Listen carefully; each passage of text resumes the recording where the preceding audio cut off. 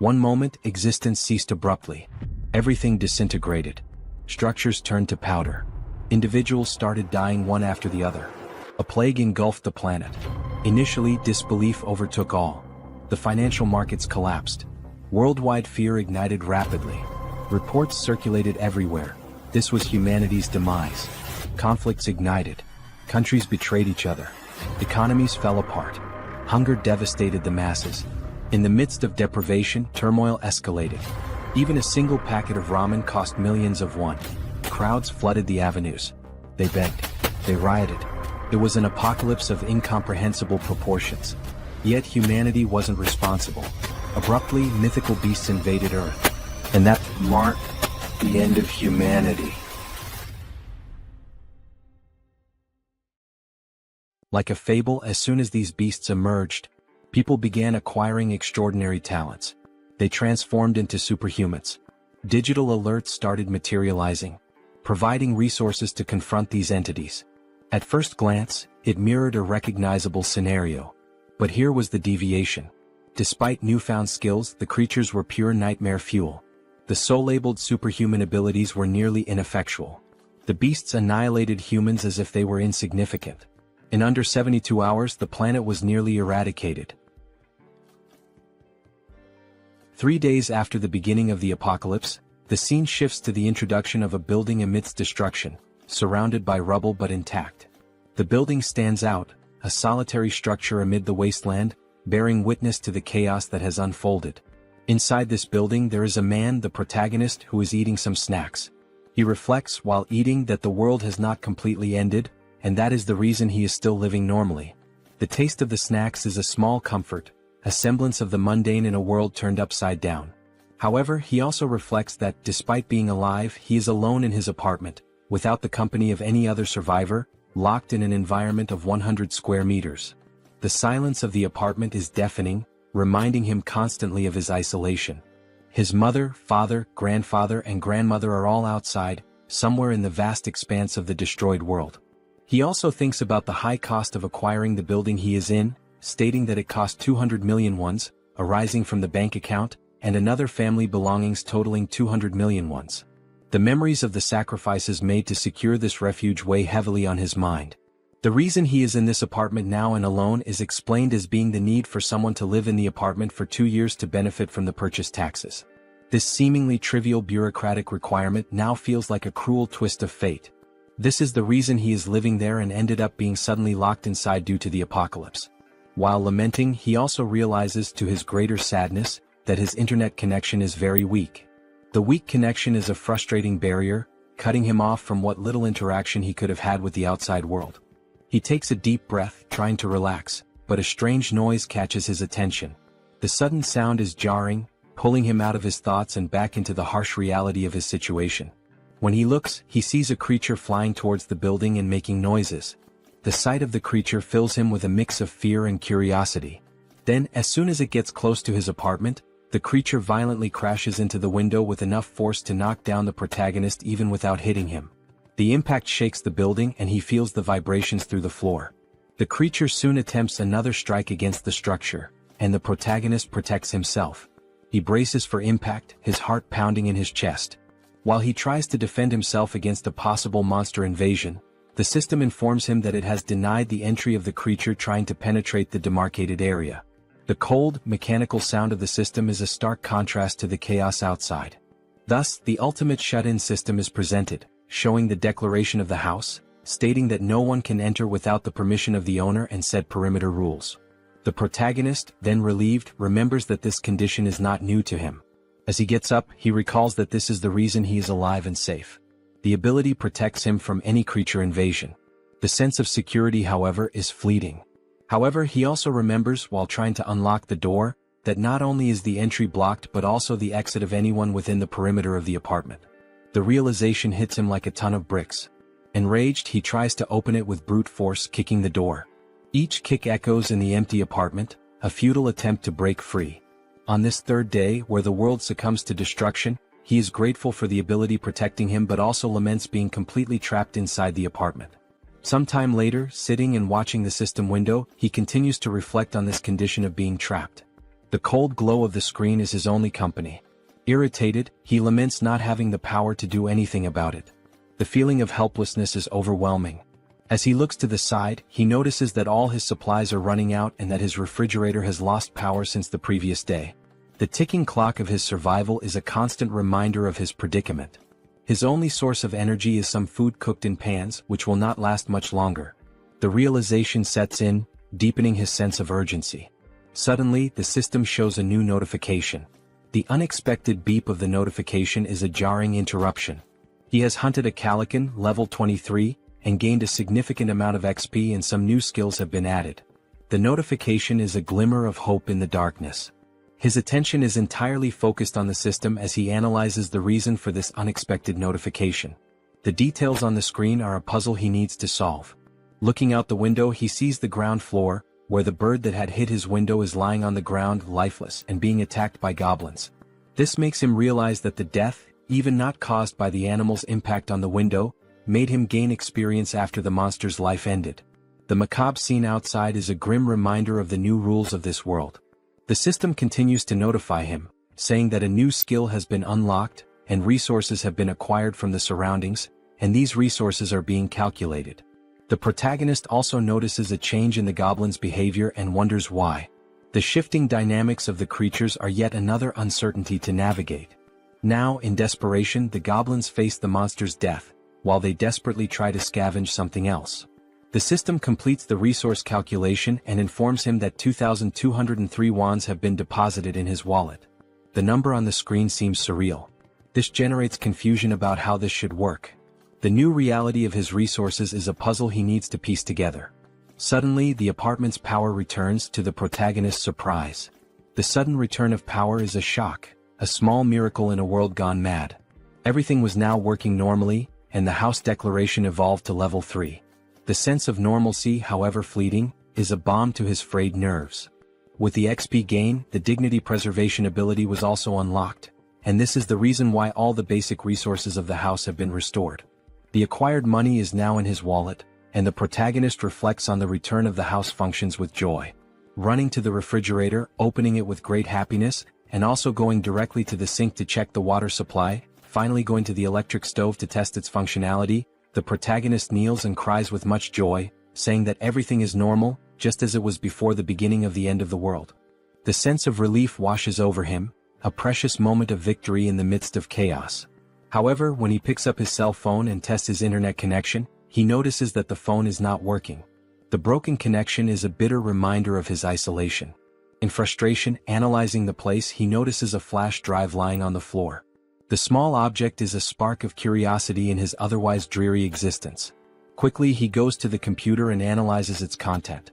There were photos of his mother holding him as a baby, taking him to school, and also photos of the united family.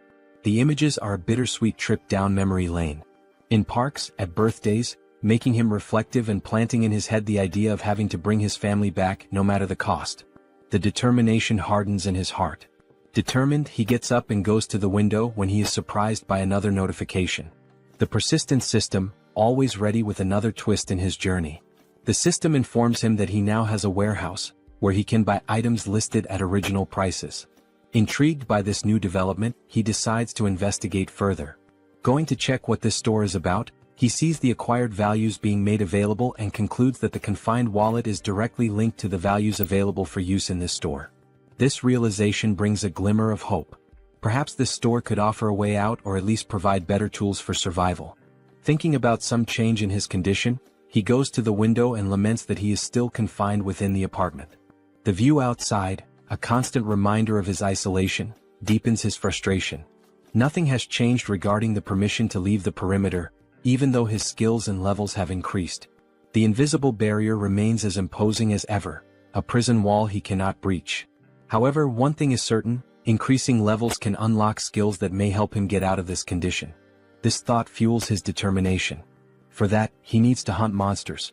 But then the question arises, how will he hunt these monsters? The memory of his past struggles makes him doubt.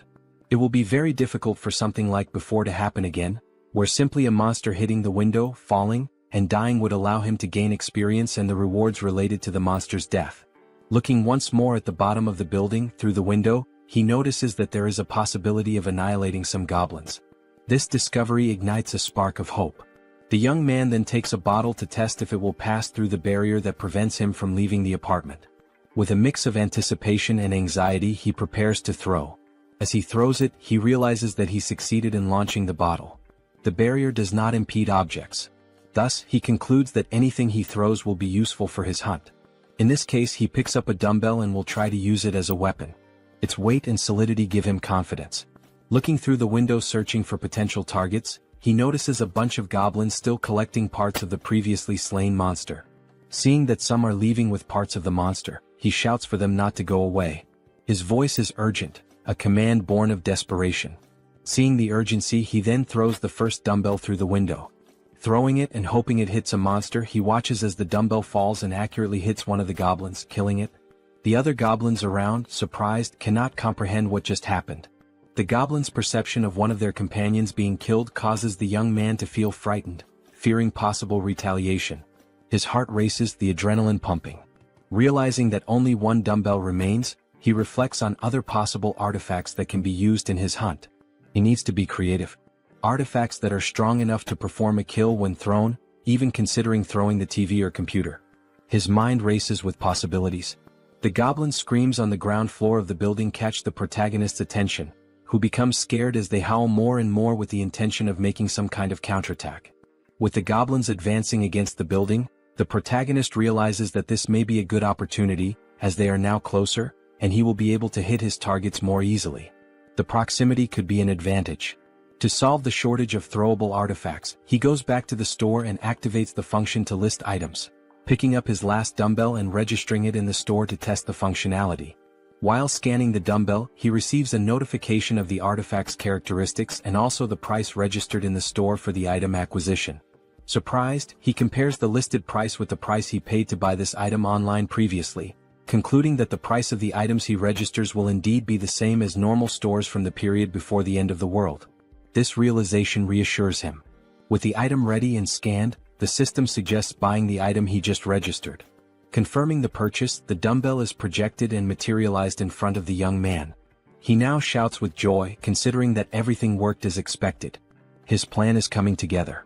Now the second part, testing the purchased items by throwing them through the window to hit more targets. In the first throw, there is already success as the dumbbell hits a goblin.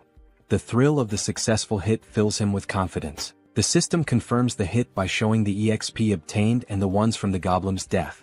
Meanwhile, the group of goblins watch the lifeless body. Not having much time to lament, they are surprised by more dumbbells falling from the sky, literally, a rain of dumbbells. Some, now smart, try to run to avoid being hit, causing the protagonist to become irritated with the situation and decide to take other strategies. He cannot afford to waste any more time. Buying now 3 dumbbells at once, he quickly uses them, generating more hits and gaining more XP and more one.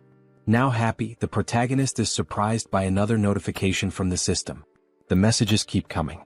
Now the store would also function as a warehouse, where he can store items for later use.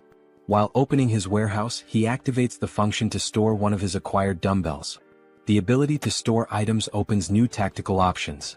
Realizing the perfect functioning of the tool, he rejoices and then thinks of a new strategy to make kills in a more optimized way. His mind races with new ideas. He can now summon items from his warehouse and place them anywhere he wants. Soon, a brilliant idea comes to mind. He will summon the dumbbells outside to fall directly on the goblins. The precision and efficiency of this method are compelling. Opening the warehouse with a large quantity of dumbbells, he watches as all the dumbbells fall towards the goblins, performing an absurd sequence of hits and a flood of system messages with all the kills and ones acquired. The system notifications are a testament to his success. Shortly after finishing his hunt, the protagonist had already acquired and allocated various items in his warehouse. Several of them are food and drinks so that he can stay healthy for as long as needed. Ensuring his survival is paramount. Additionally, he managed to acquire more one by selling the items he used to hit the goblins. The influx of resources is a welcome relief. Suddenly, he realizes that there was a reduction of 1 unit of one. Thus, he begins to reflect on the preservation of dignity ability, questioning if it is responsible for the reduction of someone. He then starts to scan his apartment, meticulously observing the electricity, gas and water expenses. He realizes, with a growing sense of frustration, that the only active thing at the moment is his refrigerator. The thought nags at him, why just the refrigerator? Could it be this is what's consuming the precious resources he so desperately needs? In frustration, he recalls his hunt against the goblins, a memory that brings a fresh wave of irritation. He reflects on how, later, several goblins fled, abandoning their former home, and since then he had managed to hit only 2. His efforts had yielded such meager results, leaving him to wonder if all this exertion was worth it. His mind races as he then wonders if there are other creatures he can hunt out there. Remembering the previous flying monster, a formidable foe that had tested his mettle, he recalls that no similar creature appeared near the apartment since then.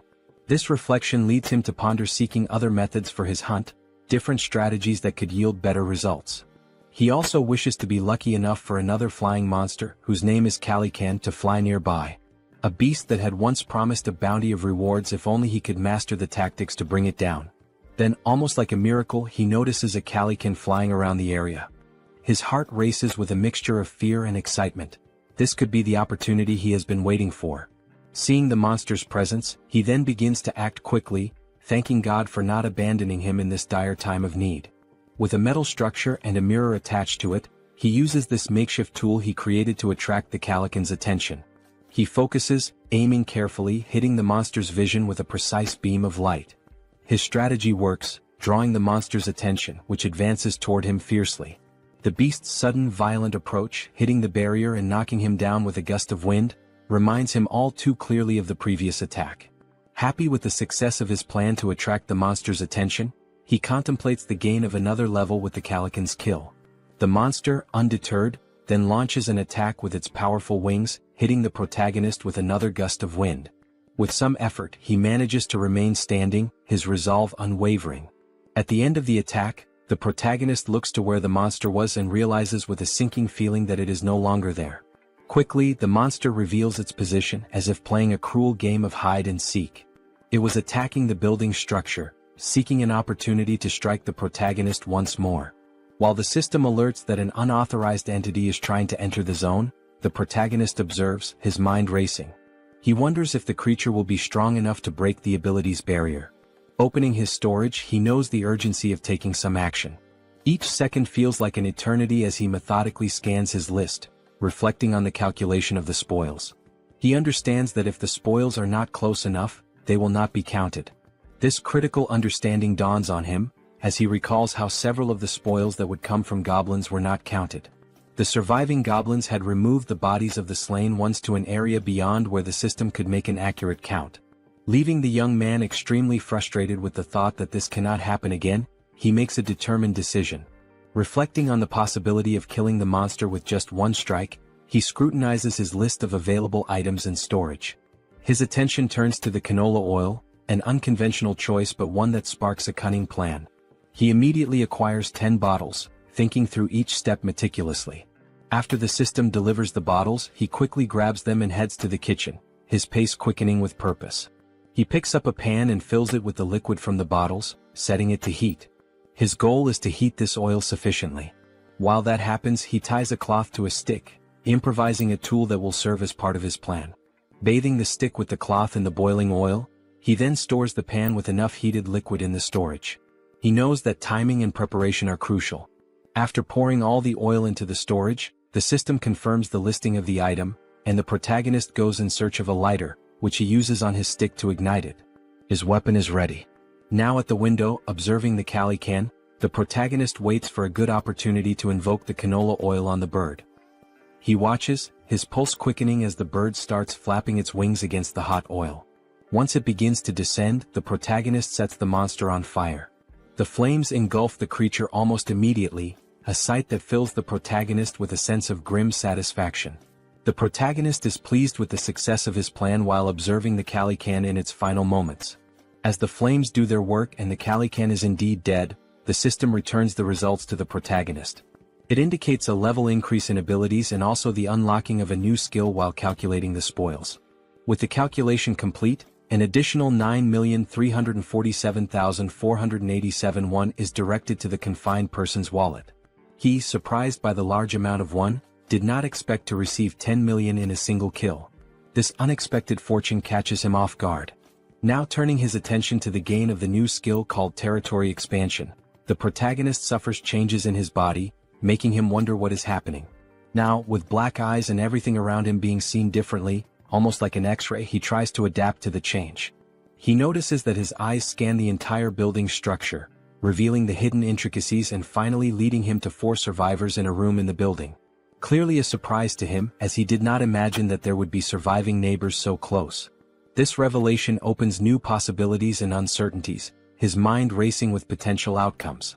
Attempting to understand the situation, the young man, still with his eyes blackened, is overwhelmed by feelings of despair, confusion, and doubt.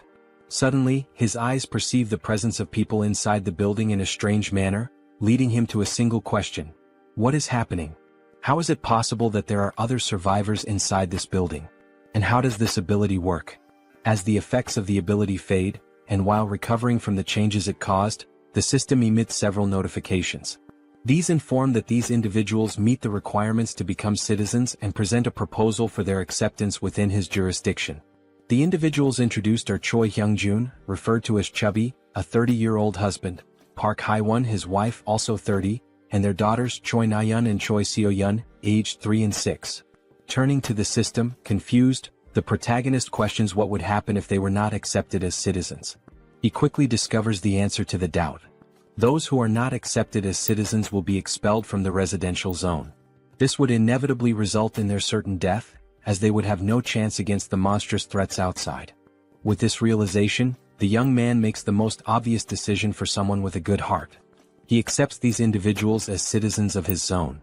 The system then confirms the addition of each inhabitant one by one, and the protagonist speculates about the possibility of unlocking new abilities related to managing these people.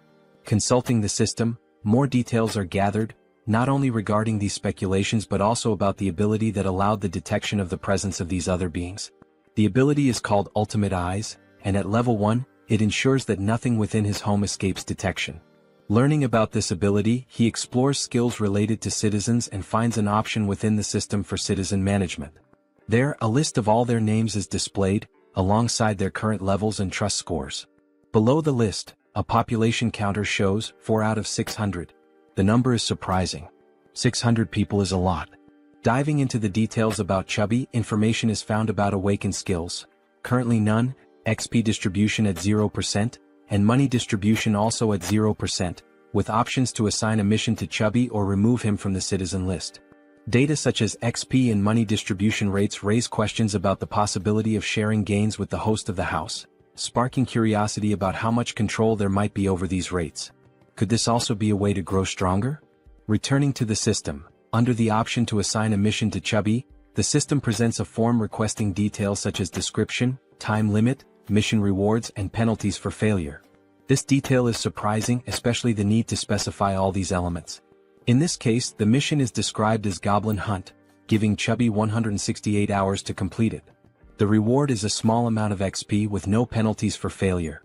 When confirming the mission, considerations are made to alter the form's details, balancing penalties for failure with the mission's complexity and its rewards, even contemplating imposing elimination as a failure penalty. However, back at the confirmation screen, the assignment is cancelled, deemed too dangerous and unfair to arbitrarily decide the lives of citizens. Reflective, the protagonist wonders what should be done with this ability. Then, an idea arises: use Ultimate Eyes again to check what is happening in the room where the citizens are.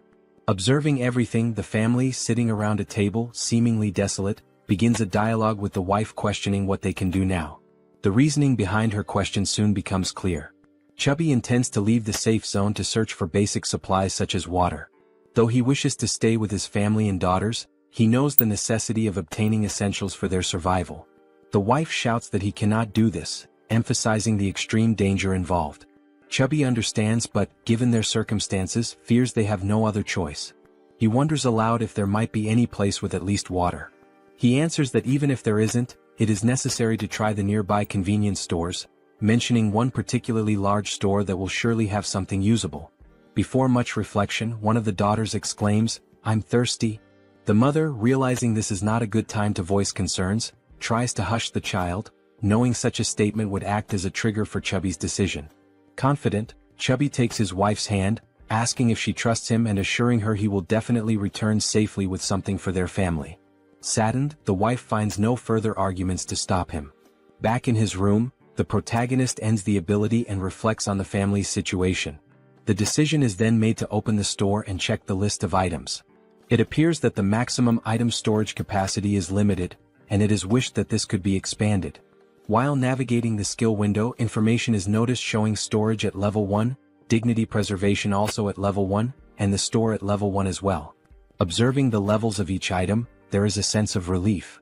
If there are levels, there must be a way to increase them and, consequently, enhance the capacities of these abilities. With points available for immediate upgrades, the store's level is raised to 2, increasing its capacity by 20 items. Additionally, the system applies a 10% discount to the total price of all used items. The protagonist, with enthusiasm, evaluates the given data and wonders what to do with the 2 remaining points. He considers investing in the shop or in the preservation of dignity, recognizing that these skills might help him encounter more citizens in the future. His shop, now at level 3 with a maximum capacity of 40, also has a new function: item recovery. This function enables him to restore old items and turn them into new ones. This was undoubtedly an excellent choice. Without further ado, he visits his shop again to acquire water and some fruits. With the remaining points, he decides to allocate them to other skills, particularly the preservation of dignity. Still at level 1, the choice to upgrade is based on the ability to request various things in return if he provides energy and water. With the preservation of dignity skill at level 2, he can now register vassals, leaving the protagonist puzzled about what vassals might be. The scene shifts to the living room where the family is gathered, and Chubby is seen preparing for his journey. Looking back, his wife and daughters appear distressed, wishing he would reconsider before it's too late. However, Chubby responds with a display of affection and protection, promising that he will return and asking the children to protect the house while he is away. The children ask if he really plans to go, and he responds as if it's a simple task, saying he is merely going to fetch some food and water. He also requests that they obey their mother in the meantime. The eldest daughter, however, knows it won't be that simple. She cries and screams about the monsters outside. Her memories take over, revealing details of day 1 of the apocalypse. The children had been playing in a sandbox in a park when monstrous creatures suddenly appeared, catching their attention. Terrified, the children stood up and started running in panic. While running, their father grabbed the youngest in one arm, desperate to survive, while their mother carried the other child so they could all reach safety faster, pursued by goblins. Now determined, the father swallowed his apprehensions, resolute in his decision. The mother tried to comfort the children to stop them from crying, making the father's decision even harder. He reflected on the possibility that this might be the last time he would see his daughters, trying to remain strong in front of his family. Suddenly, the doorbell rang, startling everyone and preparing them for a potential confrontation with monsters. Gathering his courage, the father cautiously checked the situation while hearing someone on the other side of the door asking to be let in. The voice from the other side caused surprise and doubt. Could it really be a person? Chubby wondered, but he didn't rule out the possibility of a cunning monster. As the voice continued from the other side, he prepared for a potential confrontation, noticing a sudden silence. Pondering whether the monster had left, he was startled when the door suddenly opened. Quickly, he turned to his family, holding them in hopes of protecting them from a possible threat. Everyone screamed, and the father begged for mercy for his wife and daughters.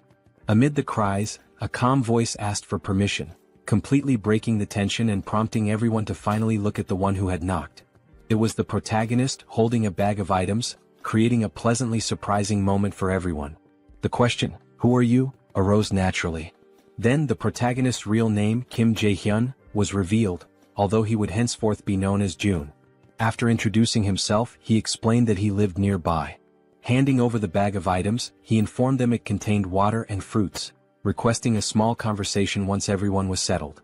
Both happy and apprehensive, the father looked at his family, seeing the worry in their eyes, and declared that there was no reason to refuse, given June's sincere demeanor. He then invited June into the house. Once everyone was seated, the children stared at the visitor with a mix of curiosity and suspicion. June wondered if the children were shocked by his arrival but quickly turned his attention to the dark curtains covering the windows. He considered this an intelligent choice, as it significantly reduced the risk of monster attacks. However, the darkness necessitated light. To address this, June activated his skill, restoring power to the room where they were conversing. While organizing items in his bag, the family, still in shock, was astonished by the return of power to their apartment. June then decided to interact with the family by offering water to everyone, starting with the children. Chubby expressed gratitude and distributed the water bottles to his daughters, who eagerly quenched their thirst. Shaun, the youngest, drank her bottle so quickly that she choked, briefly worrying her mother. June observed and promptly offered the little one a tangerine, which she accepted with slight hesitation. The mother stepped in, requesting that Shaun hand over the tangerine so she could peel it. Taking a piece of the fruit, the mother returned it to her daughter, who quickly devoured it, expressing immense joy as she savored it. The mother asked if it was good, and Shaun enthusiastically confirmed. The elder sister then asked the mother for a piece as well, which she also enjoyed, showing similar delight. For June, the system notified him that the citizens' trust levels had increased. It reported that Shaun's trust score had reached 50 points and her loyalty level had exceeded 30 points, meeting the requirements for her to become a vassal. Now at level 2, Shaun, with 57 trust points, no skills and no XP or money allocated, had new options available for missions to be assigned by June. He then reflects that this little girl has met the requirements. However, she is still too young to receive missions. Another thought that crosses June's mind is that the number of registrable vassals is highly limited compared to the number of citizens. Therefore, he needs to be very cautious in selecting vassals to avoid filling these slots carelessly. Looking at Chubby, whose trust level is at 31, June realizes that this score must be raised further. While contemplating, he is interrupted by Chubby, who asks if there is a way to repay June for his actions toward the family. June invites Chubby to talk in the hallway. Surprised, Chubby agrees and both move outside the room. Once outside, June asks Chubby if he received the invitation to become a citizen. Chubby checks his notification window and confirms that the entire family received this notification about 30 minutes ago. June then inquires if anything strange or unusual occurred during that time. Chubby confirms, explaining that they were immobilized for a short period. June understands the situation and assures Chubby that soon his life will return to normal. Shocked by this statement, Chubby questions whether such a thing is possible. June confidently replies that it is entirely possible, thanks to his ability. Chubby processes this information and then remarks that he knows such actions would never come without a cost. He asks what he should do. June explains the possibility that while on the mission given to him, Chubby might lose his life, and he asks if Chubby is truly willing to proceed with what is being asked. After a brief moment of reflection, Chubby firmly confirms his readiness to do whatever is necessary, stating that he had already been considering stepping out of his comfort zone to seek food and water before June's arrival. Chubby declares that he was already prepared to risk his life. Suddenly, June interrupts to ask about the golf club Chubby is carrying, curious about its cost.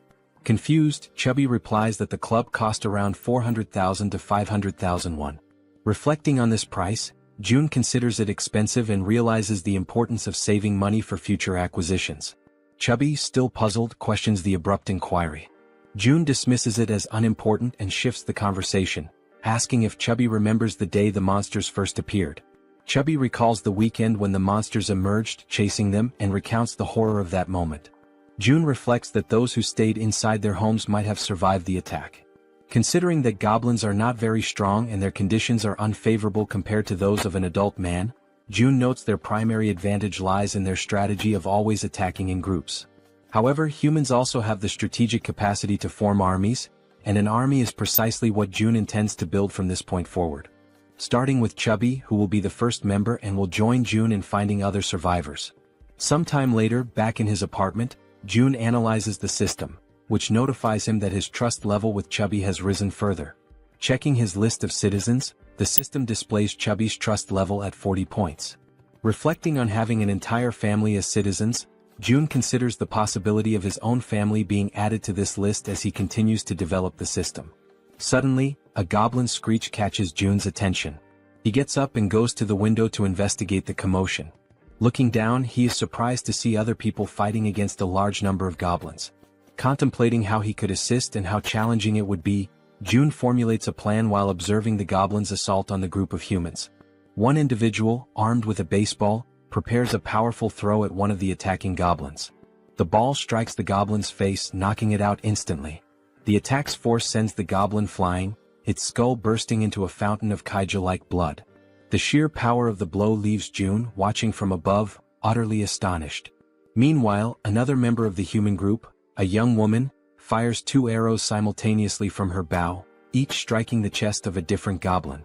Beside her, another man wields a baseball bat, targeting the goblin standing between the 2 struck by the young woman. The man leaps and smashes the goblin, reducing its body to a green pulp. The remaining goblins, fearing for their safety, decide to flee, realizing the group's overwhelming strength. The archer, still on alert after the battle, notices something strange moving and quickly aims her bow at the object. She soon realizes it is a food package, causing her confusion. June, shouting from the building's top floor, finally catches her attention.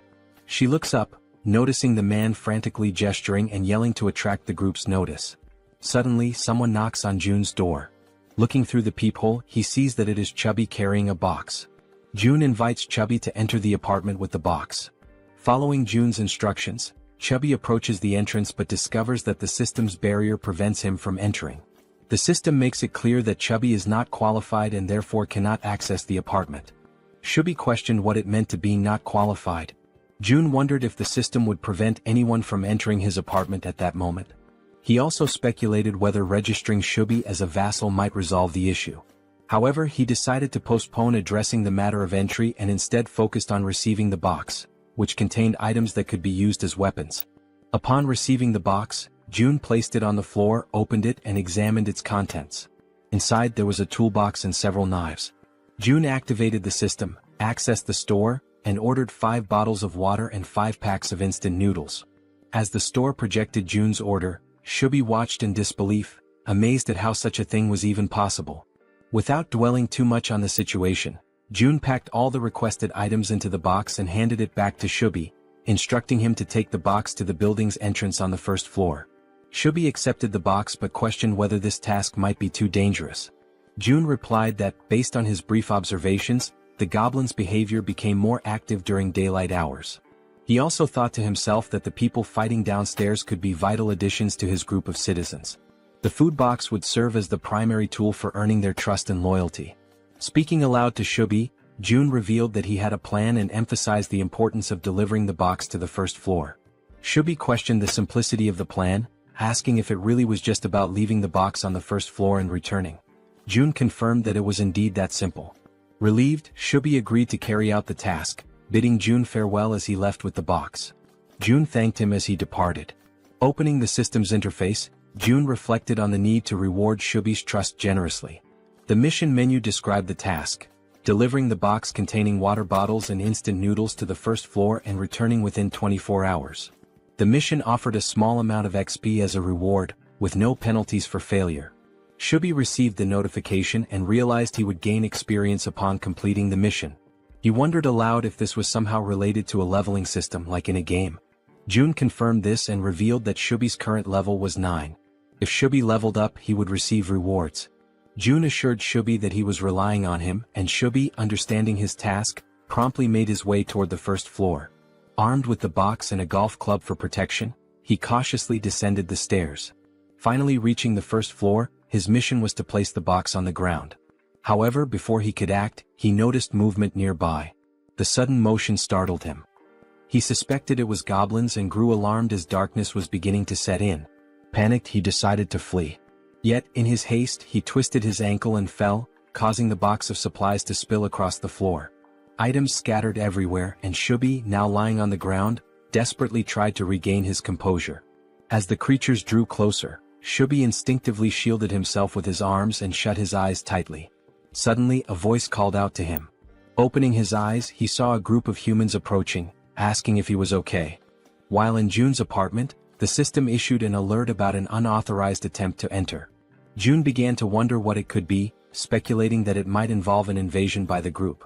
Activating his ultimate eyes ability, he scanned the building and noticed Chubby with a group of people, leading them as they conversed among themselves.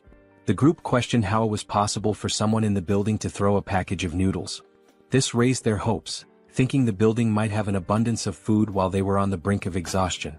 Deactivating his observational ability, June recognized everyone in the group. The system then notified him that they met the requirements to become citizens and proposed adding them. However, June realized the risks of accepting outsiders as members of his group. He also considered the possibility that these people might reject his offer to join, which made him anxious and stressed. While contemplating the best course of action, June was interrupted by Chubby's voice calling out from nearby, trying to communicate with him. Responding to Chubby, June received a system notification indicating that this citizen had an ongoing mission. The system suggested editing the current mission, which June confirmed. The updated mission now included delivering meals to the newcomers. After confirming the changes, June and Chubby exchanged updates on the situation. June instructed Chubby to immediately gift the newcomers some food, as June had a plan in mind. Chubby agreed and followed the plan. When the group reached the barrier of June's safe zone, they had to wait while Chubby explained the situation. Reporting back to June, Chubby detailed the group's status, which June received positively. He then accessed the system and initiated invitations for the group to become citizens. The system sent invitations to Ha Donggan, Kang Deoksu, Kim Gaeong, Yu Hyerin, Kim Jian, and Moon Byung-go. Once permission was granted, all new group members entered the safe zone. The system announced that the citizen count had increased to 10, granting a 10% bonus to XP and monetary rewards. June felt a surge of gratitude toward the newcomers, knowing their presence would be crucial for future monster hunts. The system updated the trust scores and levels for the new members. Dong with 19 trust and level 23, Kong with 28 trust and level 13, Young with 17 trust and level 17, Yu with 30 trust and level 10, Kim with 15 trust and level 15, and Moon with 11 trust and level 10. June noticed Dong's higher level and speculated that he might be stronger than Calican, a foe June had recently defeated. Examining Dong's stats further, the system highlighted a skill called baseball throw, ranked at D. This ability consumes stamina to triple the power of thrown objects like baseballs. June concluded that Dong was a metahuman capable of turning baseballs into lethal weapons. He recognized Dong's potential as an indispensable ally for monster hunting. To strengthen their bond, June planned to gradually build Dong's trust. June instructed the system to set the group's XP sharing to 70%, which the system confirmed. He then began assigning hunting missions to help the newcomers gain XP and resources. June likened his strategy to an auto-hunting system in games. Beyond logistics, June acknowledged the importance of establishing personal relationships with the group. He believed a good rapport was essential to eventually locating and reuniting with his family. Unexpectedly, the system notified him that the trust scores of Dong, Young, and Yu had increased, leaving June surprised and curious about the cause. The scene shifted to Chubby's apartment, where he invited the group inside.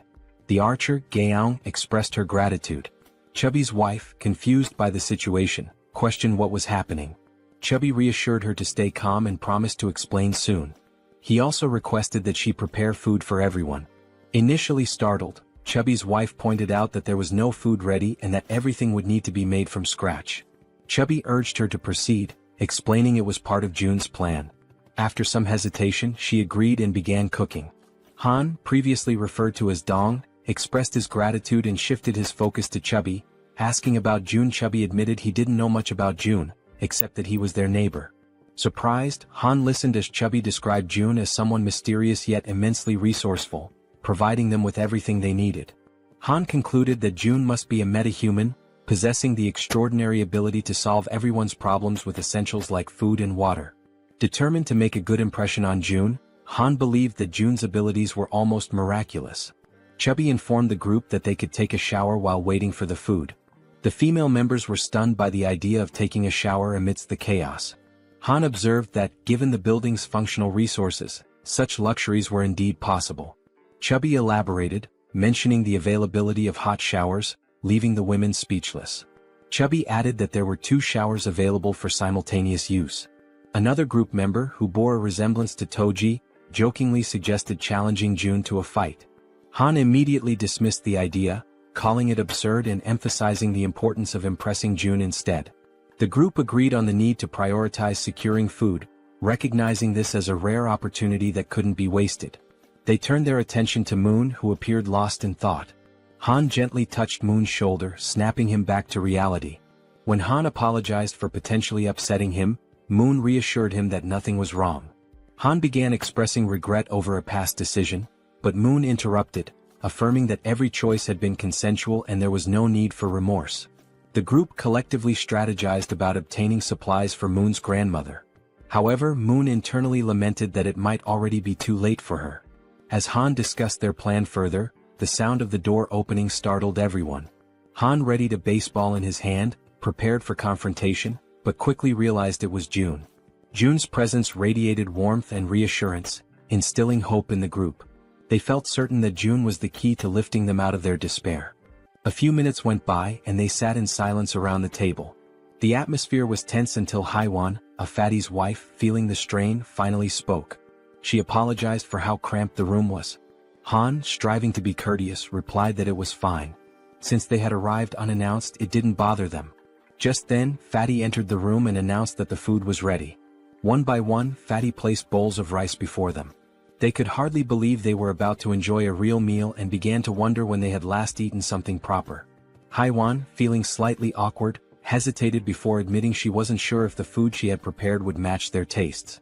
What seemed like a simple meal to Haiwan left the group's archer stunned with admiration. As she stared at the dishes laid out before her, she couldn't contain her amazement. She told Haiwan that the food was incredible, confessing it had been a long time since she had eaten something so delicious. Haiwan, shyly brushing off the compliments, explained that it was all thanks to the ingredients Seo Jun had provided. She admitted that, without Seo Jun's help, she would have only been able to serve rice and tangerines. Meanwhile, Seo Jun noticed that Haiwan's trust level had reached 50. He smiled quietly to himself, reminded of his mother, who always beamed with joy when guests praised her cooking. But as the thought lingered, he realized with some surprise that Haiwan's trust had surpassed Jun's. Later on, they all started eating, expressing their gratitude to Haiwan for the meal.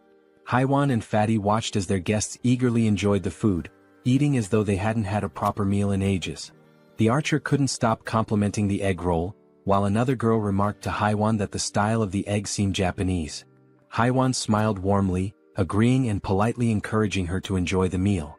At that moment, Haiwan's youngest daughter called out to her, capturing her attention.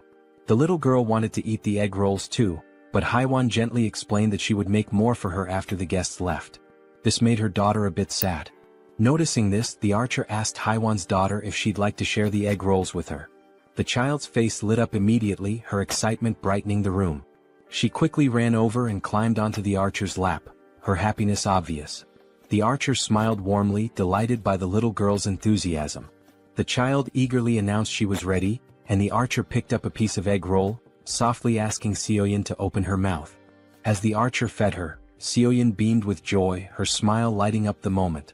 Seo Jun then suggested that Fatty and Haiwan join them, assuring them there was enough food for everyone. The two exchanged a hesitant glance, unsure at first, but eventually smiled and agreed, happy to join the gathering. As they all shared the meal together, the room filled with laughter and cheerful conversation. Seo Jun took a quiet moment to reflect on the warmth of the scene. The lively noise reminded him of how long it had been since he had experienced something like this. His thoughts drifted to memories of his mother and the care she had always shown. A soft smile spread across his face as he silently hoped his family was safe and well. Time passed and soon the food was gone, leaving behind only empty dishes. Haiwan's youngest daughter, now tired, mentioned she wanted to rest. Haiwan gently lifted her and asked her eldest daughter to follow her to their room for bedtime before leaving the table. Moments later, Seo Jun decided it was the right time to get back to business. He turned to the guests and suggested they continue their earlier conversation, questioning why they couldn't reach the grandmother's house despite its close proximity. Han, his expression serious, explained that it was due to the goblins. Seo Jun raised an eyebrow, doubting whether it was truly goblins, recalling his own struggles when he had first encountered them. Han nodded, affirming it was true. He elaborated that the goblins had discovered an underground parking lot and had turned it into their base, hiding there. Seo Jun's curiosity deepened, and he asked if they had any idea how many goblins were down there. Han, with a somber look, answered that there were several thousand goblins in the underground area. Seo Jun paused, thinking carefully. He realized that his abilities only worked effectively from ground level to level 30, meaning they wouldn't be as useful in the underground parking lot beneath the building. Suddenly, it all made sense to him. This was how the goblins had infiltrated the area. Han continued, explaining that the underground parking lot was connected directly to the entrance of the apartment building they needed to reach. The goblins had turned it into their stronghold and rarely ventured outside. Seo Jun, remembering the nearby side roads, asked Han about them, recalling there were alternative paths they could have taken. Han nodded, admitting that their initial plan was to use the side roads to escape, but they had encountered something far worse than the goblins. Intrigued, Seo-jun pressed Han to explain what could possibly be more dangerous than an army of goblins. Han recounted seeing a massive shadow, describing it as resembling a bear. He explained that they had managed to escape the apartment building because the bear had been fighting the goblins, providing a brief window for their escape. Seo-jun, considering how to deal with such a large creature, asked Han for more details. Han confessed that he wasn't entirely sure it was a bear, as the darkness had obscured his view. Seo-jun stated decisively that eventually, they would have to face both the goblins and the shadowy figure. Han agreed but looked down, acknowledging that their group had limitations and wasn't equipped to handle both threats simultaneously. Seo-jun, curious about these limitations, asked for clarification. The archer spoke up, explaining that both she and Han relied on items like arrows and baseballs for combat, but they were running low and couldn't replenish their supplies easily. Despite the challenges, Han remained composed and suggested he could find a solution. He asked to inspect their current weapons, the arrow and baseball. Without hesitation, the archer handed over her equipment. The system then prompted Seo-jun, asking if he wanted to list the new items. Seo-jun agreed and the system began scanning them. Moments later, it displayed the cost to replicate the items. When asked if he was certain, Seo-jun confirmed. Seo-jun glanced around the table and asked if everyone could use the archer's weapon. The group nodded silently, understanding there was only one available. Seo-jun took their silence as agreement. Turning back to the system, he requested 5 sets of the archer's weapon and arrows. The newly created items appeared on the table, and Seo-jun addressed the group, encouraging anyone unfamiliar with weapons to take this opportunity to learn. "These will be your primary weapons from now on," he stated firmly. As the items materialized, the system notified Seo-jun that several members of Han's group had increased their trust in him. Meanwhile, Moon's gaze was fixed on the weapons. He couldn't help but marvel at Seo-jun's resourcefulness, realizing that with Seo-jun on their side, they might actually save his grandmother. The system confirmed that Moon's trust in Seo-jun had grown significantly. Han broke the silence, commenting that with Seo-jun's support, their hunting speed would improve dramatically. Another girl chimed in, noting that Seo-jun's assistance would make their tasks safer, as they wouldn't have to risk themselves to collect arrows anymore. Seo-jun then gathered everyone's attention and announced that before they could move forward, they needed to reduce the number of goblins in the area. Han agreed and asked when they would begin hunting. Seo-jun replied decisively, "Tomorrow?"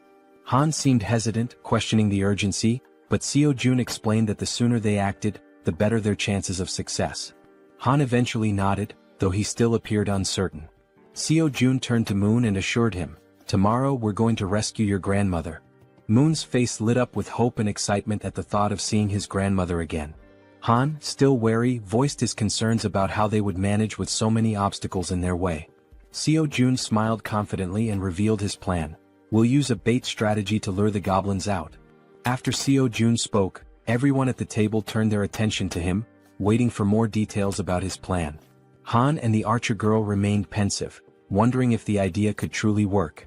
The boy with glasses voiced his concern, saying the plan would only succeed if everything went exactly as planned. As they deliberated, the system notified Seo-jun, revealing that the mission previously assigned to Fatty had been completed.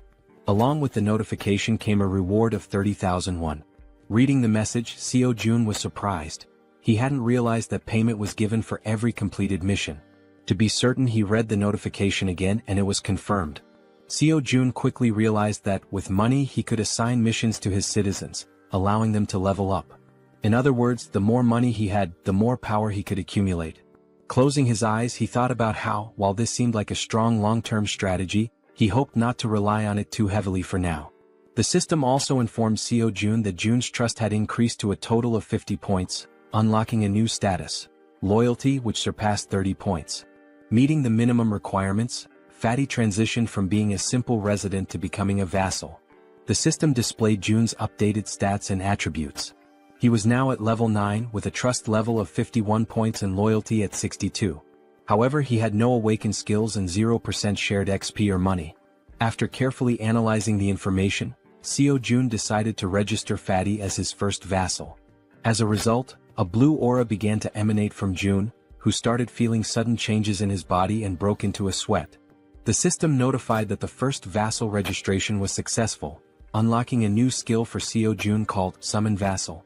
This skill allowed Seo Jun to summon the Vassal within his house, although it came with a cooldown of 2 hours after use. The system updated Jun's stats again, revealing that he had reached level 20 and gained the title of First Servant. Additionally, he awakened his first skill, Gorilla Strength, a Tier C passive ability that granted him superhuman strength. The system further explained that, thanks to the First Servant title, all XP and gold earned by Fatty through hunting would be shared. Lastly, the system revealed that Seo Jun could use the Ultimate Eyes skill to summon the Vassal within a 5-meter radius of his house. Seo Jun noticed a plus symbol beside Jun's level and wondered what it did.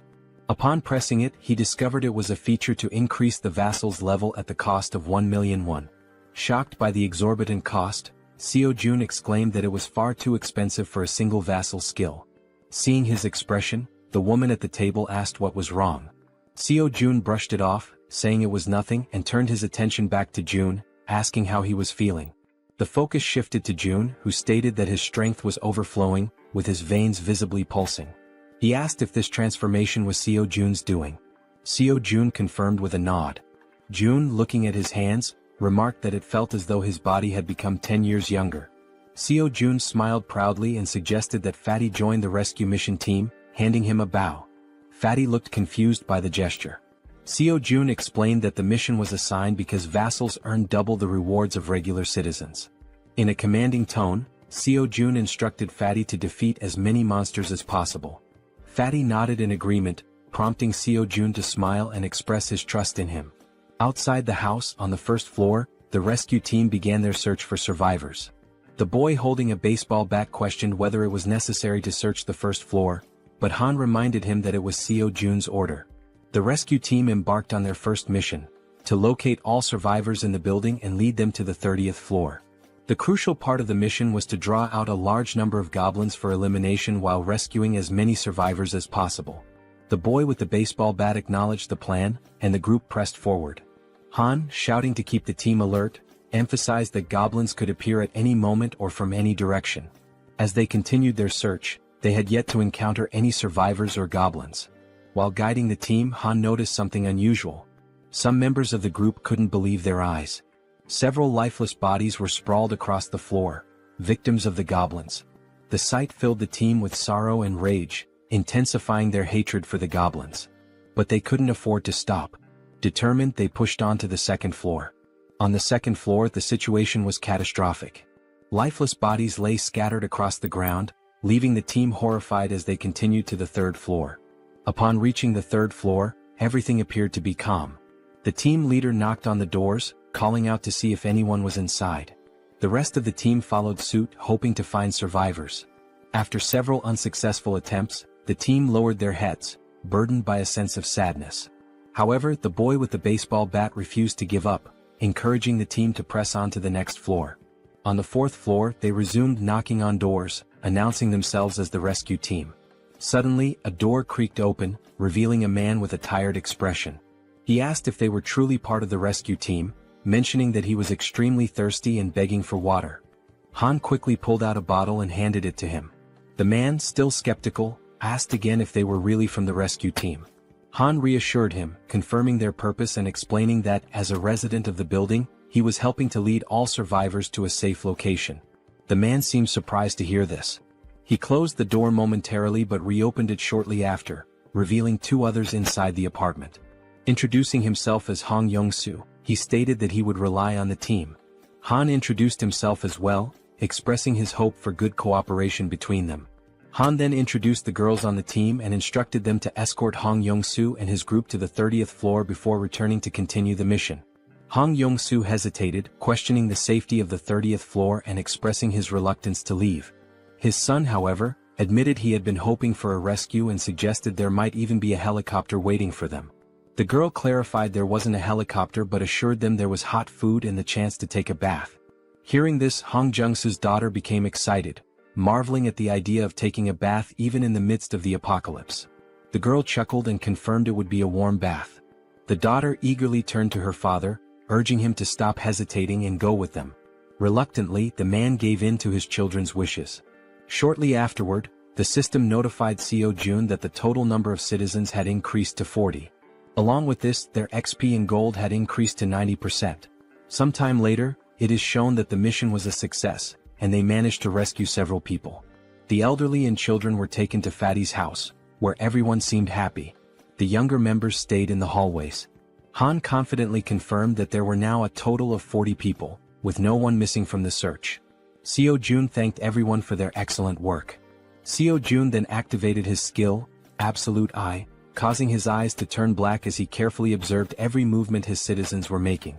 He saw them carrying chairs, working with cables on the stairs, hauling ropes, and even climbing the stairs with a very heavy object. After ending the skill, his eyes returned to normal, and smiling he told Han it was time to begin phase 2 of the goblin hunting operation. Now in the hallway, Han, alongside the other members, called for focus and explained the plan and how it would work. Everyone listened patiently as Han detailed how they would lure out all the goblins hiding in the basement. Initially, they would start on the first underground floor, B1. The group would divide into 2 teams with the goal of attracting and clearing out the goblins on B1. Afterward, they would proceed to B2 to eliminate all the goblins there as well. A boy with glasses raised his hand and voiced a question. He asked what they would do if more goblins appeared than anticipated. He also mentioned that if the goblins counterattacked, the bodies on the floor might obstruct their escape. The archer and Han, confident, assured him they could handle all the goblins on their own since they now had plenty of arrows, unlike before. The boy with glasses nodded in agreement and said he trusted them. Suddenly they heard a strange noise. Turning toward the source of the sound, they noticed a small group of 3 goblins ready to attack. Without giving the goblins a chance to make the first move, the archer drew her bow and with 2 quick shots hit the heads of 2 goblins, leaving only one alive. Without hesitation, the man with the bat charged forward and, with a single blow, smashed the remaining goblin's head. The 3 goblins now lay lifeless on the ground. The boy with glasses questioned the man with the bat, asking why he was using the bat when he had previously said he would need a bow to defeat goblins. The senior admitted they were right. Meanwhile, the archer pointed to the goblin bodies, noting that they were disappearing shortly after being defeated. The newcomer wondered if this phenomenon was also a skill of Seo Jun. Han declared the mission on that floor complete and announced they would now proceed to B1. The newcomer, still lost in thought, remarked that he had expected Seo Jun to have a solution for dealing with the goblin bodies. The system then alerted the group that the citizens' trust was increasing. The scene shifted to Seo Jun, sitting calmly and opening a bottle while a series of system windows appeared in front of him. He found the moment quite enjoyable. He remarked that it wasn't intentional but reassured himself that he was still keeping an eye on everyone. The system sent another notification showing that Moon's trust had reached 50, unlocking loyalty. The loyalty stat had surpassed 30, meeting the conditions for registration. Seo Jun was surprised by how quickly he had achieved these stats. However, he noted that the faster this happened, the better it would be in the long run. Sitting on the floor and staring thoughtfully at the system window, Seo Jun reviewed Moon's stats: 55 in trust and an impressive 88 in loyalty, along with other attributes. Seo Jun was surprised by the 88 loyalty but remained calm, considering it a positive outcome. With an ironic smile, he pressed a button on the system window, declaring that the time for retention registration was complete. Back in the basement on B1, the entire group was fighting fiercely against the goblins. Suddenly, the newcomer began to emit a blue light, similar to what Fatty had done before. Holding his bow, Moon, the newcomer, was stunned as lightning surrounded him. The other group members were equally shocked, questioning what was happening. Even the goblins were confused, unable to see due to the intense glow radiating from Moon. After revealing his red eyes in the darkness, it was also shown that the goblins couldn't withstand the brightness emitted by the newcomer, leaving them momentarily blinded. Han shouted that he didn't know what was happening, but it was an opportunity they couldn't afford to miss. Part of the group quickly ran to create distance, while others stayed behind to eliminate the goblins using their bows from a long distance. Both archers had deadly accuracy, aiming only for the goblins' heads. The archer, visibly furious, performed a swift maneuver that took down several more goblins. Seeing what had just unfolded before them, the goblins became enraged and charged forward to attack. Despite the number of goblins they had already killed, their numbers only seemed to increase. While running, the group realized the sheer aggressiveness of their opponents and remarked how they hadn't expected them to be so relentless. The archer shouted, ordering everyone to retreat to the emergency stairwell, while the man with the baseball bat speculated that all the goblins from the B2 floor had likely converged on their current location. Reaching the emergency stairs, the group ascended frantically without daring to look back. To slow the goblins' advance, Han held the door shut. One of the goblins managed to wedge its hand through the gap and sarcastically asked if Han was holding the door by himself. Hearing this, the boy with glasses and the man with the bat joined Han to push the door shut. The goblins, however, were slowly forcing the door open. While the group struggled, they admitted it was getting increasingly difficult to hold it shut due to the overwhelming number of goblins. Suddenly, a voice from behind reassured them of help. It was Fatty, using the gorilla strength ability Seo Jun had granted him earlier. As he channeled the ability, Fatty single-handedly held the door and managed to block the goblins' advance. Han asked if he would be okay and Fatty urged them to hurry up the stairs. Despite his superhuman strength, Fatty was sweating and straining to hold the door with all his might. He focused and declared that it was his duty, one he had to fulfill. Finally, Han called out to him, letting him know everyone was safe and telling him to come up the stairs as well. Without hesitation, Fatty turned his back to the door and began running up the stairs. However, midway up, he tripped on a step and fell to the ground, just as the goblins were about to catch up to him. Lying on the ground and almost within the goblins' reach, Fatty shouted at his friends to leave him behind and continue the evacuation. While Han hesitated, trying to decide what to do, someone suddenly and without hesitation rushed down the stairs to help. It was the boy with the baseball bat who, with a single powerful swing, smashed the goblin threatening Fatty. He called out to Jun, urging him to hurry, and extended a hand to help. Still on the ground, Fatty tried to crawl closer to his rescuer, but one of the goblins managed to grab his leg. Before he could even react, Fatty vanished without a trace, leaving his savior stunned and speechless, unable to comprehend what had just happened. Looking ahead, however, the goblins continued advancing in an unrelenting horde. Suddenly, one of them leaped toward the boy with the bat, but he swung his weapon and struck it down mid-air. Meanwhile, the other group members provided support with their bows, urging Deok-su, the boy with the bat, to move faster. Running in desperation as the goblins closed in, Han and the archer shouted frantically, pleading with him to hurry. Clutching his bat and without looking back, Deok-su pushed forward, racing up the stairs. Meanwhile, outside, under a full moon, the scene unfolds. A monstrous bear-like creature with glowing red eyes effortlessly devours a goblin, whose agonized screams pierce the night. With every passing second, the creature exudes a sinister aura, finishing its gruesome meal of the small goblin. Its sharp fangs and blazing eyes make it clear that its hunger is far from sated. It growls, declaring it wants more. From behind the beast, eerie screams echo, a sound that should not exist in the stillness of the night. Turning around, the creature notices the noise is coming from a massive building behind it. Coincidentally, the top floor of the building is still illuminated. The creature's bloodlust intensifies as it snarls, proclaiming that it will devour everyone in that building. In a sudden twist, Fatty is seen falling from a swirling purple portal. Don't worry, our Fatty didn't die. Instead, he was teleported to safety using Seo Jun's ability. Seo Jun, who had been observing from afar, pulled Fatty out of danger just in time. Fatty lands on the ground in a clumsy hero's pose, feeling relief despite his confusion about what just happened.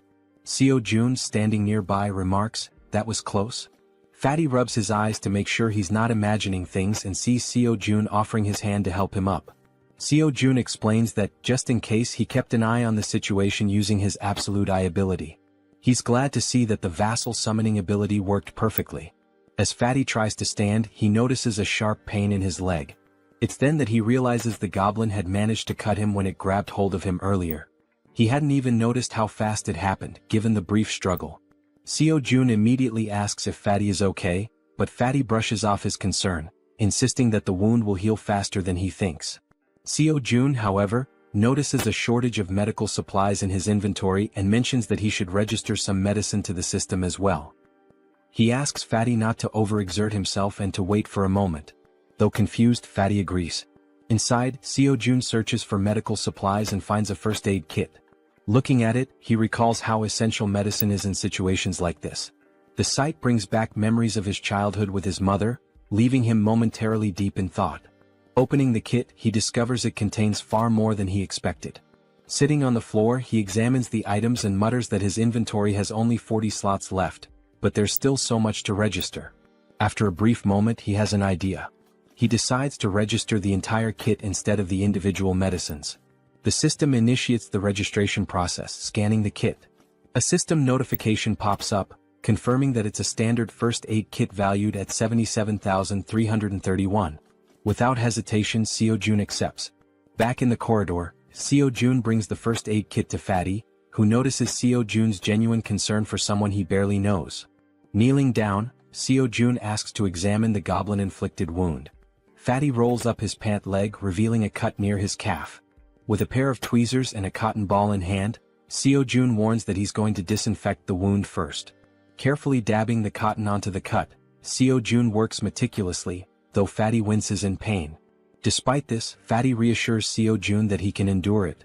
The system promptly notifies Seo-jun that Choi Hyung-jun's, Fatty's, trust level has increased, along with his loyalty. After partially cleaning the wound, Fatty thanks Seo-jun for his care. Seo-jun, while packing the first aid supplies back into the kit, expresses his concern for the others. He stands and instructs Fatty to rest, explaining that he has something important to attend to. Fatty nods and agrees to follow his boss's orders. Seo-jun closes his eyes, focuses, and activates his ultimate eyes ability. His eyes darken as he scans the building, allowing him to see everything happening within. Back at the emergency stairs, Deoksu, also known as Toji the baseball bat wielder, is desperately fleeing from the relentless goblins. The archer, with her impeccable aim, provides support, taking out goblins with perfect headshots that would make anyone envious.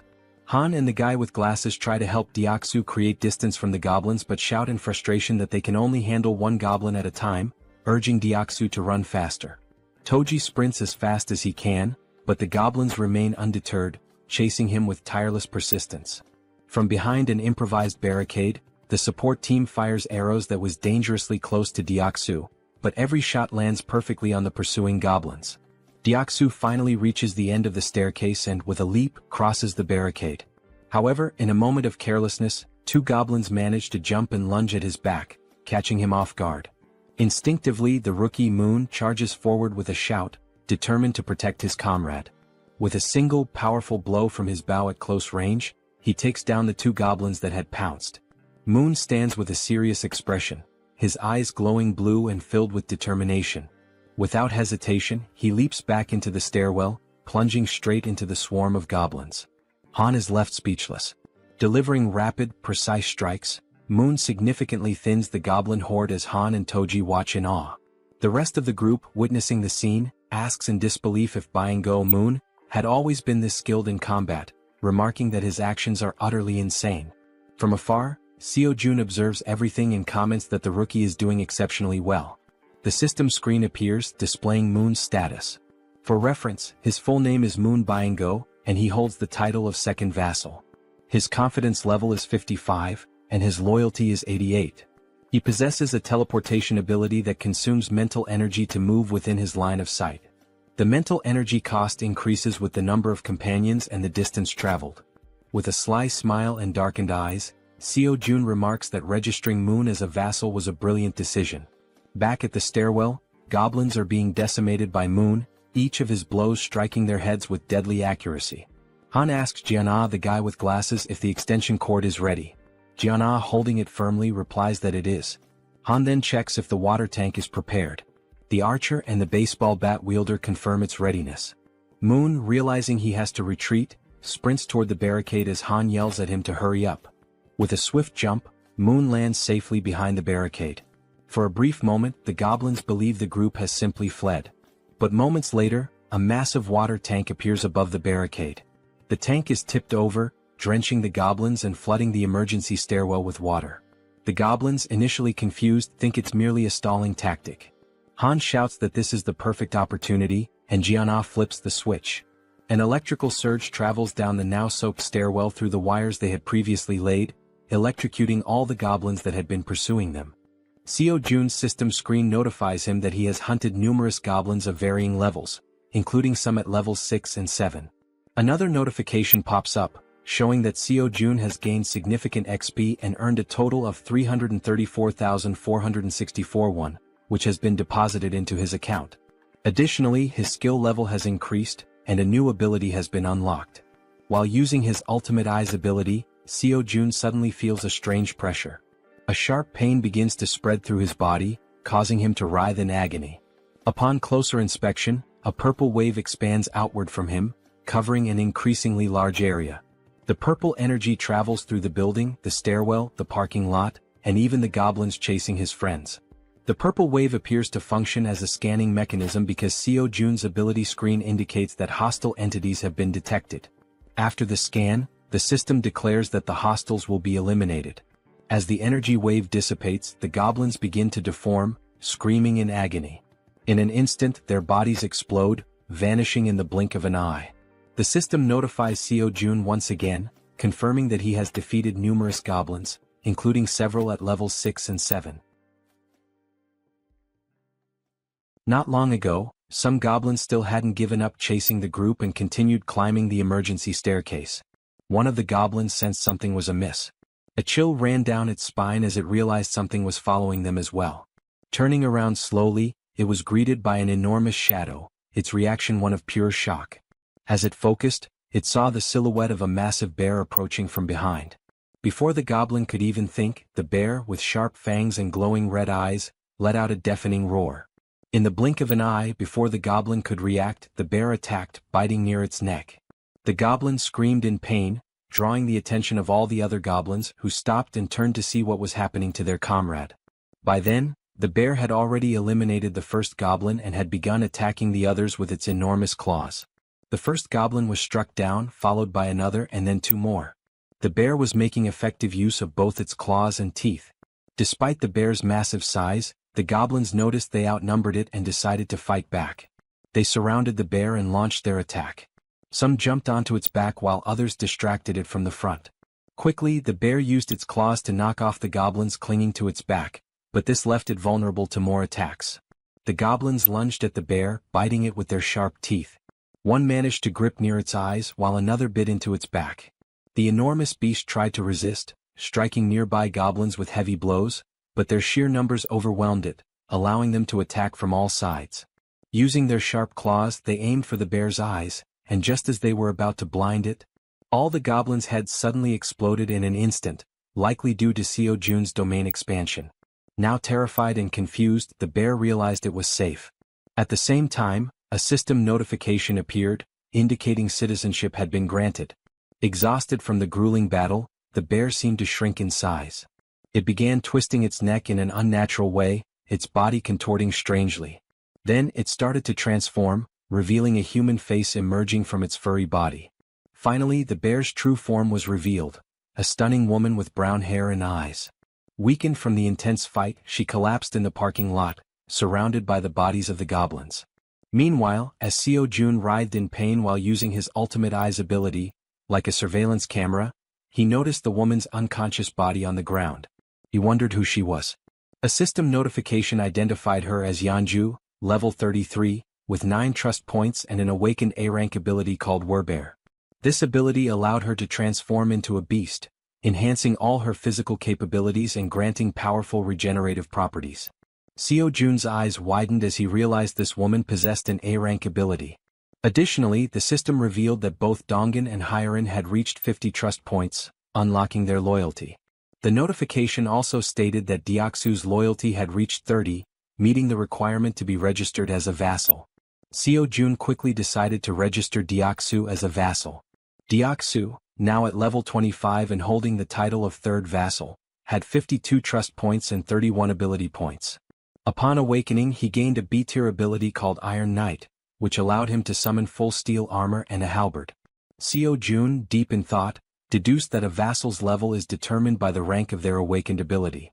He recalled that Fatty had awakened the strength of the gorilla, a C-rank ability, and was at level 20. Deoksu's Iron Knight was a B-rank ability, placing him at level 25. Moon's A-rank teleportation ability had placed him at level 30. Seo Jun concluded that when a vassal is registered, their level corresponds to the rank of their awakened ability. Yet, one question lingered: is the ability selection random like a roll of the dice? He wonders if Moon received an A-rank ability due to his loyalty. If that's the case, then Fatty, who has higher loyalty, should have awakened a B-rank ability instead of a C-rank one. This thought becomes even more puzzling considering that Deoksu, the baseball bat wielder, has only 31 loyalty yet already possesses a B-tier ability. Still deep in thought, Seo-jun remarks that understanding the conditions for obtaining higher-ranked abilities is crucial. It's an important question to answer. Since the number of vassals is limited to just 10, it's advantageous to select individuals with the highest potential rankings. He then reflects on whether there are any differences in accepting someone who has already awakened as a vassal. The system displays that an awakened individual can move freely through staircases, hallways, and elevators. Seo-jun decides to take action and walks toward the elevator. As he approaches, he activates his ultimate eyes, his gaze darkening. Meanwhile, the woman remains unconscious on the parking lot floor, near the goblin's lifeless bodies. Seo-jun calls Fatty, who arrives quickly, and instructs him to head to the parking lot. He asks Fatty to bring the woman from the second level of the parking structure back to their floor. While this unfolds, the team on the emergency staircase is dismantling and recovering the materials used for the electric trap. Deoksu, feeling relieved by the goblin's sudden defeat, asks his friends if they know why the goblins exploded so suddenly. The bespectacled man speculates that it was likely someone's doing. Han, sweating nervously, realizes that such a powerful skill could only belong to one person. The way the goblins were dealt with so effortlessly leaves no doubt in his mind. It must have been Seo-jun. He recalls that when he first met Fatty, Fatty mentioned that Seo-jun was a bit of an enigma. Han also remembers Fatty talking about hot baths, which amazed the girls, and how the ingredients for their meals had also been thanks to Seo-jun's ability. Reflecting on all this, Han grows more unsettled by Seo-jun's overwhelming power, convinced that the mysterious skill must be his. As Han coils the wires around his arm, he glances at Moon and recalls how he used to be an introvert, someone who changed drastically after meeting Seo-jun. Realizing the terrifying scope of Seo-jun's abilities, Han thinks to himself that being saved by Seo-jun means being chosen by him. Back in the parking lot, as the elevator reaches the ground floor, Fatty dashes toward the unconscious woman. He quickly picks her up and heads to the 30th floor as instructed. All of this is observed by Seo-jun through the surveillance-like view of his ultimate eyes, while Han silently contemplates how being saved in this world seems to hinge on being favored by Seo-jun. A flashback is revealed, showing a small toy car. A child was playing with it in a park while being watched. The boy was filled with joy, calling out to his mother to watch what he could do. The woman from the parking lot, Yeonju, was his mother. She smiled at him genuinely, encouraging him. As the child stood up and waved to his mother, something appeared behind him. The genuine smile on the mother's face turned into an expression of horror. She froze, overcome with terror. A group of 3 vile goblins surrounded the poor boy, who was innocently waving at his mother. She tried to act, summoning all her strength, but she wasn't fast enough. The goblins attacked the boy, leaving her helpless to stop them. All she could do was weep as the sight of her son's final moments was burned into her memory. All that remained was the toy car the boy had been playing with. Trapped in a nightmare, Yeonju suddenly woke up, startled by the painful memories. She looked to her side and saw Seo-jun, who called her by name. He watched her lying down and she sat up on the bed, her head throbbing. Seo-jun extended his hand and introduced himself, saying it was a pleasure to meet her. Ignoring his introduction, she asked him if he was the one who did it. Surprised, Seo-jun hesitated, unsure what she was referring to. Quickly she clarified, saying he knew exactly what she meant, the thing that made the goblins' heads explode. Seo-jun froze in a moment of hesitation, and his hand began to tremble. Gripping his hand to steady himself, he admitted that, yes, he was the one who had done it. Yeonju started thinking, realizing how immensely powerful he must be. Someone with such a neutral expression could wipe out an entire horde of goblins in an instant. Fearful but hopeful, she thought that if he could do something so incredible, then maybe. She began trembling, her thoughts racing. Finally, she begged him, pleading for him to save her child. Through her tears, she cried out, asking him for just one day to bring her son back. As she finished her plea, Seo-jun looked at her, seeing her face soaked with tears, an expression of unbearable pain. It was the face of someone who had their child ripped away. Still crying, she said she missed her beloved son terribly. Seo-jun clenched his teeth, anger boiling within him as he realized she had lost her son to those wretched goblins. Yeonju sobbed so hard, trembling and unable to speak coherently through her hiccups.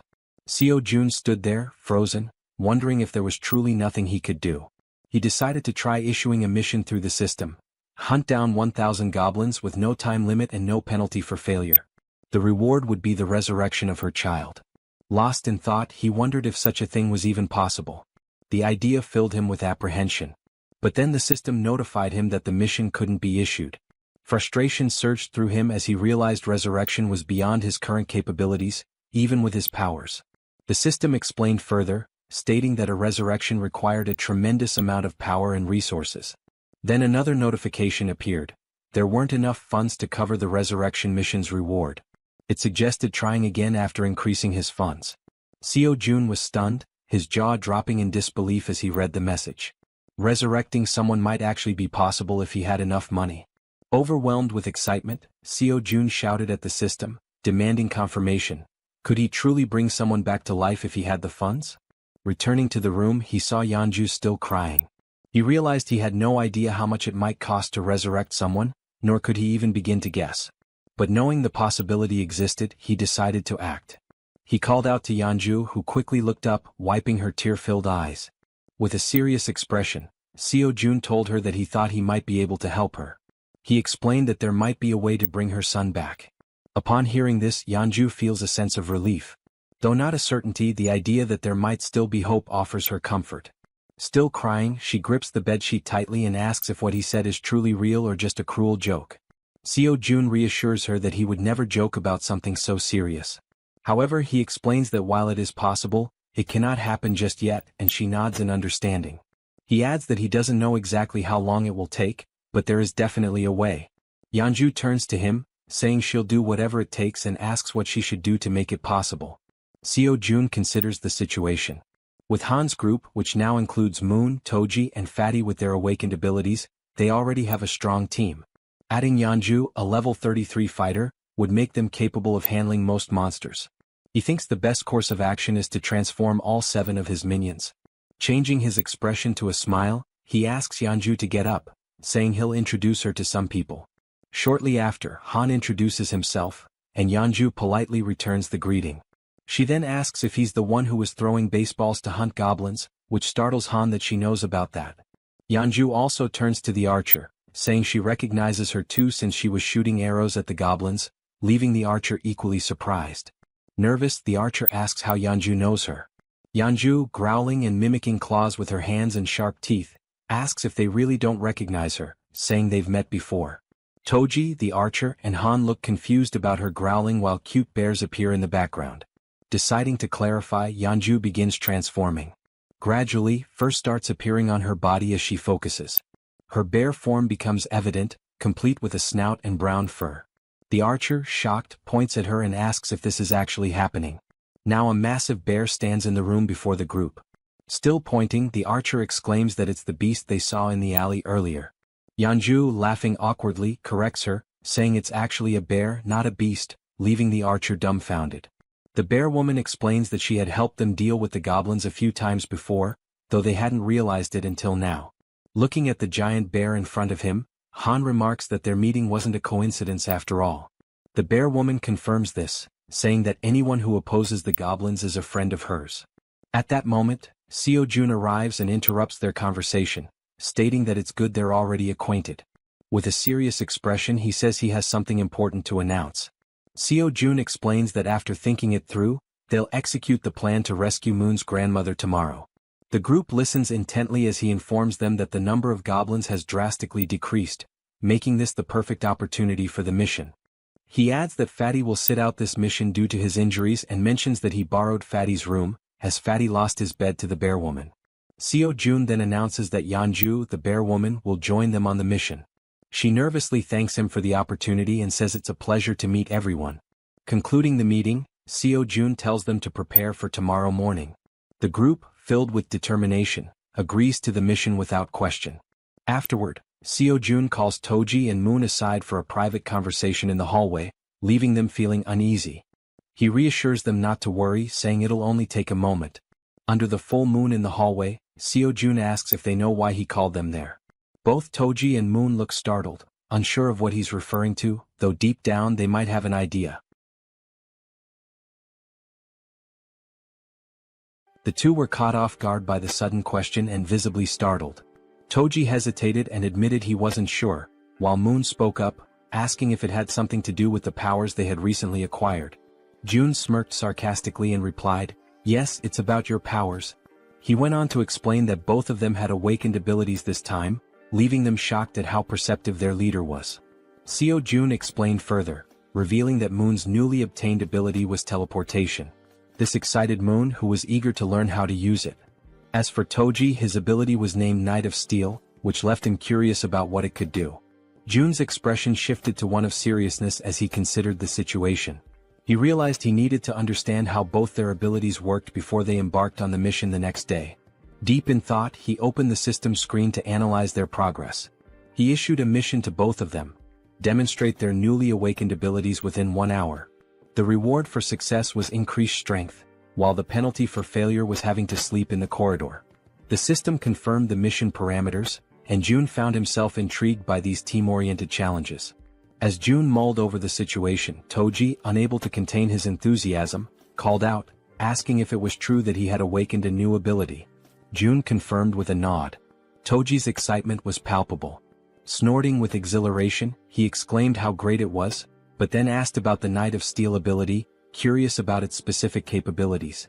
Jun explained that it allowed Toji to summon a steel suit of armor and a halberd. Before Toji could ask further questions, since he was used to wielding a baseball bat, a blue light suddenly materialized beside him. The light was Moon's teleportation ability activating. In an instant, Moon vanished, leaving Toji stunned by how quickly he had picked up the skill.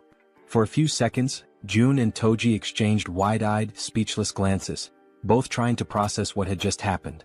Moments later, Moon reappeared in the corridor, slightly wobbly as he landed. Looking down at his hands, Moon's face lit up with excitement as he marveled at the functionality of his power. Clenching his fist, he declared, "With this power, rescuing my grandmother will be a breeze."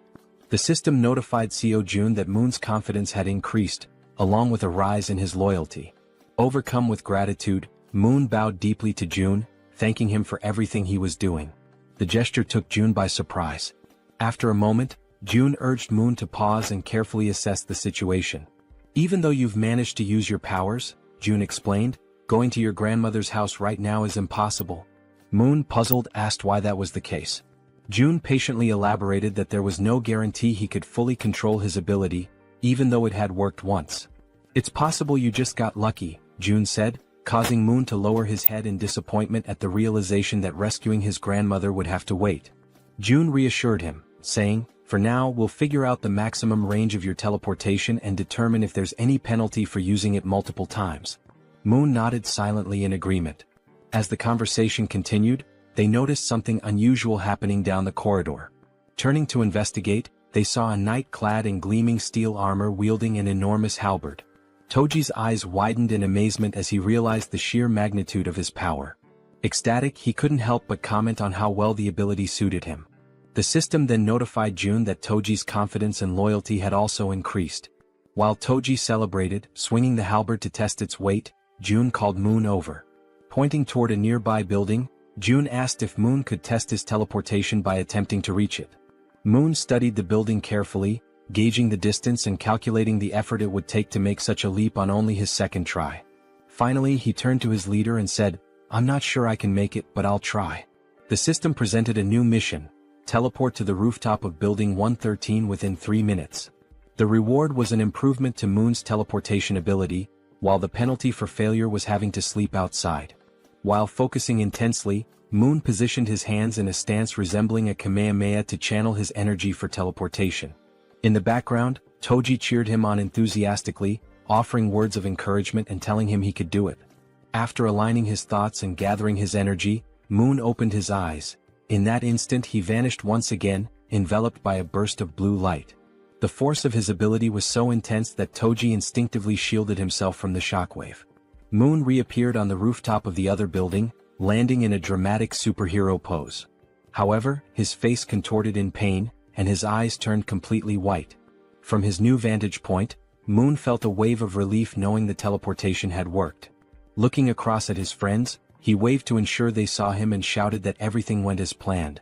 The system notified Jun, confirming that Moon had successfully completed the mission. Seo Jun let out a sigh of relief and smiled, praising Moon for his impressive and quick mastery of the ability. Moon, still waving happily, basked in the moment. But suddenly, without warning, Moon's strength gave out. His eyes rolled back and he collapsed unconscious on the rooftop, leaving him vulnerable. Both June and Toji froze in shock, their previous excitement quickly replaced by concern. Everything had been going so well, until it hadn't. Acting swiftly, June used his ability to summon a servant, bringing Moon's unconscious body back to their corridor. Moments later, they laid Moon down in one of the beds to let him recover. "Is he going to be okay?" Toji asked anxiously. June, studying the system's readout, reassured him, "Yes, he's just unconscious. The teleportation ability took a lot out of him." He explained that with enough rest, Moon would be fine. The system confirmed that Moon was healthy and in a deep sleep.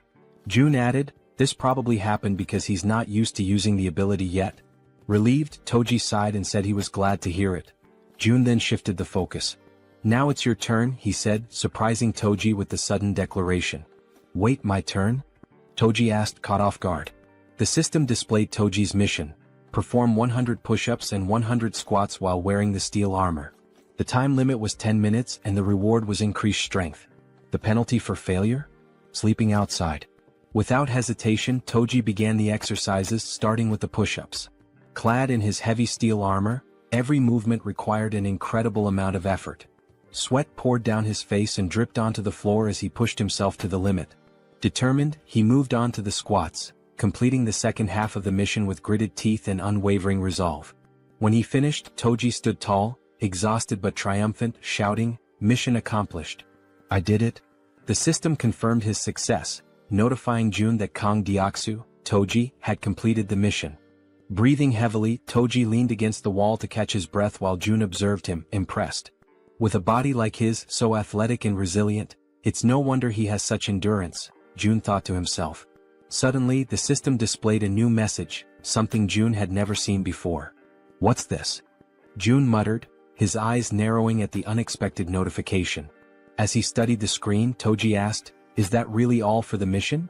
June nodded, smiling warmly. "Yes, great job. You can go rest now." The system finished calculating and displayed a notification. Toji's strength had slightly increased. Turning to June, Toji expressed his gratitude. "Thanks for taking the time to help us. I really appreciate it." June, surprised by the sudden notification and watching Toji feel the changes in his body, noticed a new sense of energy radiating from him. Looking at his own hands, Toji clenched them into fists, feeling the power coursing through his veins.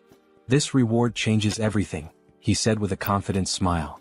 The next day, somewhere in a dark alley in Busan, Han screamed in desperation, urging everyone to run. The group scattered, fleeing for their lives as a ferocious horde of goblins pursued them. Toji, however, stopped running and turned around, his fury evident. Assessing the situation, he decided to act. The goblins, focused on their chase, were suddenly blinded by a brilliant light shining in front of them. As they adjusted their vision, they saw a towering figure clad in a steel suit of armor wielding a massive halberd. Without hesitation, Toji charged forward and struck the nearest goblin, impaling it with his halberd in one swift, powerful motion. Then Toji unleashed a flurry of diagonal strikes in rapid succession, cutting down goblins one after another. But the goblins, fueled by rage, refused to give up and surged forward with a determined attack. Expecting a direct assault, Toji braced himself, but the goblins cunningly outmaneuvered him, slipping past to target the more vulnerable backline. In an instant, arrows struck the goblins' heads in swift succession, ending their rampage permanently. Toji turned to see what had happened and spotted Moon wielding a bow and arrow. "Don't worry," Moon called out confidently. "I'll handle any goblins that get past you. Focus on the ones ahead."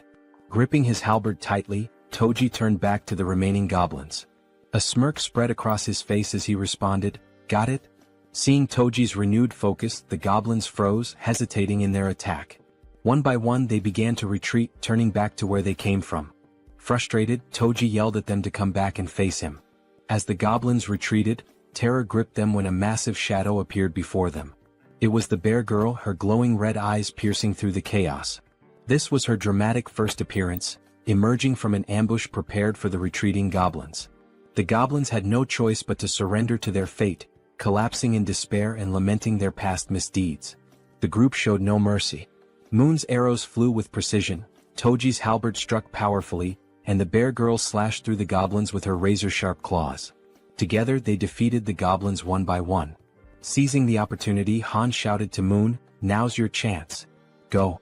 Moon, understanding the urgency, broke into a sprint toward his grandmother's house. "Thank you, Han," he called back as he ran, grateful for the opening created by his comrades. Meanwhile, the system notified Seo Jun that the citizen Moon had completed his mission. A pop-up appeared, stating that it was now evaluating the missions Moon had completed. Back in the comfort of his room, Seo Jun sat with his ultimate eyes ability activated, observing the system screen while slurping on cup noodles. The system pinged again, declaring the evaluation complete and awarding him 132,966 won, which was deposited into his Shutin's wallet. Jun paused mid-bite, stunned by the reward. This time it was actual money. Returning to his meal, Jun reflected on the situation. When Toji completed his mission, the reward had been strength, suggesting that additional rewards were now randomized. It makes sense, Jun thought.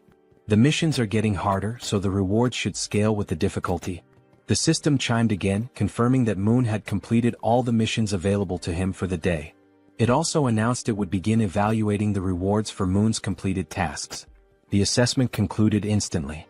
Still savoring his noodles, Jun grinned and said, "All right, let's see what the reward is." The system congratulated him for hitting the jackpot. For those unfamiliar, it clarified that a jackpot is the maximum prize accumulated in games of chance like slot machines or lotteries. Reading this, Seo Jun froze, momentarily stunned.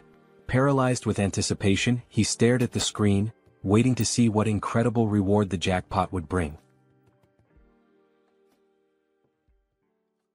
Still staring at the system notification, Jun remained frozen in shock, his cup noodles stuck in his throat as he tried to process what the jackpot could possibly be. Then the system displayed the reward, a skill point granted as part of the jackpot. Upon reading this, Seo Jun's lips curled into a satisfied smile. This was perfect. He could choose exactly where to use the point. Back on the streets, Moon sprinted toward his grandmother's house at such an incredible speed that a faint blue aura trailed behind him. As he drew closer, exhaustion crept in, sweat dripping down his forehead. His mind raced with anxious thoughts. What if something had happened to her?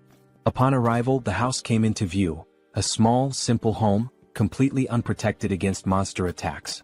There were no barriers, no fortifications, just an ordinary house standing vulnerably amidst the chaos. Moon didn't hesitate. He rushed to the door and pushed it open, but a deep fear clawed at his chest. Frantically, he dashed through the house, checking every room as he called out, "Grandma, where are you?" Then he reached the bedroom. His eyes widened in shock.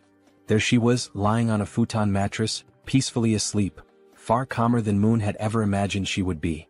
Cautiously, he approached, gently placing a hand on her shoulder. "Grandma," he whispered, shaking her lightly, hoping for any sign of response. Slowly, her eyelids fluttered open. Her voice was faint and drowsy as she murmured, "Who is there?" She reached out, her frail fingers brushing against his hand. "Moon, is that you?" And at that moment, ninjas cutting onions must have passed through the room, because Moon's vision blurred as he choked up, his chest tightening with overwhelming relief. Tears streamed down his face. His body trembled as he sobbed uncontrollably, overwhelmed by the sheer relief that she was still alive. Unable to hold back, he threw his arms around her in a warm, desperate embrace, whispering apologies between his sobs. "I'm sorry, Grandma. I'm so sorry it took me so long to come back for you." Despite his tears, the old woman smiled kindly and patted his back. "You're such a brave and kind boy, Moon. I knew you would come for me." At that exact moment, a system notification appeared in front of Seo Jun. Moon's loyalty had reached 100. Moon was now officially registered as a vassal. The number of available vassal slots had increased. Jun squinted at the system window in confusion. "Huh? What's this?" Apparently, reaching a certain level of trust unlocked an additional vassal slot. The system then displayed his current vassals. Choi Hyungjin aka Fatty, level 20, Moon level 30, and Kang Deoksu aka Toji level 25. Scratching his chin, Jun was taken aback. "Wait, so I can level them up too?" Curious, he decided to check how much it would cost to upgrade Moon's level. He tapped the plus symbol next to Moon's name. A new notification popped up. Insufficient funds to level up.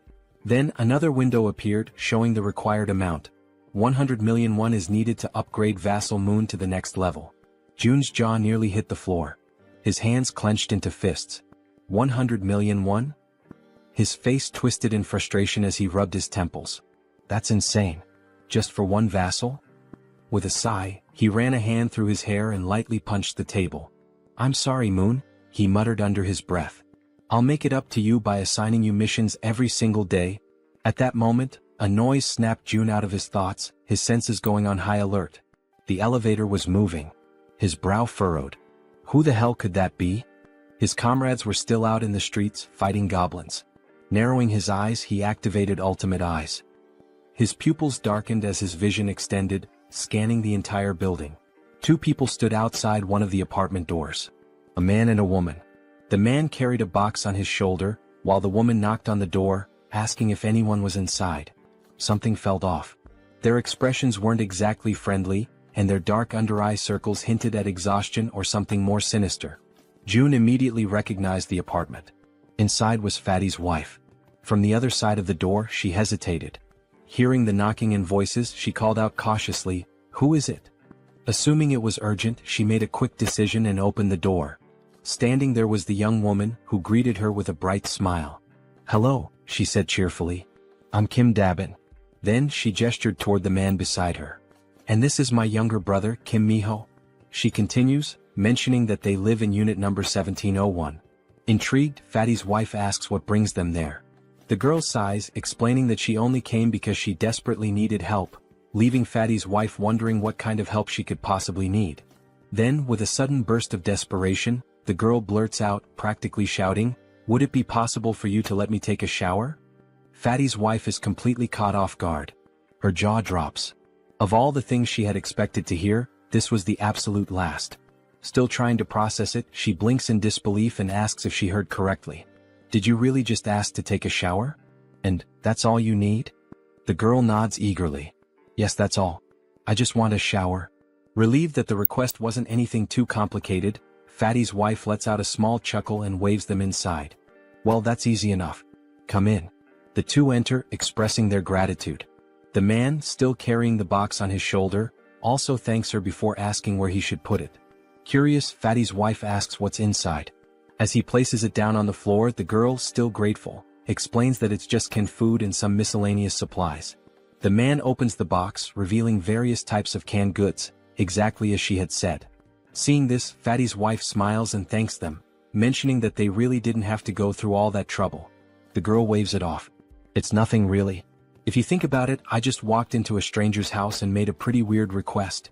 Just as she finishes speaking, something catches her attention from the corner of her eye. She turns her head slightly, her gaze landing on the collection of bows lined up against the wall, alongside Toji's baseball bat. Curious, she can't help but ask, "Do these bows and that bat belong to the owner of this apartment?" Fatty's wife wasn't expecting that question. Still, after a brief pause, she shakes her head. "No, actually. These don't belong to the apartment's owner. The real owners live in another unit, but it's kind of a complicated situation to explain in just a few words." The girl nods in understanding. "I see." Watching everything unfold, Seo Jun deactivates his ability and thinks to himself that so far they don't seem like bad people. He then shifts his gaze toward the window and murmurs to himself, "I'll go check it out later." After a brief moment of thought, he adds, "I also need to talk to them. I want to ask if they'd be willing to help rescue other survivors from the nearby apartments." Before he can dwell on it further, a sudden system notification pops up. June blinks in surprise as the message appears before him. "You have successfully hunted a red tiger." A second notification follows immediately after. "You have gained a large amount of XP." Then another. 39,783,201 has been deposited into the Ultimate Shut-in's wallet. And finally, one last message. "Your skill level has increased and you have acquired a new ability." June stares at the notifications, his eyes widening in shock. What just happened out there? He hadn't even been paying attention for that long. How could so much have changed in such a short time? Without hesitation, he forces himself to reactivate Ultimate Eyes, pushing his abilities to their limit despite the strain. Outside, the battlefield is far from calm. Han, the archer, and the guy with glasses are both lightly wounded. In front of them, the corpse of a massive red tiger lies motionless on the ground, and next to it, the werebear is also severely injured, struggling to move. The rest of the group stands frozen, unsure of what to do next. June observes everything, but a strange feeling creeps up on him.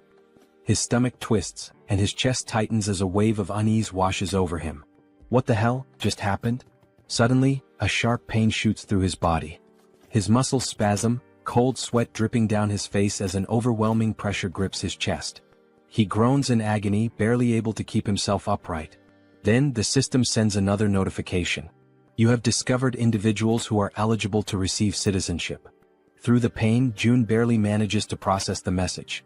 There are still people who aren't citizens yet? His breathing is ragged, but he forces himself to speak. System, grant them citizenship. A new notification appears instantly. A list of names flashes across the screen. Citizenship has been granted. And then, another alert. You have officially reached 50 citizens. An additional message follows. The amount of XP and money that citizens can earn has increased by 100%. But the surprises don't stop there. A final notification appears on the screen, revealing something unexpected. As the number of citizens has reached a specific threshold, all citizens have unlocked a new ability, Power of Trust. June stares at the words, mind racing. Power of Trust. What does that even mean? Despite his lingering confusion, his thoughts drift back to the battlefield. He clenches his jaw. Did anyone get seriously hurt? Back on the streets, we see Moon, slightly injured and gasping for breath, making a tremendous effort as he carries his grandmother on his back. Everyone else is also wounded, running desperately while providing cover for Toji, who is carrying the injured werebear woman. Observing this, June quickly realizes that the situation outside is far worse than he had imagined. And of all people to be seriously hurt, it had to be the werebear. As the group races to escape, a horde of goblins suddenly appears right in front of the two carrying the wounded. The team members covering them from behind immediately let loose a volley of arrows, striking down goblins to clear a path. The archer, watching closely, is startled by the precision of the man with glasses. How the hell did you pull that off with a single shot? She asks, eyes wide. The man looks just as confused. I honestly have no idea. As they continue running, the archer suddenly realizes something. For some reason, my body feels lighter. Han, running beside her, nods in agreement. Yeah. And I just noticed, I'm not even out of breath anymore. Meanwhile, back with June, the system finally provides an explanation. The ability Power of Trust is a passive skill that increases all stats by X%, where X equals the trust level of each citizen. Seo June stares at the message in disbelief. This skill didn't even exist before. How the hell is it so strong? Then, another realization hits him. Every single member of his group has at least 50 trust points or more. This means that all their stats, including stamina, strength, reflexes, and more, have naturally increased by 50%. At that very moment, Moon's expression shifts as if something suddenly clicks in his mind. He has a hunch. This must be another one of June's new abilities. The system then notifies June of something else. Both of the girls have now surpassed 30 loyalty points. As a result, they are now eligible to be registered as vassals. Without hesitation, Kim immediately commands the system to register both of them. The moment it happens, the two women suddenly stop in their tracks, their bodies tingling as an overwhelming power surges through them. The system follows up with an update. Kim Gaeong, now at level 20, has acquired the piercing ability. Yu Hyerin, now at level 25, has awakened the skill Poisonous Mist. Now, brimming with their newfound power, the two turn back, ready to face the goblins chasing them. The archer steadies herself, drawing her bow. She fires an arrow straight at the goblins. Normally, her shots always land as headshots, every single time.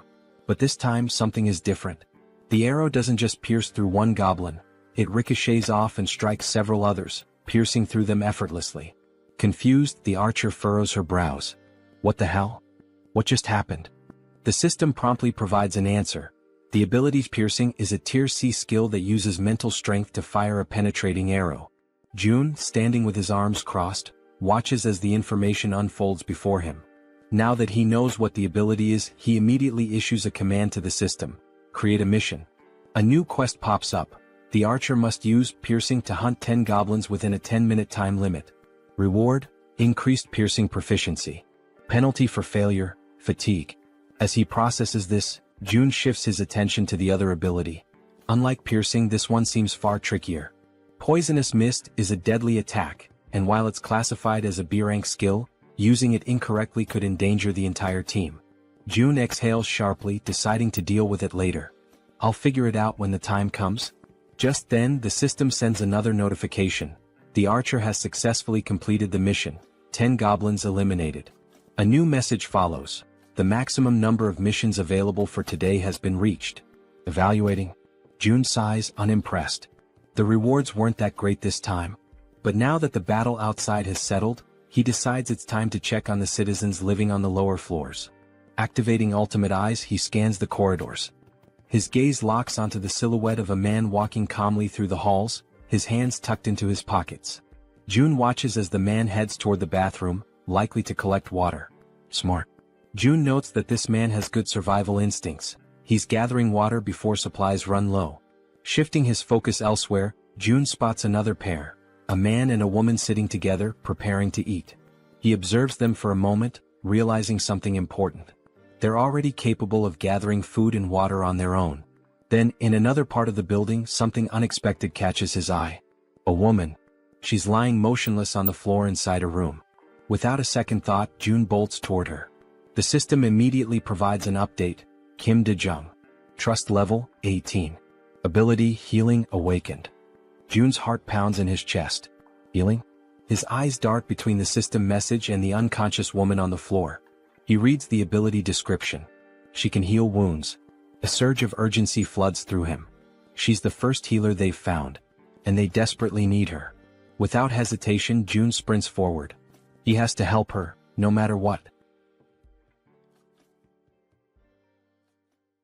After sprinting through the hallways, June finally arrives in front of the door to the room where the woman had collapsed.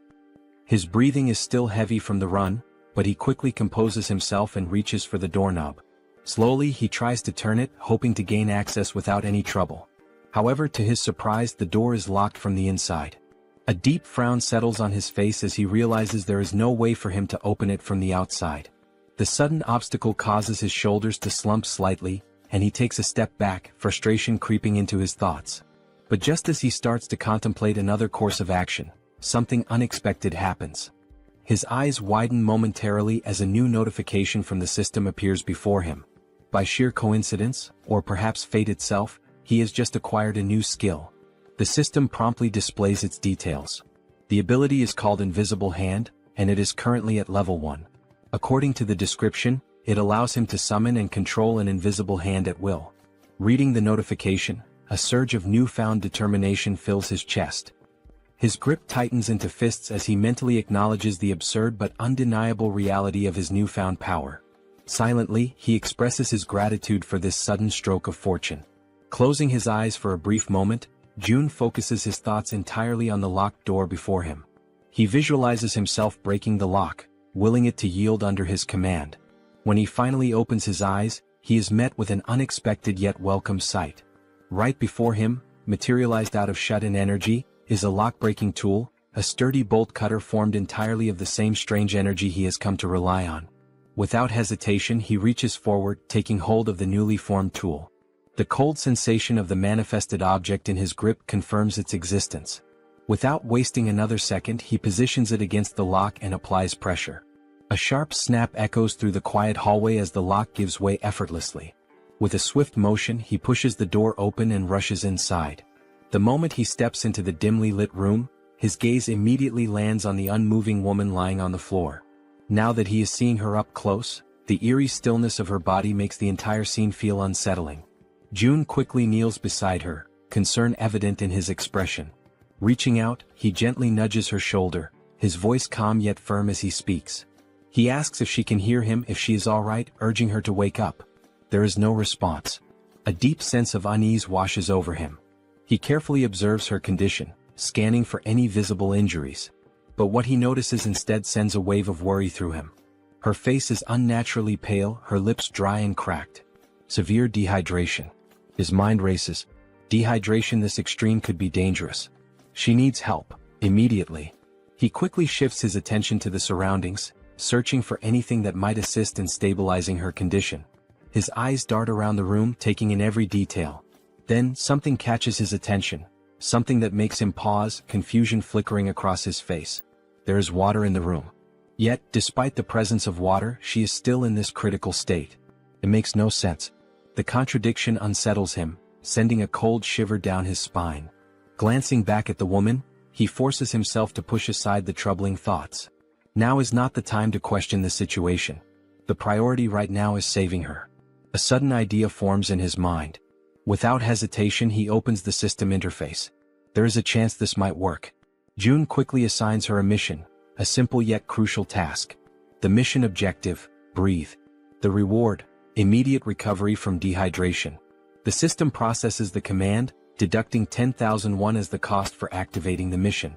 Almost instantly, a soft blue aura begins to envelop the woman's body. June watches intently, his pulse quickening as the energy works through her.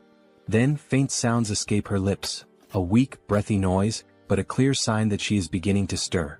Relief floods through him. It worked. Slowly, her eyelids flutter open, her gaze hazy and unfocused. A blurred silhouette of a figure stands before her, a voice reaching her ears, asking if she is awake. Her mind struggles to process the situation. Her voice, weak but laced with confusion, manages to form a question. Who is he? And why is he in her room? June straightens slightly, meeting her dazed gaze. He introduces himself, explaining that he lives in a unit just above hers in the building. She blinks, her expression still foggy with exhaustion. The information doesn't seem to register right away. Still lying on the floor, she questions him again, her voice laced with uncertainty. How did he get inside? June, seeing no reason to hide the truth, states it plainly. He tells her that he saw she was unwell and decided to enter, by force breaking the door open to reach her. A moment of silence lingers between them. Then her breath hitches. Her expression shifts as realization dawns. Without warning, tears begin streaming down her face. And yet she does not say a word. She simply cries as if the weight of everything she had been enduring had finally caught up with her. She raises her hands to her face, wiping away the tears in an attempt to hide her crying. Her shoulders tremble slightly as she struggles to compose herself. June, watching her closely, immediately senses that something is wrong. There is an uneasiness in the way she reacts, something beyond just exhaustion or confusion. Taking a deep breath, he calls her name, Kim De-jung, his voice firm yet gentle. As she slowly pushes herself up from the floor, still visibly shaken, he speaks again. He apologizes for being so abrupt, for barging into her life so suddenly, but he makes it clear that he needs her help. There is urgency in his tone, something that makes her pause despite her lingering distress. Now sitting upright, her tear-filled eyes meet his, though her expression remains guarded. Her lips, still cracked from dehydration, barely part as she listens to him speak. June wastes no time in explaining, one of his allies is severely injured. The words seem to take a moment to register. De-jung slowly turns her body toward him, staring as if trying to process what he just said. Silence stretches between them. She blinks, her mind racing, trying to make sense of his words. His ally? Someone severely injured? Why is he telling her this? She doesn't understand, she doesn't even know this man. Panic begins to rise in her chest. He wants her to save someone? Why her?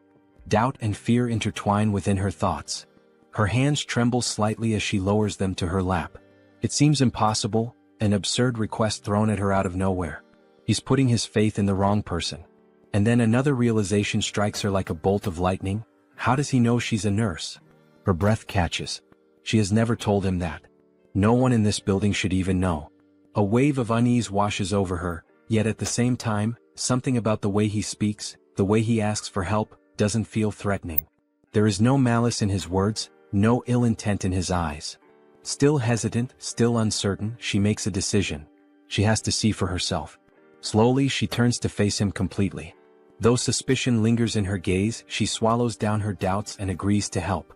Her voice, though weak, carries a firm resolve as she asks where exactly she is supposed to go. June doesn't answer right away. Instead, he opens the system interface, his fingers moving swiftly across the translucent screen in front of him.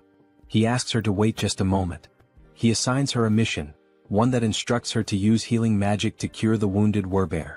The mission comes with a 1-hour time limit, a reward labeled as improved, and to his relief, no penalties. His eyes flicker with determination as he reads the details. He must save the werebear no matter what. Turning back to De-jung, he tells her that for now she should rest. He will personally bring the injured person to her. He then instructs her to find something to help with her own dehydration.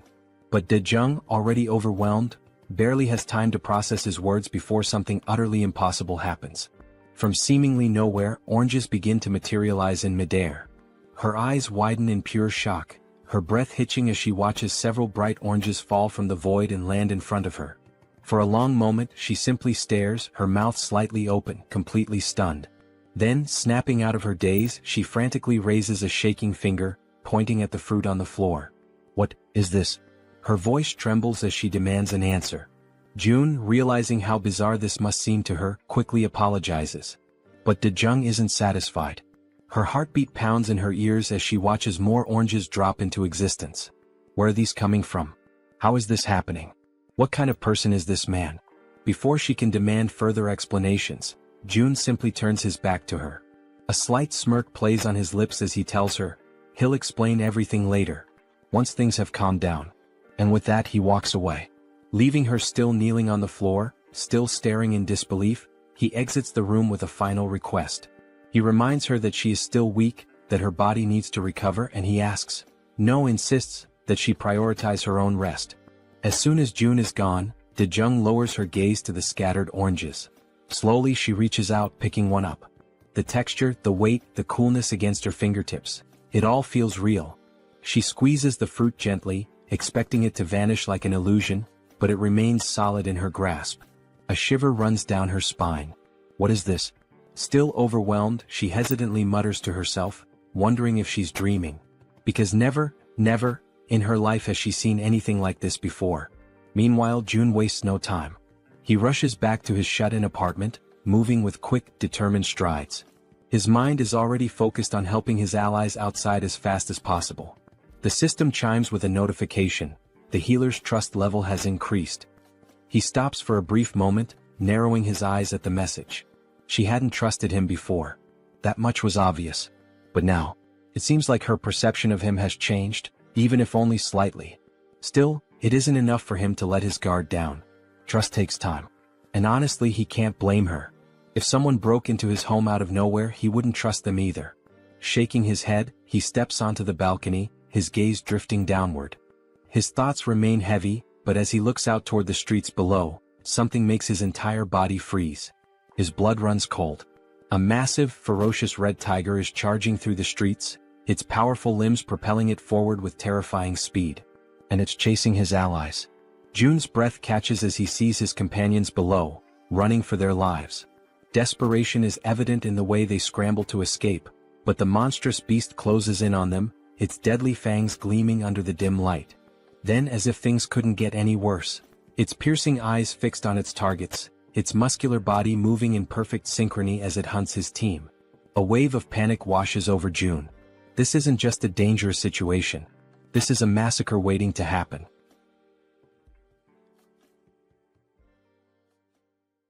June stood frozen in shock as he took in the sight before him. There wasn't just one red tiger. Another had appeared, a second ferocious beast, separate from the one that had already fought the werebear woman and left her gravely wounded. Down below, chaos continued to unfold. The massive red tiger prowled menacingly, striking fear into the hearts of the remaining group members, who were now running desperately, not daring to look back. Fear gripped them entirely, their survival instincts pushing them forward. Amidst the frantic escape, Hyren, the girl who had received the power of poison, misstepped. Her foot twisted unnaturally, and pain exploded through her leg as she collapsed onto the hard ground. A sharp, involuntary cry of agony tore from her throat. Both the archer woman and Han immediately stopped in their tracks, their faces contorted with panic. Their eyes darted back to her, calling out her name with pure desperation. Gritting her teeth, Hyren struggled to push herself up, trying to fight through the pain. But her body was already beyond exhaustion, her limbs heavy, refusing to obey her will. No matter how much she willed herself to move, she couldn't. The archer's voice rang out through the air, a raw scream of distress. Because the enormous red tiger was already preparing to strike. Its muscles coiled, eyes locked onto Hyren like a predator savoring its helpless prey. It was ready to devour her, its powerful body lunging forward just as she finally managed to stagger back onto her feet. But she had yet to realize how dangerously close the beast truly was. Her mind was occupied by something else, perhaps a last-ditch plan or sheer disbelief at her predicament. Then at last she turned her head. And in that instant she understood. The beast was right there. The realization hit her like a tidal wave, crashing down and swallowing her whole. A cruel truth settled into her bones: there was no escape. For a brief, soul-crushing moment she stopped resisting. The fight drained from her eyes and she surrendered to the inevitable. She stood still, bracing for the end, waiting for the red tiger's jaws to clamp down and rip her apart. And then, in a sudden flash of light and violet smoke, she was gone. The tiger's gaping maw snapped shut on empty air. A growl rumbled deep in its throat, confusion flickering through its burning eyes. It didn't understand what had just happened. A heartbeat ago, its prey had been right there. And now, vanished. The frustration of the failed kill sent the beast into a deeper fury. At the same moment, Hiren reappeared, disoriented, drenched in sweat, her breath ragged and uneven. Her mind reeled as she tried to comprehend what had just occurred. Had she died? Was this the afterlife? Pain surged through her limbs, sharp and unrelenting, reminding her that she was still very much alive. That was when she saw him. June. He was standing there watching her closely. It had been too close. A fraction of a second later and she wouldn't have survived. The weight of that realization pressed down on him. Hiren, still trembling, looked up at him, but no words came. She was too exhausted, too overwhelmed to speak. Meanwhile, outside, the others were still running for their lives. June took a deep breath, his mind racing. At the very least, he had bought them some time. One less person in immediate danger meant the group below had a slightly better chance of escaping. Then his system screen flashed with a new notification. He had discovered individuals who met the criteria to be granted citizenship. The system prompted him, did he wish to approve their citizenship? Before he could process this, another sudden movement caught his eye. Moon appeared, using his teleportation ability to warp into the apartment, carrying his grandmother in his arms. As soon as he landed, he turned to June, his expression frantic.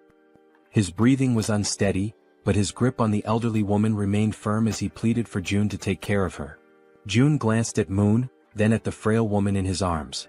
The concern in Moon's eyes was unmistakable, but June's mind was already occupied with something far more urgent. Raising a hand, he told Moon to wait. There was a bigger problem right now. Moon parted his lips, ready to argue, ready to demand an explanation. But then he looked at June's face, at the seriousness in his expression, and he understood. Whatever June was dealing with, it was far worse than he had realized. Without another word, Moon nodded. He could tell that, at this moment, his grandmother was not the priority. Down below, the relentless red tiger was still in pursuit, refusing to let up. It chased the remaining group members without mercy, its predatory instincts fully awakened. June clenched his fists, forcing himself to focus. He needed to act. Activating his new ability, Invisible Hand, he made a decision. That tiger needed to die, and he had to find a way to kill it. Down in the streets, the archer, Han, and Togi, who was still carrying the injured werebear, kept running. But no matter how hard they pushed themselves, the red tiger was catching up. Han risked a glance over his shoulder, his stomach twisting with dread. If this continued, they were all going to be devoured. He had to do something. Instinct took over. Without a second thought, Han skidded to a stop, planting his foot firmly on the ground. His fingers tightened around one of his baseballs. His heart pounded in his chest as he raised his arm, channeling everything he had into one throw. A faint blue glow began to radiate around him, intensifying with each passing second. He poured everything into it. Then, he hurled the ball with all the force he could muster. It soared through the air, cutting through the night like a bullet. For a moment, hope flickered. Maybe, just maybe, it would hit. But in the blink of an eye, the tiger dodged. The ball shot past it, colliding uselessly with the ground. A low, guttural growl rumbled through the air. Then, the red tiger threw back its head and roared, a deafening sound that reverberated through the city streets, a declaration of its dominance. The archer's voice rang out in terror as she screamed for Han, begging him to run. But it was too late. The red tiger, eyes gleaming with lethal intent, lunged at him. Teeth bared, claws outstretched. Han gritted his teeth, knowing he was out of time. There was nothing he could do to stop it. But there was one thing he could still do. A single desperate choice. He turned his head and shouted for his friends to keep running. Then, without hesitation, he broke into a full sprint in the opposite direction. If he could lead the tiger away, even if it cost him his life, then at least the others might make it out alive. His chest heaved. His legs burned. Every step was fueled by sheer willpower. But deep down he knew. This could be the end for him. And still he ran. As he approached a parking lot, hoping against all odds that goblins or some other kind of monster would appear to distract the red tiger. Han continued to run with all the strength he had left. But once again the relentless beast was far too close behind him. It was undeniable now, this was truly the end for him. While sprinting, he risked a glance over his shoulder, his breath catching in his throat as he took in the sight of the enormous glistening fangs of the red tiger. They were massive, sharp, and deadly, a testament to the inevitable doom that awaited him. At that moment, his gaze locked with the tiger's, and an unspoken understanding passed between them. This was it. There was no escape. His fate was sealed. Just when all hope seemed lost, when every fiber of his being prepared to accept his tragic demise, something unexpected happened. A strange, pulsating purple force suddenly materialized and coiled tightly around the red tiger's neck. It appeared out of nowhere, wrapping around the beast with a speed and intensity that defied comprehension. In an instant, the force pulled downward with such overwhelming strength that the tiger's head was violently slammed into the ground. The impact was so powerful that the very pavement beneath them cracked and shattered, sending debris flying in every direction. The tiger let out a guttural snarl of frustration, struggling against the mysterious force. Its powerful limbs instinctively clawed at the ground, attempting to regain stability, but the unseen energy was relentless. Slowly, its paws began to lift off the ground, its body suspended as if an invisible hand were hoisting it up. The purple force continued to constrict, tightening mercilessly around the tiger's throat, squeezing the life out of the monstrous creature. It was unmistakable. This wasn't a natural occurrence. This was someone's doing. And Han, still frozen in shock from witnessing the impossible, knew exactly whose work this was. There was no doubt in his mind, this was Jun's power. Moments later, the archer woman and the bespectacled man arrived at the scene, their breaths ragged from the exhausting chase. They had rushed there, fearing for Han's safety, but what they found left them momentarily speechless.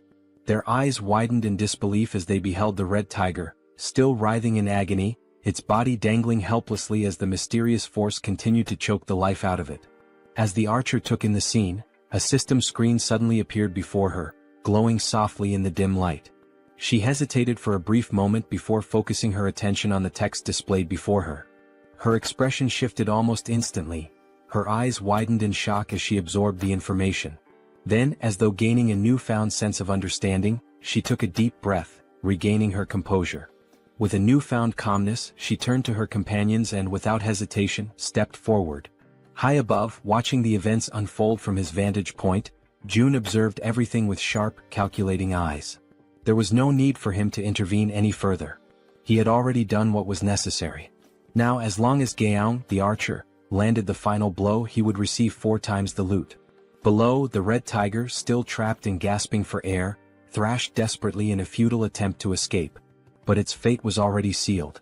The archer, understanding the significance of this moment, took her time, preparing what would be her most crucial shot yet. The tiger's fiery gaze turned to her, desperation evident in its glowing eyes. It was pleading for mercy, seeking even the faintest glimmer of hope for survival. But the woman standing before it held no sympathy. Her expression was one of cold resolve. Mercy was not an option, not for this wretched beast. She pulled back the string of her bow, channeling an intense blue aura into her arrow.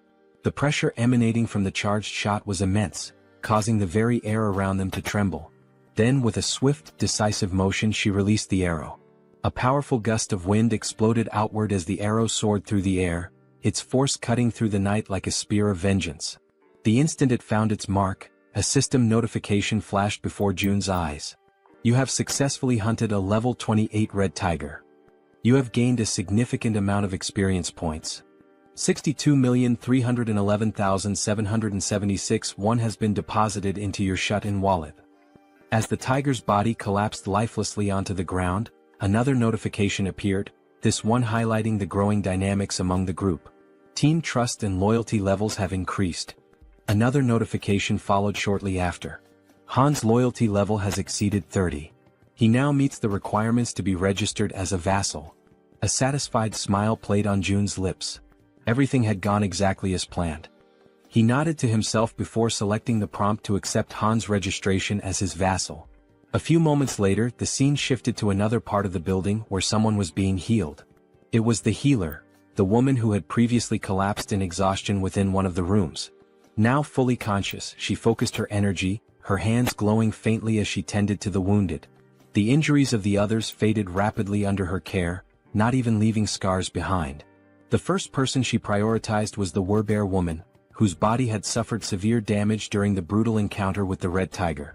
June, watching from afar, reflected on the sheer luck they all had, him included, in having found a healer in a situation like this. Han approached, still catching his breath. Without wasting any time, June turned to him and asked what had happened below, particularly why the red tigers had suddenly appeared. Han, his voice still carrying traces of exhaustion and gratitude, explained that the location where Moon's grandmother's house had once stood was likely a territory belonging to the red tigers. They had managed to take one down, but another had soon appeared, proving that the area was far more dangerous than they had initially assumed. Hearing this, June processed the information carefully. It made sense. There was no reason to believe that only goblins would inhabit this region. And now that he thought about it, there hadn't been any goblins in this area. That meant the goblins had probably already invaded the buildings nearby. If that was the case, Moon's grandmother wouldn't have been safe if she had remained inside. Despite everything, the only reason she had survived was that she had unknowingly been within the red tiger's territory. June exhaled slowly, shaking his head. The sheer luck involved in this entire ordeal was truly something extraordinary. Just then, another system notification appeared before him. Healer's performance is being evaluated. 73,312 has been deducted for the mission. The healer let out a relieved sigh upon realizing that her task had been successfully completed. Seeing her reaction, June stepped forward and acknowledged her efforts, telling her that she had done a great job. However, she quickly waved off his praise and instead asked if she could finally return home. Before anyone could respond, a voice interrupted. Wait a moment. It was Fatty, who had finally reappeared after spending some time resting and recovering from the ordeal. Scratching the back of his head, he looked around awkwardly before addressing the group. I know this might not be the best time to bring this up, but are you guys seriously planning on gathering in my apartment all the time? June turned his attention to Fatty and, for the first time, truly took in the number of people currently occupying the space. The realization dawned on him, and at that moment, everyone around them wore equally amused and sheepish expressions. With a small chuckle, June reassured him. There was no need to worry, he had already made arrangements. Unit 2901 was currently unoccupied. Electricity, water, and every other necessity for daily life would be provided, and they were free to live there. Upon hearing this, the entire group erupted in joy. He also calls out to Dabin and informs her that Units 2101 and 2102 are currently unoccupied as well. June states that he will ensure that electricity is supplied to those units and requests that she notify the other survivors, letting them know they can use the bathrooms and showers in those apartments. Upon hearing this, Dabin and her brother exchange glances before nodding in agreement, assuring him that they will take care of it. June then adds that out of the two available units, Dabin and her brother are welcome to claim one for themselves.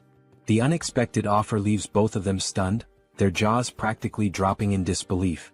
June, however, remains composed and instructs them to inform the other survivors that they may take the remaining unit. After settling that, June shifts the conversation to another matter, saying that he has a favor to ask. Dabin, still somewhat taken aback, encourages him to go ahead and say what he needs. Without hesitation, June states that he wants her to become the messenger between himself and the rest of the survivors. The moment those words leave his mouth, Dabin pauses, furrowing her brows in confusion. She repeats his request, asking if she heard him correctly. Did he really mean messenger? June, completely serious, confirms it. He then lays out the details of his plan, instructing her to inform everyone that whichever team manages to eliminate 100 goblins the fastest will be rewarded with an empty unit of their own. Furthermore, he emphasizes that in addition to securing a place to live, the winning team will also receive essential supplies, unlimited electricity, running water, gas, and food, ensuring their survival and comfort. But there's more. June goes on to clarify that if the team agrees to take in 10 additional survivors, those individuals will also be granted access to the same benefits. For a brief moment, the atmosphere in the room grows heavy with tension. The weight of June's words settles over them, and everyone seems to grasp the implications of what he is proposing. Then, as if anticipating concerns, June adds one final note. He instructs Dabin to make sure she informs them that the distribution of these benefits may take longer depending on which floor their new residence is located. As he watches their reactions, June contemplates his next move. From this point forward, he realizes, every decision will be like moving pieces in a strategic game of chess. Only those who prove their worth will receive the resources they need. At that moment, a system notification appears before him. A new quest materializes, an official mission to hunt down goblins. The quest has a strict time limit of 168 hours, a modest reward of experience points, and a harsh penalty for failure, being barred from using any shared facilities. A final message flashes before his eyes. Will you grant this quest? Yes or no?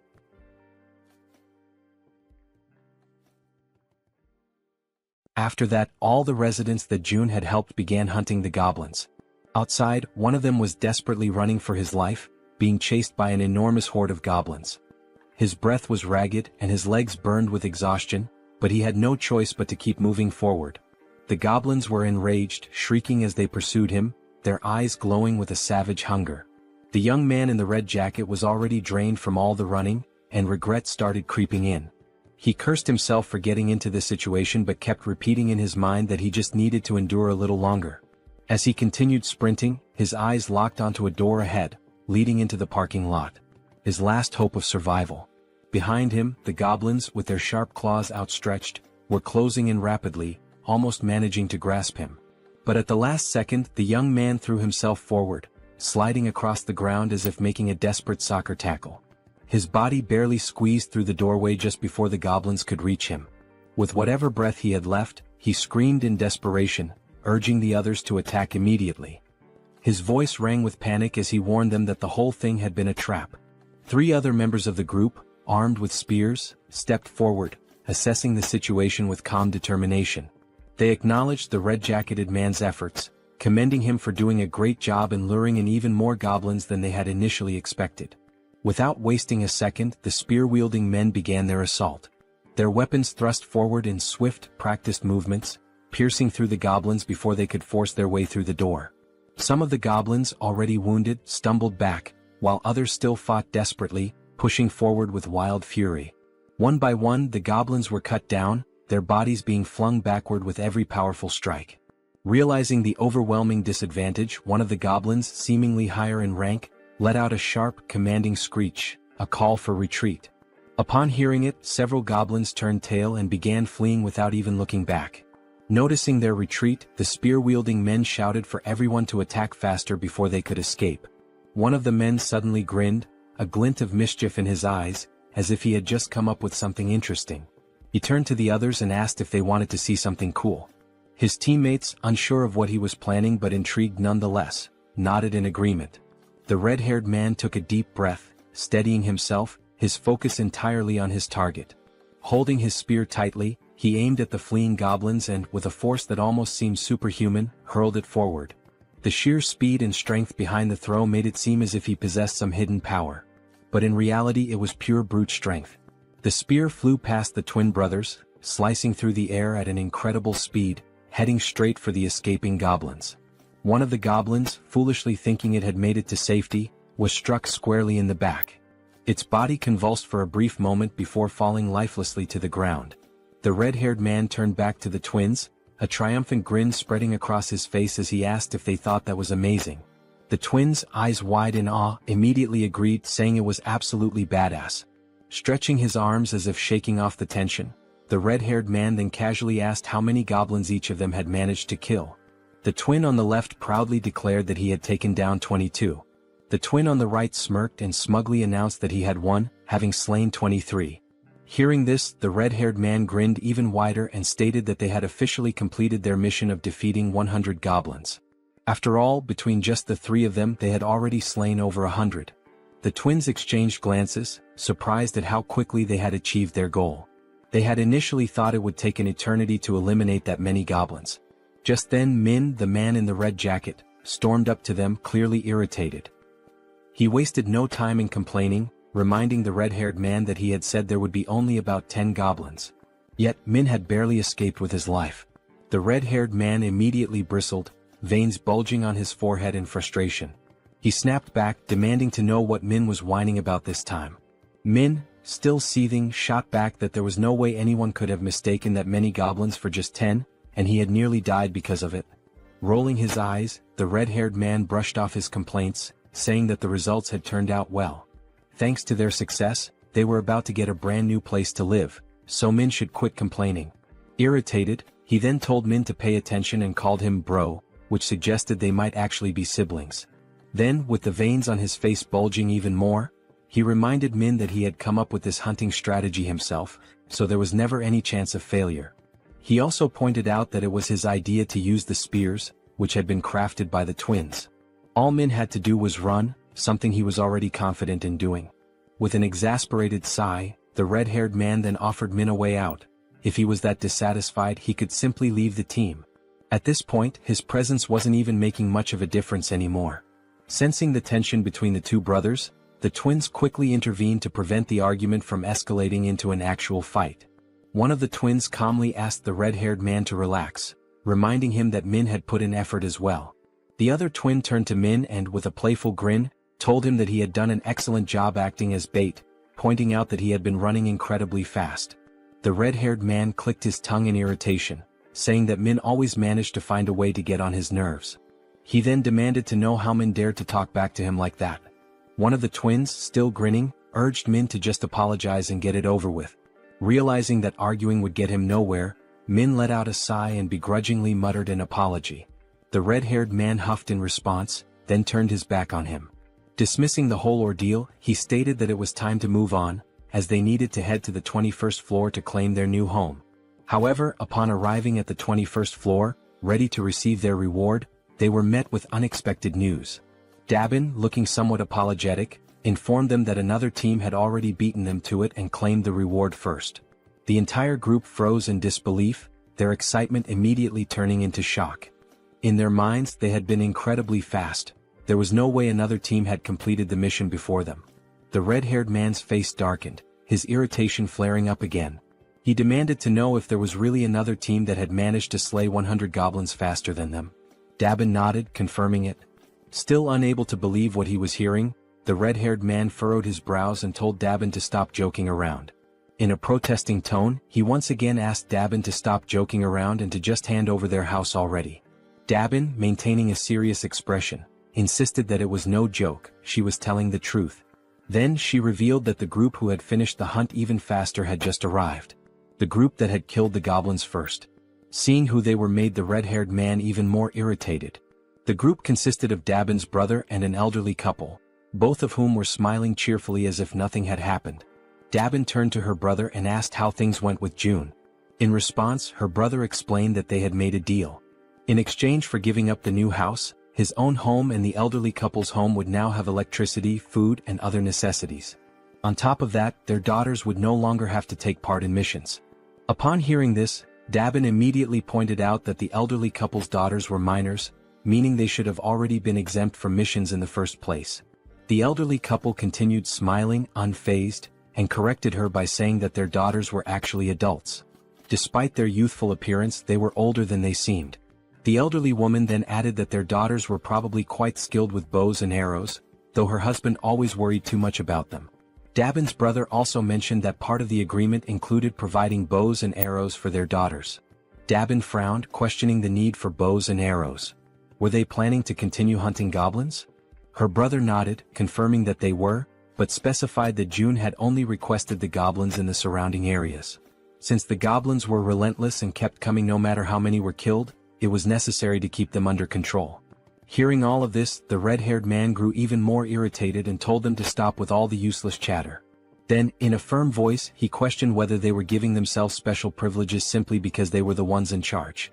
Wasn't that unfair? To some extent, Dabin's brother agreed.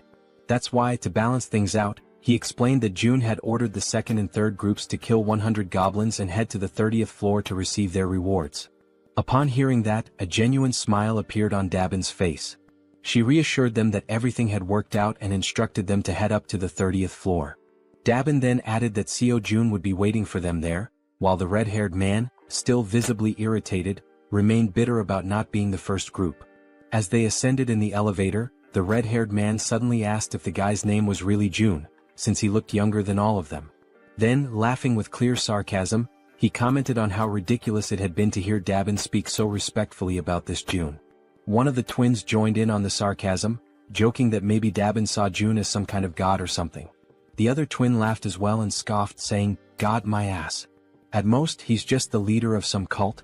Then, as if pondering the idea, he questioned whether this Seo Jun guy was even sane in the first place.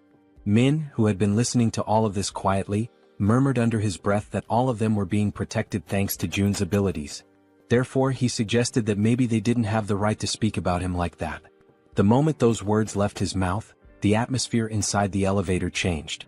Everyone else became visibly irritated. The red-haired man, looking more annoyed than ever, questioned if all of them were just trying to get on Jun's good side. That single remark filled the elevator with a tense silence. Everyone was now staring at Min. As expected, the red-haired man, frustrated beyond belief, cursed at Min under his breath. Then, glancing over his shoulder with a menacing expression, he warned Min that they would have a little talk later. At that moment the twins noticed something strange. Jun was approaching, walking at a calm and leisurely pace, one hand tucked casually into his pocket. As he neared them, he gave them a small, relaxed smile and simply said, "Hello." That simple greeting, combined with the way Jun carried himself, sent a wave of shock through all four members of the group. Feeling a sudden nervousness creeping over him, the red-haired man extended his hand hesitantly, introducing himself as Baek Sunjiob.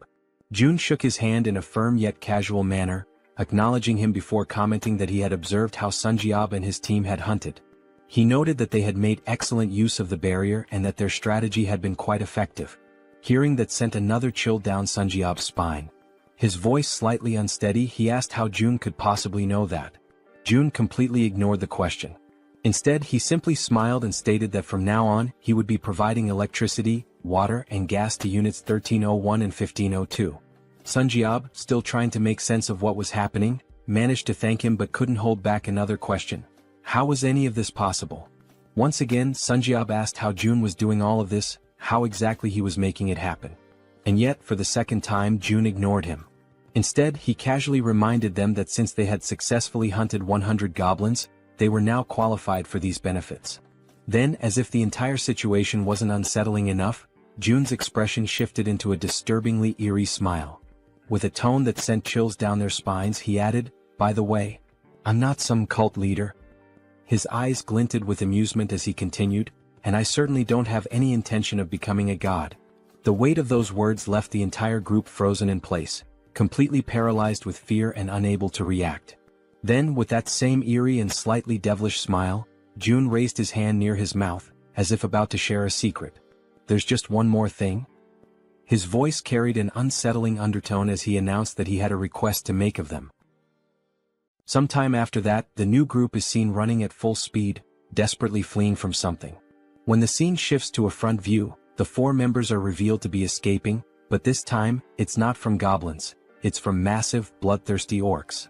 Their feet move swiftly as they turn a corner, frantically trying to put more distance between themselves and the monsters.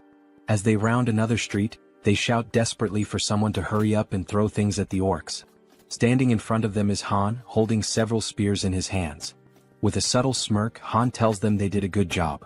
As the orcs remain distracted by the fleeing group, Han channels his energy into one of his spears, causing a blue aura to radiate from its blade. A system notification appears, displaying Han's stats. Level 33, holding the title of the 6th Knight, with 70 points in trust and 78 in loyalty. His awakened ability is throwing.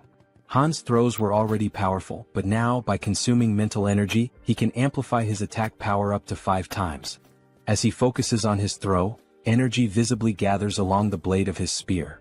The system further indicates that his physical abilities increase by a percentage based on his loyalty, that the experience points and money dropped by monsters are tripled, and that knights can grow at an accelerated rate. Then, with immense force, Han hurls the spear, striking one of the leading orcs directly. Upon witnessing its companion fall, another orc becomes enraged. Gripping a massive machete, it lunges forward, ready to strike Han with a devastating blow. Despite facing such a formidable enemy, Han remains completely calm. That's because, from the back line, a well-aimed arrow infused with energy is already soaring toward the orc. The arrow pierces the orc's head, and with that, it's clear who fired the shot. The archer had been providing cover from the rear all along, and that was precisely why Han could remain so composed. As the second orc collapses, Han swiftly draws another spear and hurls it toward the third orc. The moment it lands, Han finally exhales and says that it's all over. At that moment, a notification appears for June, informing him that he has successfully hunted a level 19 orc and earned wands as a reward for the mission to eliminate 100 orcs. With the mission now complete, 3 people who had been hiding from the orcs in that region are rescued. Han approaches them, reassuring them that there is a safe place they can go. As they move toward the main group, the system suddenly issues an alert. Unauthorized individuals are attempting to enter. The system then prompts Seo Jun, asking if he would like to grant them citizenship. Having just deactivated his Ultimate Eyes ability, Jun notices that this time, there are 3 new individuals. When he looks at the system's interface, he realizes that by accepting them, the total number of citizens under his care has now reached 200. A new system notification appears, confirming that citizenship has been granted to the 3 newcomers, bringing the total to 200. The system further reveals that as the number of citizens reaches certain thresholds, new abilities are unlocked. This time the ability Tax Collection has been activated. This newly unlocked ability allows him to collect 10% of all the money his citizens possess. However, it comes with a cooldown period of 30 days. Realizing this, Jun understands that the tax collection ability essentially returns a portion of the citizens' money to him. As he contemplates it, he notes that these kinds of actions are not something he can freely reverse whenever he wants. Biting his finger anxiously, he acknowledges that he will have to wait for a long time before he can actually benefit from it. But time is a luxury he does not have. He is running out of time to save his parents and must send Han's team to where they are as soon as possible. Scrolling through the system, Jun considers redistributing only 30% of the collected funds, seeing it as an investment. Upon executing this command, the system notifies him that the ability's level has increased, reaching level 10 and granting him 3 additional skill points. At that moment, Jun feels a sharp tightness in his chest, accompanied by an intense pain. A deep purple domain expansion begins spreading beyond the building. Another system notification appears, displaying a congratulatory message. It states that with this expansion, an official declaration has been made across every corner of the apartment complex. Additionally, a fund of 1 billion wands has been deposited into his wallet. Furthermore, the construction function has been activated. Still clutching his chest from the lingering pain, Jun looks at the system screen, reading the new notification. His mind immediately starts racing, questioning what exactly this construction function entails. The system then displays a list of available facilities that can be built, along with their respective costs. It also shows the value of the fund and an annual production revenue of 30 million wands. The available construction options include a solar power generator, a store, and a training facility. As he reads through the details, Jun is visibly shocked. The annual revenue is only 30 million wands, yet installing a solar generator alone costs 130 million wands. That means he would need to maintain the solar power system for nearly 5 years just to break even. Following this realization, the system asks if he would like to proceed with installing the solar generator. For now, Jun declines, stating that his current priority lies elsewhere. The money needs to be allocated toward more immediate necessities, such as increasing the levels of his vassals. At that moment, Jun notices something different, something unusual. The system displays the total amount in the fund, exactly 1 billion wands, the same amount he had received upon leveling up. After investigating further, the system clarifies that this amount is exclusively available for construction purposes. Trying to process what he was reading, it takes Jun a moment for everything to click.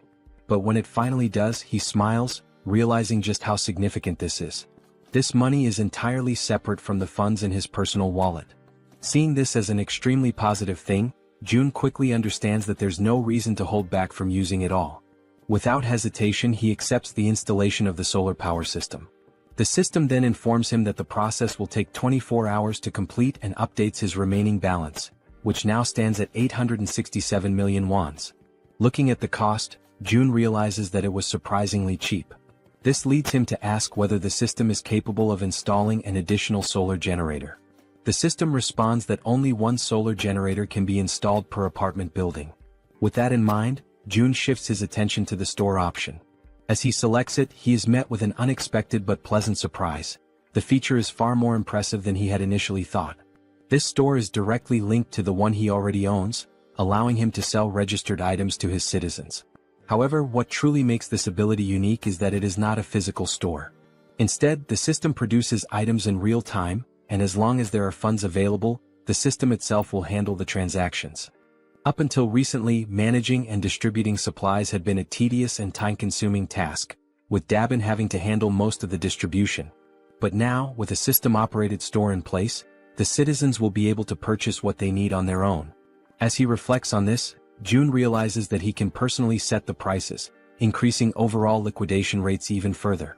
Without hesitation, he issues the command to install the store immediately. The system prompts him to select the location for the store's installation. He carefully considers the available locations before deciding to place it on the 101st floor. The system then displays the remaining construction time, 48 hours until completion. Finally, the third option, the training facility. The system notifies him that this training facility will allow citizens to improve their strength and endurance through basic training exercises, with a 200% efficiency boost. Additionally, for those below level 15, an extra 300% efficiency bonus will apply. Reading this, June feels a surge of excitement. He already knew that leveling up through training was possible, but with these additional boosts, progress would be significantly faster, making it even easier to reap mission rewards. The system also prompts him to choose a location for the training facility. June decides to install it across the entire second floor, converting the entire level into a dedicated training center. The system then updates, displaying a 72-hour countdown for its completion. Lastly, there are also the 3 skill points he had acquired. However, something new has also been unlocked, the itemization feature. This allows registered products to be purchased in different sizes and quantities. Intrigued, June taps on the system interface to learn more details. Until now, package deals were available, but individual purchases had only just become possible. Looking through the list, he sees various liquid-based items and notes that while not everything is there yet, the range of available options has expanded significantly. There are now different types of food and additional product variations. Now, with a slightly mischievous smile and a new plan forming in his mind, June realizes just how useful this could be.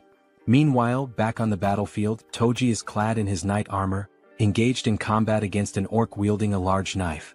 The orc lands a strike, but Toji's armor absorbs the impact, leaving him completely unharmed. Spotting an opening, Toji seizes the moment and delivers a decisive blow, eliminating the orc with a single strike. After defeating his opponent, Toki sighs in relief, muttering that it was a close call and that this battle is far more exhausting than expected. From behind him, Han calls out to Toji and poses a question. What would happen if he threw the halberd he was holding? Looking down at the weapon in his grip, Toji admits that he has never actually considered that possibility before. Han then asks him to hand over the halberd for a moment, wanting to try something. As soon as Han takes hold of it, a familiar blue aura begins to radiate from his hands. Focusing intensely, he prepares himself before hurling the weapon with all his might. The halberd soars through the air at an incredible speed, vanishing into the distance with overwhelming force. Toji, wide-eyed in shock, watches in disbelief before finally speaking. He had assumed Han was joking when he mentioned throwing the halberd.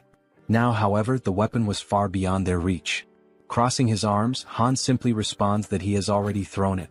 Now he suggests that Toji deactivate the weapon's summoning and call it back again. Only then does Toji finally understand what Han had been thinking when he proposed the idea. Focusing, Toji channels his energy and cancels the summoning of the halberd before reactivating it. Instantly, another halberd materializes in his hands. Toji stares at the weapon in awe, his surprise quickly turning into exhilaration. Overcome with excitement, he turns to Han, calling him a genius. Han, however, remains modest and tells him not to exaggerate. Just then, the female archer arrives looking somewhat tense. She informs them that they need to leave as her supply of arrows is running low. However, just as she finishes speaking, something completely unexpected catches her attention. Glancing down at the ground, the archer spots something unusual. Confused, she asks what it is, because right before their eyes, a fresh quiver filled with new arrows is materializing out of nowhere. It was as if the June himself was telling them that they were meant to continue the mission. Retreat was not an option. The system displays a new ability called Omni-Focus, which allows the user to activate another ability while observing an area using the Ultimate Eyes ability. After collecting the new arrows, the archer continues hunting creatures alongside the group. The system keeps notifying them of the orc kills, showing that the last one was level 19 and the amount of one deposited into the shut-in wallet. Additionally, the system indicates that some citizens have completed the mission assigned to them, resulting in more ones being spent. Furthermore, some citizens are leveling up. With his arms crossed, June looks at the system and realizes that he has always been right. It is indeed possible to increase attributes through mission rewards as well. A glimmer of hope begins to appear in his thoughts. Staring out the window, he notes that his parents' house is about 10 kilometers away, which would take approximately 3 hours on foot to reach. After considering this, he decides to take a walk around the building and heads toward the elevator. Upon stepping out, he makes his way toward the rooftop, approaching the highest point of the structure. Observing the state of the city in the aftermath of the apocalypse, he takes in the sight of the ruins, every single building reduced to rubble except for his own. The devastation is overwhelming, and he mutters that this is truly horrifying. Thoughts race through June's mind and he quickly comes to a realization. He needs to act fast as soon as possible. Opening the system window, he decides to start with Han's group. The first person the system highlights is the bespectacled man Jian. He holds the title of 7th servant, with a trust level of 59 and a loyalty level of 33, and his awakened ability is the Raven Pact. Seeing this, June realizes that as long as Jian's ability is being effectively utilized for reconnaissance, it would be best for him to team up with the werebear and the healer.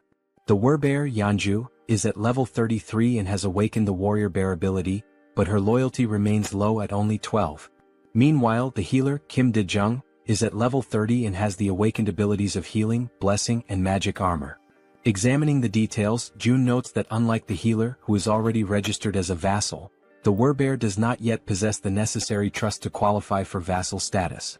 Beyond her healing ability, the healer also possesses an A-tier blessing, which enhances physical abilities by 70%. Additionally, she has a B-tier magic armor, which generates a magical barrier that protects a chosen target. Kim recognizes that those who had an awakened ability from the beginning hold a tremendous advantage and begins to wonder how he could gain the werebear woman's trust. Recalling her desperate goal of resurrecting her son, June questions whether that might be the only way.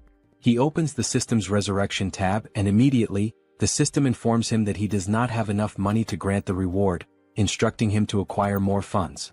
Kim clenches his fists in frustration, irritated that he still lacks the necessary amount. An idea sparks in his mind, to drastically increase the difficulty of the missions to the highest level possible. He then declares that he will set up a mission to hunt a level 40 monster, knowing that such a monster must be incredibly powerful, which in turn would yield a far greater reward. With a serious expression, he sets the time limit to 24 hours. The penalty?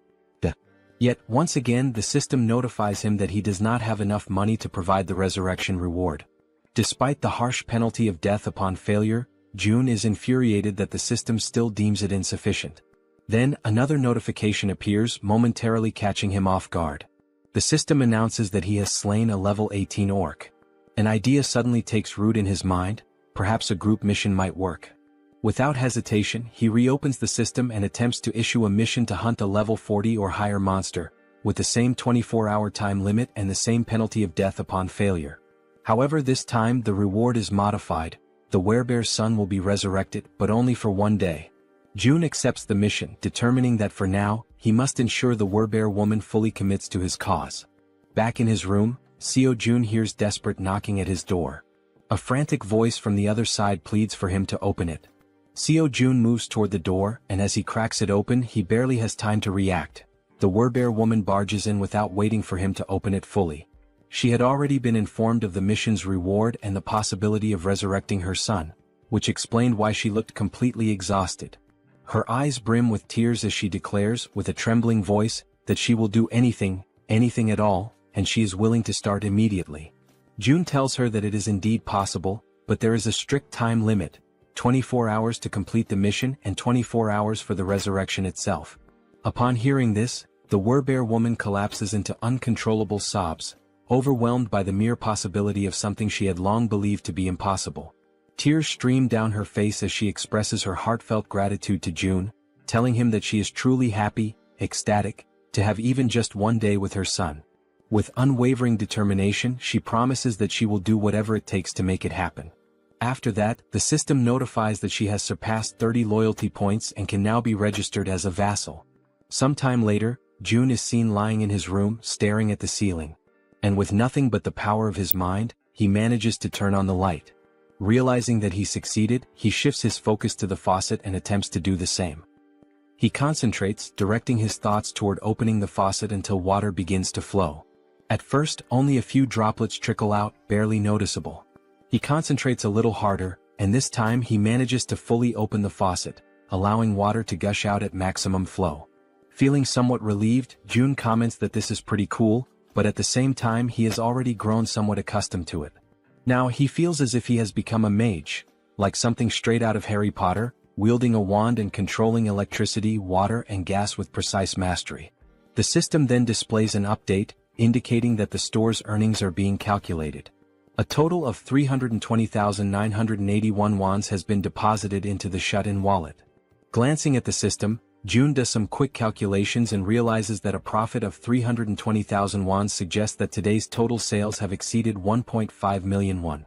He activates the ultimate eye's ability to check on the people within the building, observing what they are doing on the different floors.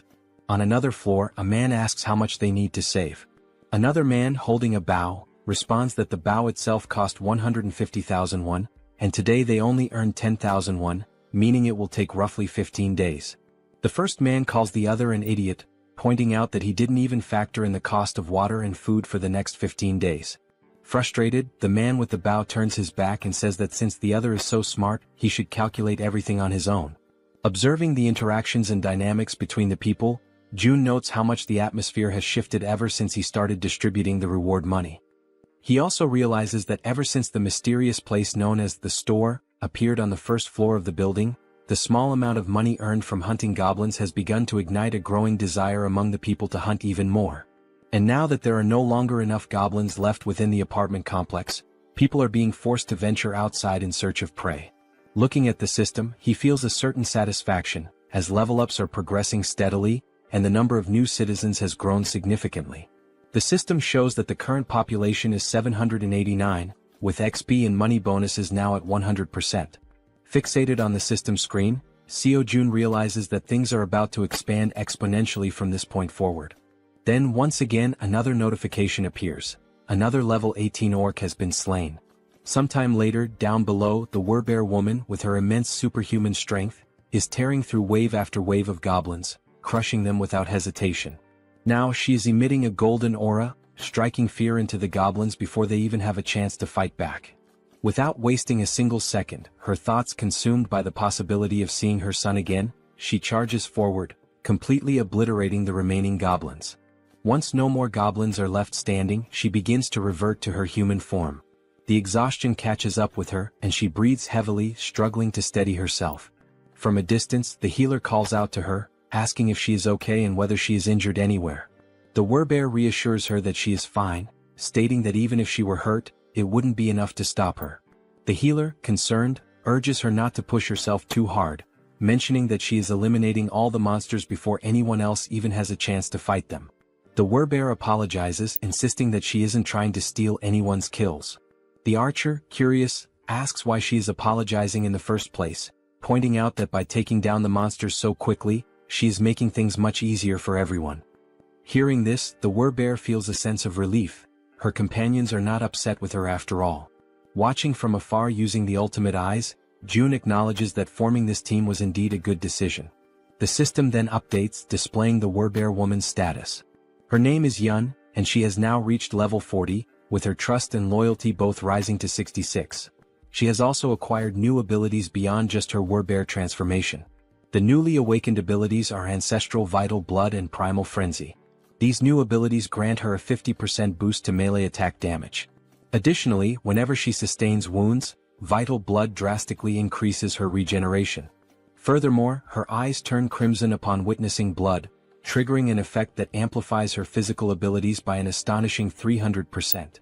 Before she has a chance to process these new developments, the women suddenly hear a terrifying, unfamiliar roar echoing through the air, immediately putting them on high alert.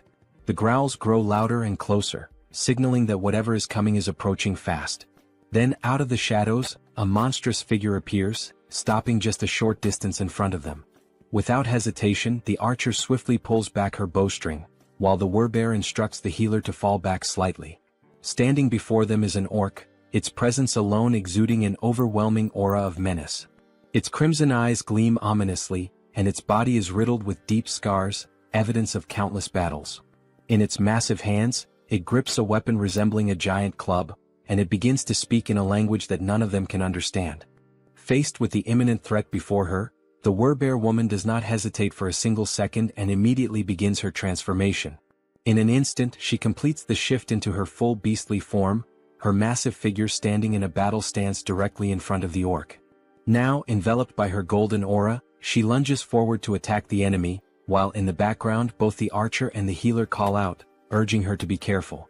As she charges, she lets out a deafening roar in an attempt to intimidate the orc, but he remains unfazed, standing his ground and locking eyes with her. With his club firmly in hand, the orc also assumes a battle-ready posture, prepared to engage the werebear head-on. At that very moment, the werebear woman unleashes her first strike. However, the orc reacts swiftly, managing to block the attack with his weapon. Without hesitation, she delivers another blow, but the orc remains solely on the defensive, skillfully withstanding the onslaught of her relentless attacks. Noticing an opening, she quickly shifts her angle, launching a strike from a different direction in an effort to land a clean hit on her opponent. Meanwhile, as the fierce exchange of attacks continues, the archer readies her bow. With unwavering determination in her eyes, she focuses intensely on her target, and a brilliant blue aura begins to radiate from the arrow. Observing the battle closely, she notices a brief moment when the orc becomes slightly distracted while fending off the werebear's strikes. Seizing the opportunity, she releases her powerful shot with impeccable precision. Catching sight of the incoming arrow, the werebear woman swiftly retreats a few steps to avoid being hit. The orc, displaying impressive reflexes, swiftly swings his club to deflect the projectile, narrowly avoiding the attack. However, this movement momentarily exposes a weakness, and without wasting a second, the werebear, fueled by raw fury, surges forward with overwhelming force. With the full weight of her massive body behind her charge, she manages to slam into the orc, sending him crashing to the ground. Not allowing him even a moment to recover, she bares her enormous, razor-sharp fangs. The orc's eyes widen in terror as he realizes that this could very well be his end. And with a single devastating bite, she finishes him off, bringing an abrupt end to his life. At that precise moment, the system notifies June that he has successfully hunted a level 28 orc captain, and as a result, a larger sum of wands has been deposited into the shut-in wallet. Additionally, a certain condition has been fulfilled, one that allows for the construction of a new forward outpost.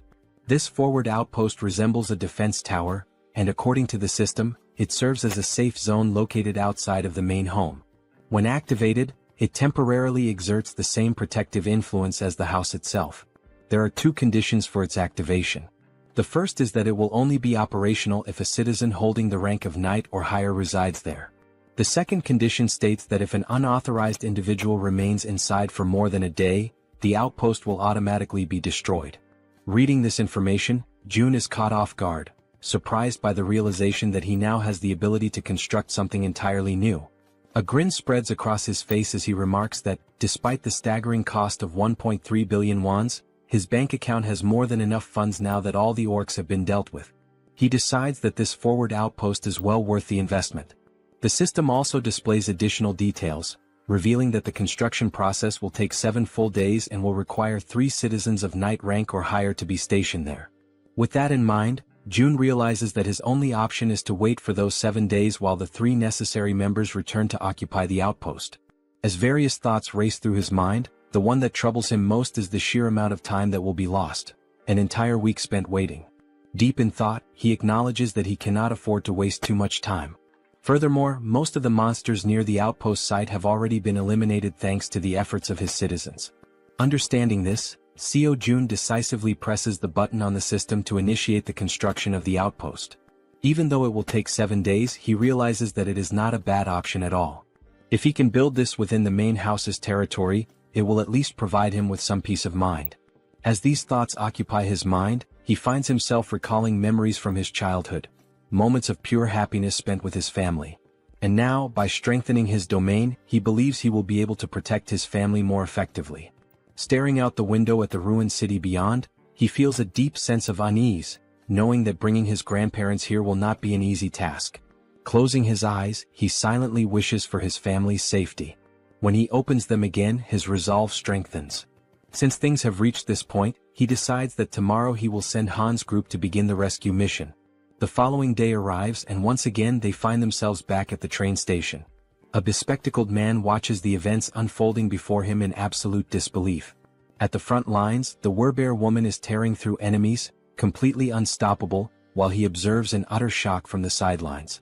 Witnessing her eliminate the monsters one by one, he struggles to comprehend how a single person could possibly be capable of taking down an orc with nothing but her bare hands.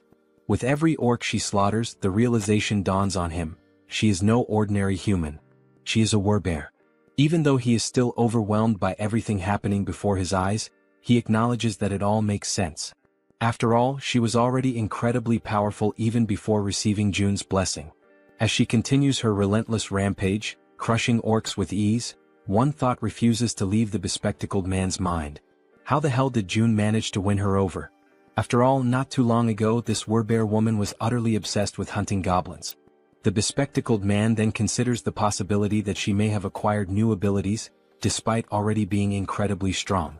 At that moment, the system displays a notification indicating that there is a mission with a strict time limit of 1 hour. They must complete the mission and return home within this time frame, though there is no penalty in case of failure.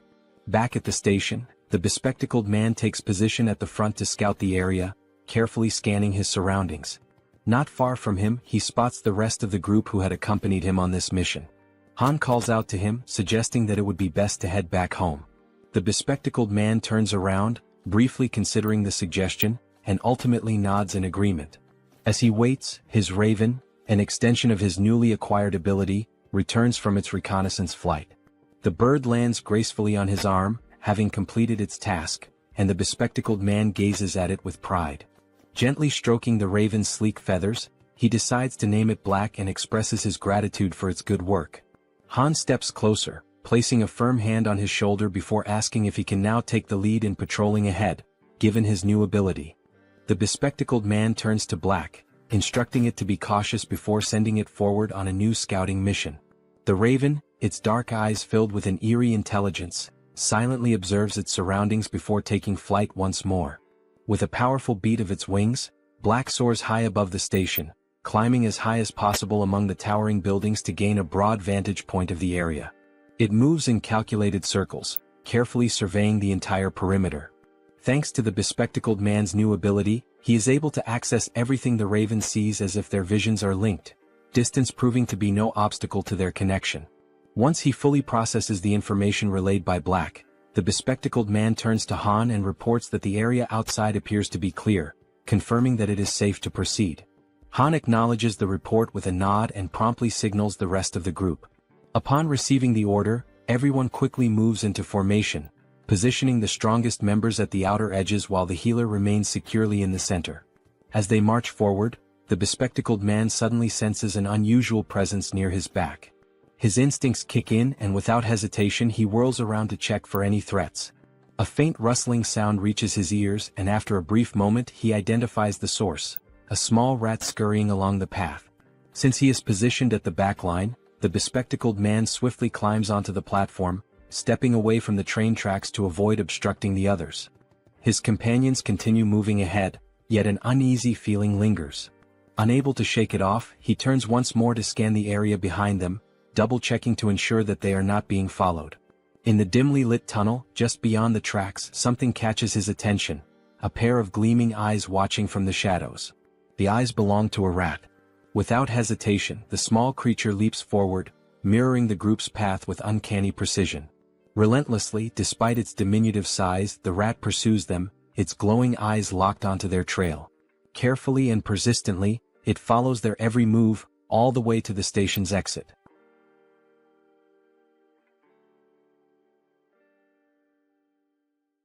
A short while later, back at the apartment, Seo Jun expresses his desire for everyone to help him. Lowering his head slightly, he humbly asks for a favor and begins to explain the situation regarding his family. The other members of the group exchange glances, silently processing his words without uttering a single response.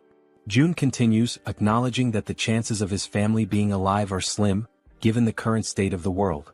Han then asks if his relatives are also within the apartment complex, to which Jun replies that it is difficult to say for certain. At that moment, Moon steps forward and without hesitation, exclaims that they will help rescue Jun's family. The sudden outburst catches everyone's attention, and all eyes turn to Moon as he fervently insists that they should be allowed to assist with this. Han, with a faint but genuine smile, nods in agreement, stating that all of them have only managed to survive up until now thanks to Jun's efforts. Turning to face Jun directly, Han firmly declares that they will help, but only if Jun provides clear instructions on what needs to be done. Hearing this, Jun lets out a small, relieved smile and expresses his heartfelt gratitude for their willingness to assist him. With everyone watching attentively, he explains that now that they have successfully eliminated all the orcs occupying the station, their next move should be to follow the subway tracks leading to the next station. He then elaborates further, saying that this station is the closest one to his home. However, they can exit through exit number 2, and once outside he will provide them with more specific instructions. Jun reassures them that he is not asking them to go there immediately in one direct mission, as that would be too selfish on his part. Instead, he clarifies that their current objective is simply to secure the station first. Once again, he bows his head slightly in gratitude, asking everyone to rest well for today, as the operation will commence the following day. At that moment, the werebear woman respectfully asks for permission to speak. She then poses a question, wondering why Jun cannot simply use the abilities he has displayed so far to bring his family to him. A flicker of frustration crosses Jun's face as he admits that he has already tried. He has attempted teleporting a target as a mission reward. Furthermore, he had been excited when Moon awakened his teleportation ability, thinking it might allow them to bring his family back instantly. However, the system immediately indicated that such a reward was impossible, leading to a complete failure. Jun speculates that the reason his abilities do not work might be due to his family being outside of their effective range. Scratching his head in contemplation, he adds that if this truly is the reason, then even if his parents were to die, there would be absolutely nothing he could do to save them, as they remain beyond his reach. As the group listens, Jun acknowledges that, despite his powers, he is not capable of everything. Even with the abilities he has gained, there are still things beyond his control. Turning his gaze toward the werebear woman, he reassures her not to worry, affirming that the promise he made to her before is one he can still fulfill. At that moment, the system displays a notification indicating that her trust in him has increased even further. She smiles warmly and thanks him for his honesty, appreciating that he has been straightforward from the very beginning. Jun in turn thanks the entire group for their honesty as well, and once more urges them to rest for the day. One by one, they begin dispersing to prepare for the much-needed rest ahead. As Han steps away, he pauses briefly, turning back to remind Jun that he should get some rest as well. At that precise moment, something catches Jun's attention, making him instinctively glance to the side. The system suddenly notifies him that someone is attempting to enter, and that this individual meets the necessary requirements, prompting the system to ask whether he wishes to grant them citizenship. Without hesitation, Jun activates his ultimate eyes ability and commands the system to approve the citizenship request. The system displays the name of the individual as Yi Jin, a level 31 being with an awakened ability titled Queen of Rats. Upon using his ability to verify the identity of the applicant, Jun's eyes widen in shock, a wave of disbelief washing over him as he realizes that the one he had just granted citizenship to was, in fact, a rat. 1 hour earlier, while they were still inside the subway station, the rat had been observing the group closely, curiously wondering who these people were. These individuals were so powerful that they had managed to eliminate the orcs with remarkable ease. As the group ascended the stairs, the rat pondered whether their strength was due to the fact that they all had awakened abilities. But at the same time, it questioned if such a thing was even possible. Hiding in the corner of the wall, the rat considered the best course of action. Perhaps it would be wise to simply follow them for now and attempt to make contact later. The thought lingered in its mind that such an endeavor might be challenging, but with its abilities, it should be much easier. Determined, the rat took off in pursuit of the group. Now outside the station, amidst the city's ruined streets, the rat continued tailing them, convincing itself that it was only taking a quick look around. Upon arriving at their destination, the rat's ears twitched as it picked up the sound of human voices, children's laughter and other noises that were incredibly unusual in this world. Looking ahead, it saw children playing carefree, as if untouched by the devastation that plagued the rest of the world. The sight left the rat in complete shock. In a post-apocalyptic world, such a scene was simply unnatural. Turning its gaze to the other side, the rat found itself questioning why so many people were gathered inside that particular building. Fixating on the only structure that remained completely intact, it wondered what in the world that place was. With a deep sense of curiosity, it decided to take a closer look. However, as it attempted to leap up the steps and enter, it slammed its head into something invisible. A dull ache surged through its skull, and a large lump immediately began forming on its tiny head. The sudden pain caused the little rat to let out a pitiful cry. It had collided with a system-generated window that displayed a message stating that entry was prohibited. While rubbing its sore head and trying to make sense of what had just happened, another system window appeared before it, asking whether it wished to acquire citizenship. Still slightly irritated from the unexpected collision, the rat, without much thought, accepted the citizenship offer. Yet, despite agreeing, the system window stubbornly remained in front of it. A flicker of frustration crossed the rat's face as it muttered that such a thing was probably impossible for a mere rat. But in the very next instant, the system confirmed that citizenship had indeed been granted. Overwhelmed with excitement, the rat raised its tiny fist triumphantly, as if celebrating a great victory. A part of it still wondered if this had actually worked. Stepping forward, it entered the building, reassuring itself that everything was fine now. However, the moment it crossed the threshold, panic erupted. The sight of a rat inside sent the people into a frenzy. Instantly, several individuals reacted, attempting to stomp on the small creature to eliminate it. The rat, realizing the danger, frantically dodged their feet, twisting and leaping in desperate evasive maneuvers.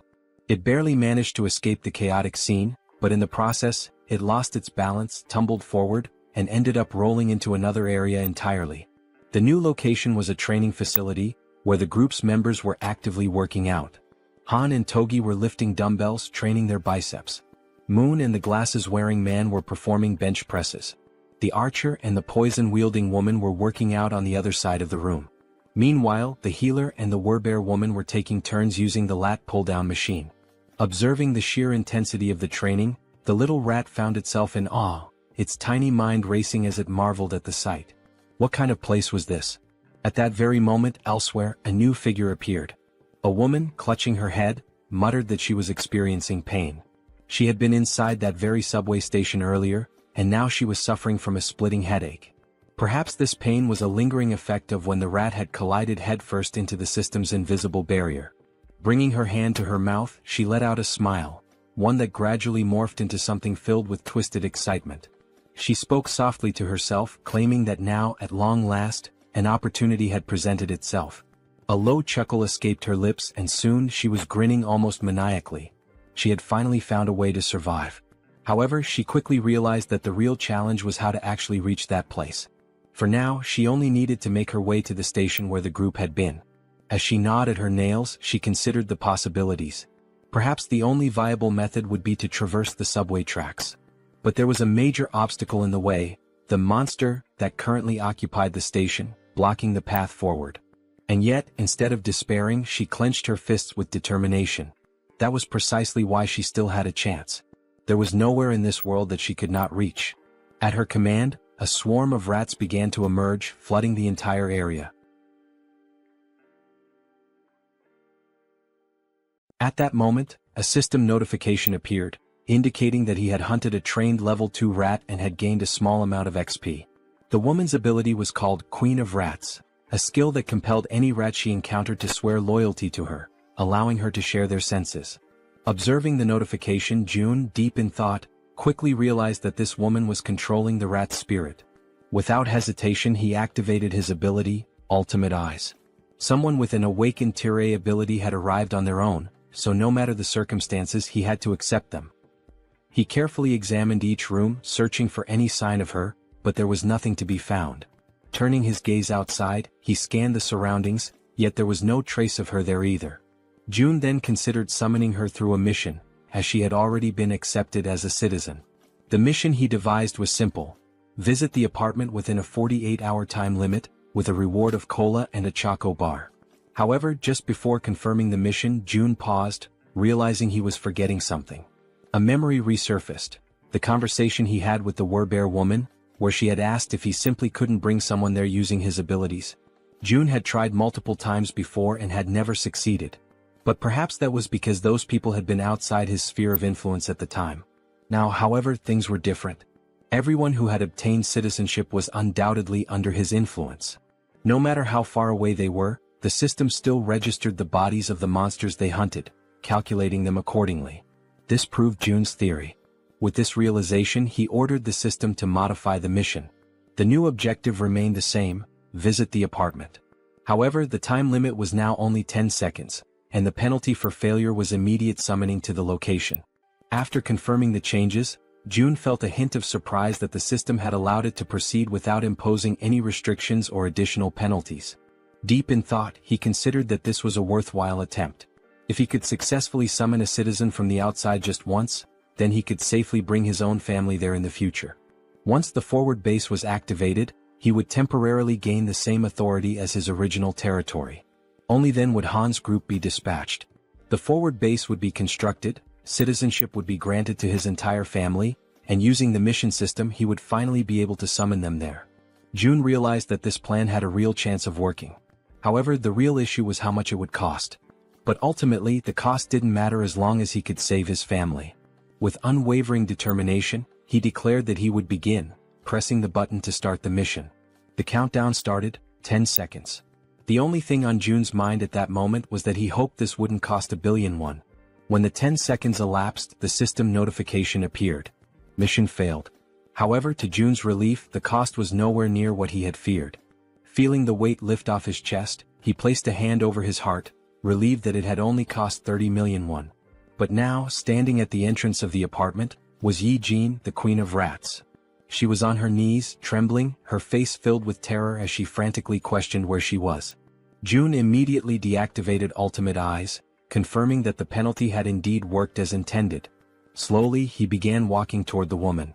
The sight of him approaching sent her into full panic mode, her entire body trembling with fear. The monarch of isolation finally spoke, calling her by name. Hearing her name from his lips only deepened her confusion. Without wasting a second, she hastily demanded to know who he was and how he knew her. Jun's response was simple: he was the one who had granted her citizenship. Yi Jin took a moment to process this information, trying to make sense of the situation. Still in shock, she questioned whether this place was the same location where her little rat had been. Jun, retrieving a can of soda from the system, confirmed that yes, this was the top floor of the apartment she had previously seen through the rat's eyes. As he offered her a chocolate bar and a soda, he apologized for summoning her so suddenly, fully aware that she was overwhelmed and terrified. Then, in a calm and composed manner, Jun introduced himself, stating his name and expressing that it was a pleasure to meet her. Still wary, Yi Jin hesitated for a moment before extending her hand to accept the chocolate and soda. She took a deep breath, gathering herself, before asking if he was the one who had summoned her here and if he was also the one responsible for that strange search at the subway station earlier. Jun confirmed both.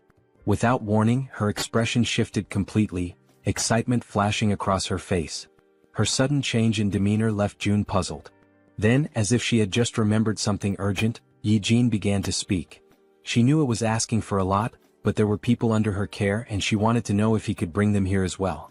Continuing, she explained that she had tried to do it herself, but it had been extremely difficult to bring everyone here. She had been so close to taking a huge gamble to make it happen. Jun, maintaining his composure, asked her how many people she needed him to bring. Without hesitation, Yi Jin answered, 35 people. Realizing the high number of people involved, Jun hadn't expected that there would be so many others with her. He sighed and apologized, explaining that this would be difficult to accomplish. Yi Jin, clearly distressed, immediately questioned why. Without hesitation, he stated plainly that with his current power, he simply couldn't bring that many people there. Hearing this, the girl panicked. She grabbed onto his clothes, her fingers trembling as she desperately pleaded with him. Her mother and younger sister were among those people, and she swore she would do anything to save them. Jun observed her carefully, realizing that she needed help too. After a moment of silence, he asked her to give him some time to think. As his mind raced for a solution, he recalled something. Yi Jin hadn't needed to interact with him directly to receive citizenship. That meant the system had recognized her rat as an extension of herself. If that was the case, perhaps something similar could work again. A system window appeared before Jun, displaying Yi Jin's current stats. Her trust level was at 37, and she was at level 31. Seeing this, he noted that her trust had already increased, and given her situation and everything she had just said, it was only natural for her to trust him even more. Still kneeling in front of him, her eyes full of desperation, she listened as he called her name. She immediately asked if she really could do anything. Without hesitation, Yi Jin confirmed that she would, She would do absolutely anything. June took a deep breath before finally speaking. There was a way to make what she wanted possible. But first she had to trust him completely, 100%. He asked her if she understood. Then, speaking in a calm and steady voice, he told her that if she placed her absolute trust in him, he would undoubtedly save them. Hearing those words, the girl's eyes lit up with hope. She clasped her hands together, almost as if in prayer, and shouted that she truly trusted him. With unwavering determination, she declared once more that she would do anything if it meant saving her family. At that moment, the system notification appeared. Yi Jin's trust level had reached 50, and her loyalty had surpassed 30. This fulfilled the conditions for her to be registered as a vassal. June grinned. This was good, very good. And what came next would be even better. Without hesitation, he pressed the system window, selecting the option to register her as his vassal. At that exact moment, a blue aura surged forth, enveloping Yi Jin's entire body. For a brief instant, the unexpected sensation startled her. Then another system window appeared. Yi Jin was now officially recognized as 10th Seed, Knight and Tamer. Her awakened abilities were listed as Queen of Rats, Evolution. June read through the details carefully. The Tamer title granted her the ability to enhance the stats of her tamed creatures based on their loyalty. Additionally, their growth speed would accelerate according to her trust level. On top of that, the evolution ability was classified as Tier A+. It allowed her tamed creatures to continuously grow, and once they reached a certain threshold, they would evolve. As he watched the glowing energy flow through her body, June asked her a critical question. Were there tamed rats near where her family was located? Yi Jin, still feeling the power coursing through her, nodded quickly. June immediately issued an order. She was to send those rats to where her family was right now. Without hesitation, the Rat Queen confirmed she would do it. She sat down cross-legged, closing her eyes in deep concentration. She needed to direct her consciousness to her rats, guiding them to her family's location. June seized the moment and activated Ultimate Eyes. As soon as he did, his vision expanded and he was able to see through the eyes of the rat. The system recognized it as an extension of Yi Jin herself. A system window popped up, identifying the creature. Tame Mouse, Level 2. The small rat scurried forward, stopping in front of a group of people. They watched it carefully, recognizing it almost immediately. Whispers spread among them. Was this one of Yi Jin's rats? Then, to their surprise, a system window appeared above the rat. The unexpected sight made the people uneasy. And then, something even more shocking happened. One after another, various supplies began to materialize from the system. Food, water, necessities, all appearing out of thin air. The people stared in disbelief, struggling to comprehend what they were witnessing. Someone muttered a question. Was this Yi Jin's doing? With this, the system updated once more. Yi Jin's trust level skyrocketed, increasing several times over. From a distance, June observed it all. This was exactly what he had anticipated. He continued watching as the rats moved. A realization struck him. Yi Jin's ability and his absolute eyes were a perfect combination. From this moment on, the tens of thousands of rats crawling through the sewers would now serve as his eyes. June couldn't help but smile. This was insane. And now he had acquired the ultimate scout. The Rat Queen politely asks for permission to speak, her voice calm but firm. She then inquires if the place June wants to know about is the one located near the beach. June nods in confirmation, stating that yes, that is indeed the place he is referring to. A realization dawns upon him. Coincidentally, Yi Jin had gone to Nambumindong, which happens to be where his family's house is located. Naturally, this puts her in a far better position than Han's team, who are still unfamiliar with the area. On top of that, all she needs to do is send a single rat.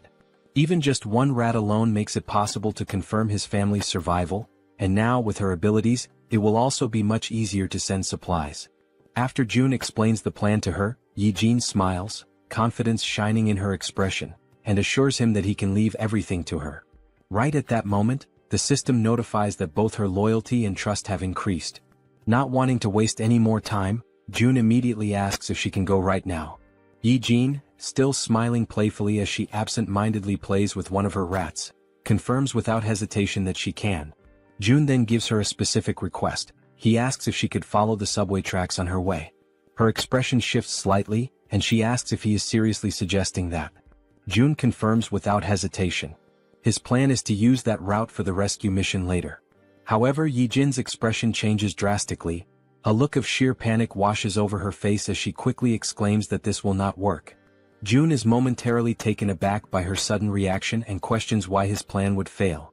Yijin, still visibly shaken, explains that a monster lives inside Siamayan Station. June freezes for a moment, completely caught off guard by the unexpected information. In disbelief, he asks her if she is serious. Yijin simply nods, her expression grim. June raises a hand to his chin, deep in thought.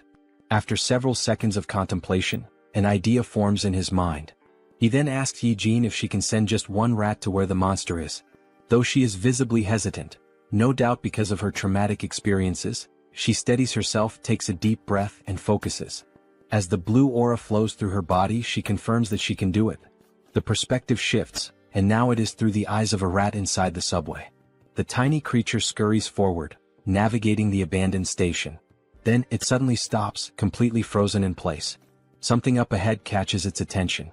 As its gaze slowly rises, it sees a massive figure lifting the lifeless body of an orc as if it were nothing but a rag doll. The rat's vision continues to rise, revealing the true form of the creature. It is a gigantic snake. The monstrous serpent effortlessly takes the life of the orc, devouring it with frightening ease. Despite being small and trying to remain hidden, the rat's subtle movements attract the snake's attention. The giant serpent's head snaps in its direction, instantly recognizing something unusual in the surroundings. It swiftly swallows the orc, and without wasting a second, it shifts its focus entirely to the rat. Realizing it has been discovered, the rat trembles in fear, its tiny body shaking as it scurries behind a pillar, desperately trying to stay out of sight. For a brief moment, it feels safe, believing it has managed to hide successfully. But its relief is short-lived. The gigantic snake moves with terrifying speed, heading directly toward the spot where the rat is hiding.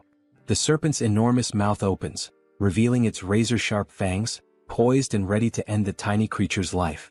As the attack closes in, the rat is paralyzed with fear, a cold chill running through its entire body. At the very last second, it manages to leap away, barely escaping the deadly strike. Now, its only chance of survival is to run as far and as fast as possible. However, the snake does not relent. It hunts mercilessly, pursuing the rat with unstoppable determination. For a brief moment, the gigantic serpent appears to hesitate, and the rat uses that single opportunity to flee for its life. Back in the apartment, June watches in complete silence, his ultimate eyes ability fully activated. After seeing just how massive and powerful the snake is, June wonders what level the monster could be. He has a strong suspicion that it is at least above level 40. Yijin, her voice trembling slightly, asks June if he saw that thing. Then, without waiting for a response, she states firmly that this is exactly why they cannot use Siamayan Station. She then offers an alternative plan. They should skip that station entirely and move on to the next one instead. Yijin adds that she has seen the strength of June's companions firsthand. She is confident that getting to the next station won't be a problem for them. June ponders for a moment and then realizes that Yijin is absolutely right. He nods in agreement, thanks her, and states that her idea sounds like a good plan. With a grin, he then tells her that she can head to Unit 2701, which is the next station. From today onward, that will be her base. However, she will need to do some cleaning up first. Yijin nods in understanding, then stands up and expresses her gratitude. She asks for permission to leave and informs him that she is heading out now.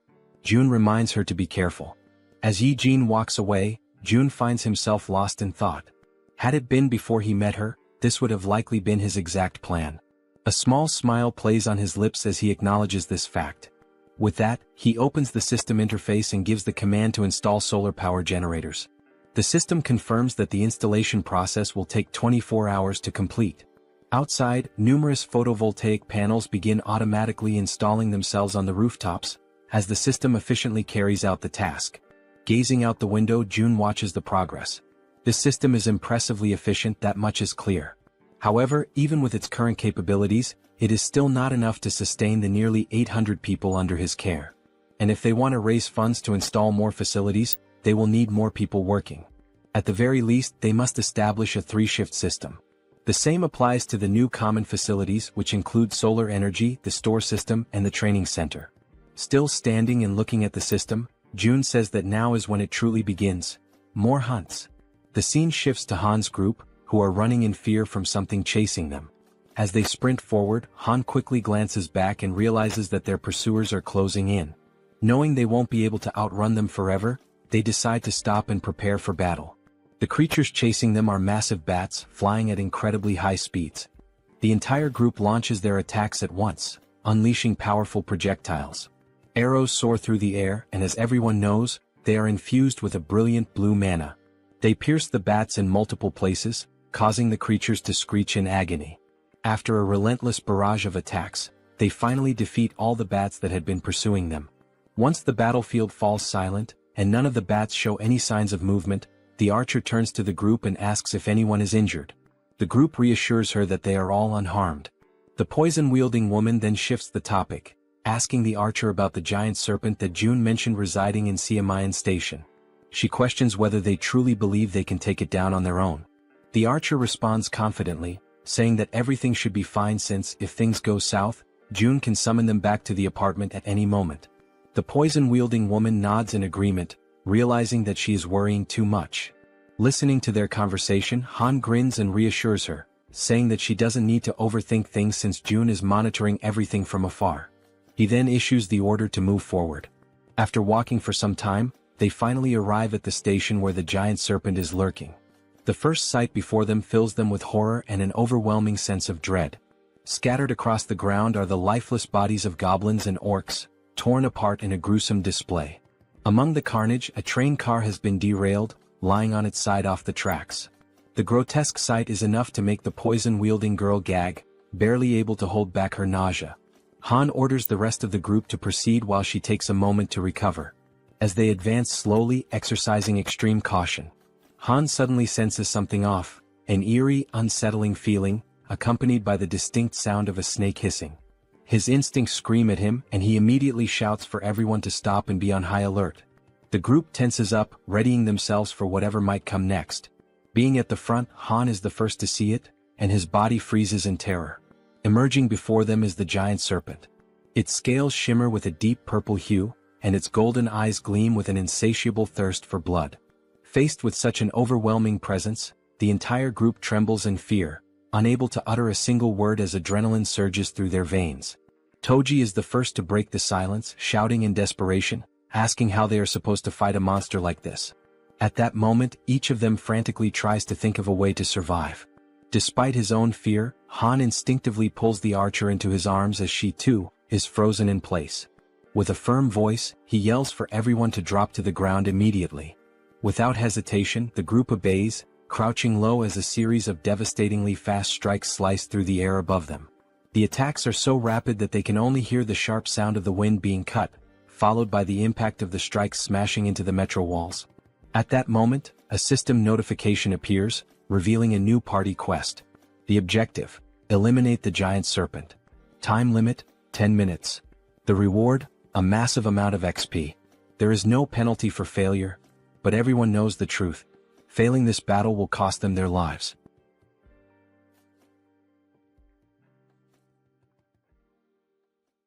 After the possible attack, while still shielding the archer with his body, Han realizes, deep down and with absolute certainty, that this might truly be the end for them.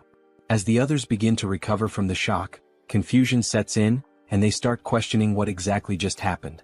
They wonder if that impact could have been an earthquake and whether it really came from the serpent itself. At that precise moment, a system notification appears before Han's eyes, causing them to widen in shock and disbelief. A party quest has been granted. The objective is to finish off the giant serpent. Staring at the notification, Han questions aloud why the system used the term finish off the snake, rather than simply instructing them to fight or defeat it. But when he turns his attention back to the creature, he notices something has changed. Observing from a distance, with the archer still kneeling by his side, Han wonders aloud what in the world is happening and why the serpent is behaving so strangely. The serpent's scales are soaked in blood, and parts of its flesh seem to be melting, as if it is dissolving from the inside. Han glances over at the werebear woman, and they exchange a meaningful nod, silently agreeing to take initiative. Frowning, Han admits he has no idea what's going on. As equipment materializes across his back, he draws a spear and, summoning all his strength, hurls it with great force. The spear strikes the serpent squarely in the center of its massive head, already weakened and writhing, and the beast lets out a final echoing cry of pain. At this point, it is revealed to us that giant serpents have a habit of consuming their prey while it is still alive. And this detail is far from insignificant. A living creature swallowed whole poses a real and serious threat if it manages to act or strike in the final moment. This is precisely why the giant serpent uses venom to completely subdue its prey or strangles it until it suffocates before swallowing. However, this rule only applies to prey of a certain size. Something as small as a mouse in comparison to its enormous body is not a concern. Then we see a flashback, how the mouse deliberately and with striking precision leapt directly into the serpent's mouth, allowing itself to be swallowed in less than a second. And this small, calculated move would bring about consequences no one could have ever imagined. However, June had been clever enough to come up with such a plan, and now he lets out a quiet laugh while giving the command to open the warehouse. Watching the little mouse with his ultimate eyes ability, he notices two skills that are now available: warehouse and shop. With the mouse already inside the serpent's body, June issues the command to summon gas, causing the serpent's belly to bloat and swell. On top of that, he also summons burning papers, already ignited. The combination of gas and fire results in a massive internal implosion. In other words, the serpent explodes from the inside out, unable to withstand the pain and pressure building within. After the blast, the Queen of Rats experiences a sharp discomfort, as if she is directly connected to the pain the little mouse suffered. June walks over to her, noticing her unease, and asks if she's all right. She responds that she is. It just startled her a bit. June acknowledges her efforts, saying she did a good job, and she exhales in relief, finally relaxing a little. With ultimate eyes still active, he shifts his attention back to the metro and reflects on the fact that he wasn't the one who delivered the final blow to the serpent. Rather, he wants this creature to be slain by his vassals who have earned the title of Knight, Han and the werebear woman. By doing this, he knows he will receive 6 times the amount of experience points and profit. We are brought back to the same scene from earlier, just after Han threw the spear at the serpent's head. The werebear woman, wasting no time, charges forward while her transformation nears completion.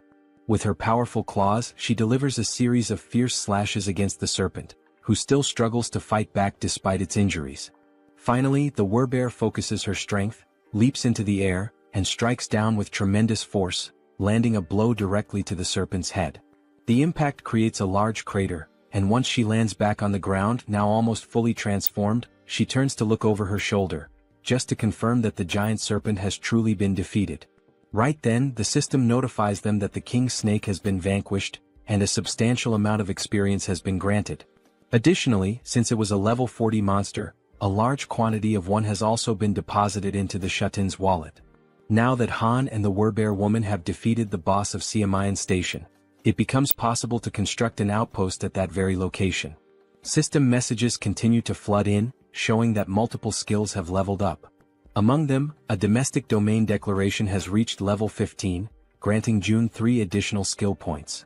As always, after each evolution, June experiences that familiar sharp pain, a tightness in his chest that signals the price of his advancement.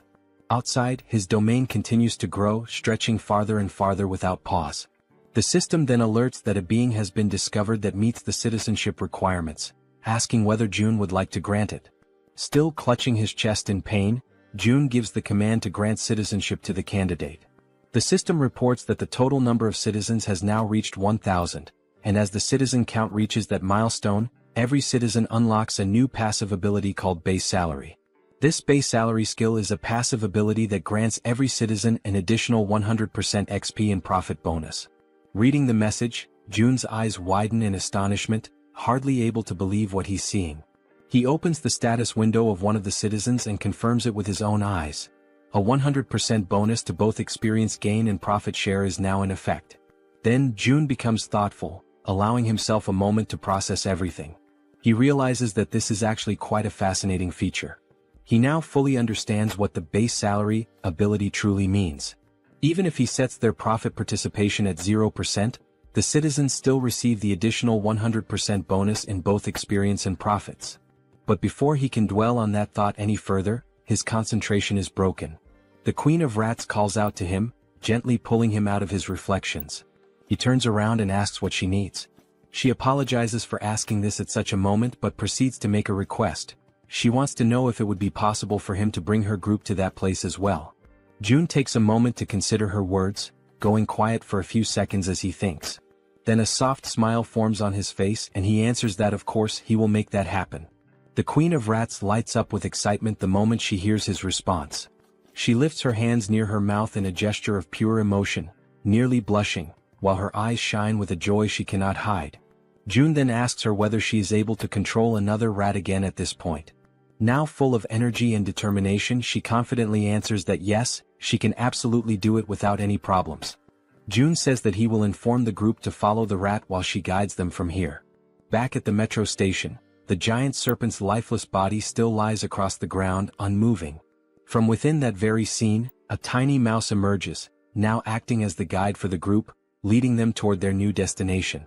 The mouse scurries ahead, while the rest of the group follows closely, walking past the corpse of the giant snake and making sure not to stray too far behind their small guide.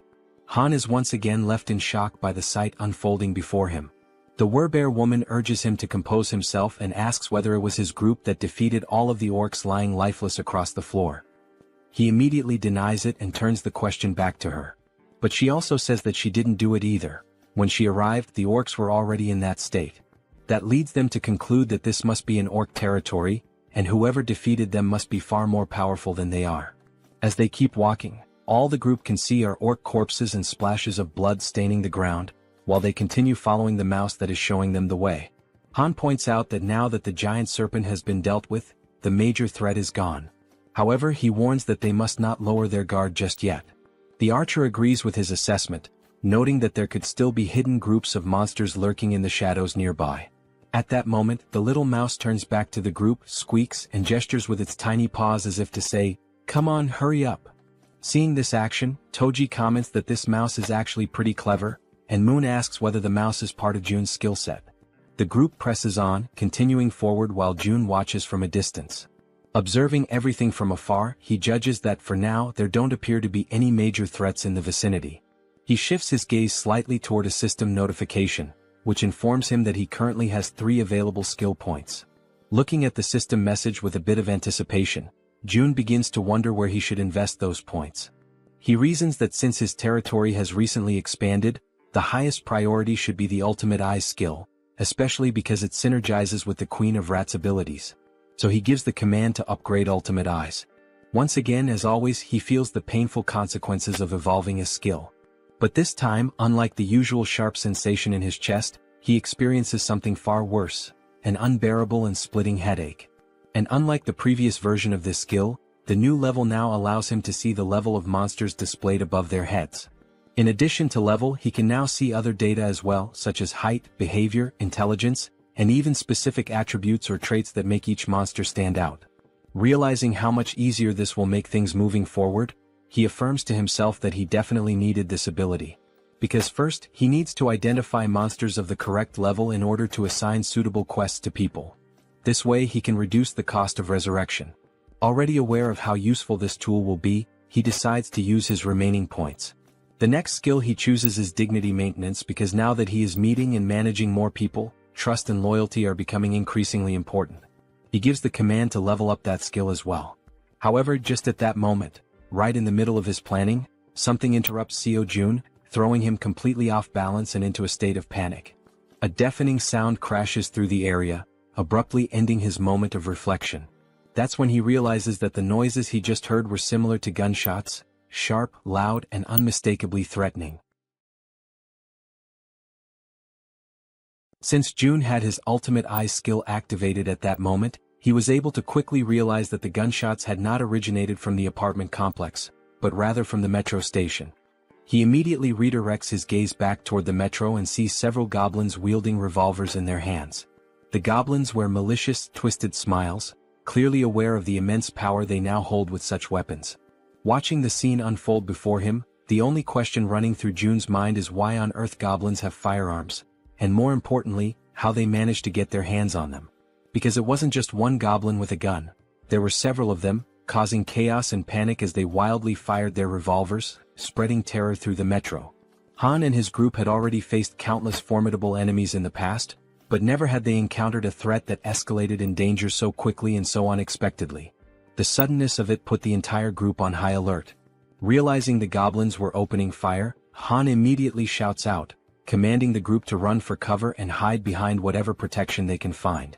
The gunfire continued echoing throughout the metro station as the entire group managed to temporarily hide. From their cover, Han and the archer peek out cautiously, watching the scene unfold. Clearly frightened, the archer asks how the hell those damned goblins got their hands on firearms. Han responds grimly, saying the only thing he knows for certain is that it's not possible to fight them head-on under these conditions. But then Han allows a small smile to appear on his face, because he suddenly remembers, Moon is on their team. Without hesitation, Moon uses his teleportation ability, aiming to catch the goblins completely off guard and not give them a single second to react. His expression is fierce, filled with anger, and his eyes radiate pure determination. Without the slightest bit of remorse, he pierces the back of one of the armed goblins with his spear, driving it through the creature and silencing it with one final scream. That agonized cry is enough to alert the rest of the goblins, who immediately turn their attention to Moon, now fully aware that he's standing in the middle of them. But Moon is far from weak, certainly not as weak as the goblins had imagined. Using his close-range combat skills, he manages to decapitate every single goblin that tries to strike him, cutting them down one by one in rapid succession. Watching this from a distance, the goblins still wielding revolvers quickly realize that this is their best chance to shoot the boy before he closes in. But just as they prepare to pull the trigger, arrows suddenly strike their hands, forcing them to drop their guns in pain. The shots had come from the archer, who had been carefully observing the fight and saw the perfect opportunity to act. And she wasn't the only one. Toji, dressed in his heavy knight's armor, and the werebear woman also launched themselves into the fray, charging forward to eliminate the remaining goblins. Both of them begin to attack fiercely, not giving the goblins a single moment to breathe or retaliate. From a distance, the man with glasses and the poison-wielding woman watch everything unfold in disbelief, clearly impressed by the strength and coordination of their companions. Toji and the werebear continue pushing forward, relentlessly attacking the goblins, while in the background the archer and Moon provide cover from a distance to ensure their success. After the battle, Jun shifts his attention back to the revolver and ammunition, inspecting them carefully with the help of his ultimate eyes ability. He then gives the system the command to register both items. The system promptly displays a confirmation that the revolver and its specific ammunition have now been successfully registered. Realizing what he just did, Jun stands silent for a moment, stunned by the fact that he has now added a firearm to the system's inventory. He quickly recognizes that he cannot display this item in the store for the general public to purchase. On the other hand, offering firearms in the shop would come with clear advantages. People would instantly become more active in hunting monsters, and even ordinary individuals below level 10 might start regularly hunting orcs. That means the citizens would bring in significantly more XP and profits overall. However, Jun is also aware of one major problem. He cannot trust all the citizens yet. At this point, he's still welcoming people indiscriminately. In other words, there's no real standard, no vetting process. He's been accepting everyone and providing them with supplies without screening them first, operating under the belief that he can control everyone, no matter what might happen. Of course, the rapid growth of the citizen population has brought many benefits. But everyone knows that things change drastically when firearms are involved. There's no guarantee that someone among this growing crowd won't turn out to be a serious problem. Beyond the obvious issue of supply shortages in the midst of an apocalypse, there are also the feelings of envy, resentment, and jealousy that could easily escalate into something dangerous once firearms are introduced into the equation. Regardless of motive, accidents happen, and in the worst-case scenario, someone could die. That's when Jun concludes that firearms will indeed be incredibly helpful, but they must only be handed out to verified individuals. As he opens the system menu once again, he notes that, on top of verification, firearms will also be made available only to those with high loyalty levels. With that decision made, Jun already knows who the first person will be to receive one. Back at the metro station, the group now stands among the lifeless bodies of goblins scattered across the ground. Suddenly and without warning, a gun begins to materialize, forming in midair before dropping right in front of Moon, startling him with how sudden and unexpected it was. Cautiously, he begins to approach the weapon, taking slow and deliberate steps as he draws nearer. Then, with a faint smile appearing on his face and his finger already resting gently on the trigger, Moon picks up the gun, clearly aware of who had orchestrated this. Without needing to see him, he offers a silent thank you to Jun, already knowing it was his doing. After that, the group resumes their journey through the metro tunnels, continuing to follow the little mouse that was guiding them toward the Rat Queen's group. After walking for a while through the underground passageways, they finally arrive at a place that seemed to be the destination the mouse had in mind. They hesitate briefly upon arrival, as the location is closed off by a heavy door that clearly separates and isolates the inside from any outside threats or creatures. Then, as the leader of the group, Han steps forward without hesitation and makes the decision to open the door himself. As the door slowly creaks open, they immediately spot several people inside. The first ones to lay eyes on the newly arrived group begin trembling in fear, uncertain of who these newcomers are. For all they knew, it could easily be goblins or another kind of terrifying monster. Sometime later, the day turns out to be perfect for a walk. Apparently, June notices this and decides to get some fresh air. As he strolls along the sidewalks, he reflects on how nice it is that the territory now includes the walking trail just outside the apartment complex. He thinks to himself that it's been quite a while since he's gone out for a proper walk, and he quietly expresses his gratitude to Yejin for coming along with him. While enjoying the peaceful moment, the system suddenly notifies him that an unauthorized entity is attempting to enter. Upon seeing that notification, June smiles and casually remarks that it seems they have arrived. Yejin, intrigued, becomes curious to know who they are. The system then shows that a being who meets the requirements for citizenship is approaching the shelter, and it asks June whether he would like to grant citizenship. Without hesitation, he accepts. Moments later, Yejin hears someone calling out her name and is met with a heartwarming surprise. In the distance, her mother and her sister Yeojin are excitedly calling out to her, waving with joy.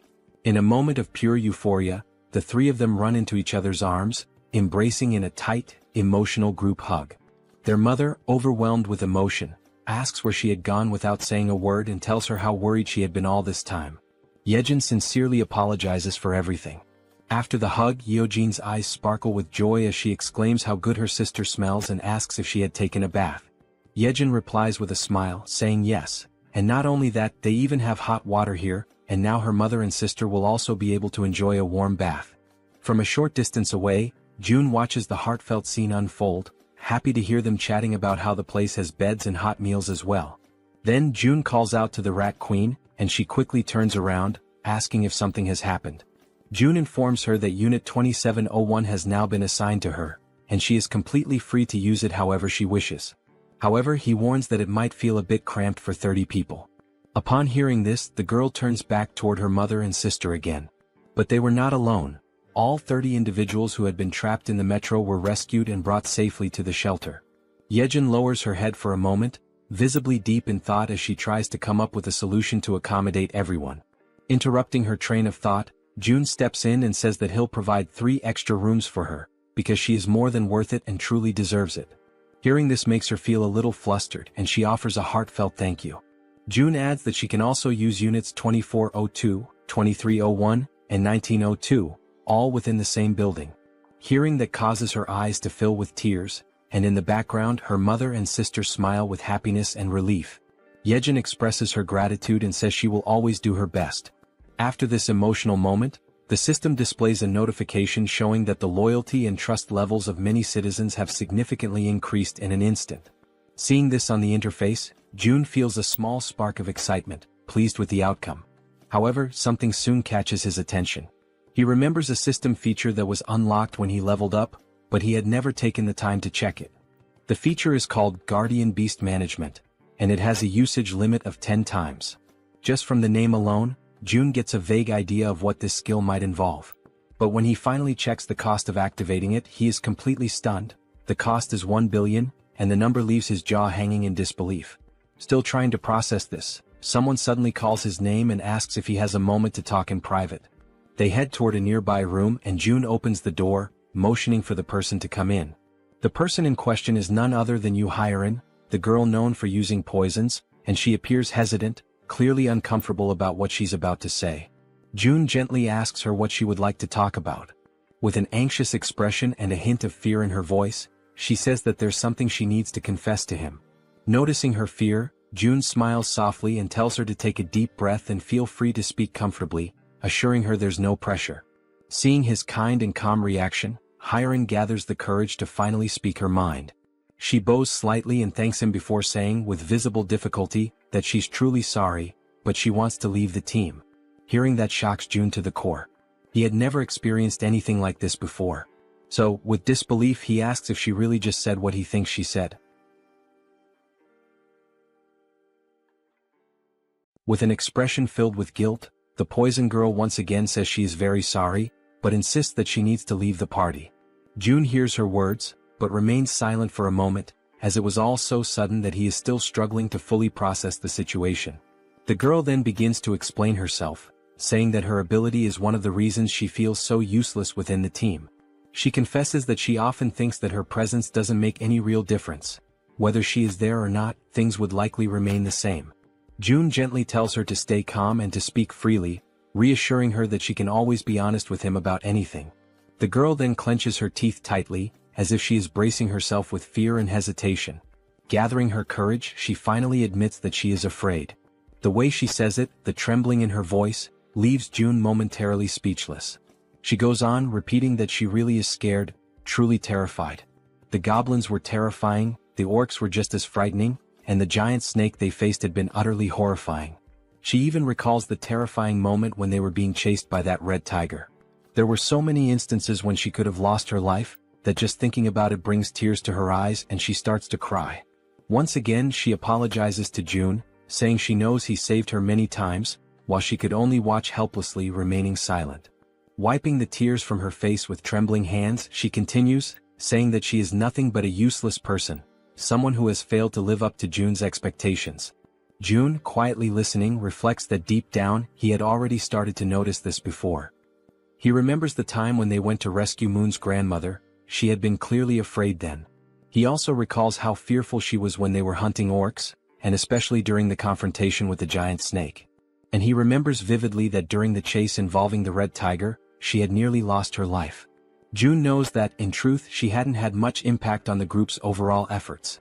But even so, he also understands that none of this is something she should be blamed for. After all, her ability, Poison Mist, is extremely risky to use. If handled incorrectly, it could harm her own teammates, making it difficult for her to use it effectively in battle. And despite not being able to use her ability to its full potential, she had still risked her life countless times alongside everyone else. When results turn out poorly, of course, disappointment can arise, but it doesn't diminish her bravery. Watching Hiren crying and sobbing in front of him, June decides to speak up, telling her that this is actually perfect, because he has something he needs help with. Hearing that, the girl wipes her tears and looks at him, asking what he means. June then asks her if she knows Dabin, who is currently living on the 21st floor of the shared facility. He explains that Dabin has been struggling to handle everything alone, burdened with an overwhelming amount of responsibilities. June further mentions that he plans to create and manage shared facilities on every floor, not just the 21st, and that he's looking for someone trustworthy to help manage them. Stepping closer, he asks if he can entrust this task to her, assuring her that she would be a huge help if she agrees to accept it. When he notices that no immediate answer comes from her, he simply scratches his cheek awkwardly. He then continues, saying that if someone is willing to move and help even in small ways, he could never see them as useless.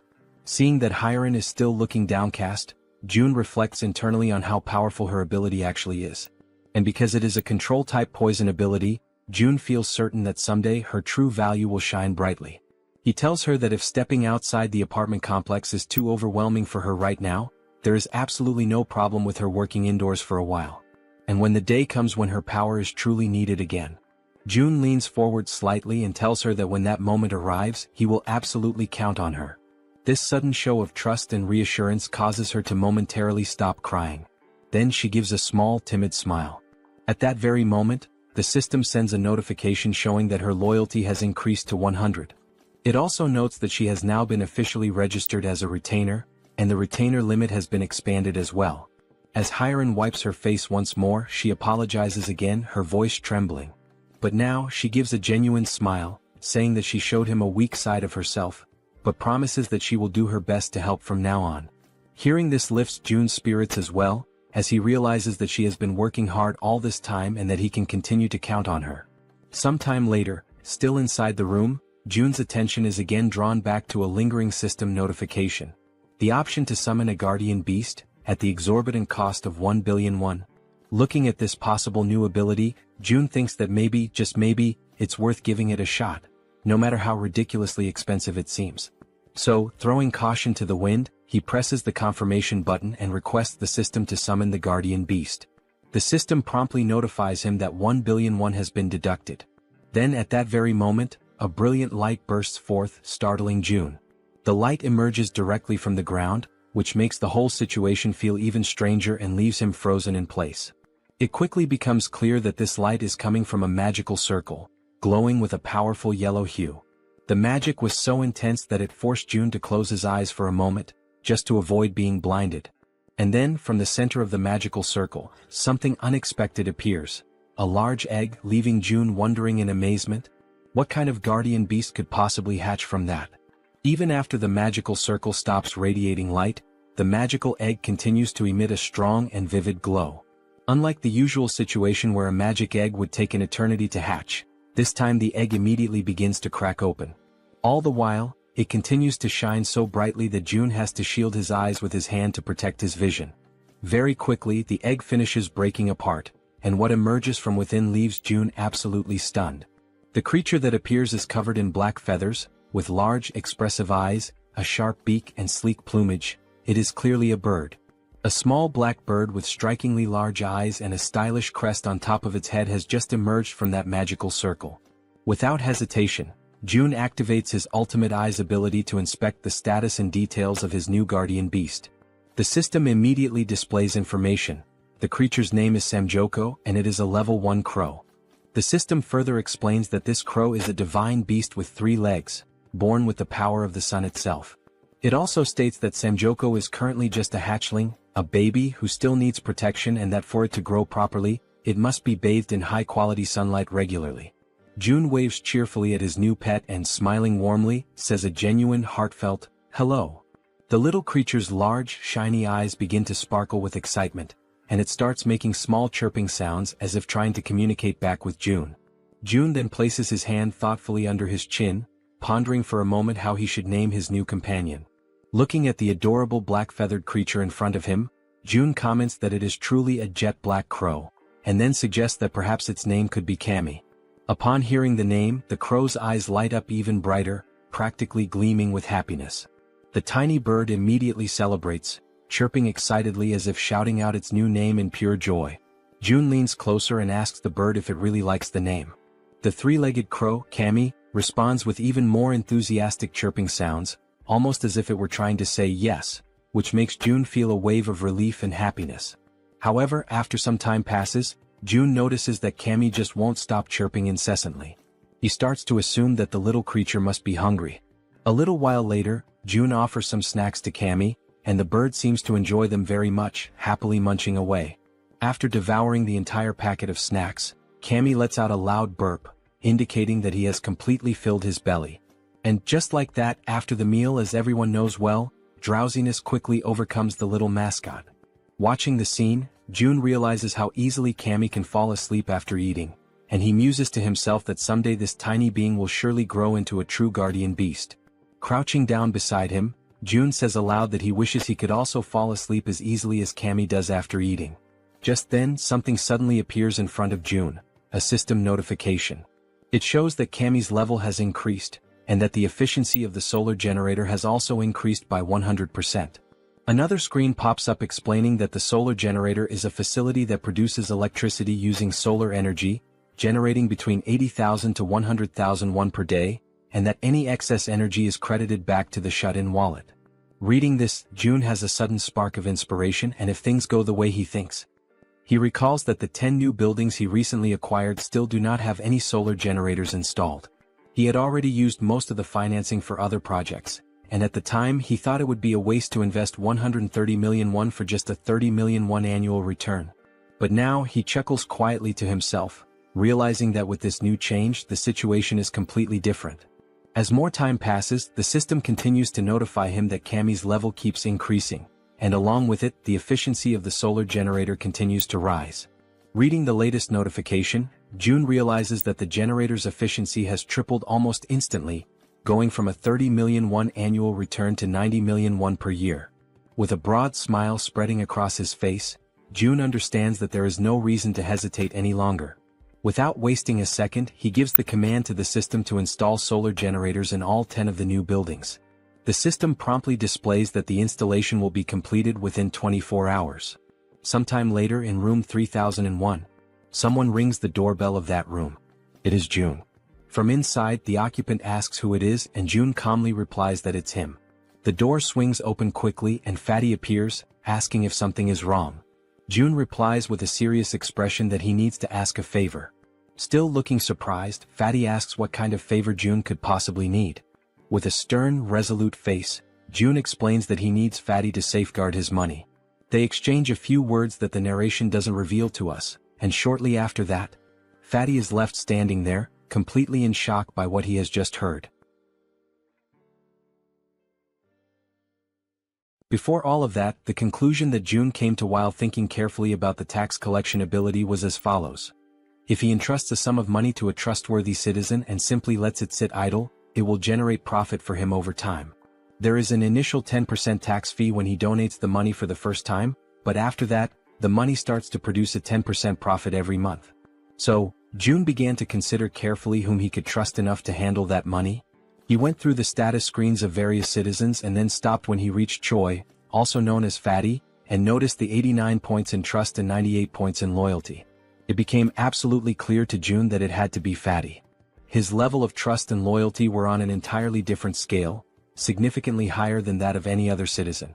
Immediately, the system notified June that he had successfully donated 1 billion won to Fatty, with a 10% fee deducted from the total amount. Right after the donation, the system also showed that Fatty's loyalty and trust had increased even further. Still visibly nervous but wanting to confirm, Fatty asked if he really was only supposed to hold on to the money, or if he could maybe use just a little bit of it. That had actually been June's original plan all along, but he had not expected Fatty's loyalty to reach 100, so in the end he replied that yes, Fatty has permission to use a small portion of the money.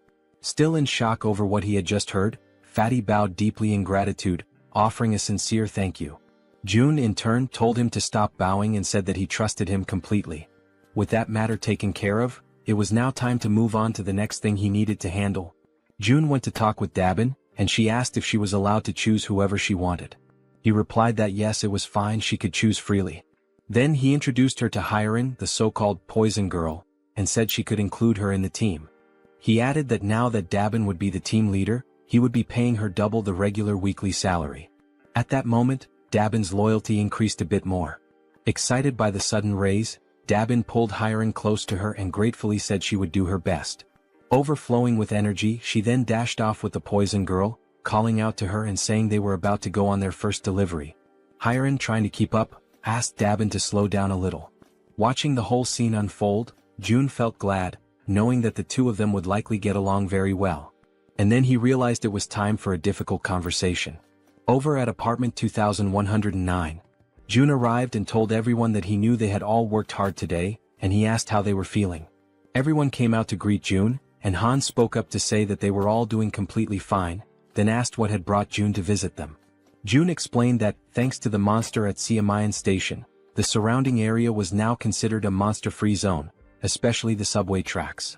Everyone listened as June said that from Siamayan to the next station, there were almost no monsters, and that this was their opportunity, before another monster appears and claims the area. He told them they would have to act first.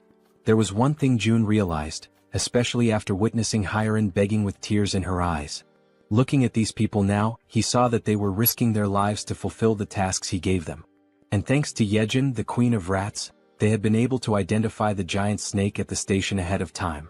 If they hadn't, the situation would have been unimaginably dangerous.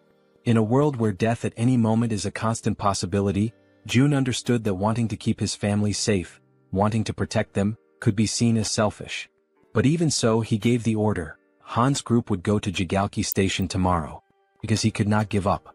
The next morning, Cammy was stretching after waking up, and June was having his breakfast.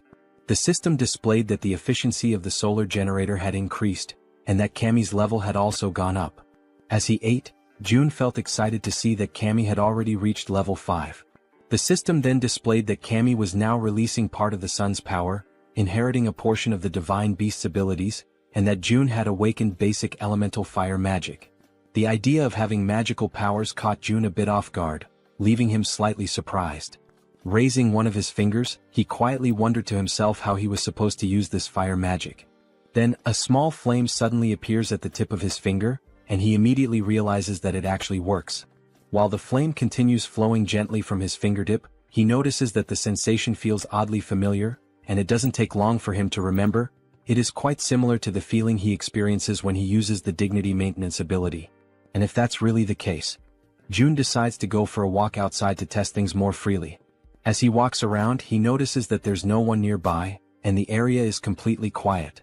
He closes his eyes slowly and begins to use his imagination.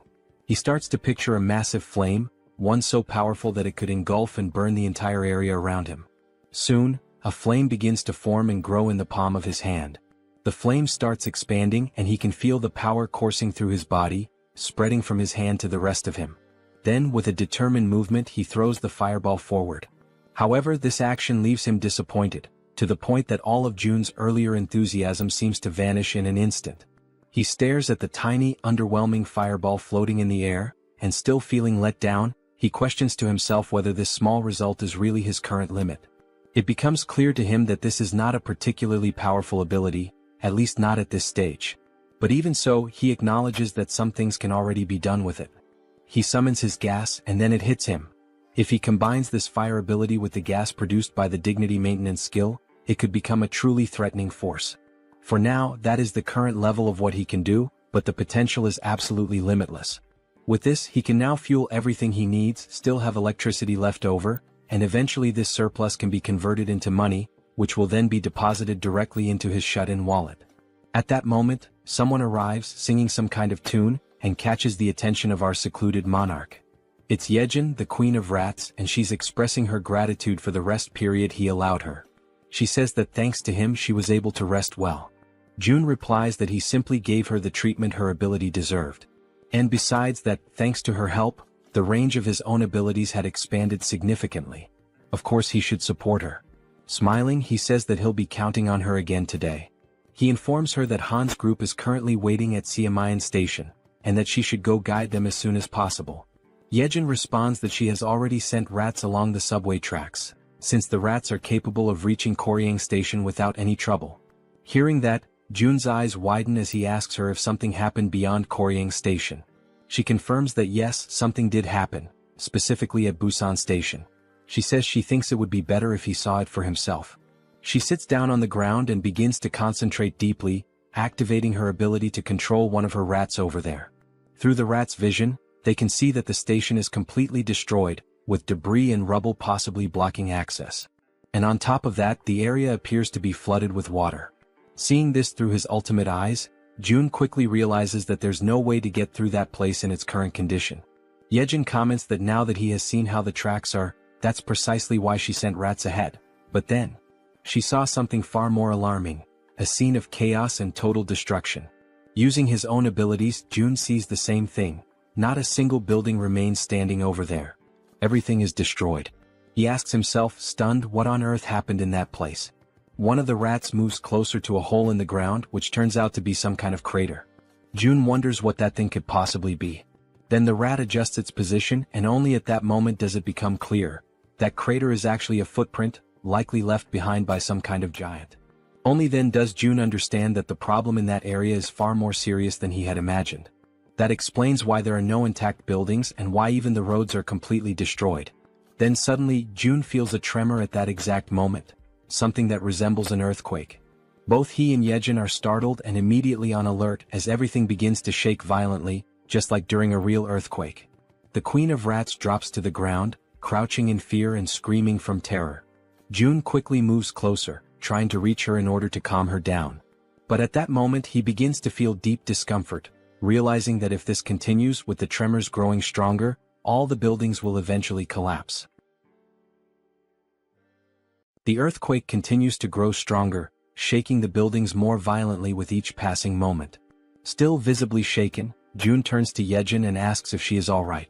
Yejin reassures him that she is, but then with a worried expression, she asks what is really happening. June starts to explain that it is a tremor, but before he can finish, he is interrupted by a loud, booming voice shouting his name.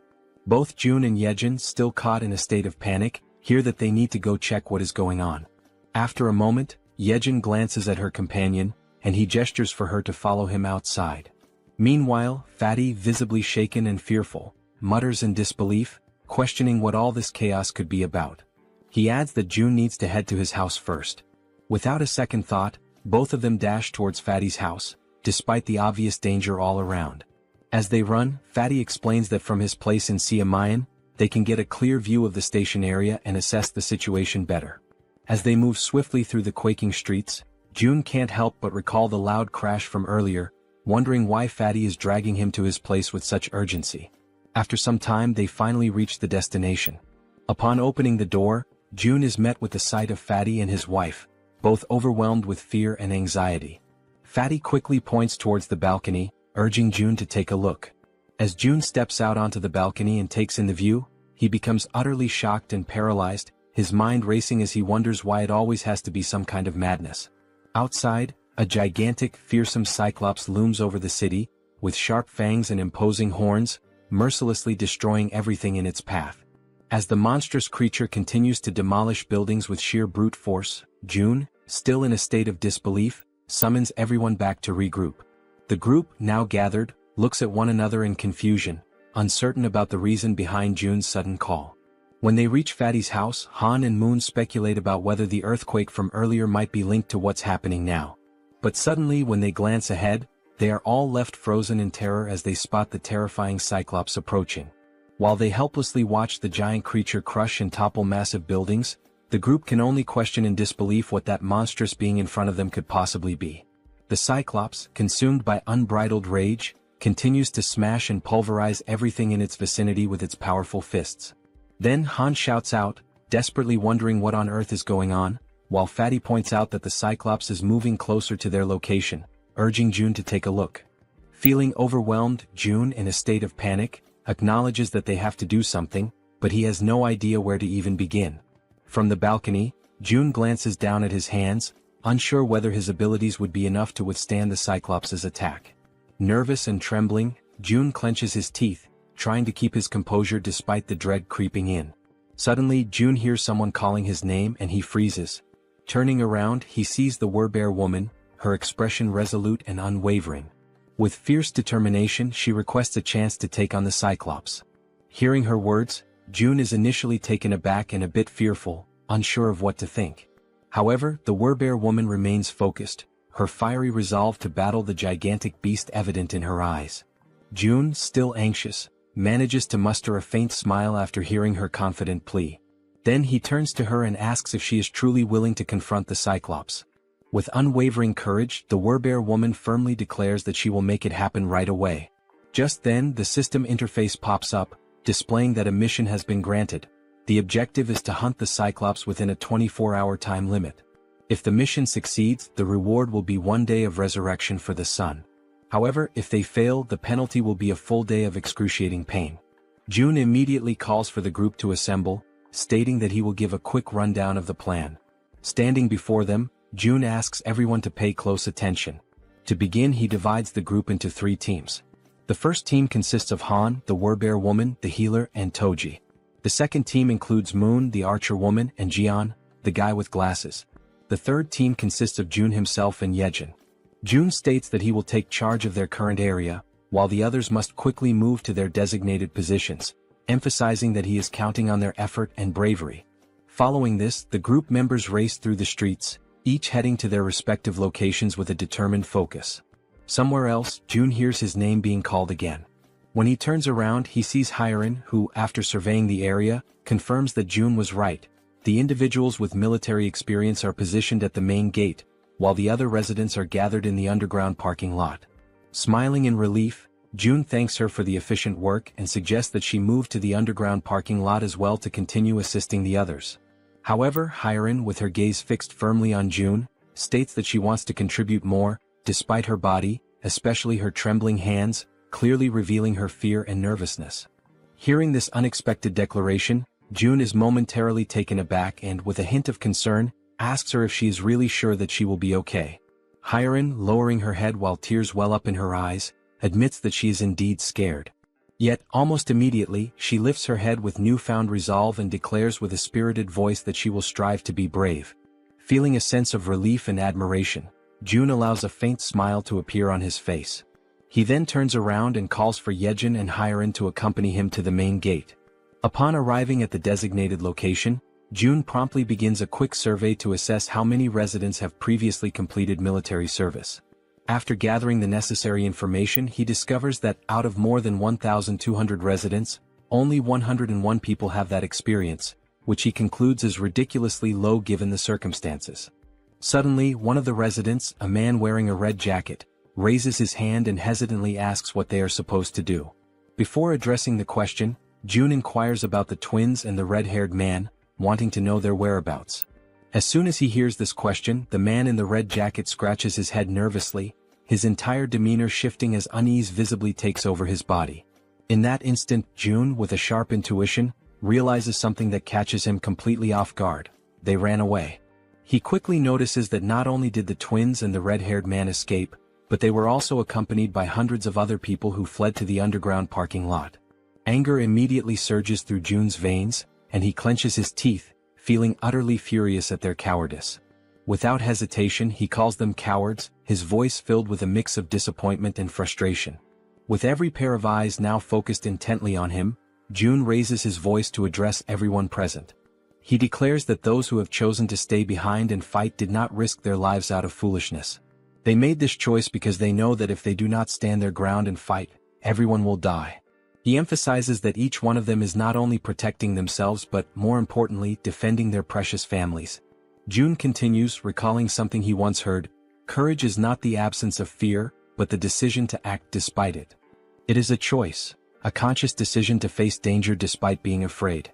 He then concludes by stating that in a world overtaken by fear, survival depends on the brave. And these people standing here today are precisely those brave individuals. Finally, he thanks everyone for their presence and willingness to stand their ground.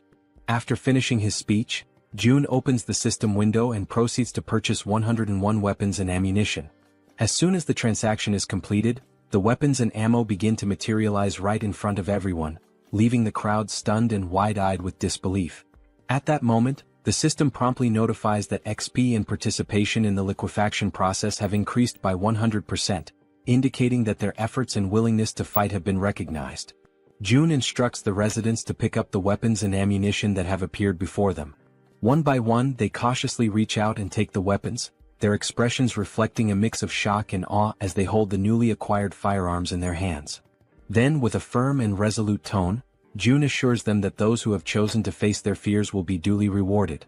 Turning around sharply, he activates his absolute eyes ability, his gaze now burning with unwavering determination. In a calm yet commanding voice, he declares that the chaos is only just beginning. Meanwhile, the Cyclops, with his fangs bared and overflowing with uncontainable fury, charged forward into the attack without a moment's hesitation, driven entirely by instinct and rage. At the same time, Han, positioned carefully outside the Cyclops' field of vision, was holding a solid iron bar, waiting silently and patiently for the perfect moment to strike. With a fierce and determined expression etched across his face, Han gripped the iron bar tightly and raised it with both hands, initiating his carefully calculated attack. In one swift and precise motion, he hurled the iron bar directly toward the Cyclops with all the strength he could muster. The projectile hit its mark, violently piercing through the creature's leg and immediately causing blood to gush out in a gruesome display. Caught off guard by the unexpected assault, the Cyclops turned around sharply, his monstrous body twisting as he directed his gaze toward the source of the attack. His fiery red eyes locked onto Han, the one who had dared to wound him, and for a moment, time seemed to stand still as Han remained frozen, paralyzed with fear in the face of the towering monster. Han clenched his teeth and furrowed his brow, panic flooding his senses as he struggled to process the overwhelming danger standing directly before him. Despite the deep wound in his leg and the blood dripping down, the Cyclops began marching forward with a steady and terrifying resolve, determined to make Han suffer the most excruciating pain of all, death. But at that very instant, unexpectedly, the werebear woman came rushing in, already fully transformed into her fierce beast form. She was driven by her mission, resolute in her goal to stop the Cyclops at any cost and earn the reward that awaited her. With her razor-sharp claws extended, she lunged at the Cyclops and slashed through his thick flesh, unleashing a brutal impact that sent her hurtling backward, crashing to the ground with crushing force. However, the attack wasn't nearly enough to bring the Cyclops down. He remained upright, completely consumed by rage, his fury only intensifying with every passing second. With a cruel and merciless grin spreading across his monstrous face, the Cyclops lifted the same leg Han had wounded. Summoning all his wrath, he delivered a savage and hate-filled kick straight at the werebear woman.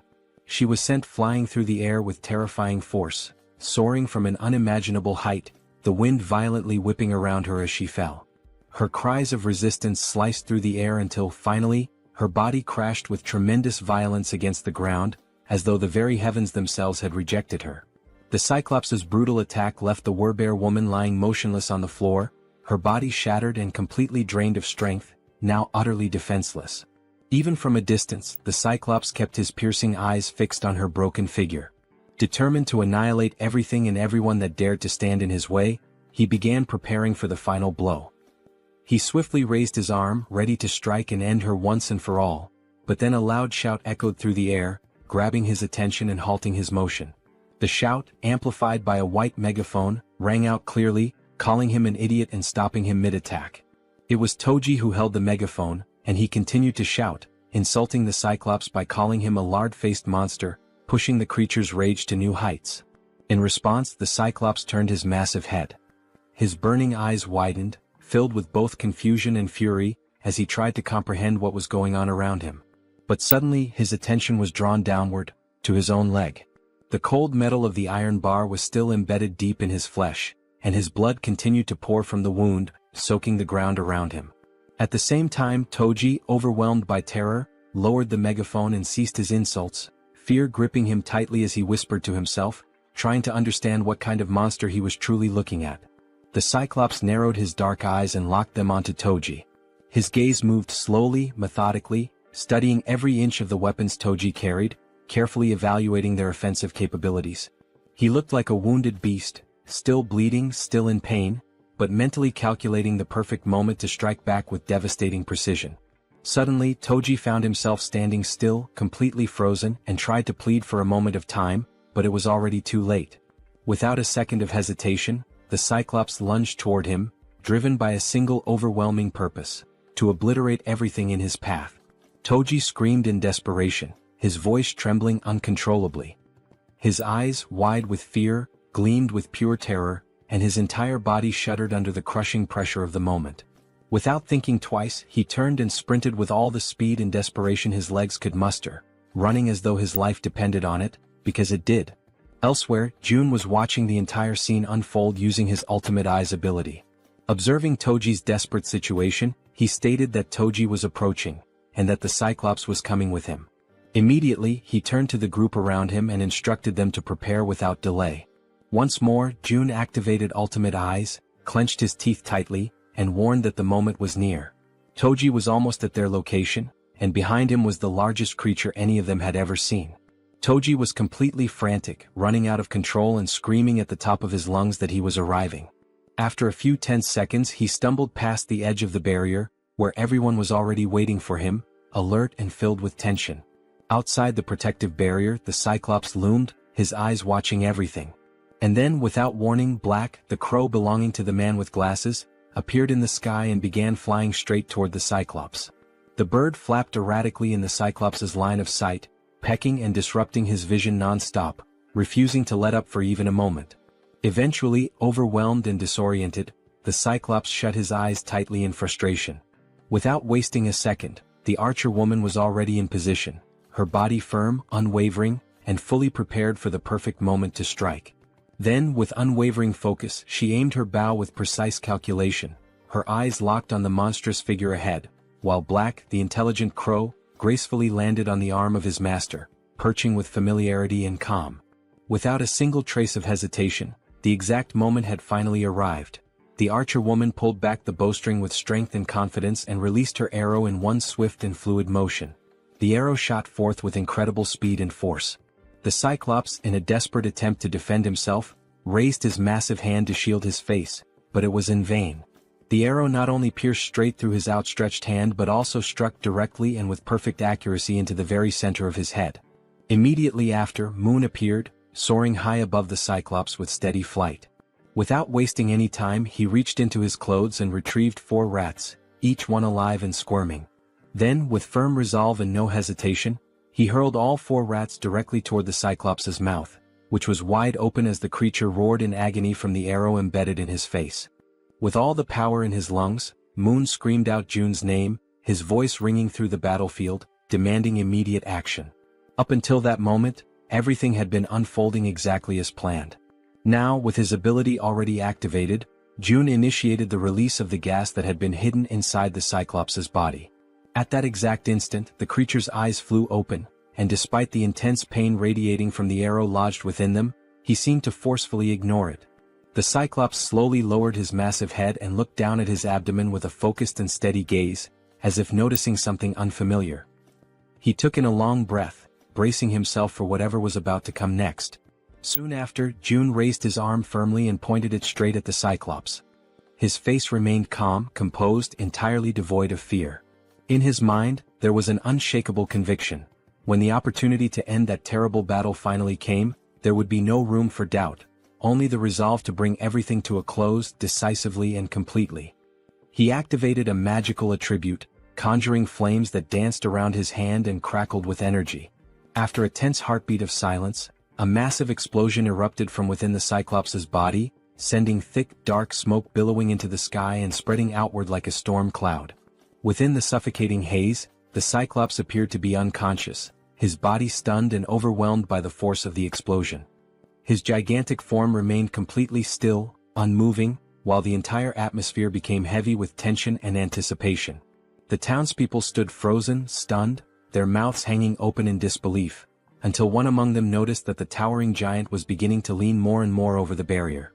Meanwhile, June stood his ground and insisted, with a strong and commanding voice, that everyone remain in position. He encouraged them to hold on to hope, even as the danger loomed right before them. Quickly analyzing the situation, he realized that almost everything was proceeding according to the plan. The next phase, however, would depend entirely on the citizens. They would need to concentrate all their strength and aim their firearms with absolute precision at the Cyclops' head, which was now visibly drooping and hanging heavy over the barrier. With one hand thoughtfully resting on his chin, June continued reviewing the details of his strategy in his mind. Deep down, he wished that, if possible, the final blow could be delivered by one of his loyal subordinates. His train of thought, however, was abruptly interrupted when Fatty approached, visibly nervous and trembling all over. Unable to speak a single word, Fatty simply pointed frantically behind June, urging him with urgency to look. Trying to calm him down, June replied that the Cyclops was going to fall onto the barrier no matter what. But when June turned fully around and saw for himself, his entire expression changed in an instant. To his shock and horror, the explosion had not been powerful enough to bring the Cyclops down. The massive creature was still standing, firm and steady, his terrifying eyes locked directly onto June. Paralyzed by fear, June struggled to comprehend the horrifying reality unfolding before him. His wide eyes were filled with pure panic, unable to believe what he was seeing. Beyond the safety of the protective barrier, the Cyclops remained upright and unshaken, exuding an aura of dominance as if daring anyone to try and stop him. Without a moment's pause, the Cyclops lifted his arm with merciless strength and brutal determination. His fists clenched tightly, as if they bore the weight of a final decision that could not be reversed. And then, in one explosive movement, he brought his massive arm crashing down with devastating force. The very air around him trembled from the impact. The collision reverberated like thunder against the protective wall, shaking everything around it and sending a shockwave through the surroundings that echoed with raw power. After the violent impact against the shield, the system immediately issued an alert, indicating that an unauthorized entity was attempting to enter the protected zone. For a brief and tense moment, June and all the people around him were overwhelmed with fear and uncertainty. However, as the seconds passed and they realized they were still alive, June understood that he had, in fact, managed to block the devastating attack from the towering Cyclops. At that very moment, Fatty cried out, urging everyone to begin opening fire. Though still visibly shaken, the group quickly prepared themselves, raising their weapons and firing at the colossal enemy looming before them. Most of the gunfire struck the Cyclops directly in the eye, causing him to howl in unbearable pain. Meanwhile, June began to sense that although he had successfully blocked this latest attack, they would not be able to withstand repeated blows of the same magnitude. He knew all too well that even a single unblocked strike could prove to be fatal. Realizing this, he also decided it was time to act. He activated his invisible hand ability, combining it with gigantification attributes, understanding that he, too, had to intervene using one of the powerful skills he had unlocked by spending ability points. In an attempt to counterattack, the Cyclops raised one of his enormous fists once again, clearly preparing to deliver another crushing blow.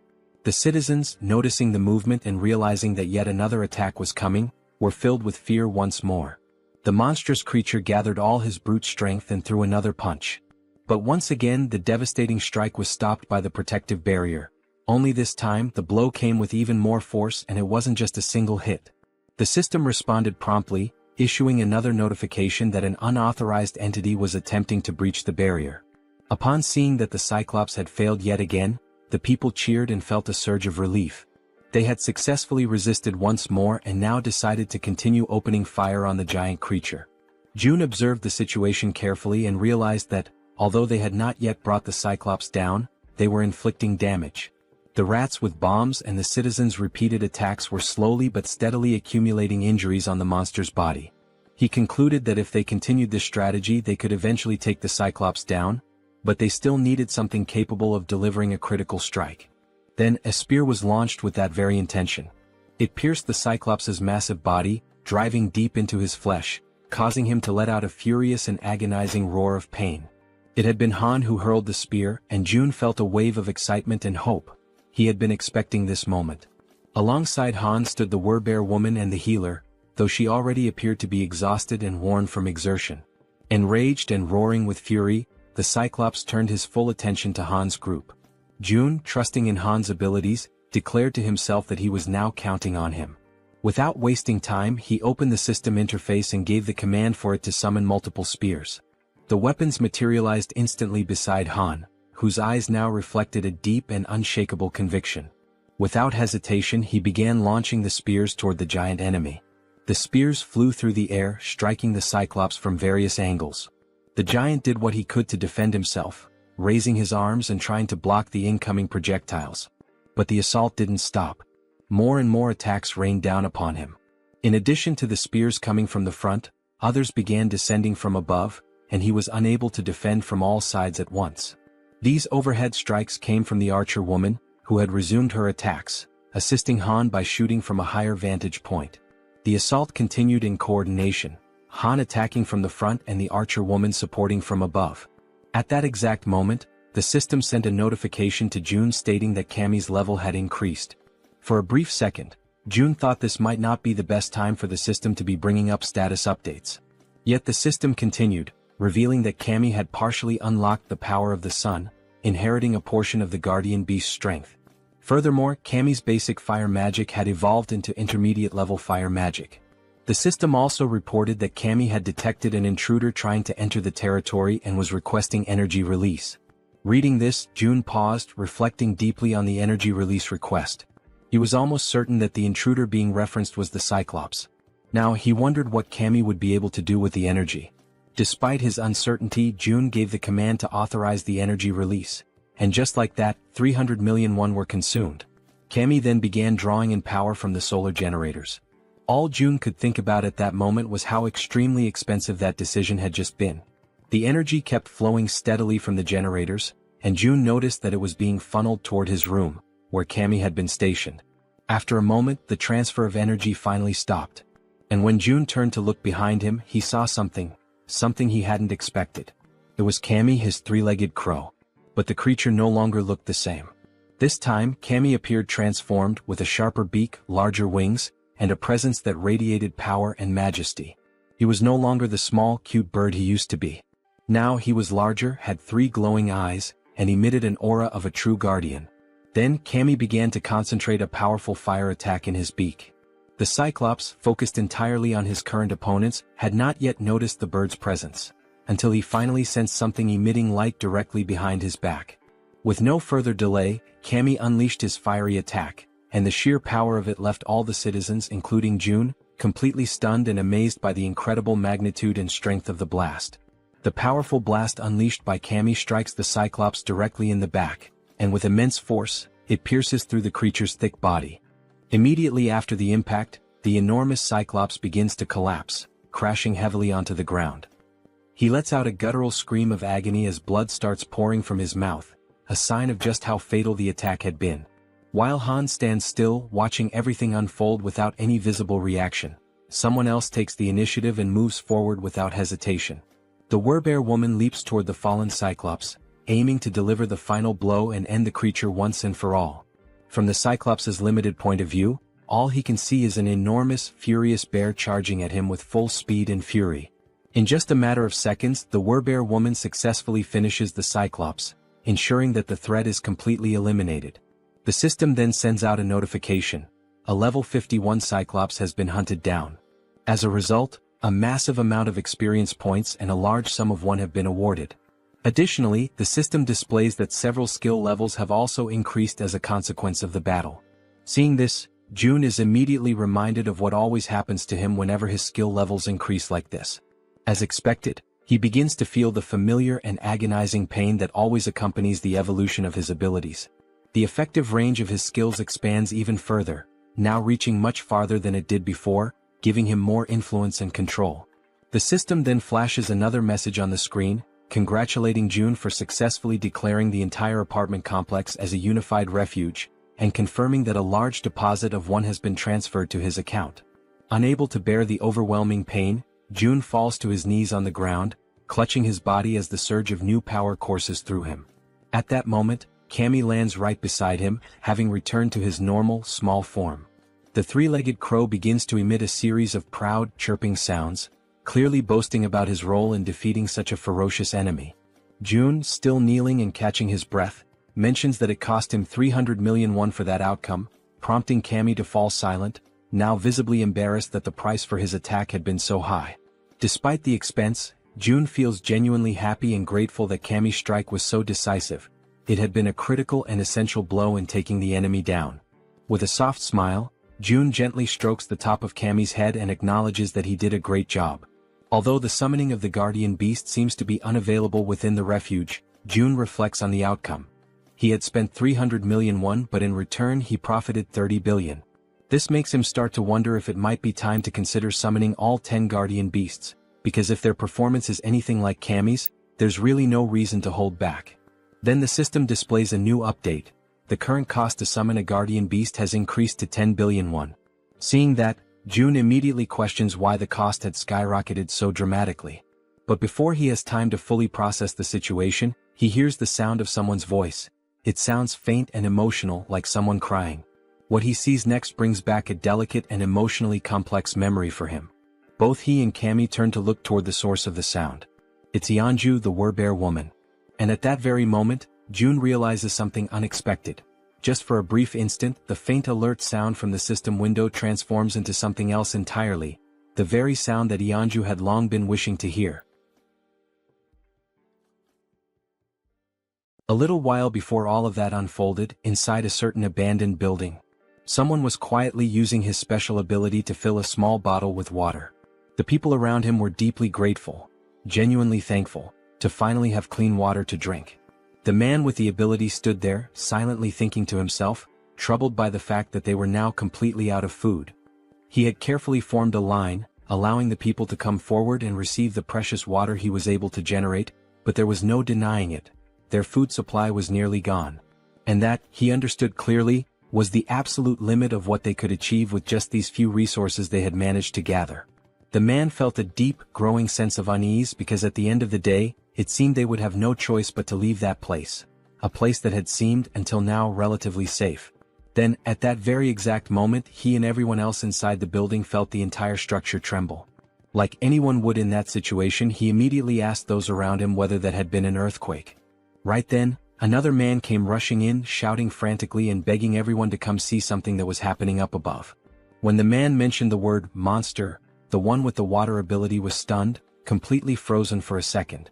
Without wasting any more time, he began running, dashing up the staircase to reach the top floor and see what was going on with his own eyes. Once he arrived at the rooftop, what he saw left him breathless. The enormous Cyclops was still standing tall, radiating overwhelming fury and power.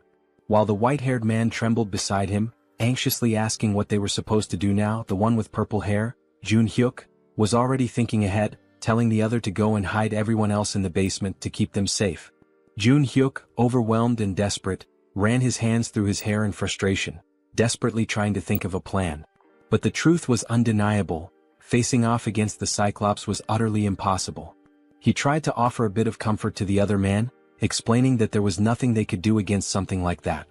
In the background, without them realizing, the powerful light of Cammy's upcoming attack had begun to form. The men could only speak in hushed, fearful tones, saying that all they could do now was pray that the monster wouldn't find its way to them. And in the background once again the Cyclops was being obliterated. That moment caught them completely off guard. They had no idea what had just happened, what kind of power had been unleashed. But when Hyuk saw it, when his eyes truly grasped the scene in front of him, he knew right then and there that this power, it too came from an awakened but someone on a level far beyond his own. Hyuk then called out to the silver-haired man, addressing him as Hyun, and told him to gather the people. Hyun, utterly shocked, asked him if he had lost his mind. Was he really suggesting they go toward that? But Hyuk was certain. Even though he didn't know who the awakened one was, he had no doubt about what needed to be done. If they truly wanted to survive in this wretched, merciless world, they had to stand beside the person who possessed the kind of power capable of bringing down a creature like that Cyclops. As they began walking toward Jun's location, the people silently hoped, prayed, that whoever they were going to meet would be someone good-hearted, because they had no other options left. Their fate was entirely in the hands of chance now. They eventually arrived at the apartment complex and immediately suspected that this must be the place. After all, the buildings were still intact, completely untouched in a world otherwise devastated. Hyun, walking ahead of the group, remarked with disbelief, wondering how such buildings could remain standing in a world that had fallen apart. But then he suddenly smacked right into some kind of invisible barrier. Right after that, a message appeared in front of them from the system, declaring that entry was prohibited. Another message followed immediately, asking them whether they would like to obtain citizenship. They confirmed the prompt, and the system quickly responded, showing that they had been successfully granted citizenship. However, along with their new status came an initial quest. They were instructed to proceed to Jun's apartment on the 30th floor. Once they arrived there, Jun was already waiting to receive them. Strangely, he was already calling them by their names, despite the fact that they had never met before. Jun introduced himself as well, calmly stating his own name. At that moment, Hyuk felt something deep within, an instinctual certainty that this man standing before them was the one responsible for forcing the towering Cyclops to its knees. And now that he was face to face with him, his instincts were screaming louder than ever. Without hesitation, Hyuk reached out, took Jun's hand in his own, and introduced himself, earnestly asking Jun to take care of them. Because in his heart, he knew this was a moment he must never let slip away. Elsewhere, in a quiet and peaceful place, Yeonju, the werebear, was gently serving a warm meal. This time, a bright and genuine happiness could be seen in her eyes as she cheerfully called out the name of Siwoo. Siwoo was her little boy, her beloved child, who was happily eating, and she lovingly asked him if the food tasted good. With a big smile he replied that it was absolutely delicious. The small boy then turned to his mother with innocent curiosity and asked whose birthday it was, because they were having seaweed soup, a dish traditionally served on birthdays. She responded with a warm and affectionate embrace, hugging him tightly while he told her how much he loved that particular food. At that very moment someone opened the door. It was Jun. Upon seeing him, the little boy excitedly called him Wizard Uncle. Yeonju asked Jun whether everything went smoothly with the new residents, and he confirmed that it did. He had already provided them with food and a place to stay. Then Jun apologized for something, and Yeonju, curious, asked why he was suddenly saying sorry. He explained that the newcomers wouldn't be able to leave the house, and that he hadn't expected that restriction to be in place. However, Yeonju didn't seem the least bit concerned about that detail. She calmly replied that just being there, together like that with her little boy, was more than enough for her. Holding her son even more tightly in her arms, she said with sincerity that she was truly content now. Right after that, the system displayed a message stating that her loyalty had increased significantly, officially registering her as a retainer. But even if the system had said nothing, Jun could already tell, through her expression, her voice and her gentle actions, that her heart was full. He could feel Yeonju's emotions clearly, without any need for confirmation. More time passed in peace. Mother and son continued enjoying their time together, now watching television side by side, smiling and sharing laughter. And during that simple, tranquil moment, Jun found himself reflecting deeply on his own family, on how long it had been since he had last seen them. He wondered how they were doing, if they were eating well or if they were possibly sick. He closed his eyes and imagined the worst, thinking that something terrible might have happened to them in this chaotic world. Right then Cammy appeared, making a bit of noise. The small creature began playing and having fun alongside the werebear and her son. Watching them all together like that, June felt a quiet realization settle in. There was no need to rush. It was just one day. One peaceful, ordinary day. And he understood how hard Yeonju had worked for this day to finally come. At the same time, he also thought about how Yijin's rats were, at that very moment, heading toward the main house. When the rat reached the house, he would be able to deliver whatever his family needed. So today, looking at mother and child, smiling and content, June made a choice. He would focus only on taking care of them. Because this was the moment when Yeonju's one and only dream was finally shining brightly. Then June suggested that they sleep in the master bedroom. However, with her child still wrapped around her body in a loving embrace, Yeonju gently declined, saying that they could settle down in another room instead. Even so, June insisted that they stay in the master bedroom, emphasizing that it was the coziest and most comfortable place for them to rest. With a warm and reassuring smile on his face, he added that it was an order. Without hesitation, Yeonju lovingly stroked her son's hair, and together, they expressed their gratitude to June for his kindness and thoughtfulness. Soon after, they headed toward the room, wished him a good night, and the little boy waved sweetly at June before going in. June, watching them go with a deep sense of fulfillment in his heart, allowed a faint, content smile to appear on his face. The lights in the house slowly dimmed, and a gentle lullaby began to softly echo through the home, drifting from the bedroom as the child, still awake, listened in silence.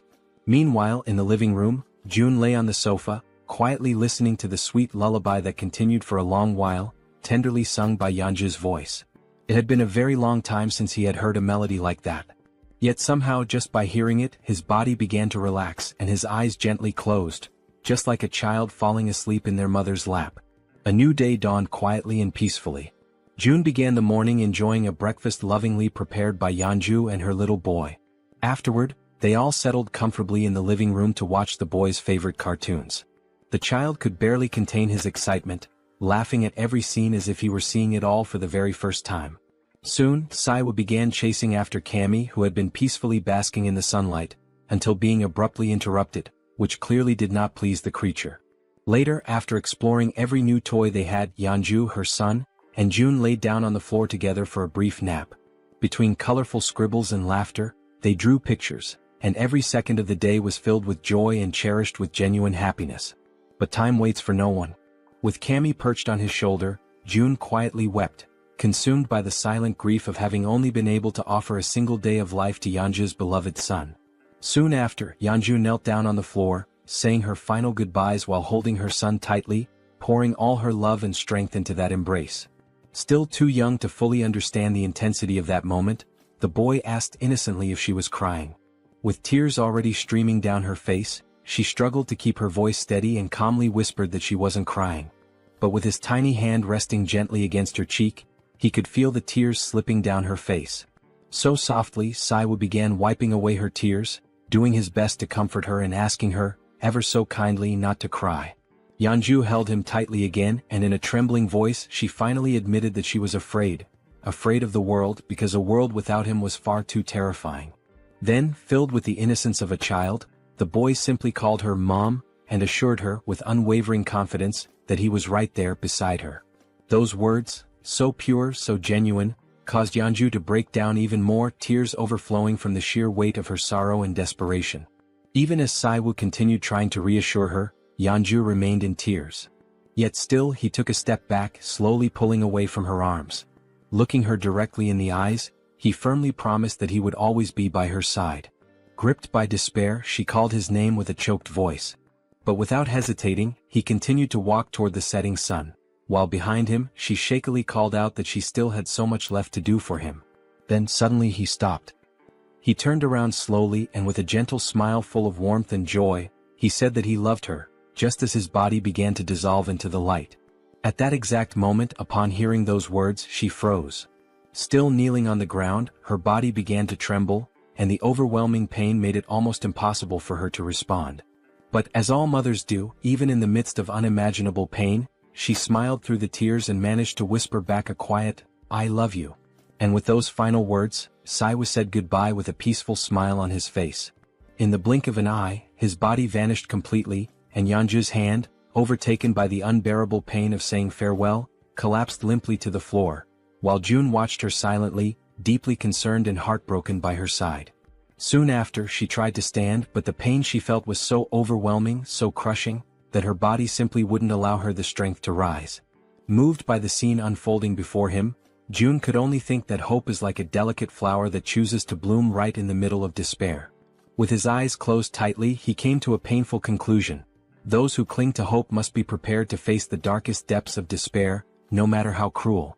Then he extended his hand to her and gently urged Yeonju not to lose herself in grief, reassuring her that this moment was not the end. At that, Yeonju lifted her head, turned toward June, and in a hesitant, trembling voice, she asked if that was really true, if this wasn't truly the end. With unwavering conviction, June answered that if there was even the slightest chance, he would bring her son back, again and again, as many times as it took. His words ignited a new spark of hope, and Yeonju received them with a renewed sense of determination and strength. At that exact moment, the system displayed a notification.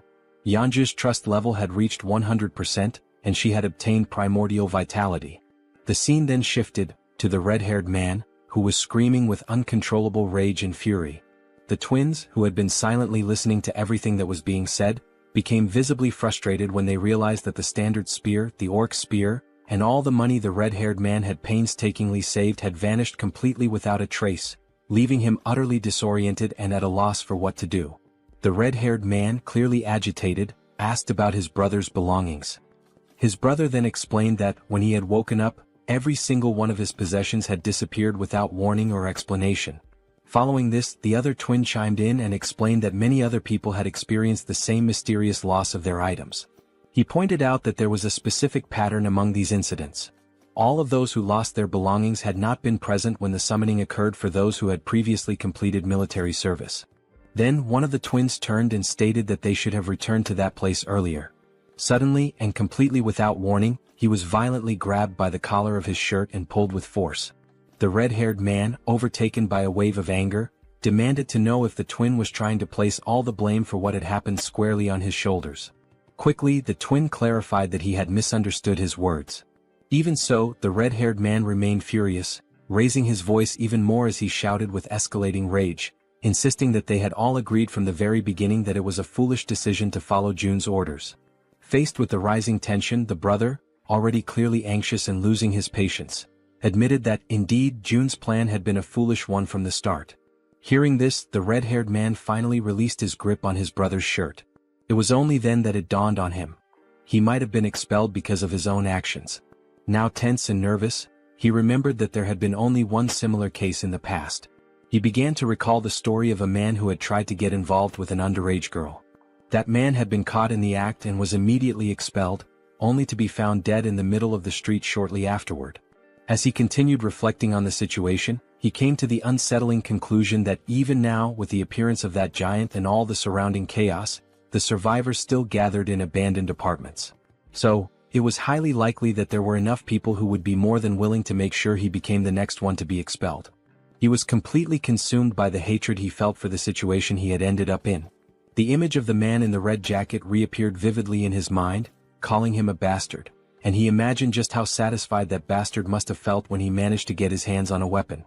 Soon after, the red-haired man scratched his head, restless and agitated, trying to understand how everything had spiraled so far out of control. Elsewhere, June observed everything, the tension surrounding the red-haired man, and remarked to himself that this was only the beginning of the punishment he had meticulously prepared for him.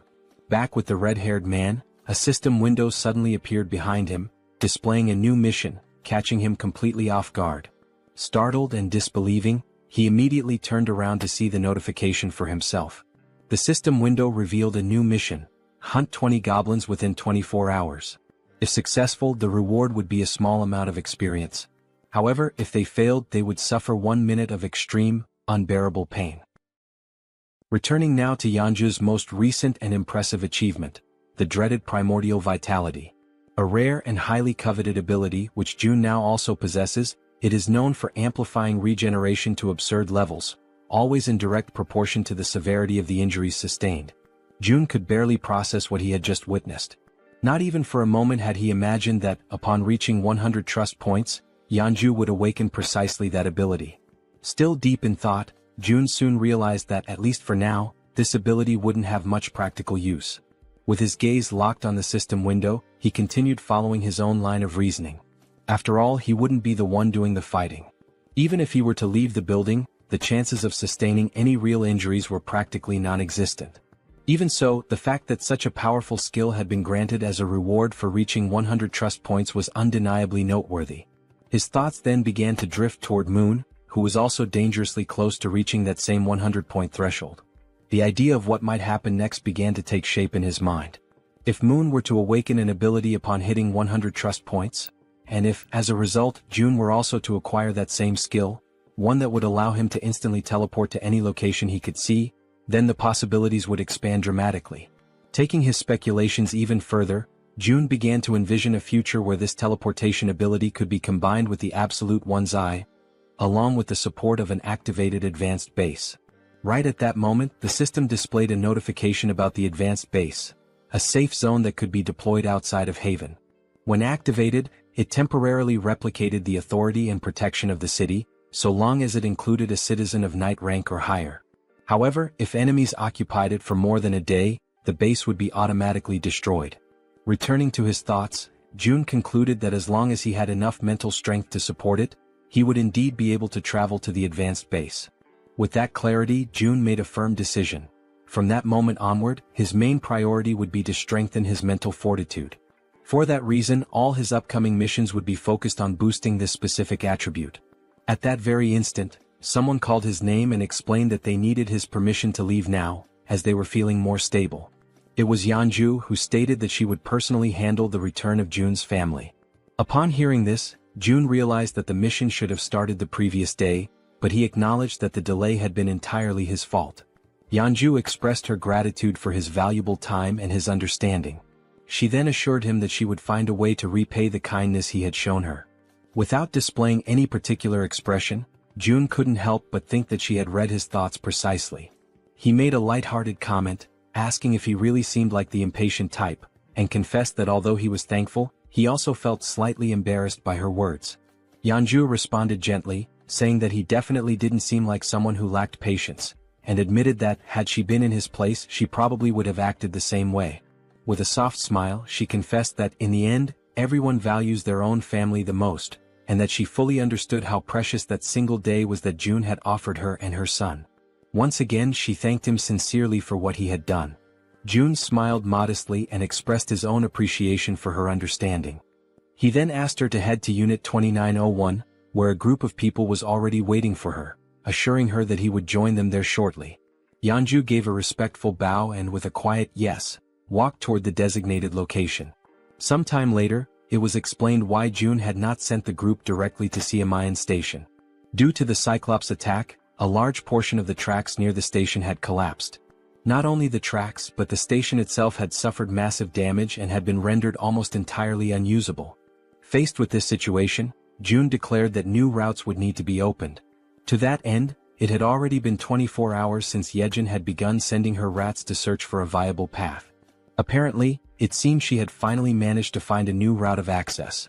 June activated his absolute one's eye skill, seeking full control and awareness of the situation.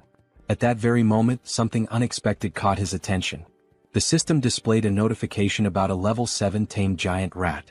Immediately, a wave of nervousness surged through June's body as he grasped what this meant. Yejin had evolved. Still stunned, June wondered if this was the result of the new ability Yejin had unlocked after being officially registered as his retainer.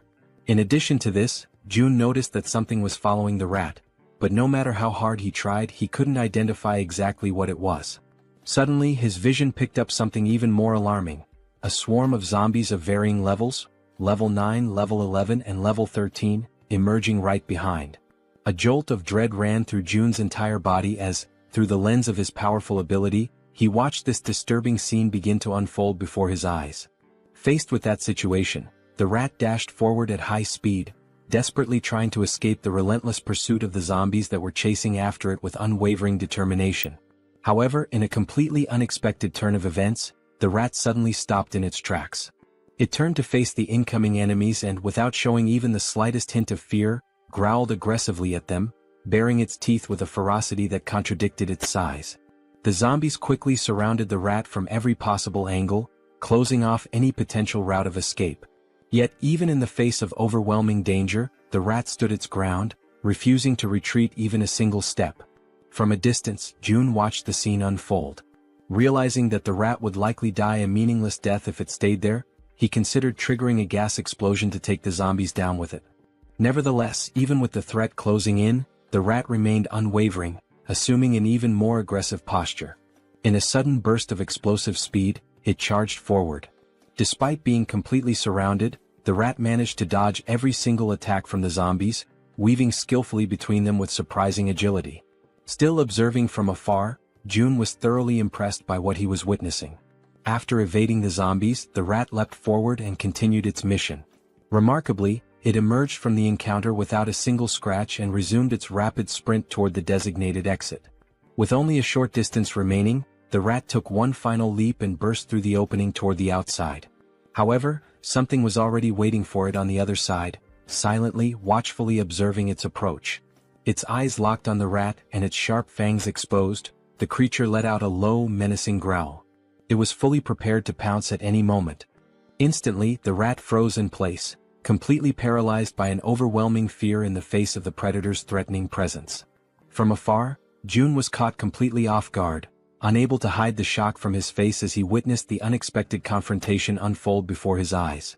In an instant, the level 23 land shark lunged forward with terrifying force. With its enormous mouth wide open, it bit down in a single, clean motion, swallowing the rat whole. The scene shifted to June, who stood in silent despair, deeply disturbed by what had just happened. He questioned what kind of creature that was, but more than anything his eyes widened as he recognized the location. Nampo Station, only a few kilometers away from his own home. This realization struck him hard, making it clear that creatures as deadly as that one were likely roaming near the very place where his loved ones lived, only deepening the anxiety clawing at his chest. Struggling to keep his composure, he quickly acknowledged that he had to hurry. Time was no longer a luxury he could afford to waste. The scene shifted again, this time to Dabin, who was crouched down, sorting through a few boxes. She was clearly exhausted but also visibly relieved to have finally finished her task. Suddenly, someone called out to her, the person in charge of that task. She turned her head and saw that it was June who had arrived, thanking her for the effort she had put in. Wearing a small smile, Dabin responded that she didn't consider it hard work at all, especially since she was being paid for it. She then asked what the new problem was this time. June, slightly uncomfortable, averted his eyes as he tried to collect his thoughts and figure out how best to explain the new situation to her. Immediately picking up on his hesitation, Dabin grew visibly concerned. Now sounding tense and increasingly anxious, she urged him to speak up and just say what was going on already. With a measured and careful tone, June explained that he wanted to request the assistance of Yuhiren for a specific task over the next couple of days and that he hoped Dabin could manage things in the meantime. Caught off guard by the sudden and unexpected request, Dabin forced a smile in an attempt to mask her nervousness. With her voice slightly unsteady, she asked if he expected her to take full responsibility for everything on her own. June then replied that he would be leaving it in her hands for just 2 days. She already knew that this meant a significant amount of work and responsibility. With a skeptical look, she asked if she would be paid extra for the overtime hours she would inevitably have to put in during those 2 days as the acting lead. Upon hearing her question, June offered a subtle smile. Then, with an enthusiastic tone, he confirmed that he would pay her double for the overtime. The moment he gave his answer, Dabin's face lit up with joy. She could barely contain her excitement, now completely energized and ready to handle whatever came next. Elsewhere, a wave of thick green mist, released directly by the system, completely envelopes Hiren's body. The scene swiftly transitions to another location, where everyone in the group is now seated around a table, all eyes fixed on June as he prepares to begin the mission briefing. June begins by explaining that, due to the appearance of the massive Cyclops, navigating through Siamayan Station had become significantly more difficult. He expresses regret, saying it would be a shame to abandon the use of the subway line altogether. Soon after, Yejin steps in to clarify that the section between Siamayan Station and Byumnagal, all the way through to Koryang Station, is still fully intact. According to her, there are no monsters positioned along that part of the route, so the group can cross it without much concern. She then places a sheet of paper on the table, which outlines the first main objective of the mission: to secure the route to Byumnagal station. The man with glasses, visibly uneasy, starts thinking that the best way to get through the current route would be by flying over it. Suddenly and somewhat unexpectedly, Toji interrupts the discussion, not to contribute anything urgent, but merely to compliment Yejin on her impressive talent for drawing maps.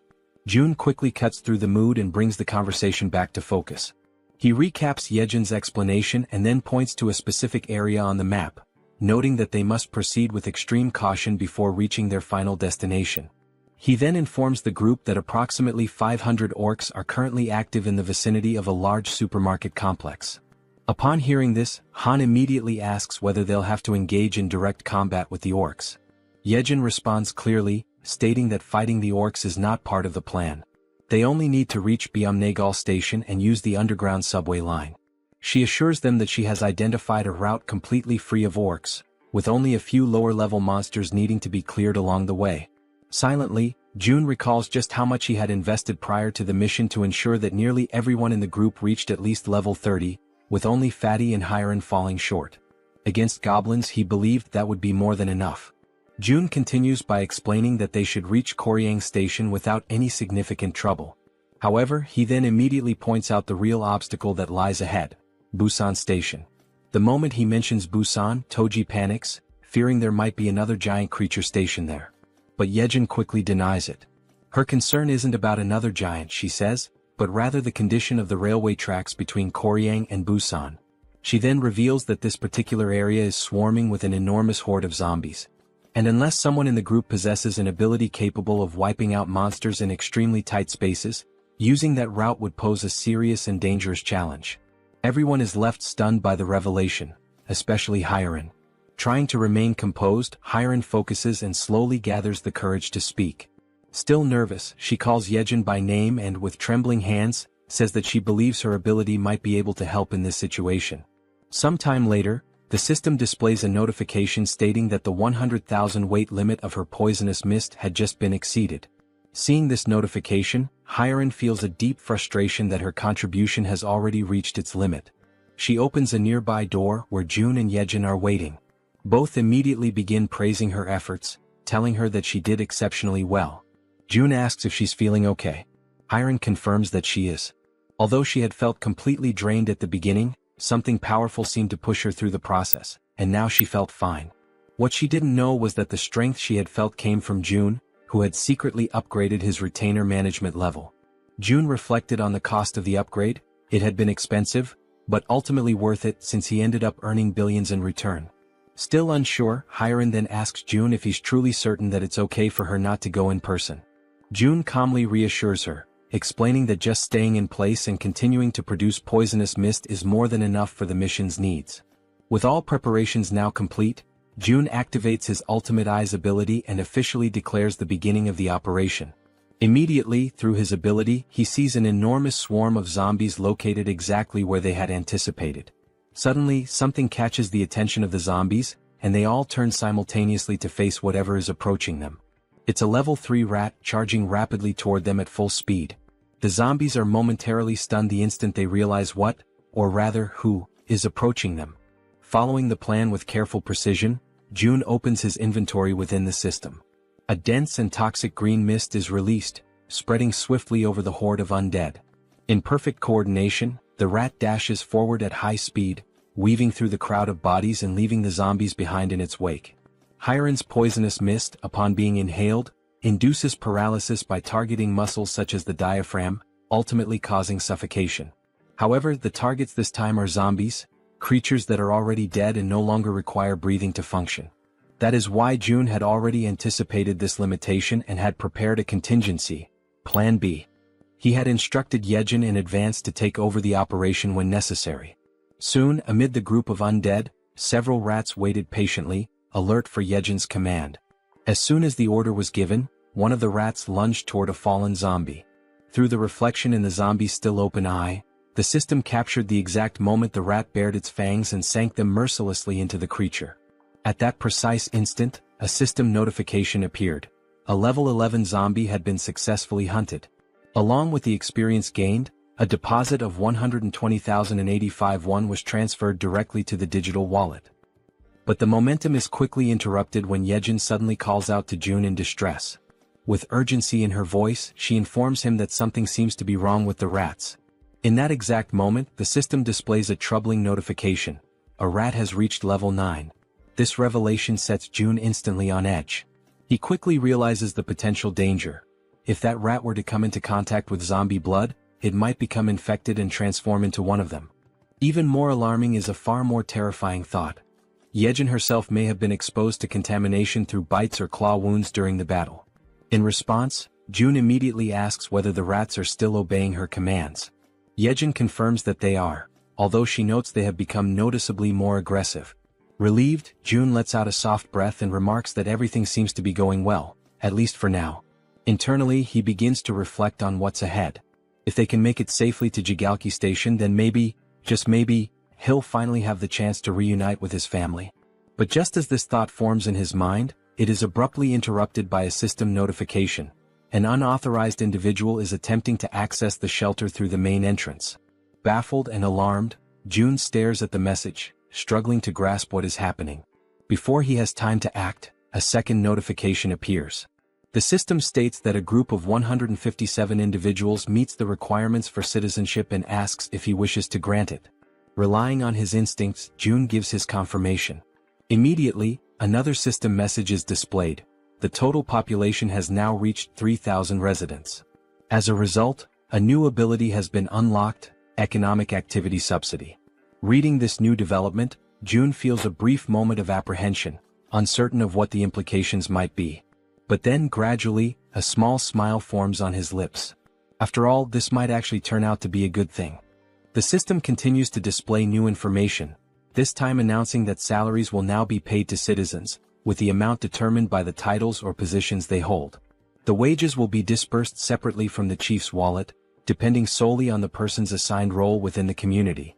Reading this update carefully, June realizes that this would be the perfect opportunity to assign official titles to Dabin and the entire team responsible for managing public facilities.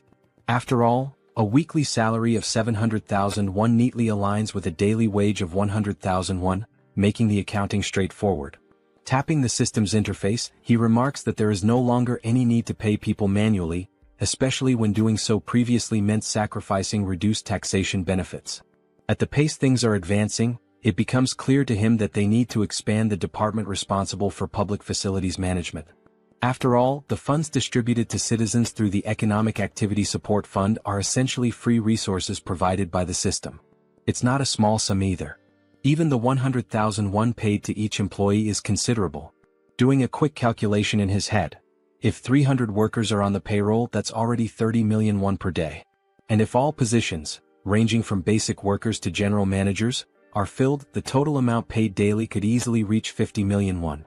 Thinking ahead, June envisions that as this money circulates, the total income he receives from his tax collection ability will continue to grow. On the other hand, the citizens will inevitably spend that money in his store, effectively funneling it right back to him. This leads him to the realization that assigning titles to as many citizens as possible is likely the most profitable long-term strategy. Yet, he still isn't entirely sure which titles would be most appropriate beyond facility management. Soon, another idea sparks in his mind. Positions related to maintenance, cleaning, and security would be practical starting points to invest in. So, before doing anything else, he goes ahead and appoints Dabin as the general manager.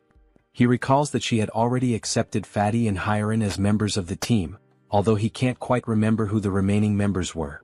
Just then, something catches June's attention. It's the system again, this time displaying a notification that Dabin has reached 100 loyalty points, officially registering her as a retainer. At that moment, June realizes something significant. Once a citizen reaches 100 loyalty, they automatically become a retainer. And now he begins to wonder, do all retainers awaken a new skill at that exact point? Driven by curiosity, June prepares to check and see what new skill Dabin may have acquired. But just as he's about to click on the system, he's interrupted by an unexpected sight. Hiren, completely relaxed, sound asleep on the sofa to the point of drooling. Watching the scene, Yejin appears slightly uncertain and asks if they should wake her up. June replies that they should let her rest. She's completed her duty and she must be completely worn out. Smiling faintly, he acknowledges to himself that although she tried to appear fine, she likely went through something difficult and pushed herself right up to the edge of collapse. If anyone deserved a break, it was her. June activates his invisible hand ability and gently picks her up, carrying her carefully to a bed in one of the rooms so she can sleep more comfortably. Returning to the living room, the two of them talk quietly, agreeing that Hiren may indeed be going through a rough time. June then turns to Yejin and asks how she herself is doing. Yejin responds calmly that nothing is difficult for her, that she's doing perfectly fine, especially now that they've reached the tracks near the station. June nods in understanding and encourages her to keep up the good work. She smiles and tells him to leave it to her. However, at that exact moment her expression shifts subtly. Something makes her hesitate. June, immediately picking up on the change, asks her if something's wrong. She stammers slightly and replies that all of a sudden the link isn't connecting anymore. June, caught off guard, asks what she means by that and she tells him to give her a moment. Closing her eyes, she tries to reconnect with the link. But apparently it's no use. She then explains that it's probably the distance. It seems to be just too far this time. June asks whether the link had been working properly before. She responds that it's possible to go a little beyond the maximum range if the link was already established beforehand. However, the reach of the link currently only extends as far as the central station. She then turns to him and asks what they're supposed to do now. Without an immediate answer, June falls into thought. He realizes that something always seems to go wrong at a critical moment, and just beyond the station lies the house where his family is supposed to be. He had been counting on using one of Yejin's rats to check the house before making a move. Clenching his fist tightly, June mutters that this is a complication. Still, he asks Yejin to try re-establishing the link from the central station in any way she can. She agrees, saying she'll give it her best shot. Closing her eyes once again, she begins to focus her powers in an effort to restore the connection. With the vision of zombie rats moving through the station still lingering in his ultimate eyes, June reminds himself that they have to explore every possible option available to them, and until then, all Kim can do is hope, with all his heart, that his family is still safe. The system now displays the current locations of everyone participating in the mission. Yejin's rats are moving ahead to scout the path, while Han's group remains further back, following at a safer distance. The scene then shifts to the station where Han's group has just arrived. Everyone stands frozen, completely overwhelmed by what they see before them. The entire area is a scene of utter devastation. All the surrounding buildings have been reduced to rubble, and massive footprints, far larger than anything human, are deeply embedded in the ground, scattered across the terrain. Jian, the bespectacled man, stares at the destruction in disbelief and finally mutters that the sight is incredible. The archer, noticing that he's distracted and not focused on their task, prompts him to begin scouting the area immediately. Obeying her prompt, Jian commands his raven, named Black, to begin aerial reconnaissance of the area. After some time observing through the raven's vision as it flies overhead, he reports that there appear to be no monsters nearby. Toji then speaks up, saying that the station itself also seems to be clear of any goblins, and that thanks to the massive avalanche that occurred earlier, they should be able to move through the area with little resistance. Jian agrees and comments that it's likely the case because no sane person, or creature, would dare approach a place marked by such overwhelming destruction. With a hint of concern in her voice, the healer mentions that night is falling fast and that they should find somewhere safe to stay until morning. The archer quickly reassures her, explaining that, based on known goblin behavior patterns, nighttime is actually the safest period, since goblins tend to hide away or go dormant once darkness sets in. At this point, Han appears deep in thought. After a moment of silence, he speaks, saying that they should keep moving. If anything truly dangerous happens, there's a high chance June will summon them back right away. Suddenly, one of Yejin's small rats appears, making faint gestures as if trying to communicate something important. The entire team comes to a halt, recognizing it immediately as one of Yejin's specially trained rats. They take this as a sign to follow it without question. Quietly and cautiously, they begin to trail the rat as it scurries ahead, guiding them through the eerily silent night in the ruined city. As they move along the path, someone comments that the station up ahead looks like it's been turned into a shallow lake. Jian asks aloud if that might be a result of the giant's rampage. The archer responds that it's quite likely. The terrain had shifted significantly when the buildings collapsed, which could have easily led to the formation of sunken, water-filled areas. While they continue walking near the edge of the water, something begins to stir beneath the surface of the lake. Slowly, almost imperceptibly at first, something large begins to rise, emerging completely from the water before their eyes. Both Jian and Toji immediately sense that something is wrong. They notice strange movements in the ripples, something that doesn't match the natural motion of water. The others ask them what's going on, and Jian replies that he just heard something that didn't sound like it belonged there. He narrows his eyes and looks carefully ahead, straining to make out details through the dim light. Suddenly he points toward a distant figure and says that there's someone up ahead. As they all focus their gaze, they try to make sense of what they're seeing. The silhouette appears humanoid at first, and they question whether it might be a woman. But as their eyes adjust and they examine the figure more closely, they notice something strange, something moving behind her. It's a tail. The creature stares directly at them with an unnatural intensity, and then it opens its mouth wide and releases a deafening high-pitched scream that pierces the still night air. In immediate panic, the healer shouts out a warning to everyone, urging them to cover their ears as fast as they can. The creature, despite her appearance resembling that of a woman, is no ordinary monster. What stands before them, shrieking in a voice that seems capable of tearing through their very minds, is, in truth, a siren. In a sudden, desperate reaction, everyone in the group instinctively raises their hands to tightly cover their ears, trying to block out the piercing, bone-shaking scream of the siren. Toji quickly begins to show visible signs of exhaustion, struggling to keep his hands pressed firmly against his head, his arms trembling under the strain. Meanwhile, Yanju looks around in shock, unable to comprehend what's happening, her voice filled with disbelief as she questions the situation unfolding around her. Toji, even more bewildered, realizes with growing horror that his body is starting to move involuntarily, his limbs betraying him as if something else is controlling them. Moments later, as if pulled by some unseen force, both he and Yanju begin to slide helplessly toward the edge of the lake. The pull is strong and unrelenting, and they're dragged across the ground without being able to resist. When Yanju hits the ground and feels the cold touch of water, she immediately understands the danger. Watching Toji move toward the depths at such a rapid pace, she senses that if he continues like that, he'll be in serious danger. Suddenly, at that very moment, sharp fangs emerge from the water and lunge toward her feet, forcing her instincts into high alert. Reacting instantly, she tries to swim upward toward the surface, but the monstrous creatures grasp her legs with vicious strength, pulling her back down into the water with raw, furious force. Meanwhile, back above the surface, Han and the others are still locked in a battle of endurance, struggling to withstand the siren's excruciating scream. Their faces contorted with pain, their bodies weakened, they try to hold out just a little longer. Amid the chaos and panic, the healer closes her eyes and focuses, summoning all her remaining strength. With a surge of energy, she casts a protective magical armor over the group, enveloping them in a glowing, defensive aura. Now shielded by the magical barrier, Han feels a noticeable difference. He comments that he feels much stronger, more capable of resisting the siren's debilitating scream. The man with glasses then asks, almost breathless, what exactly the young healer's power is. Exhausted and barely able to stay on her feet, she pleads with them to hurry and save Toji and Yanju before it's too late. But just as she finishes speaking, something in the water catches her eye. A dreadful blue creature, barely visible beneath the surface, begins to emerge from the depths of the lake. From a distance, the rest of the group watches the movement and begins to question, what are those bastards?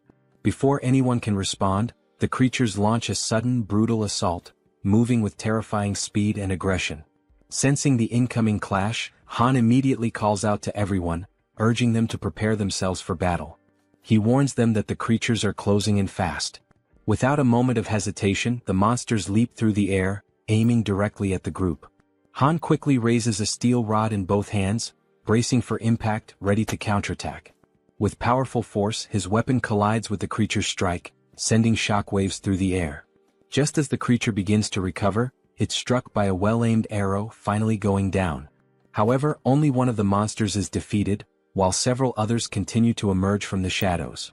The female archer, clearly frustrated, mutters under her breath about the relentless, never-ending wave of creatures. Without delay, the monsters reach the surface, surrounding the group from all sides with terrifying speed. In growing distress, Han insists that they can't afford to waste time, they have to save Toji and Yanju now. Meanwhile, from the opposite side of the lake, something begins to draw the creature's attention. It's the werebear woman returning from the depths, carrying Toji in her strong arms. As she surfaces, Toji gasps and coughs, expelling the water from his lungs. He mutters that he genuinely believed he was going to die. Overcome with relief, the group's faces light up with joy at the sight of their safe return. Toji then turns to Yeonju and, with deep sincerity, thanks her for saving him. But their moment of reunion is abruptly interrupted. The bastards resume their relentless assault without giving the group a second to breathe. The team quickly realizes the creatures aren't going to let up, not even for a moment. Toji immediately activates his magical armor, his body lighting up with protective energy. As the monsters continue charging forward, he yells to the group that they'll hold the line and fight until the very end. In that moment, the werebear woman plants her feet firmly and prepares to strike. As one of the creatures lunges forward, she throws a heavy punch that lands squarely on its face, sending it flying backward through the air. The creature crashes violently into a thick wooden pillar, splintering it with the force of impact. Atop that very pillar, a goblin's body had been suspended, tied in place. At that instant, both Han and Toji glance upward and shout for everyone to move away quickly. Without hesitation, the group leaps back just in time as the place they had been standing is struck. Moon immediately turns and asks Han if he's okay. Han replies that he's fine and asks what just happened. As he sees the wreckage more clearly, Toji freezes in place, unable to speak. It was the body of the goblin, still tied to the broken pillar, that had fallen from above. As the group stares at the unsettling sight, the man with glasses urges everyone to look up. When they do, they are horrified by what they see: numerous goblins, their bodies bound and suspended high above, arranged in the shape of a massive cross. Han comments that the group had been so focused on the danger below that they hadn't even noticed what was above them. And in that moment he comes to a terrifying realization. These bastards don't care whether their victims are monsters or humans. Just then, the female archer's bow slips from her hand and falls to the ground. Her body begins to tremble uncontrollably, and she becomes completely speechless. She simply can't believe what's in front of her eyes. In complete silence, she wonders to herself, could that man really be her father? Suddenly, one of the creatures charges forward at full speed. Han watches in horror as the beast sprints directly toward the defenseless archer, who remains frozen, completely unaware of the incoming attack. Without hesitation, he desperately screams her name. At that very moment, a loud gunshot echoes through the air. The bullet hits the creature midair, striking it down and sending it crashing to the ground. Holding the weapon was Moon, who immediately turns to ask the archer woman if she's all right. Han commends him for his quick reflexes in such a dire situation, but soon notices something is terribly wrong. The archer is now kneeling on the ground, visibly shaken, her expression distant and broken. Suddenly, the man with glasses appears, urgently calling out to Han. He says he may have found a way to deal with the situation they're trapped in. He explains that, through black, he has been able to observe the surroundings from above, and that's how he discovered something crucial. The agonizing sound that's been tormenting them is also what's commanding the creatures. Han is taken aback by the revelation. The man in glasses adds that he still can't fully understand what the siren is saying, but he noticed that every time she opens her mouth, the fish-faced creatures react and begin to move. He then states that if they can find a way to cut off the sound, it's highly likely that the creatures will lose their coordination and retreat due to the lack of command. In the midst of this tense and increasingly hopeless situation, Han agrees that the idea is worth trying. However, he expresses concern that the creatures won't give them the opportunity to make it happen. Wanting to clarify things, Toji asks directly if the entire plan boils down to simply stopping the sound. Han confirms it, with seriousness in his voice. Then, with resolve burning in his eyes, Toji declares that he'll be the one to bring down that damn thing and that he has a plan. Meanwhile, on the other side of the battlefield, the siren opens her mouth once more, releasing the dreadful sound, and like obedient soldiers, the creatures respond as if bracing themselves for another coordinated assault. Observing their behavior closely, Han notices that the creatures are changing their formation. The man with glasses assumes they must have realized the group's new objective is to shut the siren down. Han then turns to Toji and asks if he can really rely on him. Toji confidently answers yes, urging everyone to trust him, and makes it clear that all they have to do is open a path for him. He'll take care of the rest on his own. Without hesitation, Healer affirms that she will stay behind to protect the archer. And with the plan now in motion, the group charges forward with unwavering determination. Each member of the team focuses solely on creating that crucial opening for Toji, attacking the enemy forces without mercy and taking down one creature after another with relentless resolve. Han pauses for a brief moment, glances back at Toji and shouts for him to move now. This is the chance. Toji locks onto his target, plants his feet, and grips his halberd with precision and strength. Then with all his might, he hurls the weapon through the corridor, aiming straight for the siren.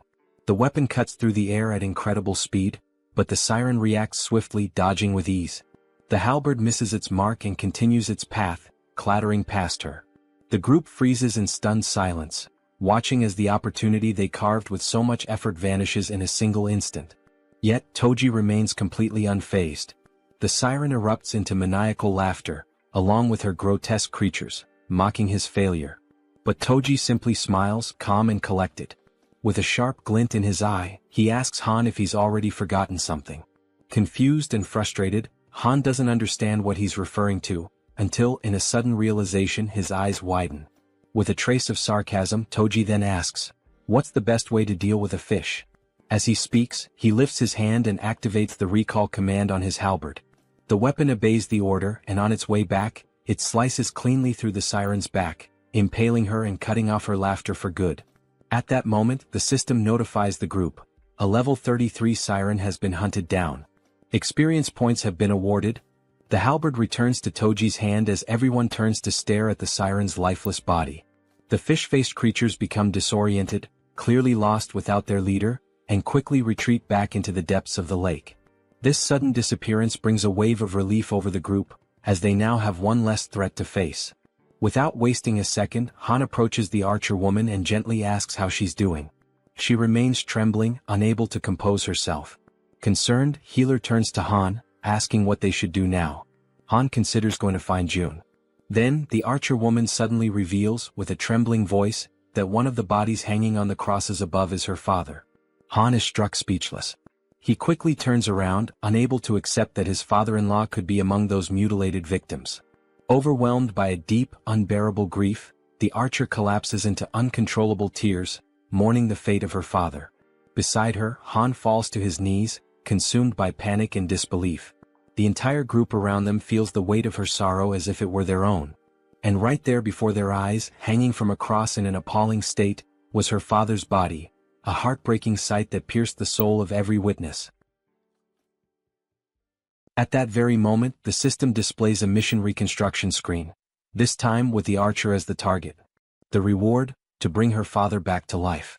However, the system clearly warns that resurrection is only possible within the boundaries of the absolute domain.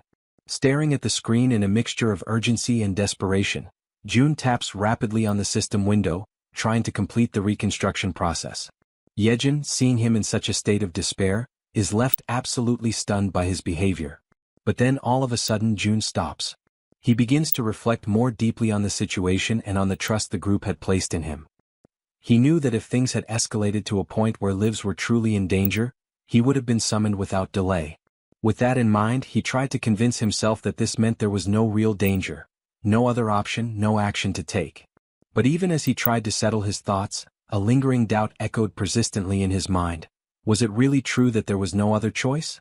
Being dragged underwater, surrounded by a group of armed fishmen, didn't feel like something that could be brushed off or ignored. It was clearly a serious threat. June couldn't help but worry about his own family, filled with a desire to see them again as soon as possible. But he also recognized that this longing wasn't his alone. The others had their loved ones and personal stakes too. Even so, he tried to suppress that reality, convincing himself that saving his own family had to come first, above everything and everyone else. His hands trembling, he finally selects an option from the system window. A new mission is created for the group. The goal is to build a tomb within a 1-hour limit. The reward is a small amount of experience and the mission comes with no penalties. When the archer reads the notification, she becomes even more shaken. A sense of hopelessness and deep grief takes over her body, weighing down her spirit. Meanwhile, from afar, June watches silently, filled with regret, observing the entire painful scene through the lens of his ultimate eye's ability. Eventually the tomb is completed. The entire group now stands in front of it, solemn and silent. Han turns to the archer and gently asks if she's truly okay with all of this. She replies firmly that her father would have wanted it this way. She explains that he was obsessed with his job, constantly speaking of how he wanted to be buried near the railway tracks when he died. Then, holding a metal plate with her father's name engraved on it, she remembers how, as a child, she thought that wish was ridiculous. But now she's fulfilled it. He is resting exactly where he always said he wanted to be. And the metal plate bearing his name marks the place. From a distance, June finds himself struck by a sudden, unsettling thought. Maybe one day this same pain might become his own. He can only hope that their sorrow never becomes his. It's precisely because of that fear that he makes a decision, to protect them no matter what. Looking back at the system screen, he realizes something. To do that, he's going to need stronger people by his side. And so, in that moment he makes up his mind, the person who matters most now is... But the scene shifts before the thought is completed.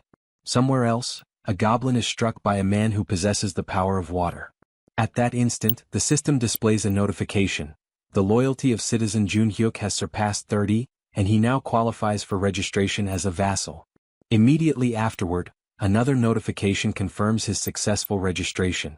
A woman appears behind him, catching his attention and informing him that his body is glowing. He quickly glances down at his hands and is astonished by what he sees. He becomes completely intrigued, wondering what on earth it all could mean. At that moment, the system notifies that he has reached level 40 and obtained the titles of 12th Bell, Knight and Mage. He now has 59 trust and 51 loyalty points, and his awakened skills are related to water manipulation. Shortly after that, a new mission appears. The power of mage abilities has been increased by 100%. One of his new skills, Water Bomb A rank, allows him to summon high-temperature compressed water that explodes with force proportional to the amount of mana used. The other skill, Water Control S rank, grants him the ability to freely manipulate water using mental energy. The system then sets the objective. Use these skills within 10 minutes. The reward is an increase in mental power. The penalty for failure is mental fatigue. Standing at the location, Jun Hyuk is stunned by what he sees before him. The mission notification appears once again. As he reads it, someone nearby asks if he's okay, but he responds by asking for a moment. A smile slowly spreads across his face as he begins to understand the nature of the mission. He quickly realizes there are more than enough enemies nearby to use his powers on. Without delay, water begins to materialize around him, initiating the execution of his challenge. A massive sphere of water forms before everyone's eyes, leaving the goblins completely shocked and unprepared. Then, with confidence, Jun Hyuk utters the command, Water Bomb. He hurls it forward, striking the group of goblins mercilessly. The resulting explosion creates a crater in the ground, leaving every single one of them dead, as Jun Hyuk stands watching in silence. He extends his hand again, activating the water control ability. With unwavering concentration, he begins to lift the droplets of water into the air. What happens next surprises two men who are silently watching everything unfold. The man wearing a black coat asks in complete disbelief if it is truly Jun Hyuk who is doing all of that. The other man confirms it, emphasizing that what they are witnessing is indeed Jun Hyuk's power. With a smile on his face, Jun Hyuk lets the tiny droplets fall slowly, like gentle rain, still under his full control. Immediately after, he falls to his knees on the ground, lifts his arms upward, and begins to give thanks for the kindness he just experienced. The two men, now even more confused, begin to wonder aloud whether he might be losing control of himself. At that exact moment, the system displays a notification stating that both his trust and loyalty have increased, that the mission has been successfully completed, and that 70,251 won have been consumed. Witnessing all of this, Jun is completely taken aback. He truly didn't expect a skill of rank S to be awakened in that way. With this event, Jun Hyuk becomes the second person to hold a rank S skill, following after Yeonju. Jun begins to reflect, considering how surprising it is, especially given that Jun Hyuk's original ability was merely rank B, a skill that used mental energy to produce water. He hadn't imagined it would develop so impressively. Now he wonders if this significant growth is because of Jun Hyuk's high level. Standing in front of the system window, he admits to himself that this outcome was unexpected, but he feels content with the result he has achieved. Internally he recalls that, back when the ability was still at rank B, he would use mental energy to generate water in any form. Now he questions how this type of use fits into the overall strategy, the metaphorical board of pieces. He notes that in Han's group, there's no need to add a new piece, since the team is already well balanced. As he considers what his next move should be, Jun continues to stare at the system window. The screen now displays a notification about a goblin hunt. Level 6 goblins are being eliminated one by one, and both experience points and one are being accumulated into the account. Reading this message leaves Jun in shock. It's already late, Yet there are still people out there hunting. Suddenly, the system shows another notification. The skill level has increased, and the declaration of return to home has now reached level 20. With this, 3 additional skill points have been gained, along with the acquisition of a brand new ability. June goes into a state of panic as he reads the latest update. The system further informs him that the territory is expanding, and with that expansion comes an intense, unbearable pain that spreads through his entire body. He screams out, overwhelmed by the agony, while Yejin watches in terror, completely uncertain of what she should do. The pain becomes excruciating, but despite it, the territory continues to expand further and further without stopping. With his vision blurred, June barely manages to see Yejin as she urgently asks if he is okay. June is overwhelmed by a pain far greater than any he has ever felt before. It feels as though enormous needles are tearing through his entire body, ripping him apart from the inside out. Yejin persists, her voice filled with desperation, commanding him to breathe. Frantically, she asks what she can do to help him in that critical moment, visibly shaken and desperate to ease his suffering. June forces his eyes open, his mind clouded and dazed. Through his blurry sight, he catches a glimpse of her face, partially obscured by the haze of confusion and the relentless agony. Startled, he realizes she is getting dangerously close to his face, inching towards him with clear intent. With a strained voice, he asks her what exactly she thinks she is doing. Embarrassed and flustered, Yejin immediately backs away in a hurry, apologizing profusely. She quickly explains that for a moment she feared he had stopped breathing and was about to perform CPR on him. But before she can continue, June cuts her off, assuring her firmly that he is fine. Behind him, Cammy is crying, visibly distressed and filled with concern. June reaches out, gently stroking Cammy to calm him down, softly repeating that everything is going to be all right. Still in the process of recovering his composure, June activates his ability, Ultimate Eyes. Through the lens of his awakened power, he observes the expansion taking place, and is immediately taken aback by the sheer magnitude of its scale. The zone has spread both to the west and to the north, engulfing streets within a full kilometer radius surrounding the complex. Lying on the ground, he finally understands the true cause behind the overwhelming pain he just endured. The territory has expanded to its largest size yet. Turning his attention to the system screen, June reflects that no matter how exhausted and drained he feels, now is certainly not the time to rest. The system displays a message indicating he has earned 3 skill points for reaching level 20. June has already decided which ability he will upgrade next. He chooses to enhance the skill he considers the most vital for the current operation, Ultimate Eyes. Immediately after making his selection, the system notifies him that Ultimate Eyes has reached level 4. Soon after, a new message appears on the screen, informing him that a multivision function has been unlocked and added to the ability. With this newly acquired attribute, June feels his field of vision expand dramatically, as though he is now surrounded by countless CCTV monitors, each displaying different angles. However, he quickly notices that maintaining this expanded vision places a significant strain on his focus. He realizes that handling 3 simultaneous views is his current limit. Once again, June checks the system and sees that he still has 2 remaining skill points to allocate. He decides to invest them in enhancing the skill known as Preservation of Dignity. Moments later, the system displays an update stating that the skill has now reached level 5 and that a new feature called Mystic Draw has been activated. In addition, he is granted a reward of 300 crystals, which catches him completely by surprise. Shortly after, the system clarifies that it was through this Mystic Draw feature that he has received those 300 crystals. June finds no reason to reject the unexpected gift, so he clicks on the notification to accept them. As soon as he does, a bright circle forms on the ground beneath him. The circle emits a radiant light so intense that it causes discomfort to Yejin, Cammy, and even June himself, forcing them to shield their eyes. After a few moments, the circle of light vanishes, yet a concentrated, powerful glow remains suspended in the air. From within this brilliant light, an object begins to materialize. It is a ring. The system promptly notifies him that this is a communication ring, designed specifically to transmit June's voice directly to his vassals.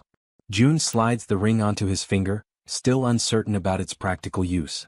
As he considers its function, it becomes clear to him that its ability to project his voice could be perfectly suited for Dabin. But then he remembers that Dabin has already been officially registered as one of his vassals. He accesses the vassal management interface within the system, which displays detailed information about Dabin. level 25 holding the title of 11th servant, trust at 77, loyalty at 100, and a newly awakened skill, telepathy. Astounded by Dabin's awakened ability, June acknowledges to himself that telepathy is indeed the perfect skill for someone tasked with such communication-driven responsibilities. Suddenly, through the multivision function of his ability, June sees a disturbing scene. 50 people are crammed together, sharing a single housing unit to sleep in. Inside that crowded unit, Dabin tries to explain to the agitated group that the situation is only temporary. However, her words are met with anger and indignation, as if she were treating them like they were insignificant, like they were nothing. One man, visibly furious, raises his voice and shouts, reminding her that they've all seen countless empty houses along the way. He demands to know what she's even talking about, as though her excuses were entirely unreasonable. Clenching their fists in frustration, several others step forward, insisting that at least the children should be allowed to sleep comfortably. They demand that some of the vacant rooms be opened up so everyone can rest properly after enduring so much. Overwhelmed by the escalating situation spiraling out of control, Dabin hurriedly apologizes, struggling to maintain her composure as she explains that current policy does not permit such allocations. All the while, from a distance, June watches everything unfold in silence through his ultimate eyes. At that moment, the system displays a new notification. A skill named Ultimate Shut-in's Door has been activated. With this, June is now able to connect to and control all doors within the territory he has declared as his own domain. Back inside the unit, just as Dabin desperately tries to regain control of the situation, a door suddenly swings open on its own. Annoyed and suspicious, one of the men immediately questions the audacity of barging into someone else's home during an emergency. He reminds everyone that in times like these, people should be helping each other, not creating pointless conflicts and divisions. He demands to know why so much unnecessary resistance is being put up against such a basic request. At that precise moment, June steps through the open door, catching Dabin completely by surprise. He turns to the man, his expression unwavering, and declares bluntly that if the man disagrees with the house policies, then he is more than welcome to leave his house immediately. The man, stunned by June's words, demands that he repeat what he just said. But June, without the slightest hesitation, simply proceeds to evict him on the spot. Witnessing this abrupt and firm action, the rest of the group begins murmuring among themselves, remarking how things have suddenly calmed down. June then turns to face them all and poses a sharp question, asking if anyone else has complaints they wish to bring up. With a cold and resolute tone, he announces that from that moment onward the electricity, water, and gas supply to that entire unit will be cut off. Hearing this, a young woman, visibly alarmed, questions whether he is being serious about such an extreme measure. June locks eyes with her and responds curtly that, in fact, that's exactly the question he wanted to ask them. With an unwavering gaze, he states that it's no coincidence they appeared right after the fall of the giant. He then asks if they came because they judged this place as being capable, just like so many others who arrive every single day with the exact same mindset and expectations. His words strike the group like a bolt of harsh reality, leaving them momentarily speechless. But June doesn't stop there. He continues, explaining that giving in to such demands would lead to 3 major problems. First, all the empty rooms would eventually be exhausted, making it impossible to accommodate new arrivals who genuinely need shelter. Second, the residents who have been living there, those who are already settled and abiding by the system, would begin to feel disrespected and marginalized. And third, once they give in to one demand, the cycle of requests and entitlements would never come to an end. With absolute ruthlessness, June raises his voice and declares that the basic rights and welfare they expect to find here simply do not exist in this place. He emphasizes that the South Korean government has already collapsed, and that he, standing before them, is not the representative of anyone's ideals or dreams. He acknowledges that some might perceive him as a tyrant, abusing the power he holds. But he warns them that the world has become far too brutal, far too unforgiving, for naive ideals like rights and welfare to survive without being fought for and earned. He points out that if they wish to enjoy such privileges, they must first prove themselves worthy of them.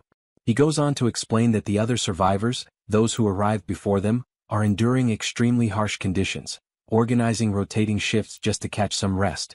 And despite all the discomfort and hardship, these people are still making sure to care for the children and the weakest among them, choosing to fight for survival as a community.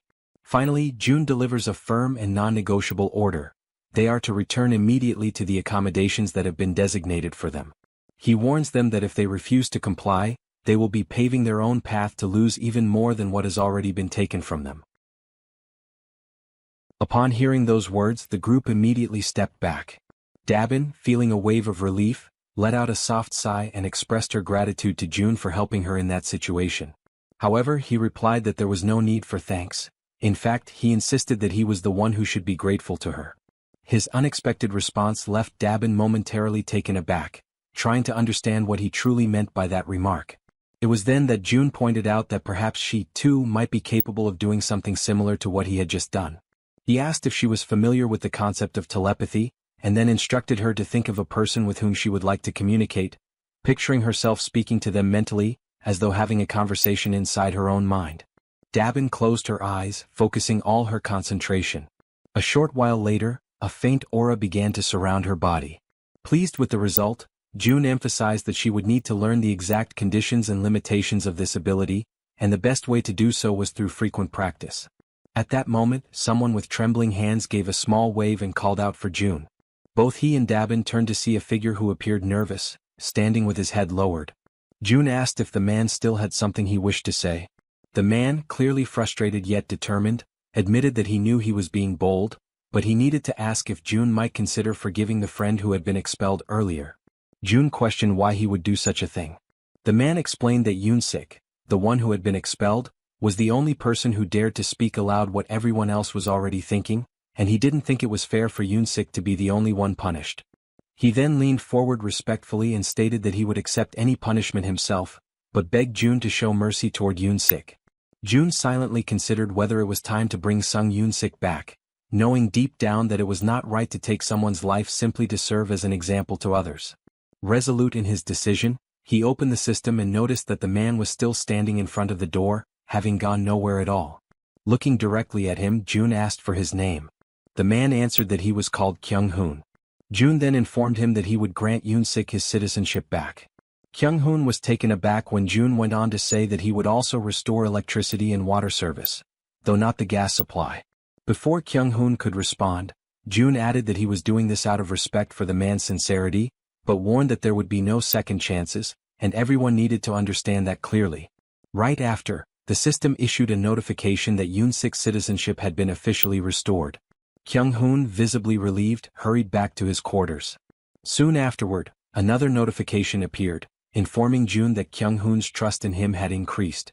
For a moment, June considered restoring the gas supply as well, but he knew that if he did, the punishment for what had happened would lose its intended effect.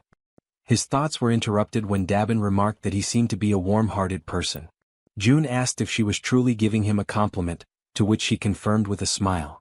He thanked her, but she playfully teased that he seemed to be getting embarrassed. Changing the subject, June asked her to inspect the facilities in 3 buildings, adding that he intended to have one in each of the 25 buildings. The idea left Dabin utterly surprised. Without hesitation, she asked how many members he currently had. June explained that if it became possible to expand to 100 people, he could assign 4 to manage each building.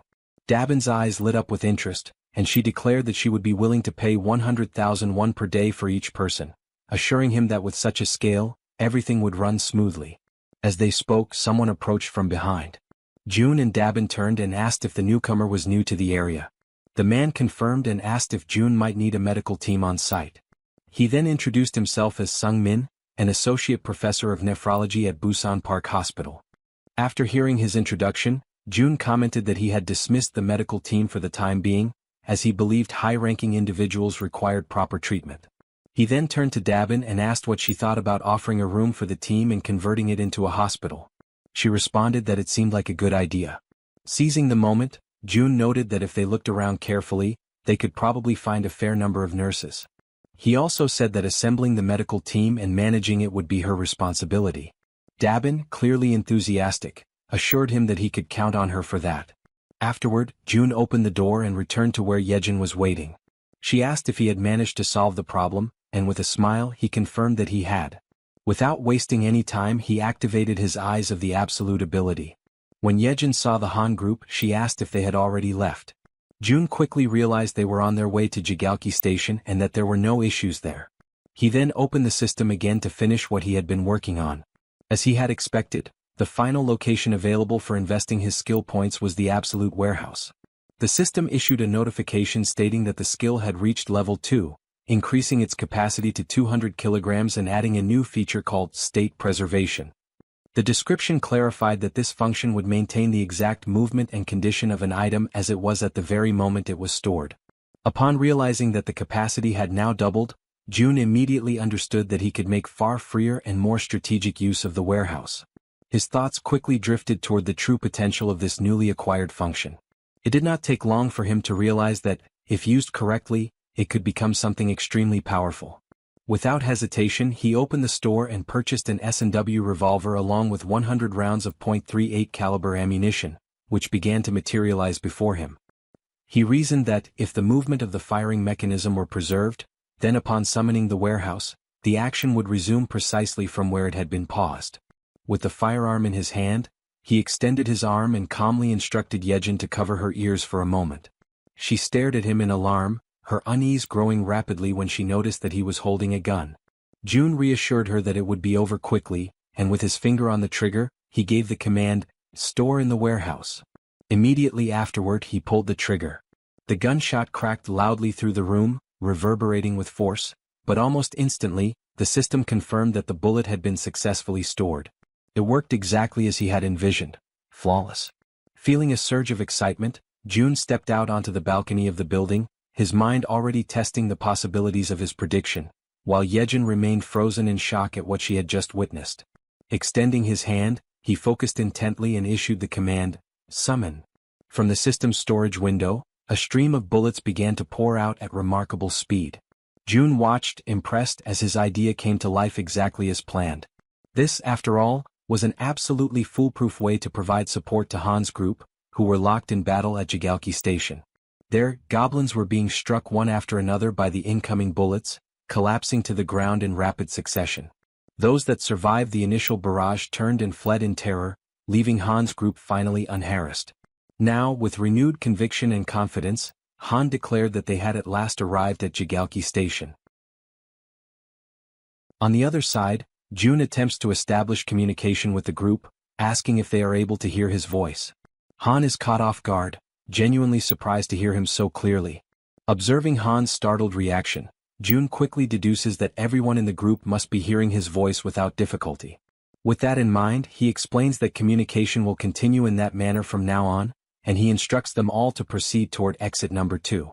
When they finally reach the indicated exit, Han casts a sharp and cautious look around, carefully observing the surroundings, which are now completely deteriorated and consumed by ruin.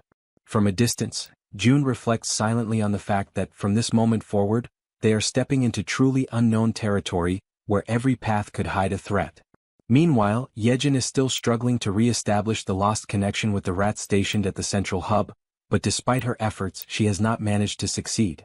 Without that crucial link, the group advances blindly, entirely unprepared for whatever might await them ahead. In the midst of this uncertainty, Han breaks the silence, voicing the question that weighs heavily on everyone's mind: where should they go now?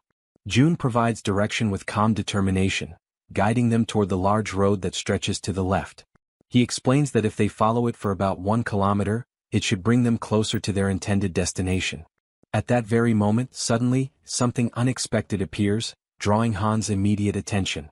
Through the gleaming reflection in the eyes of the approaching creatures, it becomes clear that the group has fallen into panic.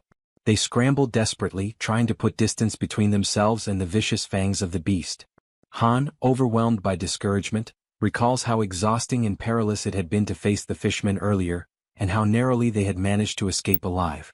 Now, standing before yet another daunting challenge, he finds himself face to face with a colossal shark.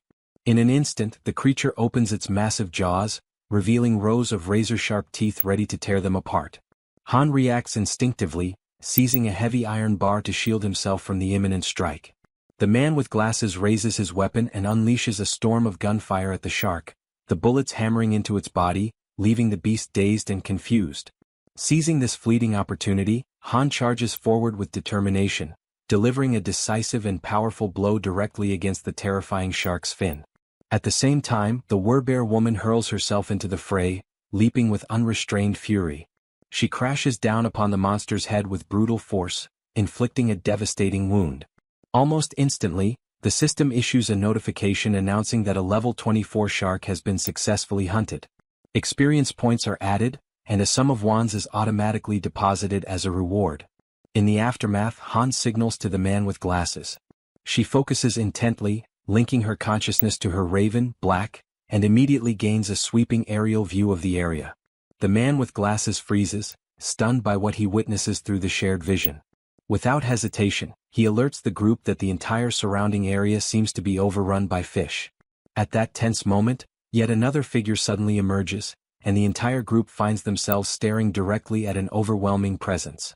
Almost simultaneously as Toji looks upward, he notices movement above them.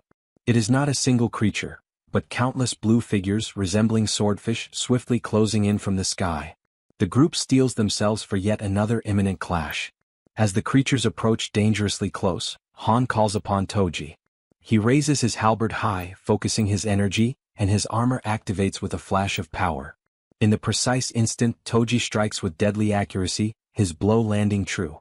The system immediately notifies the successful hunt of a sky blue marlin, rewarding them with additional experience points and wands. Without a moment's pause, the archer woman unleashes a flurry of arrows, her shots rapid and unrelenting, cutting down the creatures that stubbornly linger in the air.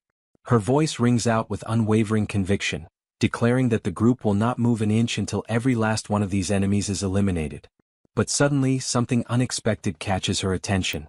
It is the healer. Despite firing directly at one of the sky blue marlins, the massive creature continues advancing steadily and unshaken, heading straight toward her. Her ammunition eventually runs out, and she realizes with growing dread that the creature continues to approach, drawing nearer with every passing second. At that precise moment, the system issues a notification announcing the summoning of storage. Immediately, bullets materialize and strike the creature with sharp precision. The system then reports that a level 17 sky blue marlin has been successfully hunted, awarding experience points and depositing the amount of 231,733 won into the account. Upon reading the notification, Jun notices with frustration that whenever he personally fires the weapon, the payment turns out to be lower than expected. With determination he calls out to Yejin. He demands that she stop trying to connect with the rats and instead focus her efforts on shooting in his place. Without hesitation, he places the weapon firmly into her hands, though she instantly feels insecure and uncertain, nervously questioning where exactly she should aim. Rising to her feet, she hesitates, but Jun calmly remarks that anywhere she points will be good enough. Gathering her courage, Yejin fires her very first shot, and immediately the system notifies the deposit into storage. Seizing the moment, Jun concentrates intensely and commands that the bullets fired by her be redirected into the ongoing battle. Right after his command, countless system windows open before them, acting as gateways through which the bullets travel, passing directly into the battlefield and striking their intended targets. The system then notifies that another level 17 sky blue marlin has been hunted, granting additional experience points and depositing more wands. Amid the unfolding situation, Yejin urgently warns Jun to step aside and reload quickly so that the assault can continue without delay. Absorbing the urgency of the moment, Jun reflects silently that the overall efficiency of the operation has now increased for the 6th time. Even though he feels genuine pity for Yejin, who is clearly overwhelmed, he knows deep down that this approach is absolutely necessary. At that instant the door swings open. Hyerin, known as the Poison Girl, enters the scene, her expression filled with intrigue as she takes in the chaotic sight before her. Upon noticing Yejin firing repeatedly, she questions the reason behind the gunfire, trying to discern whether what she is witnessing is reality or merely some kind of dreamlike illusion. In the middle of the chaos, a massive creature suddenly attempts to strike at them. However, both Han and the werebear react swiftly, dodging the violent attack just in time. The creature reveals itself to be red in color, with the enormous and terrifying form of a monstrous crab. Distressed and exasperated, Han asks aloud whether this is some kind of twisted joke and desperately questions if they are truly expected to try and defeat such a horrifying monstrosity. The giant crab prepares to attack, raising its massive limbs with a menacing weight.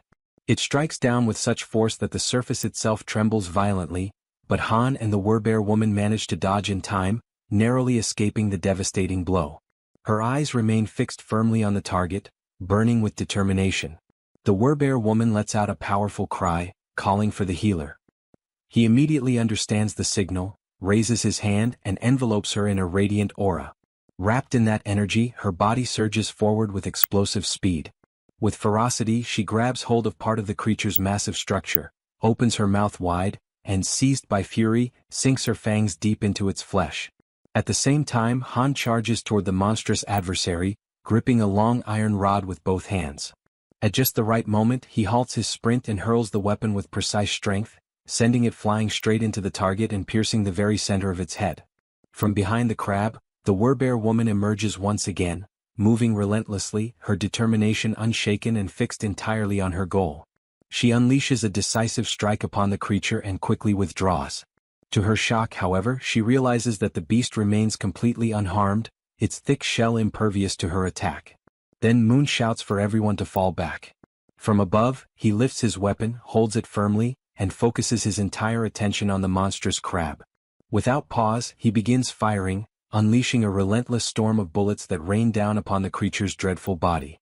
Amid that chaos, Han comments on the insane durability of the enemy, his voice heavy with frustration, and he questions aloud what they should possibly do now. His eyes remain locked on the beast, and for a fleeting moment, doubt takes hold of him as he wonders if there truly is no chance of victory. At a certain distance, carefully observing everything, June notices something crucial. He realizes that this creature is not like the ordinary projectiles they have faced before. What they need is not just sharp strikes but a blow of overwhelming impact, something heavy and crushing like a hammer. Accepting this realization, he begins to search frantically for an object capable of delivering that kind of force. His gaze scans every corner until, finally, he discovers a gem. A satisfied smile spreads across his face, for he has found exactly what he was searching for. The system promptly notifies him of an item being stored in the deposit. Through his ability of communication, June instructs the werebear woman that when he gives the signal, she must leap onto the crab's shell, because he has found something that can break through it. Soon after, June raises his hand and summons a heavy barbell, which begins to materialize right before him. Inwardly, he apologizes to the boy who used to own it, silently promising that he will buy a new one for him later. His plan is clear. First, he allows the heavy bar to fall freely, letting gravity build up its full kinetic energy, and only then does he store it in the deposit. Immediately afterward, June invokes the bar again. It shoots forth through the system's window and hurtles toward the center of the crab's head. At that exact moment, he uses his communication skill and gives the long-awaited signal to the werebear woman. The bar pierces the target with brutal force, splitting open its head and sending streams of blood spurting outward. Without hesitation, the werebear woman launches herself straight at the point of impact. Her claws are ready, sharpened and gleaming, her body fueled entirely by determination and fury. She closes the distance with fierce speed and strikes with lethal precision, delivering the finishing blow that successfully ends the beast. The system immediately registers the successful hunt of the giant crab, level 35, granting experience points and depositing one into their account. Yet even after their victory, the path home resembles nothing less than a chaotic marketplace of sea monsters. Every kind of fish and crustacean-like abomination continues to attack mercilessly, without pause or mercy. June understands that without his support, the group would have faced countless situations that could have ended in tragedy. He accepts, with heavy resignation, that this place is simply too much to handle, even for Han's group. He reflects on how, despite everyone being awakened and armed, they still struggle just to advance a single kilometer. Now, he must finally admit to himself that the chances of his family being alive are almost non-existent. The closer he gets to his home, the stronger the fear grows inside him. Still, even if there is just a 1% chance, he knows he cannot allow himself to lose faith. Using his ability, he surveys the surroundings and notices a ruined but familiar street. He reflects that just beyond the narrow alley lies his home. But suddenly, something unusual captures his attention: a tree. Through his communication skill, he commands the group to stop immediately. He knows this city well. It is the place where he was born and raised, and he is certain of what belongs here and what does not. Observing carefully, he realizes that there has never been a tree like that on the main road, and even if there had been, the city would never have left it standing there. This means that the tree appeared only after the world had fallen apart. Calling upon his ability once more, June draws everyone's attention to the anomaly. He asks if they too can see the massive tree ahead. The group confirms that they can. June then declares firmly that the tree is not what it seems, it is a monster. He directs them to prepare for an attack. At that very moment, something strange happens. A single, enormous eye opens upon the trunk of the tree. Before the group, the figure awakens and everything around them begins to tremble as if the world itself recoils from its presence. The archer remained firm, her gaze fixed upward. A shot was released, flying toward the monster and piercing part of its trunk. Yet that was not enough to stop it. With each passing instant, it rose higher, lifting itself from the ground as though abandoning the very surface that once held it. Faced with that overwhelming threat, Han, gathering all his focus, hurled an iron bar against the tree, striking the target with perfect precision. But even then the colossal creature endured, resisting the blows and continuing to advance, drawing ever closer. Its extraordinary resilience astonished Han, who could hardly believe what he was witnessing. Meanwhile, Moon teleported behind the tree and swiftly raised his weapon, unleashing a barrage of shots that struck the monster in rapid succession.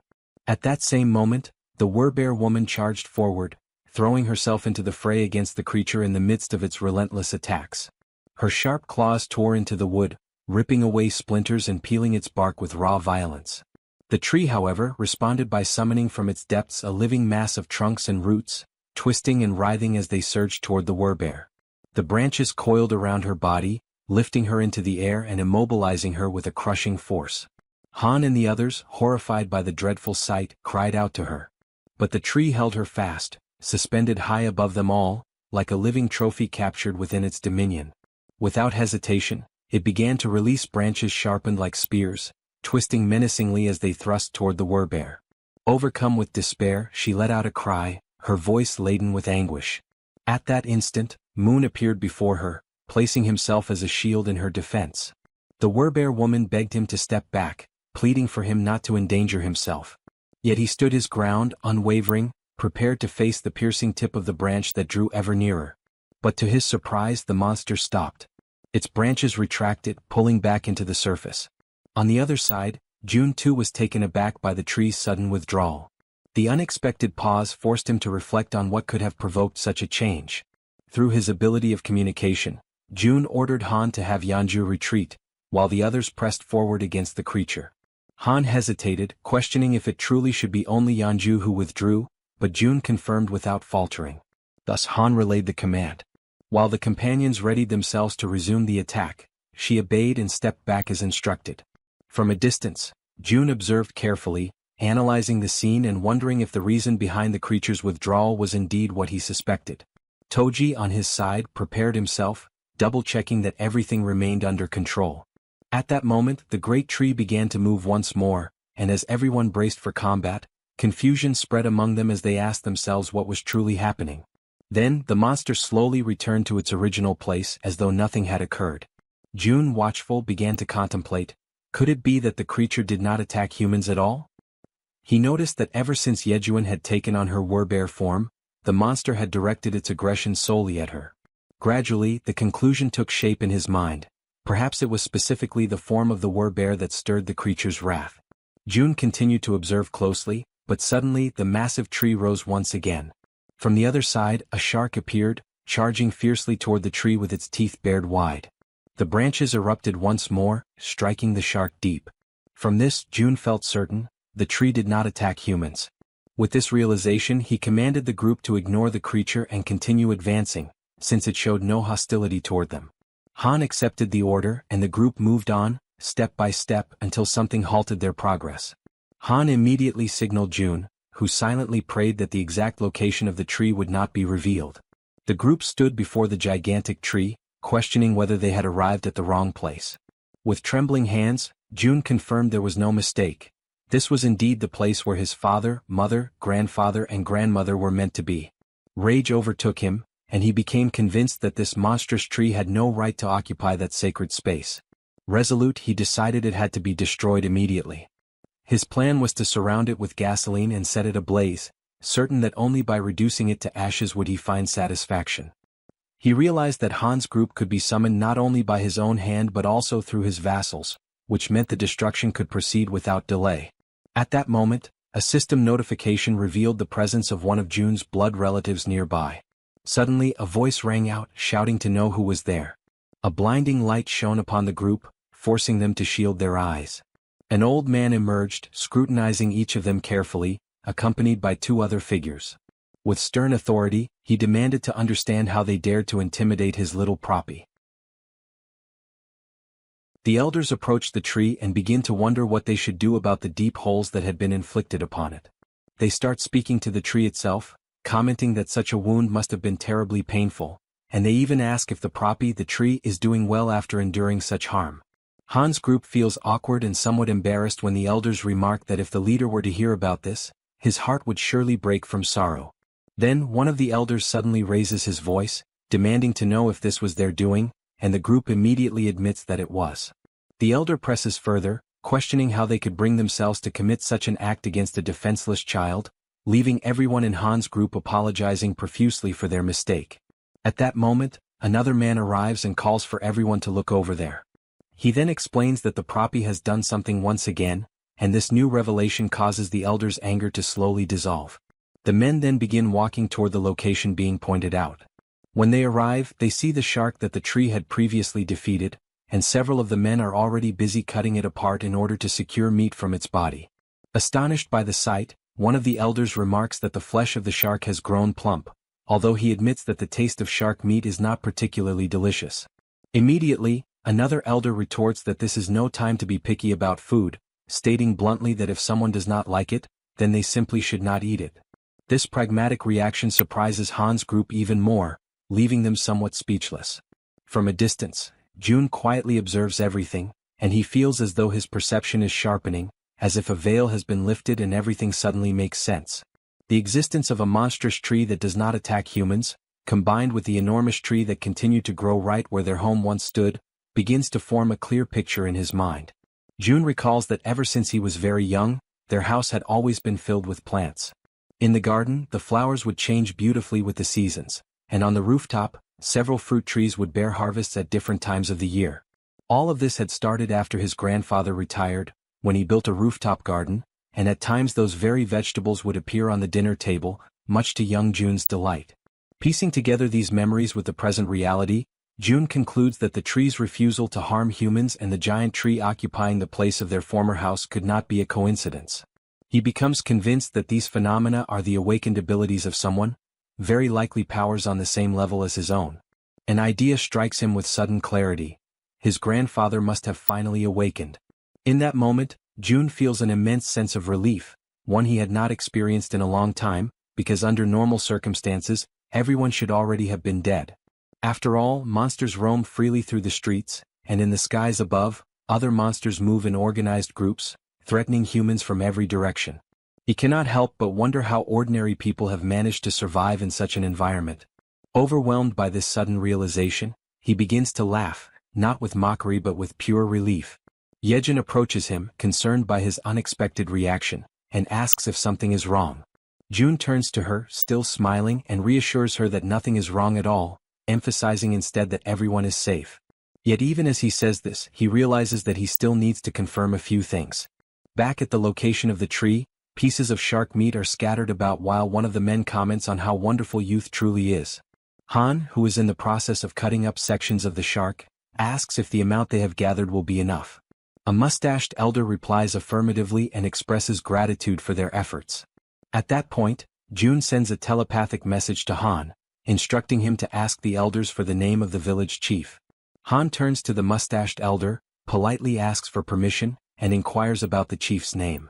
The elder immediately responds by asking if Han is an acquaintance of their leader, before revealing that their chief's name is Li Bangja. Upon hearing this, June affirms with certainty that he already knew, and explains that, indeed, Li Bangja is his grandfather. After some time, the group follows the mustached elder, who informs them that before they go to meet the chief, they should stop at a certain place. It is an area where everyone works together to prepare meals and distribute the meat from the fish. The presence of such an organized communal space leaves Han's group impressed and a little taken aback. Observing from a distance, June notices that the place is crowded, filled with a large number of people, around 100 in total. Giving the impression that the entire marketplace of the city had relocated to that place, the mustached man called over a bald-headed fellow who was busy slicing the meat from Old Park's catch. The bald man stopped cutting for a moment and remarked that he had heard a rumor saying that Poppy had pulled off something once again. The mustached man confirmed with a nod, replying that this was exactly what had happened, and that the shark had been so enormous that the young ones had been forced to step in and lend their strength to help. The mustached man then urged the bald fellow to cut quickly, explaining that he wanted to serve several plates of sashimi to the youngsters. Without wasting a moment, the bald man set to work with practiced efficiency, his hands moving with remarkable speed as he sliced and prepared the fish. Soon enough, he presented an exquisite platter of sashimi for Han's group, the glistening cuts of fresh fish arranged so beautifully that it immediately left everyone in awe, their mouths watering and their stomachs growling with anticipation. The archer, unable to hold back her curiosity, asked the bald man if they had chopsticks available. He replied that they had no need for chopsticks and could simply use their hands. Yet in that very instant, a set of chopsticks materialized in front of them, manifesting out of thin air. The bald man blinked in astonishment and, realizing what had just happened, offered his gratitude to June for this miraculous gesture. Every elder who witnessed the sudden appearance of the utensils was left with their jaws hanging, utterly dumbfounded, for none of them had ever laid eyes on anything remotely similar in their entire lives. The archer then began eating, and the moment the sashimi touched her tongue, her eyes widened in amazement. The taste was so exquisite, so overwhelmingly delicious, that she quickly realized she could not stop herself from eating more. Soon, everyone joined in, devouring the sashimi until their bellies were completely full, all the while remarking that it had been centuries since they had last tasted a dish as fine as sashimi. Watching from a distance, June observed this moment of peace and contentment shared by the group, and an idea suddenly struck him. With a thought, he caused bottles of soda to appear, neatly arranged to complement the meal. Once again, both the bald man and the mustached man were caught completely off guard, their expressions filled with disbelief at the sight. Han, noticing their surprise, asked kindly if they would like to have some as well. Almost at that same moment, several packages of food and provisions began to materialize one after another, stacking neatly in the area as though delivered by invisible hands. The elders, unable to contain their amazement, asked if all of that was truly meant for them. Han confirmed with a smile that it was, explaining that June must have taken a liking to them and was offering these gifts as a gesture of goodwill. From above, someone who had been silently observing all along finally spoke, wondering aloud whether this June, whom they kept mentioning, was something akin to a god. The mustached man turned to his companions, uncertain, and even asked if they should bow in reverence before such a being. But before the conversation could go any further, a voice rang out, demanding to know why the place had grown so noisy. All eyes turned toward the source, and there, standing high upon the massive root of a towering tree, was their chief, who had just arrived. At that moment, June's heart trembled, for he immediately recognized that figure. It was his grandfather, the very man he had not laid eyes on for what felt like an eternity. Then, as though to confirm this revelation, the system displayed information about his grandfather. It revealed that he possessed a mythical passive ability known as Guardian of the World Tree. The very name alone radiated power and grandeur, leaving no doubt in June's mind that it was an ability of overwhelming strength, one that could easily be described as overpowered. The grandfather observed the group intently from high atop the tree. At that same moment, the system issued a notification declaring that the servants had discovered June's blood relative, thereby unlocking the power of his lineage. His name was revealed as Li Bang Yeol, level 55, bearing the titles of lineage, relative, druid, with a trust rating of 88, and the awakening ability known as Guardian of the Tree and of the World. From his elevated position, he continued to watch in silence until, all of a sudden, he leapt gracefully down from the branches. When his feet touched the ground, June immediately noticed that his grandfather appeared far healthier than before. He recalled vividly how frail and aged the old man had once been, weakened by the toll of his declining body and the struggles caused by his cerebral condition.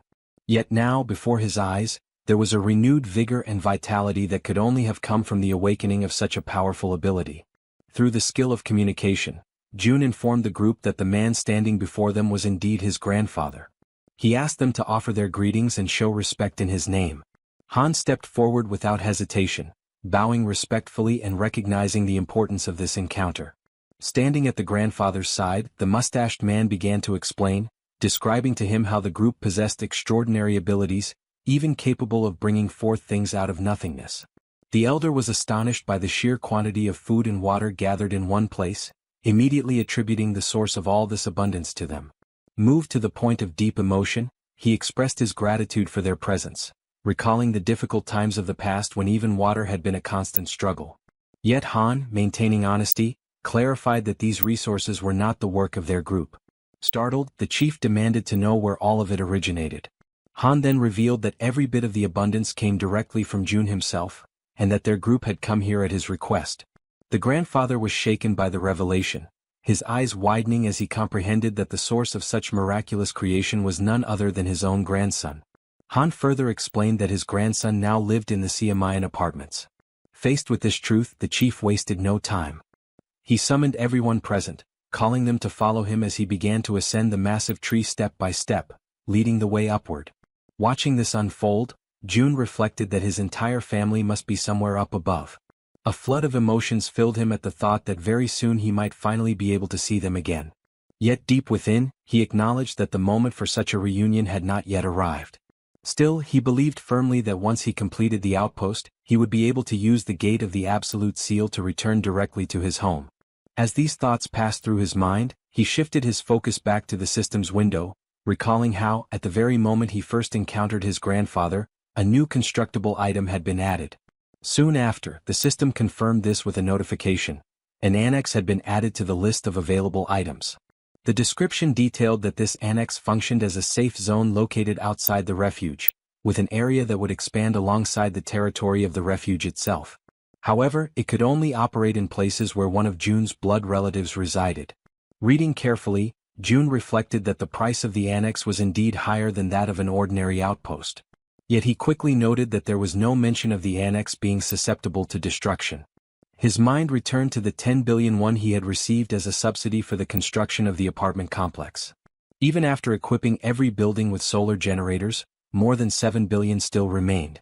The decision became obvious. He calculated that investing only 3 billion in the installation would be sufficient, and compared to the vast sum he had at his disposal, that expense no longer seemed significant. Without hesitation, he issued the command to initiate construction. Immediately, the ground beneath his feet began to shift, and a structure started to take form. Watching the process with keen eyes, Jun wondered if the system was showing him a preview of what the annex would ultimately become, for its size and shape seemed to mirror almost exactly the space where he was now standing. He concluded that the annex's expansion must directly follow the growth of the territory itself. When comparing the overall costs, he realized that the 10 billion price tag made the annex far more advantageous than a simple outpost with its limited reach. Then, another notification appeared. The annex required the presence of a blood relative for a duration of 7 full days. Jun confirmed and authorized the construction, prompting the system to update the timeline. The projected completion was set at 167 hours and 11 minutes. Quietly, Jun reflected that while the annex was being built, he should ask his grandfather not to leave the country. Yet before he could dwell on the thought for long, his focus was abruptly pulled away by another system notification. Another blood relative of Jun was revealed. The name disclosed was Kim In-sim, level 21, bearing the title of lineage with a trust rating of 99, but without any sign of an awakening ability. Inside the vast tree, an elderly woman lay upon a bed. The grandfather held her hand with firm gentleness and asked her to listen carefully to the words being spoken by the group. A faint aura spread over the connection formed by their joined hands, and he softly informed her that their grandson Jun was still alive, and that these people had been sent there directly by him.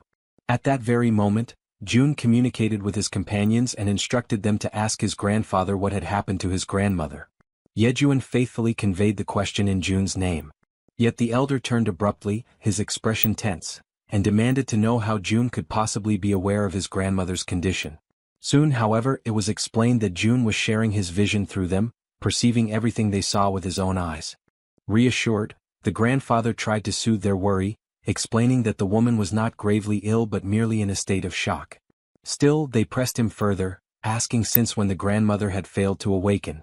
With a heavy and sorrowful face, he recalled that it had been since the very day the monsters appeared and the world itself began to collapse into chaos. From that moment onward, she had remained in a deep, unbroken sleep. Jun, watching through their perspective, noticed the expression etched onto his grandfather's face. It struck him powerfully, for it was the first time he had ever seen his grandfather like that, so burdened, so utterly weighed down by grief. The sight pierced him with an even deeper sense of the gravity of their situation. Tears welled up in his heart as he reflected that, despite everything, he felt an immense relief knowing his grandmother still lived, even though she had been in a coma for nearly a month. Outwardly, she appeared perfectly healthy as if peacefully asleep, and June concluded that this stability could only be maintained by his grandfather's awakened ability, which was undoubtedly sustaining her. Inwardly, however, he lamented that the system did not allow him to assign missions to blood relatives. If it had, perhaps he could have devised some way to improve her condition. Even if he tried to apply the power of a healer, he knew deep down that his own skill was insufficient for such a task. As his thoughts swirled in silence, he began to grow uneasy. It was strange. 7 people had entered the house and yet no one else had stepped out to investigate.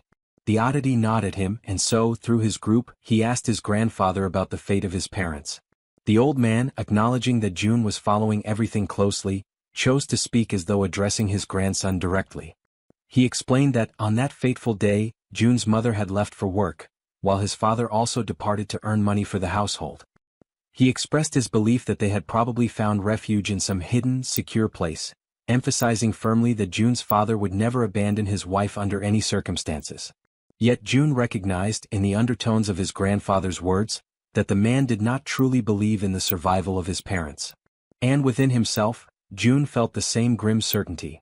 Without a transcendent ability like the one his grandfather possessed, the chances that his parents had survived were almost non-existent. But still he refused to let go of hope. Through his ability, June issued a new order. The next target must be the Wawang Nursing Hospital, even if the chances of finding them there were small. Acknowledging the efforts of his group, he decided that they should rest for the night. He made it clear, however, that when dawn came, nothing else would matter. Tomorrow they would all go after them. At that instant, the system interrupted his stream of thoughts with yet another notification. To his shock, the message declared that a blood relative of the Absolute had been detected in the vicinity. Without hesitation, June issued a command to Yejin, who quickly relayed his orders to the rats. The young woman asked what precisely she should convey, and June instructed that every single nearby survivor was to be located without delay. Then he noticed something crucial. The alert was not pointing toward Dongjian's, but rather toward his very own location. Conviction settled deep within him. The ones approaching could only be his mother and father. The scene shifts to a street where people are hard at work, cutting apart and stripping the hides of the animals and strange creatures they have captured.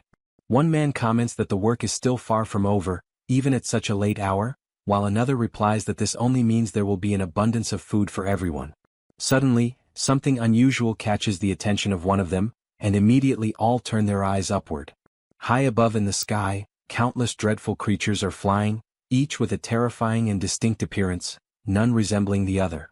Without warning, a bell begins to ring frantically, its rapid toll echoing like an urgent alarm across the area. From the top of a watchtower, a man spots the approaching swarm and shouts to announce the arrival of monsters. Chaos quickly spreads. People begin running in every direction, rushing to move everything into the seafood storage house and to close the shutters with haste. The order is unmistakably clear. Everyone must move as fast as possible.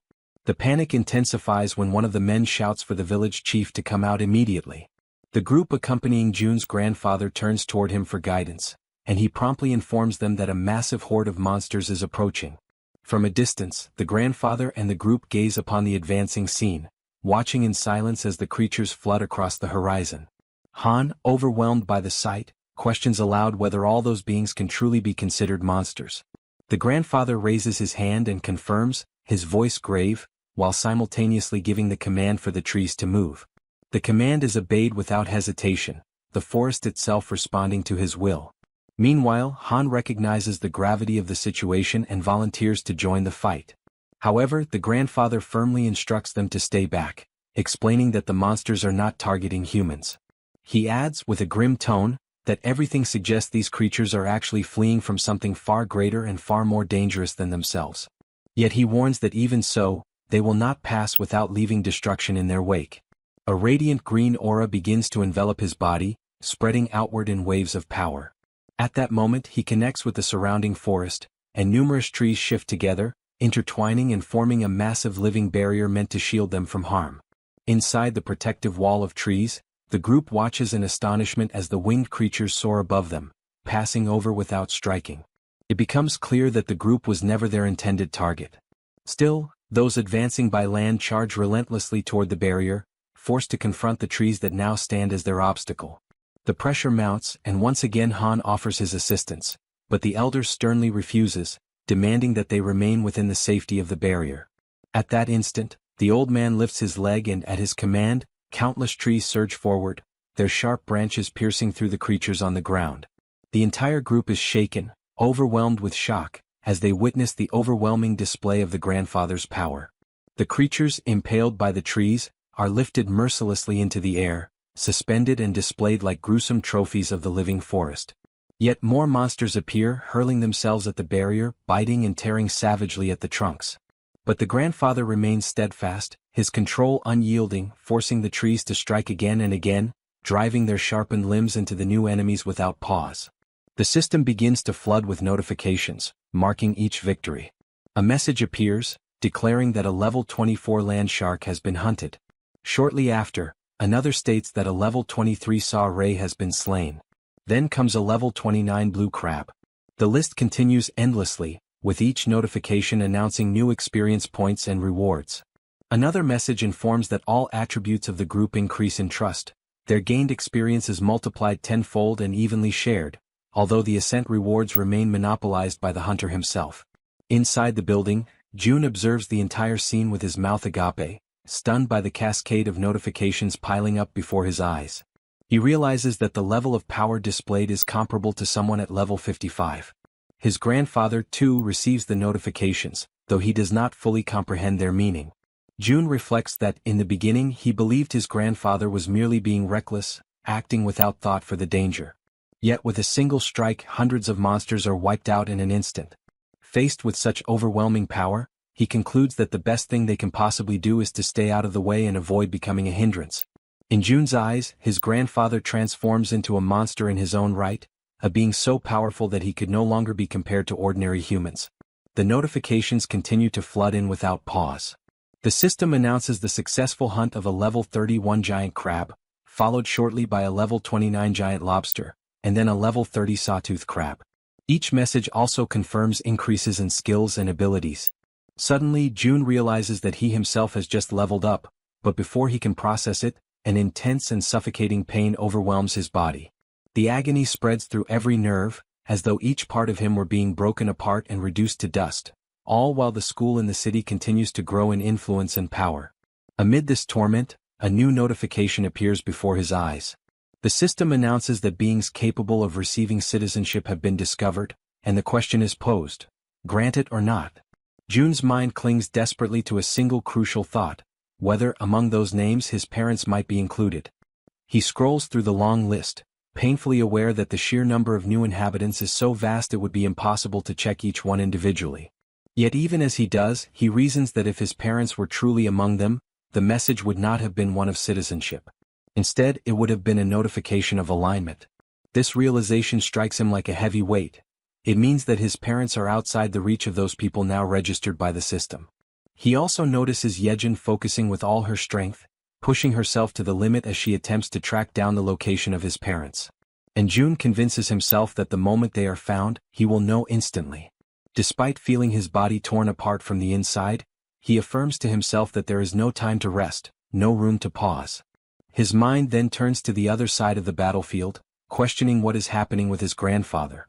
Observing carefully, he senses that something is wrong, a subtle strangeness in the situation. He shares this unease with Han's group, who quickly question the old man. The grandfather realizes the difference. Before, the monsters would leave remains scattered across the ground, but now they vanish completely, not even bones left behind. Han explains that this change is due to June's influence. Ever since the system manifested, the corpses no longer remain after death. Intrigued, the grandfather acknowledges that even the mysterious glowing letters appearing in the air are also the work of his grandson. With the immediate threat apparently under control, the old man decides to go to the warehouse to bring out some of the people hiding there. He explains that if they intend to consume the flesh of the monsters, the creatures must be slaughtered in the proper way, ensuring the meat stays fresh and edible. The group agrees, but June internally is struck with surprise at this detail. Never before had he thought of monsters as a source of food, and for the first time he begins to truly consider the possibility. He extends his hand and issues the order to register the item. Before him, a creature begins to materialize, its form gradually solidifying until its outlines are clear and distinct. The system then notifies the success of the registration, categorizing the item as fish. Pleased, June realizes that his attempt has worked, and that this could indeed feed hundreds of people. Yejin suddenly gasps, her eyes widening in shock as she locates someone of immense importance. Without delay, she quickly announces her discovery. June turns at once, his entire body trembling with expectation. The system confirms it. Yejin has found a blood relative, and the power of blood begins to unlock. Outside, amidst the rows of buildings, someone points toward a distant structure. A man and a woman are identified. The system reveals their names. Lin Jisuk, level 50, bearing the title of relative, with trust at 97 and the awakened ability of governance. Beside her stands Kim Donghyuk, level 42, also carrying the title of relative, with trust at 93 and the awakened ability of enhanced defensive aura. June recognizes them instantly, and his vision blurs with tears. After all this time, there can be no mistake, they are his father and his mother. The system notifies that citizenship has been granted to 23 individuals connected to the blood relative Lee. The announcement causes a wave of astonishment, yet June feels a surge of joy as he realizes that his parents are now very close to the newly expanded territory. By observing their movements, he concludes that it is only a matter of time before they step fully into the protected zone. Since the power of the bloodline has already been unlocked, he firmly believes that they will not be stopped by the invisible barrier that holds others back. After such a long and painful wait, his eyes finally fall upon his parents once again. The long-awaited reunion radiates through his smile, overflowing into every part of his being. At that very moment, his parents catch sight of him, and shock flashes across their faces as they recognize him. From the other side, June raises his hand in greeting, his heart pounding. The mother and father rush toward him without hesitation, embracing him tightly as though afraid to ever let him go again. His mother clings to him, checking desperately to make sure it is truly him, asking if he is well, while June responds with quiet firmness that nothing has happened to him. The joy of reunion is quickly mixed with surprise as he notices that all 23 who arrived with his parents possess awakened abilities of their own. These are people connected to the hospital where his mother once worked.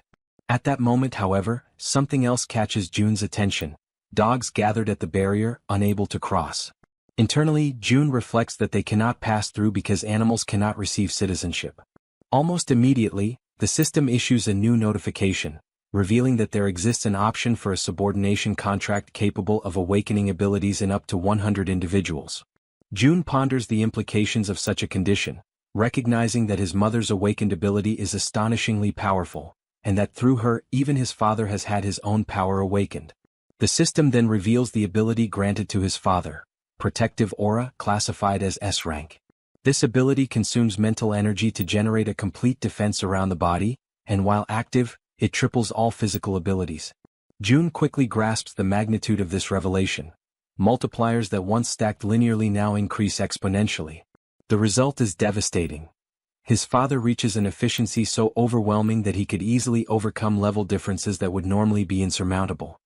He also notices that even the 23 newly awakened, though classified only within ranks B and C, already stand far above the average of the unawakened.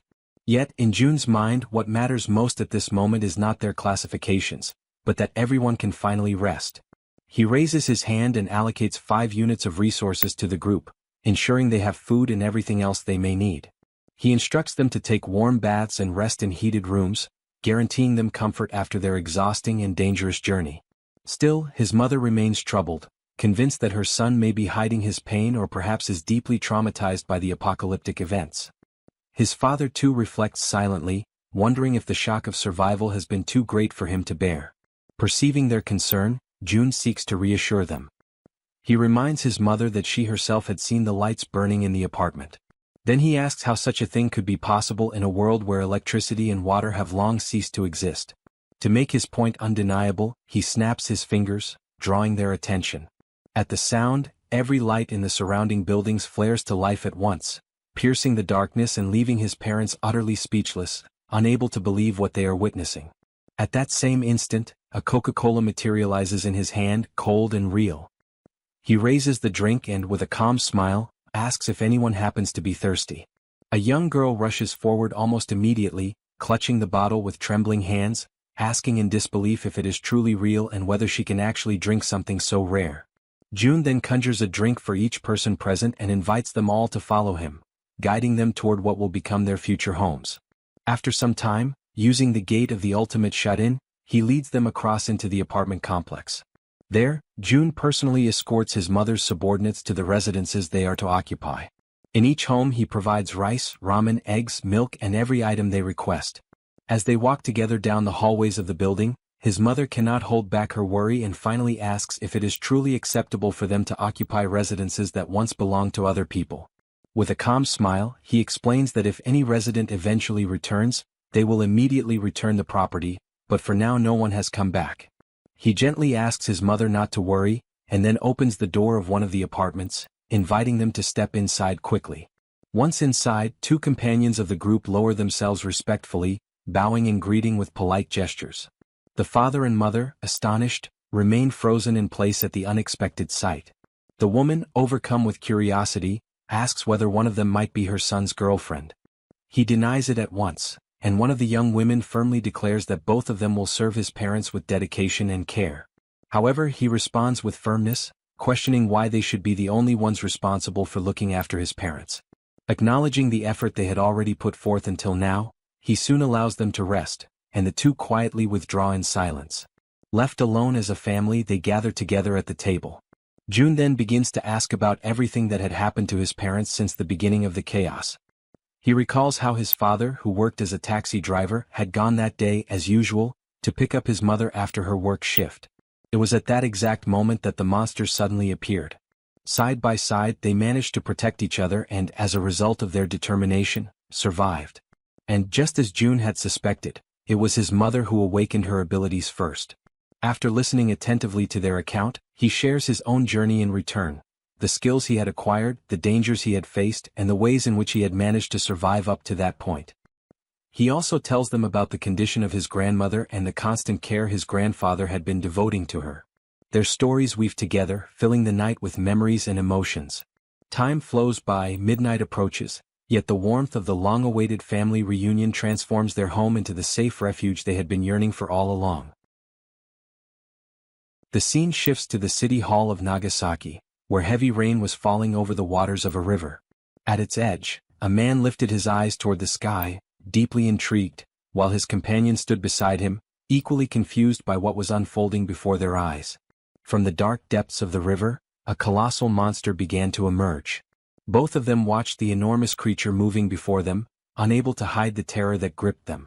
One of the men shouted in a mixture of ecstasy and fear, repeating over and over again that the monster was passing by. The sheer size of the beast made it clear that wherever it went, only destruction and ruin would remain in its wake. The scene then shifts to the following day. June immediately shares with his grandfather the astonishing news that he had found his parents, recording a quick video to show them. On the other side, through the screen of a phone, the grandfather beamed with radiant joy at the sight of them, while showing them to the grandmother at his side. The mother, overcome with emotion, asked if she could also see a recording of her father. Han responded without hesitation, filming the video that showed him.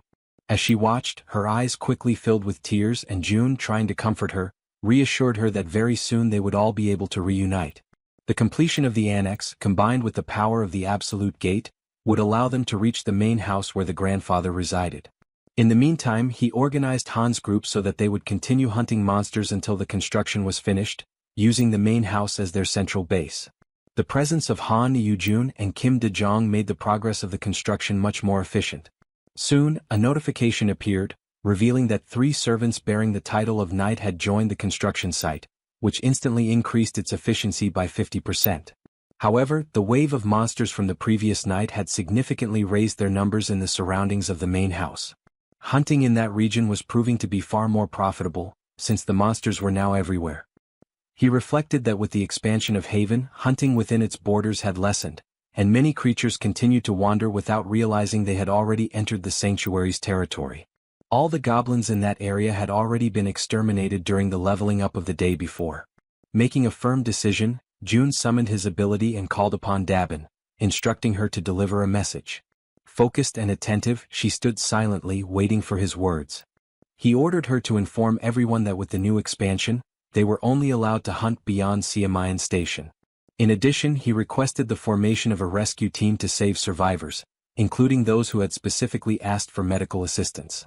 Dabin accepted each order with absolute seriousness, determined to carry them out flawlessly.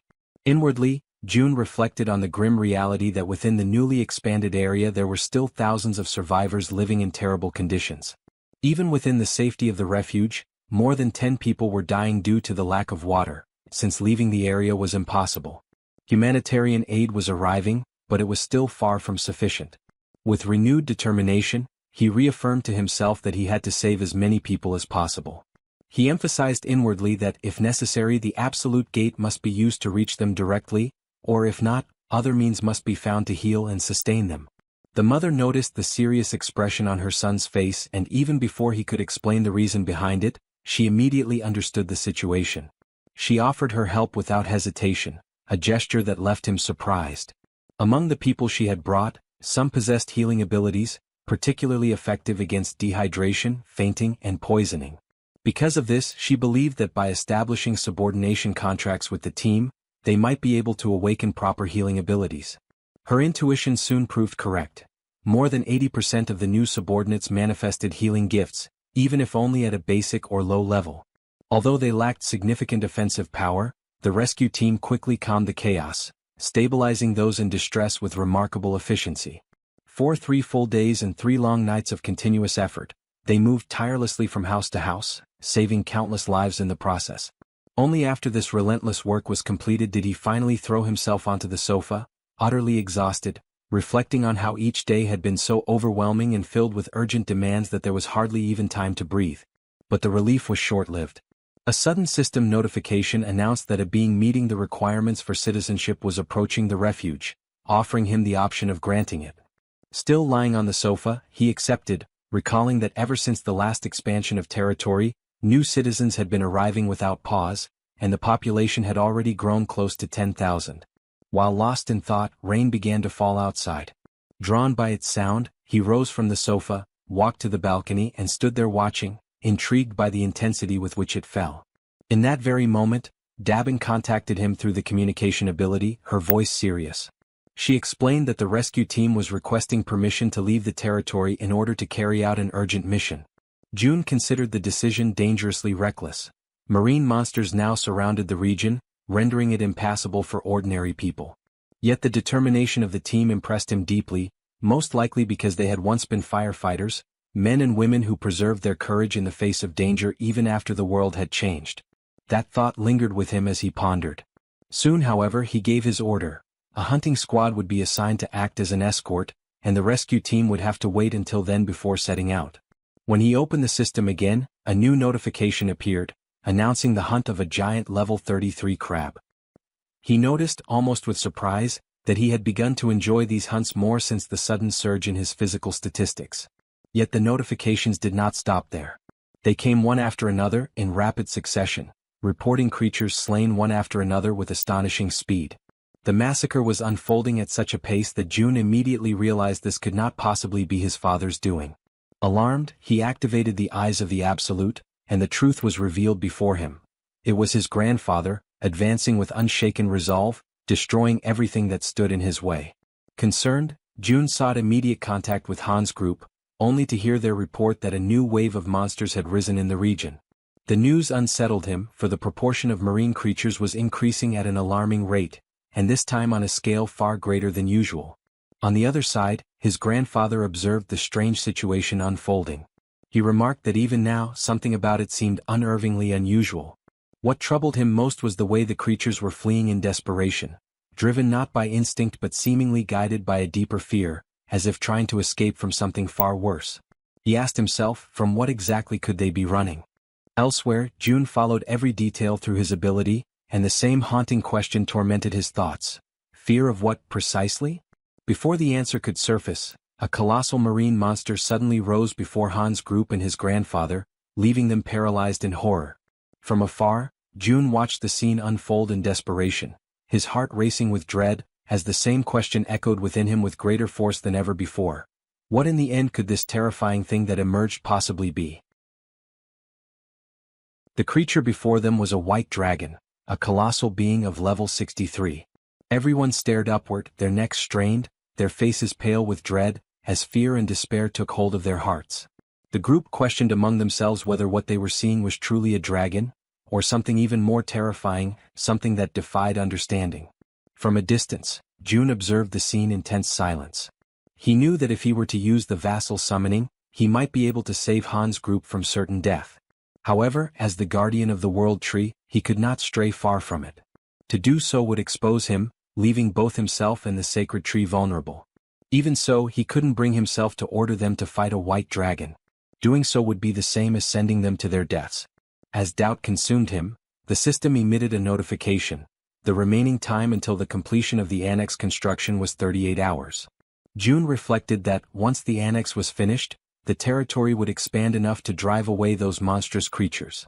Yet even with the increased efficiency of 50% and the accelerated progress, 1.5 times faster than before, it would still take time. They would need to endure for more than an entire day, something utterly impossible under their current circumstances. Watching the creature with narrowed eyes, he wondered if there was no other way to resolve the situation. The dragon dug its claws deep into the ground, its cold, merciless gaze falling upon Han's group and upon June's grandfather. The old man shouted that even he would struggle to face such a foe alone and ordered everyone else to fall back. But Han's group refused to retreat. United, they declared that they would stand and fight together. For an instant, June's grandfather was taken aback by their resolve. Then, with a steady breath, the old man was the first to give the order to attack. However, Han's group hesitated, paralyzed by the sheer terror of what stood before them. At that moment, June's voice rang out through the communication link. A firm, commanding tone cutting through the chaos, ordering everyone to stop immediately. The command caught everyone by surprise. None of them could understand why he would stop them from fighting. He instructed all units to hold their positions and specifically ordered Moon to restrain his grandfather. Moon obeyed instantly. The old man turned toward him, demanding an explanation, insisting that striking first was essential in any battle. Moon apologized, repeating only June's exact words. These were direct orders. Yet the grandfather persisted, clearly dissatisfied, unable to comprehend the reason behind such restraint. As the battlefield fell into a heavy stillness, June stood deep in thought. Then a system window materialized before his eyes, displaying vital information. The white dragon, level 63, had recently laid its eggs. It was weakened, and its eggs could only hatch beneath the roots of the World Tree. June realized, with a surge of understanding, that the dragon had not come to fight. It had come seeking the World Tree's protection to safeguard its offspring. In that instant, the white dragon's eyes glowed faintly, and its voice echoed directly within the guardian's mind. Startled, the grandfather sensed that this was no illusion. This was telepathic communication. The creature's voice resonated calmly within his thoughts, requesting that they make a pact. The old man hesitated, unsure of the creature's intentions, uncertain whether to trust or fear it. The dragon explained that it needed the help of the World Tree to restore its strength. In return, it vowed to protect them from harm. A glowing symbol appeared upon the old man's hand, a mark that could be used to summon the dragon whenever its aid was required.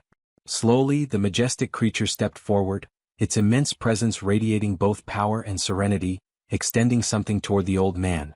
The light from its body condensed, transferring into his hands. Along with it came a solemn request, that he take care of its child. Then, spreading its great wings, the dragon lifted itself into the air and disappeared into the thick clouds above. The group stood in silence, watching the magnificent creature vanish into the heavens, the echo of its presence still lingering in the air. Toji was the first to break the silence, remarking that if they had attacked, they all would have perished without question. Moon agreed, adding that they had survived only because they had obeyed June's command in time. Suddenly, the system displays a flood of notifications. The loyalty of several members reaches 100, and all of them are officially registered as vassals. June watches the notifications closely, reflecting on what has just happened. With Kang Deoksu and Kim Gaeong both reaching the maximum level of loyalty at the same time, his total vassal capacity instantly triples. Now he commands 18 subordinates directly bound to him. He wonders whether it would be possible to register the people his mother had turned into awakened as well.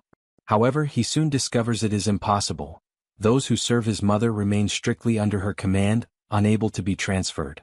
Still, he cannot help but wonder if there might be a way to create or awaken more natural awakened beings. At that moment, a new notification interrupts his thoughts. The system announces that the trust level of the citizen Moon has reached 100%. A new message follows. New ability acquired, teleportation. Before June can even react, another window pops up, congratulating him for obtaining a rare item. Awakening pill, teleportation. The description explains that the item can grant the power of teleportation, the same ability possessed by Moon.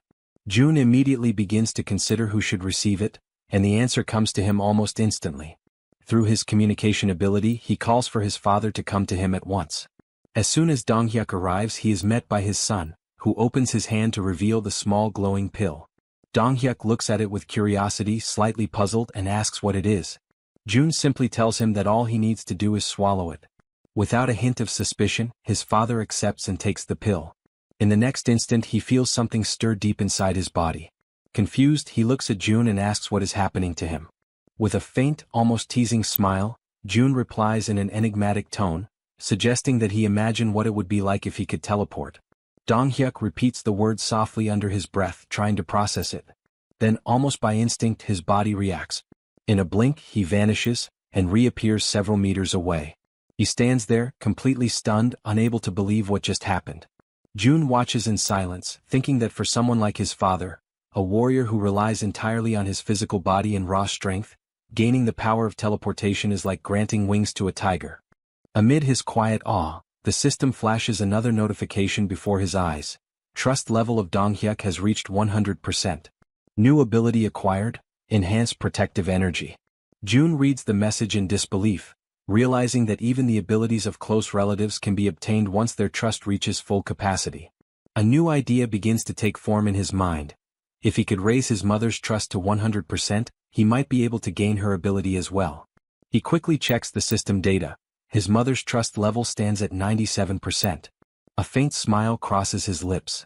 He decides there's no need to rush. After all, he still has a secret method to raise trust much faster when the time comes. The next morning, the construction of the annex is finally completed. Shortly after, the system emits a notification, alerting June to the detection of hostile entities in the surrounding area. It then reports that several sea creatures, including sharks and swordfish, have been successfully hunted down. With this increase in activity, the territory begins to expand once more, and a sharp, excruciating pain surges through June's entire body as the process unfolds. Completely exhausted, he realizes that even though he now gains less experience for victories achieved under his leadership, the total accumulated value remains immense. At that exact moment, something unexpected catches his attention. The system notifies him that an entity compatible with the requirements for citizenship has been detected. Without hesitation, June decides to accept it. Moments later, another notification appears, announcing that the total number of citizens has officially reached 10,000. As a result, the system unlocks a new feature, the Institute of Professions, allowing the inhabitants to finally obtain jobs and specialize in their respective fields. Although every one of these messages holds great importance, June feels that something even more urgent requires his attention. He opens the door to his room and calls for his mother. Concerned, she immediately appears and asks what happened, wondering if her son has something important to tell her. June thanks her for her patience and announces, with a warm and emotional tone, that they will finally be able to visit his grandfather together. The words strike deeply within her heart. Overcome with emotion, Jisuk's eyes fill with tears. She can barely believe what she has just heard. At that moment, from the trunk of the great tree, where his grandparents reside, a door begins to glow with a radiant, golden light. June approaches it, places his hand gently on the handle and opens it. Beyond the threshold, he sees his grandfather sitting beside his grandmother, as if they had been waiting for him all this time. The old man, startled by the sudden appearance, asks who is there. When he recognizes his grandson, his face lights up with indescribable joy. He asks, trembling, if the person standing before him is truly his June. The young man confirms it, his voice trembling with emotion. Unable to contain herself, Jisuk runs toward Lee Bangja, her father. The elderly man, still in shock, murmurs that what he is seeing cannot possibly be real. Yet, as they embrace tightly, time itself seems to stop. Their tears blend together, tears of loss, relief, and reunion. Amid sobs, Jisuk apologizes for taking so long to return, for not having come back sooner. Lee Bangja holds her close, comforting her with gentle words, telling her that she has worked hard, just as her husband has. He thanks them both for surviving, for carrying on with their lives, and for a fleeting moment the air fills with peace and quiet warmth. Then a new notification appears before Jun's eyes. Trust level of Lee Ji-suk has reached maximum. Lineage contract obtained. He takes a silent breath, realizing that his father is currently out rescuing people alongside the relief team, which is why he couldn't bring him along this time. But that's fine, he thinks. The priority was to bring his mother first. For now that was enough. The scene shifts. Lee Bangja is watering the plants, moving with slow and careful motions. His grandson approaches him, curious, and asks whether the world tree had grown around the house naturally. The old man nods, saying that even he had been astonished when he first saw it. Jun then asks about the water and electricity, wondering how they managed to live since the massive tree has altered the entire structure. The grandfather explains that they have been surviving using the generator's power and water from the tank. However, he adds with a weary sigh that their resources are running out, and the gas in particular had already been depleted not long ago. Jun, filled with quiet confidence, replies that he can fix that. He stands up, focuses his mind and channels his power, and right before his grandfather's eyes, the water reservoir begins to refill on its own. The sight leaves the old man completely speechless. Jun calmly tells him that he personally restored the water supply and also recharged both the generator and the gas system. Lee Bangja, still struggling to comprehend what he just witnessed, praises his grandson's extraordinary ability, his voice trembling with admiration. Jun considers explaining the complex system of skills and vassal contracts to him but realizes that it would be too overwhelming to understand all at once. He decides instead that he will teach him little by little. Then Jun begins to climb the stairs toward his grandfather. As he ascends, his gaze sharpens and he quietly activates one of his most powerful abilities, the absolute eye. Carefully observing the space where his mother and grandmother are, Jun focuses his gaze in that direction, channeling his concentration entirely toward them. Then, as he stretches out his hand, the system emits a sudden notification: teleportation. In an instant, his surroundings distort, and he materializes inside the world tree, appearing precisely at the spot where Ji-suk and his grandmother are resting. He immediately realizes that he can use teleportation while keeping his absolute eye activated, and the potential of this combination fills him with excitement and anticipation. His mother, startled by his sudden appearance, asks why he is no longer on the rooftop, and also inquires where his grandfather has gone. Jun calmly explains that his grandfather is still working and then asks how his grandmother is doing. Ji-suk answers that the elderly woman simply looks as if she is peacefully sleeping. Suddenly, the system projects a new message before his eyes: summon the spirit beast, cost 10 billion wons. Jun is completely taken aback by what he reads. His eyes widen in disbelief as he realizes that the button to summon a spirit beast worth 10 billion has been unlocked. A powerful wave of excitement and disbelief washes over him. Without hesitation, driven by pure instinct, he presses the button. The system immediately confirms his action.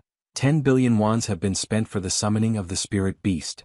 And at that very moment, an intense light bursts forth in front of them, illuminating the entire room with a radiant glow.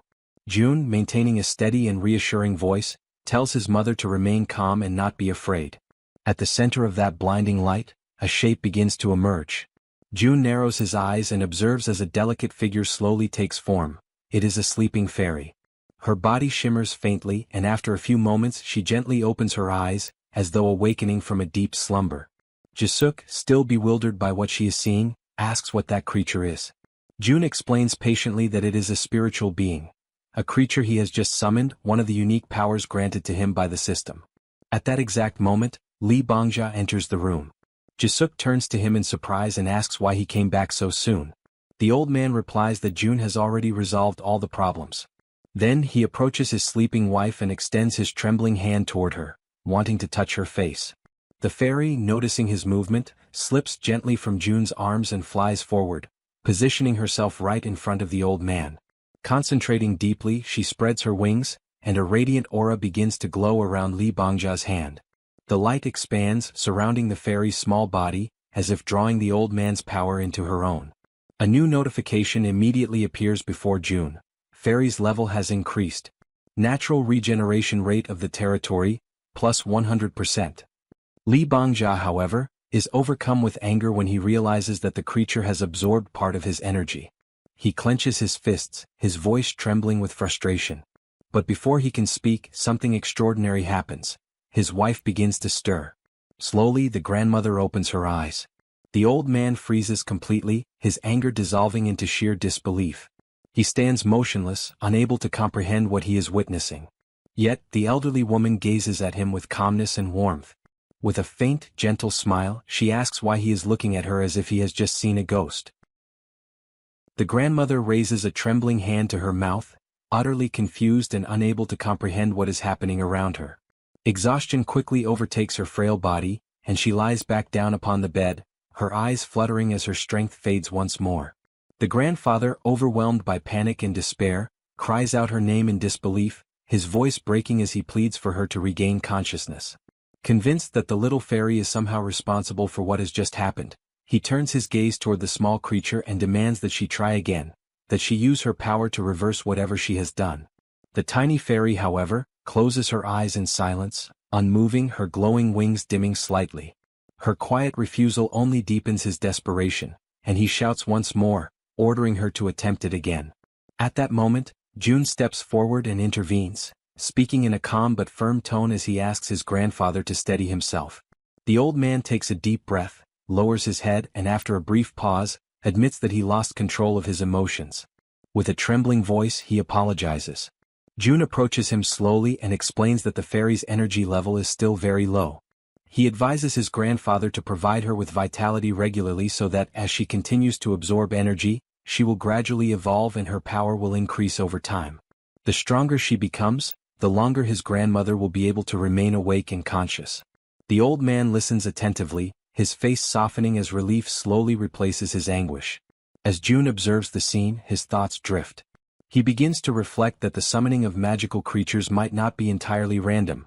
After all, the fairy seems deeply connected to the world tree. If that connection truly exists, then each summoning must serve a specific purpose and follow its own hidden conditions. Even though he cannot yet discern what those conditions are, he finds comfort in knowing that for now the important thing is that his grandmother can awaken again, even if only for short periods. Soon after, he grows restless and tells his grandfather that he is going to rest for a while in his room. The old man simply nods in understanding, asking him to call if he needs anything. June walks away quietly and once inside his room, he sits down and opens the system interface. A new notification materializes before his eyes. Citizen Shim Taek-jyong has died. June's expression darkens. He immediately assumes that the message refers to one of the citizens recently relocated to the new annex built near the apartment complexes. Despite the relentless efforts of the rescue teams, hundreds of people have already perished, and many more will soon follow. Inwardly, June reflects that he wishes he could move all those people to a safer place, but everyone is exhausted, stretched to their absolute limit, without a single moment of rest. People are dying everywhere, some torn apart by monsters, others trapped inside their own homes, fighting desperately for survival. A few manage to endure thanks to rare and powerful abilities awakened by chance, while countless others perish without ever receiving a single gift from fate. He wonders if the old saying is true, that great power truly does come with great responsibility. June doesn't know why the monsters appeared, nor why only his family was granted such immense strength. The world has never offered him any explanations, so he resolves to find them himself. In that moment of solitude, he reaches his own conclusion. Responsibility belongs to those who possess power. And he decides to embrace it fully. He silently vows that he will save his country, at least as much of it as he possibly can. As he reviews the system data, he notices that the total number of people to whom he can grant citizenship reaches 220,000, yet only 10 have been officially registered so far. Sitting cross-legged on the floor, June makes a quiet but determined decision. He will continue to expand his reach until that number is filled to its very limit. And while he contemplates all of this, he recalls that the negotiations had been halted once the number of citizens reached 10,000. The inhabitants are allowed to acquire professions, yet nothing has changed in the administration window. With this realization, he concludes that the first step must be the construction of a professional training institute. The system indicates that the Institute of Professions costs 2.5 billion wons and grants citizens the ability to develop commercial skills after researching their chosen occupations. He notices, however, that the structure requires a vast and isolated plot of land, and he plans to build it on the very ground the giants had leveled earlier. The system informs him that the institute requires 30 citizens working for 7 days, each receiving a payment of 200,000 wons, and asks if he wishes to begin the installation. He confirms without hesitation and decides to instruct Dabin to hire 30 more workers. Ancient words of wisdom resurface in his mind. Cultivate the body, put the house in order, govern the nation, and bring peace to the world. Before one can change the outside world, one must first bring harmony within one's own home. June understands that if he truly wishes to save his nation, he must first gather the families of his subordinates. Until now, all of them have risked their lives for him. Now it is time for him to act on their behalf. Activating the absolute eyes, he observes his companions from afar. Without hesitation, he grips a door handle and, with the ability that manipulates both doors and distances, opens a passage to another place. June knows that Han's group has been advancing toward the vicinity of Jigalki Station, searching for the mother of the archer woman. He also recalls that during the construction of the annex, they had opened routes toward Daichidong, but the new wave of monsters had made further advancement nearly impossible. Nevertheless, he soon realizes that he cannot move beyond that point. Even so, he decides to take action. He activates the communication ability and summons everyone to gather. Moments later, Moon appears running toward him, surprised to see him there. It is their first meeting after a long time. June smiles, and Moon immediately understands that the power which annihilated the monsters had indeed been his. Soon after, Han approaches, surveying the surroundings carefully. She asks if that place now belongs to June's territory, to which he calmly confirms, but adds that this is not the only reason the group has gathered there. He explains that the monstrous wave has made travel to Daichidong extremely dangerous. However, now that the new annex is complete, everything has changed. He assures them that they will be able to reach Daichidong, the place where the archer woman's family lives, before the day is over. Upon hearing this, she hesitates, her expression showing doubt that such a thing could be possible. Yet June answers her with composure, stating that he possesses a method. Soon, he extends his hand toward her and reveals that there is something he wishes to propose, causing the air around them to grow heavy with tension. When the construction of the annexed house finally comes to an end, the territory expands all the way to the front of Jigalki Station, granting direct access to the subway. June begins planning to take Yejin there so that they can once again employ the poisonous gas strategy against the swarming rats. He also notes that he will ask Dabin to strengthen the workforce at the Professional Institute's laboratory. Soon, all the preparations are completed. The only thing left is to put the plan into motion. Yejin then focuses her mind, forming a connection with the rats and sending them to explore the passageways between Jigalki Station and Siadeskim. As she observes the tunnels through their senses, she realizes that if she had been sent there alone, the result would have been disastrous.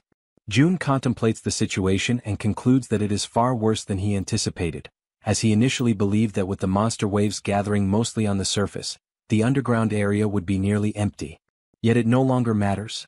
In an enclosed space, everything will eventually be consumed by Hiron's poisonous mist. At that moment, the system begins to emit notifications announcing successful hunts, depositing wands as rewards into their account. Another notification follows shortly after, confirming the extermination of a dark race, with additional funds credited as compensation.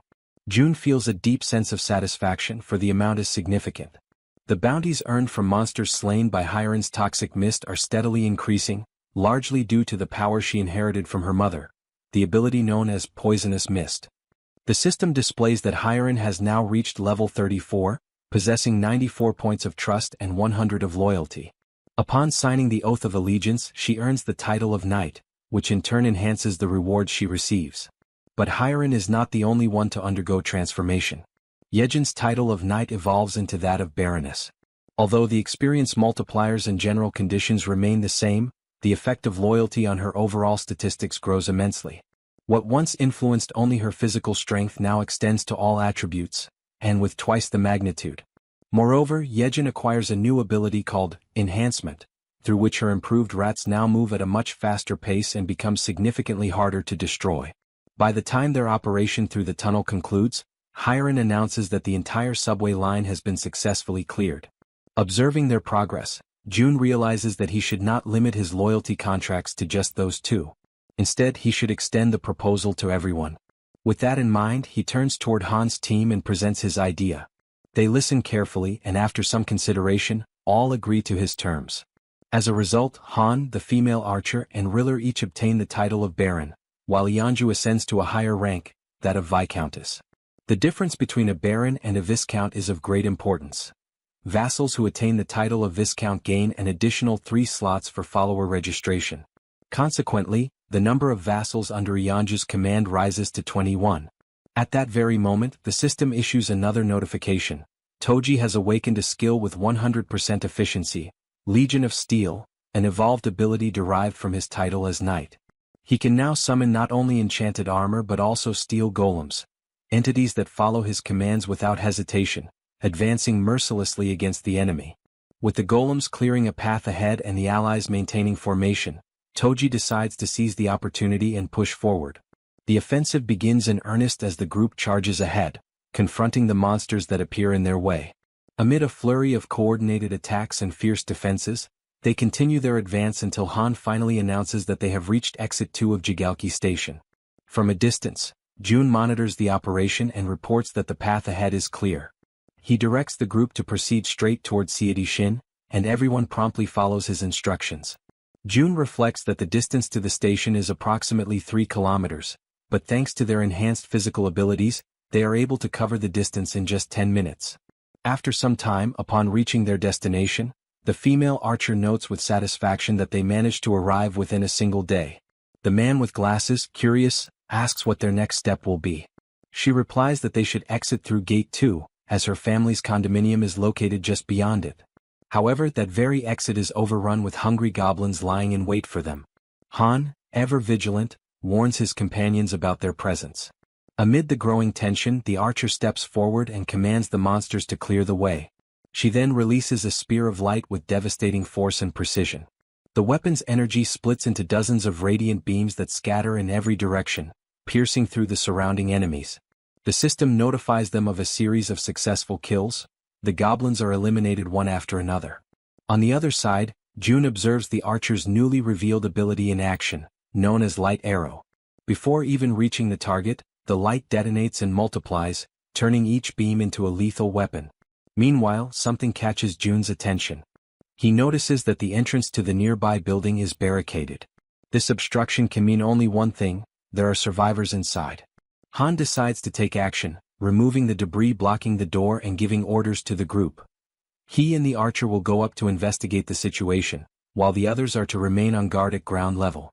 With steady steps and weapons at the ready, Han and the archer ascend the silent building, prepared to uncover what, or who, might still be holding on inside.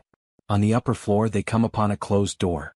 The archer approaches and knocks several times, yet silence prevails.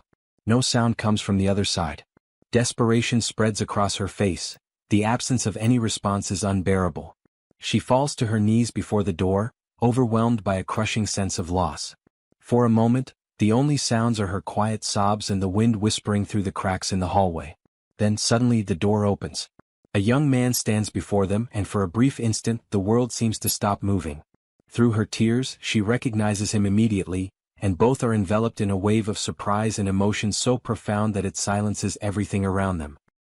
The female archer approaches Myung Van and asks where her mother is, to which he quietly replies that she is inside. When the archer's mother catches sight of her daughter, an overwhelming wave of emotion sweeps over her.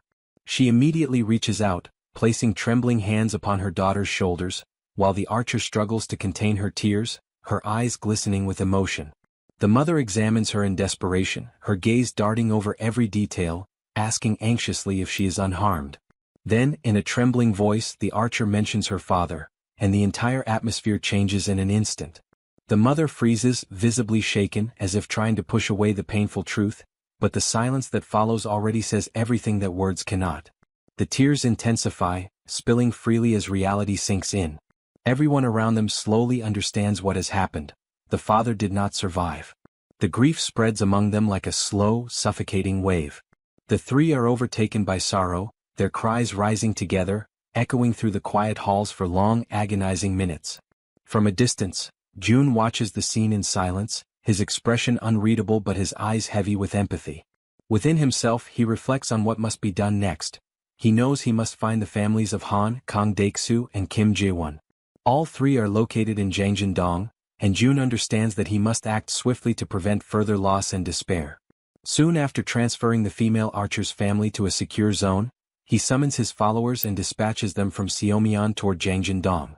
Not long after, a report arrives from Dabin, informing him that the public facilities have reached maximum capacity. Jun briefly considers expanding the existing infrastructure, but upon learning that many of the new arrivals own homes nearby, he decides instead to send them back to their residences. At the same time, he begins planning the construction of new spaces beyond the main complex, including community centers, offices, and shops, to provide greater comfort and autonomy for everyone. In his thoughts, he admits that he had already anticipated this kind of limitation. The expansion had inevitably brought nearby houses into reach, and several of them now stand vacant. By redistributing the residents, they would have more room and balance overall. He also decides to establish new bases around the perimeter, designed for the hunting teams, and to develop strategic commercial points that can support their growing operations. Using his communication ability, he reaches out to Dabin and instructs her to coordinate the organization of these new external bases. A system notification soon appears before him, asking whether he wishes to construct new shops and activate essential services, electricity, water, and gas. June authorizes all of it without hesitation, then pauses to reflect on the progress of the other groups. He wonders silently how far Han's team has managed to advance and imagines that they may have already reached Gyodai Station. By his estimation, the path up to that point should have been relatively smooth, although he knows well that Hiron's poisonous mist tactic only works effectively up to that station. Beyond it, they will need to find their own way as the route from Jayandi to Dongni rises back to the surface midway through the journey. At that very moment, the man with glasses releases Black and instructs the creature to attack the goblins blocking the group's path. The female archer fires her arrows with unwavering precision, while Moon, now wielding his pistol, takes advantage of his newly acquired invisibility skill. Kim Jeons demonstrates his new power of rapid growth, his body expanding in both size and strength, towering over the battlefield as the group pushes forward. Han's group now proves to be many times more powerful than before. Under Toji's precise and tactical leadership, they move with coordinated purpose, maintaining formation as they advance. Han instructs everyone to make use of the terrain's natural cover, moving forward while minimizing unnecessary confrontations and conserving their strength for what lies ahead. After some time, the group gradually slows its pace until it comes to a complete halt. Before them stretches the site of a ruined city, a desolate landscape where collapsed structures and massive chunks of debris block what once was a road. Han kneels, examining the obstacle closely. The pile of wreckage rises to the height of a 3-story building, forming a barrier that seems almost insurmountable at first glance. From a distance, June watches through his surveillance system, quietly reflecting on the scene. For a group whose average age is around 35, such an obstacle should not present an impossible challenge, he reasons. The real concern lies not in climbing over it, but in understanding what, or who, could have caused such catastrophic destruction in the first place. He questions silently what kind of creature could have torn apart a concrete bridge with such raw force. The absence of enormous footprints rules out the presence of a cyclops, yet the pattern of destruction clearly indicates that something immensely powerful had passed through the area. Proceeding with caution, June activates his communication ability and transmits a calm but firm directive to Han's team, advising them to move forward carefully and stay alert for any disturbances. As Han's group descends toward the lower area, June checks their progress, calculating the remaining distance to their destination, Jiangjindong, estimating that only about 4 kilometers remain before they complete the journey. He reviews the data on his monitor and concludes that if all the nearby apartment complexes share similar layouts, the arrival should proceed without major complications. However, just as he finishes that thought, a sudden sound interrupts his calculations, a chime, faint yet distinct, echoing like a doorbell. But in that abandoned region, there shouldn't be any functional doorbells at all. Instantly alert, June activates his multiple vision ability, splitting his perception across various points within the safe zone to identify the source of the noise. He frowns in confusion. Since Dabin had taken over operational control, no incidents of this nature had been reported. Despite that, a sense of unease compels him to investigate personally. He establishes contact with Yejin through the system, informing her that he will conduct a quick inspection of the apartment sector. Upon arriving at the site, June carefully surveys the surroundings and soon notices a small group of people gathered outside one of the buildings. The newcomers seem to be engaged in a cautious conversation, murmuring among themselves as they try to confirm whether they have arrived at the correct residence. Moments later, the door opens, and the group freezes in surprise as June himself steps into view.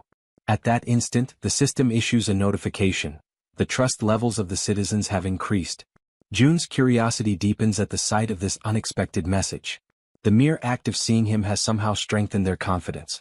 A tense silence lingers for several seconds before one of the men steps forward hesitantly.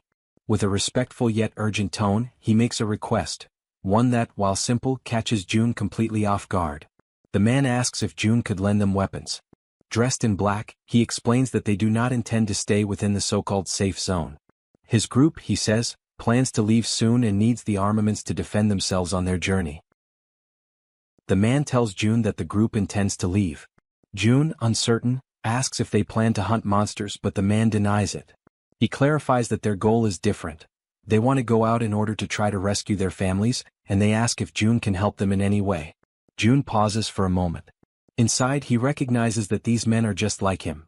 Men who spend their nights awake, haunted by worry for their families, going over every possible scenario again and again until the moment they finally decide that they must take action on their own. Driven by desperation, they come to him. June then says that he cannot help them with everything. The man nods, resigned to that reality. However, June extends his hand and summons an item. He explains that he can at least give them weapons because if the group intends to rescue their families, they will need them. The weapons begin to materialize in front of the men, forming slowly out of thin light. The man expresses his gratitude, saying he has no idea how he could ever repay the favor. June responds that he has a proposal for the group. The man asks what it is. June reveals that he wishes to form a subordination contract, an ability that seems almost ridiculous at first glance, yet it allows him to select 100 awakened followers without requesting anything in return. However, the ability comes with a particularly troublesome requirement. The man asks what they must do. June explains that the reason his mother never filled all 100 slots, even with such a powerful ability, is simple. With a tone heavy with authority, he declares that they all must kneel. The men are startled, shocked by how authoritative June suddenly seems.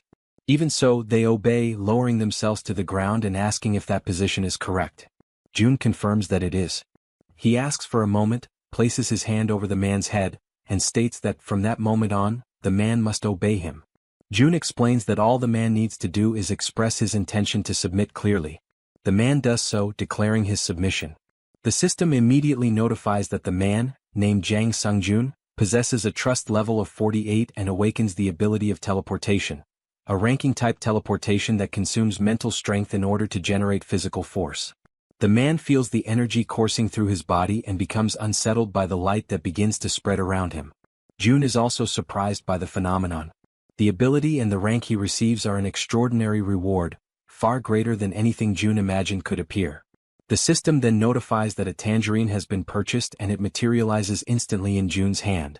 A mission appears, to lift the tangerine using telekinesis within 10 minutes, with a reward of increased mental power and no penalties. June shows the tangerine to the man and orders him to lift it using his ability without touching it. The man agrees, focuses deeply, and a thin aura begins to form around the fruit. Moments later, the tangerine rises from June's palm, floating steadily in the air. The man is astonished to see the object levitating and silently celebrates his own success. Suddenly, the tangerine bursts open and explodes into juice, sending pulp splattering over everyone including June. Embarrassed, the man apologizes, saying he lost control, but June tells him that everything is fine. He explains that this is the nature of the power granted by the contract and calls the next person forward to continue the process. The system displays a new notification. The citizen's trust rises to 50, and his loyalty surpasses 30, unlocking the attribute. He now fulfills the requirements for Vassal registration. June asks the others if those accompanying Jang Sungjun also wish to establish the same type of contract. After Sungjun is officially registered as a vassal, his assistants complete their own contracts as well.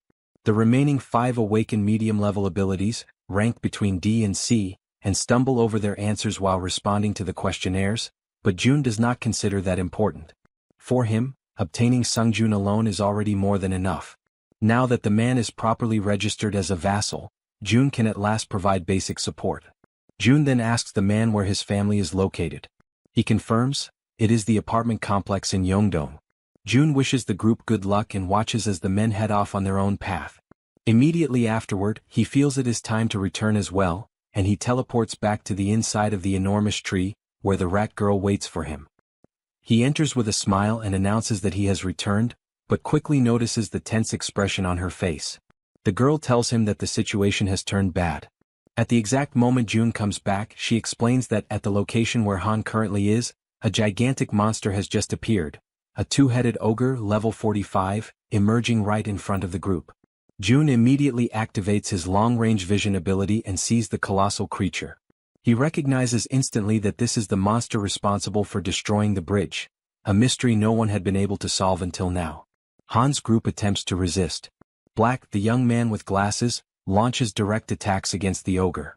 Moon teleports around the enemy, using his invisibility as well, firing his pistol at the monster's face with precision and cold focus.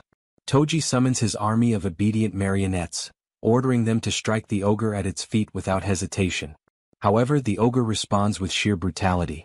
With a single powerful kick, it sends all of Toji's marionettes flying. Even after receiving so many attacks, the monster remains practically unharmed. Toji realizes that the creature barely reacts to any of the blows. Han watches the scene, understanding the difficulty they face, and concludes that they must somehow create even a small opening. At that moment, the system notifies a command for a summoning. Barbel is called. The summoned creature crashes into the ogre with overwhelming force, knocking it down and pinning it to the ground. The strike comes directly from June's intervention. Using his communication ability, June sends a message to the group, apologizing for taking so long to act. The group, relieved and encouraged as they see the ogre finally brought down, reacts with renewed hope.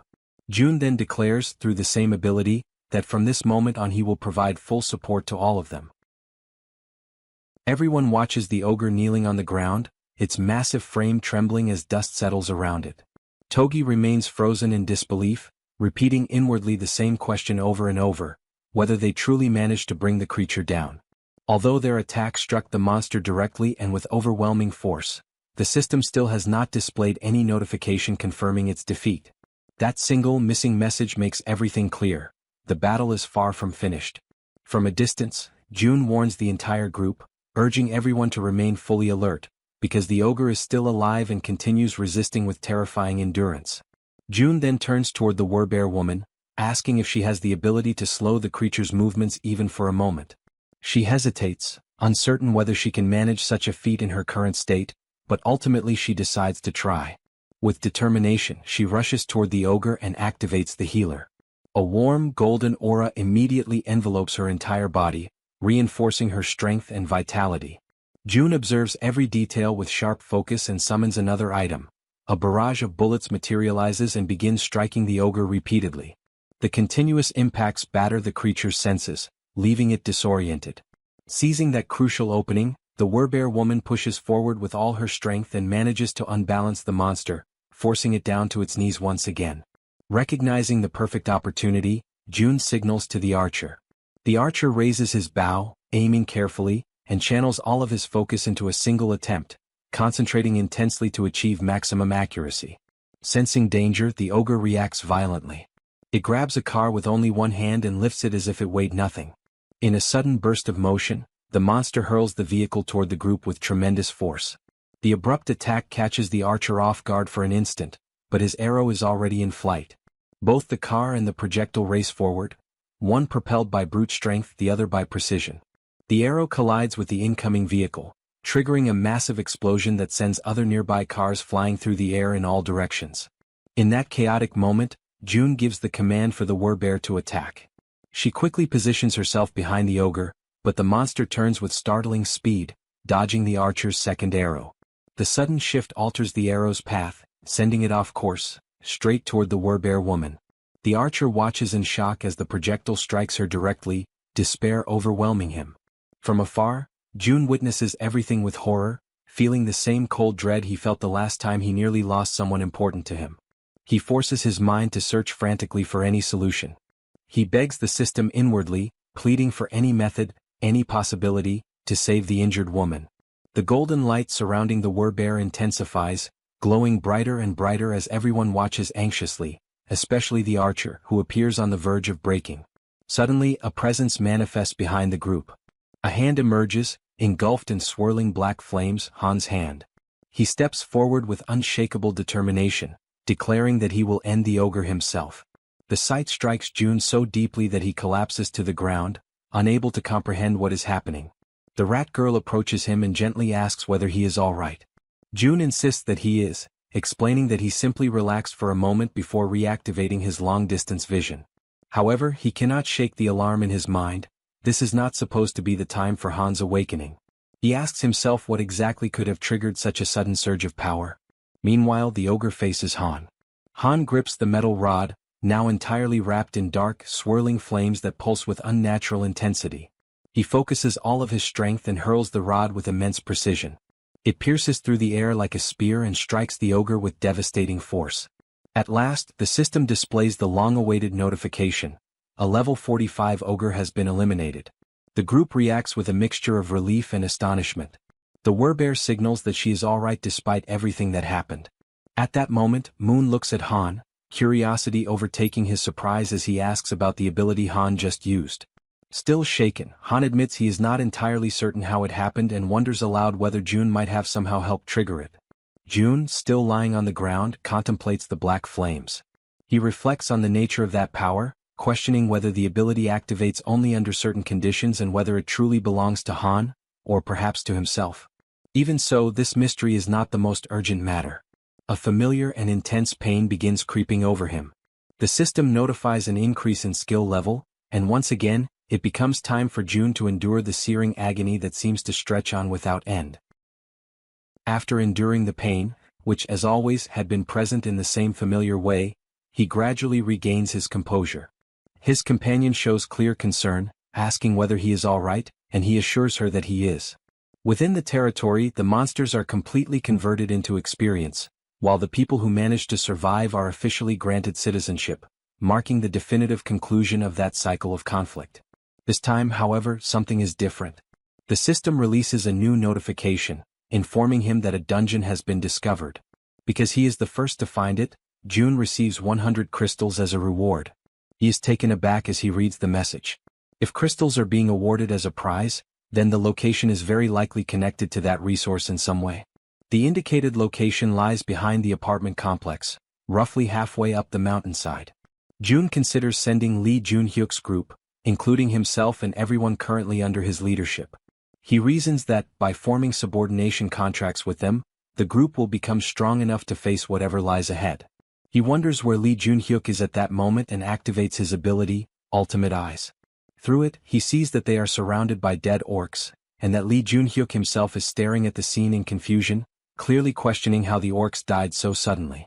June reflects that the territory has expanded and that the monsters that had been targeted for hunting were swept away by the reach of his influence. Soon after, he contacts the group through his communication ability, calling them back. They are confused, unable to fully grasp what is happening.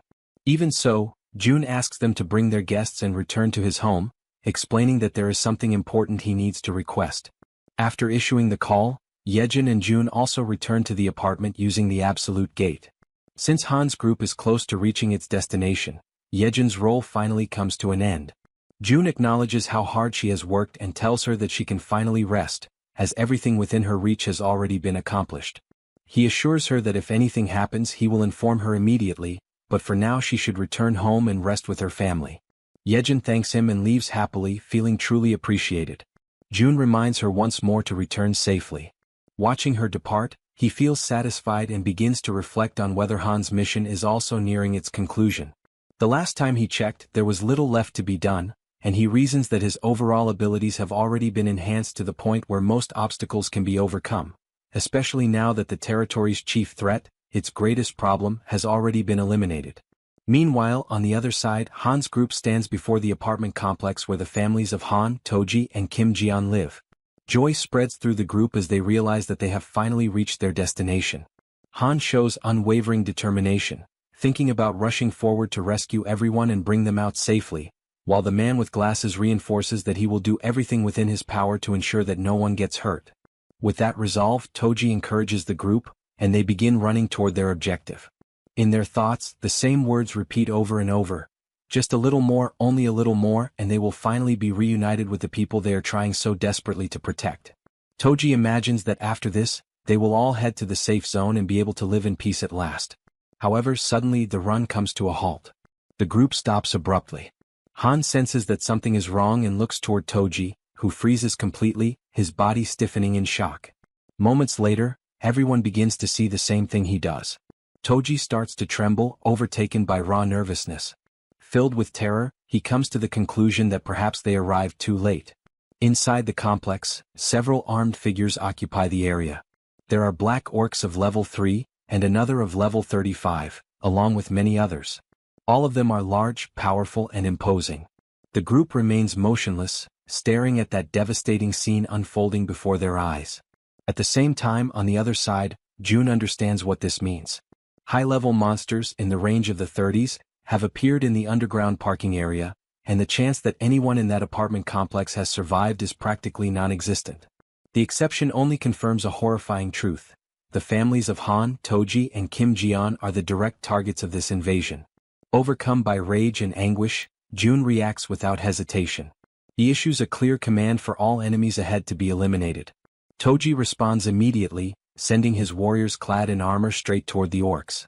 As the battle begins, the woman observes the scene from a distance and notices Han once again surrounded by an intense aura. His new ability, now further refined and strengthened, manifests with its full force. While Toji's warriors engage the orcs in direct combat, Han's energy begins to take shape, drawing the enemy's attention. That energy spreads violently, striking the orcs without the slightest mercy. Han becomes completely engulfed by that overwhelming power. For him, that moment clearly marks the true beginning of the battle. Everyone prepares to attack. Han is the most visibly tense. He grips the iron bar tightly, his body steady, his mind filled with determination and absolute confidence in what he is doing. Ahead, the orcs watch the group attentively, but their reaction is abruptly interrupted by two precise gunshots, fired from the weapon of the man with glasses, while Toji follows everything at very close range. Without any hesitation, Toji also advances. His blows strike the orcs in front of him with direct brutality, without mercy and without leaving any room for retreat. From a distance, June summons an artifact. The artifact projects itself rapidly into the center of the conflict and begins to strike the orcs continuously. While maintaining control over the summoning, June analyzes the situation. The ranks of the common black orcs are no match for Han's group, which has grown stronger over time.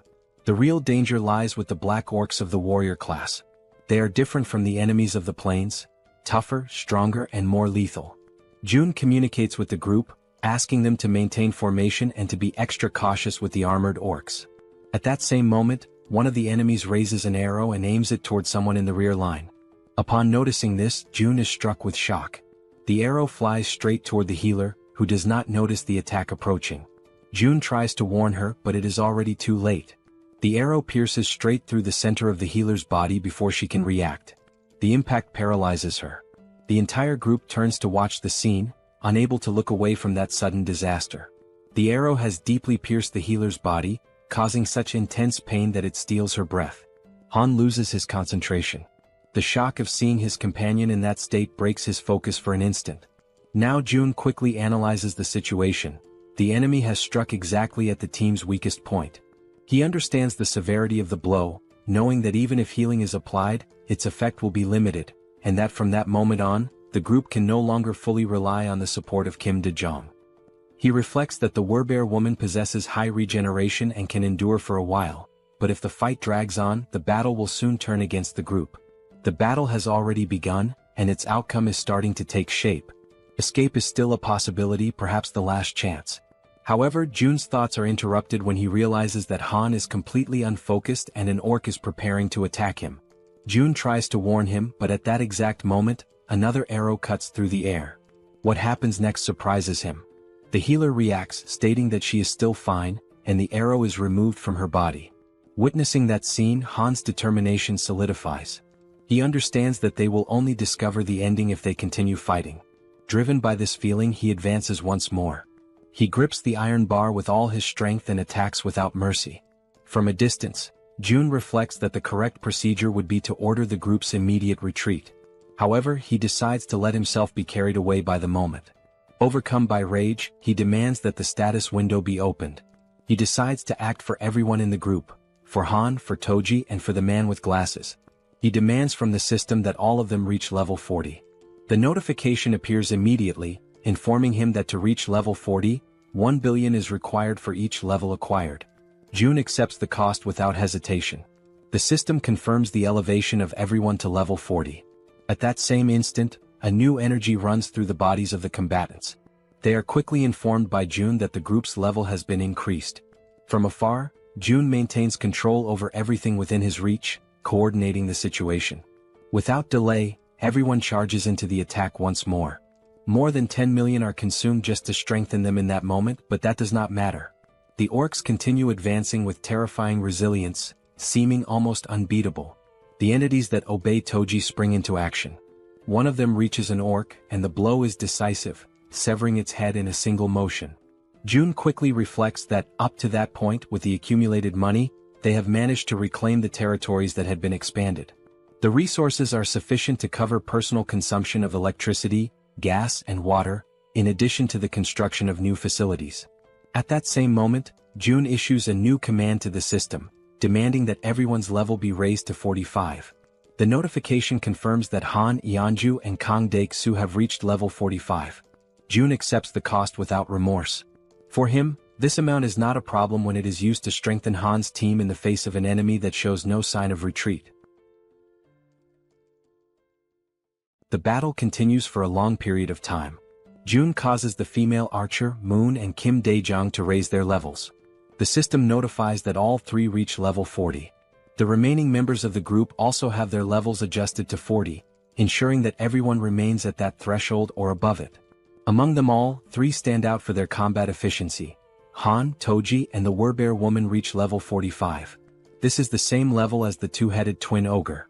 Three combatants now possess strength equivalent to monsters of that caliber. As they begin to fully unleash their power, it does not take long before the only ones still standing on the battlefield are the members of Han's group. After the battle, the group moves forward and comes upon a corridor. It is a dark passage, shrouded in silence and tension. Han and the woman accompanying him observe the place carefully. Even so, they continue advancing, always guided by their objectives. Whether it is raining or not makes no difference. They move forward without hesitation. At a certain moment they find a door. Han approaches and decides to turn the handle, but the woman tries to stop him, drawing his attention. He, however, shows no interest in retreating and opens the door to the room. Upon entering, they notice footprints and marks scattered everywhere. While Han remains inside the room, the other members of the group wait outside. Inside the room, knives and bloodstains are found. Han remains motionless, showing no visible reaction. Everyone observes the scene in silence, trying to grasp the weight of what lies before them. When the group draws closer and sees the condition of the room, the shock is shared by all. Soon after, Han finds another door and for the first time hesitates. Instead, he turns toward the group and signals that they should move forward together. His condition is visibly weakened, yet he still insists that he is fine. The female archer approaches to comfort him, wrapping him in an embrace and encouraging him to cry. He, however, maintains that this was something he had already expected. More than once he repeats that he is fine, trying to convince not only the others but himself as well. Amid the situation, the man with glasses sits down on the floor, unable to remain standing. Toji confirms with him whether this is truly what it appears to be, and the confirmation comes in silence and acceptance. On the other side, June watches everything closely. He reflects on the group's failure. Despite having fought with all their strength, they are completely alone in that world. June questions whether it is truly possible to save a country when he cannot even save the people standing right in front of him. At that moment, Han observes that no traces of blood are found in the houses. The possibility that they may still be alive somewhere cannot be ruled out. These words do not come from just anyone but from Han himself, and for that reason no one is able to respond immediately. Han reinforces that there is still no need to abandon hope. Then he checks whether June is present and asks him to call them over for a moment, expressing the need to rest for a while. Shortly afterward, the system notifies the summoning of the vassals. In the very next instant, Han's group appears in June's apartment, all of them visibly worn down by the situation. Thoughts continue to flow endlessly through June's mind. He wonders whether his own ambition caused him to arrive too late, and whether an earlier rescue could have changed the outcome. Han reaffirms his intention to rest for some time, but June remains in a complete state of shock over what happened to the families of the group. He repeatedly asks himself whether he could have saved them. When he analyzes the situation coldly, he concludes that his parents and his grandfather survived by their own merit and that even without his intervention, they would have been safe. June realizes that no one says anything, yet he feels as though he is being silently reprimanded for that result. He begins to see himself as responsible for the loss of the families, acknowledging that everything is the result of his greed. Crushed by that weight, June admits to Han that everything happened because of his ambition. The words come out as he cries, completely shaken. He acknowledges that, because of his choices, he lost the opportunity to save the families they loved. Regret consumes him and he states sincerely that he is truly sorry. Throughout the entire moment, Han shows no expression. Then he turns toward him and steps closer, observing June in that state of vulnerability. June apologizes repeatedly, overwhelmed by guilt. Han calls him by name and states that it is not his fault. June begins to cry even harder, trying to say something. However, Han interrupts him, asking June to lift his head and look around. He emphasizes that everyone there, without exception, was saved thanks to June's ability.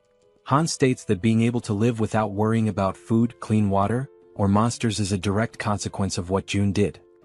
He reminds him that it would have been impossible to save Moon's grandmother and the Archer woman's family if June had not been there.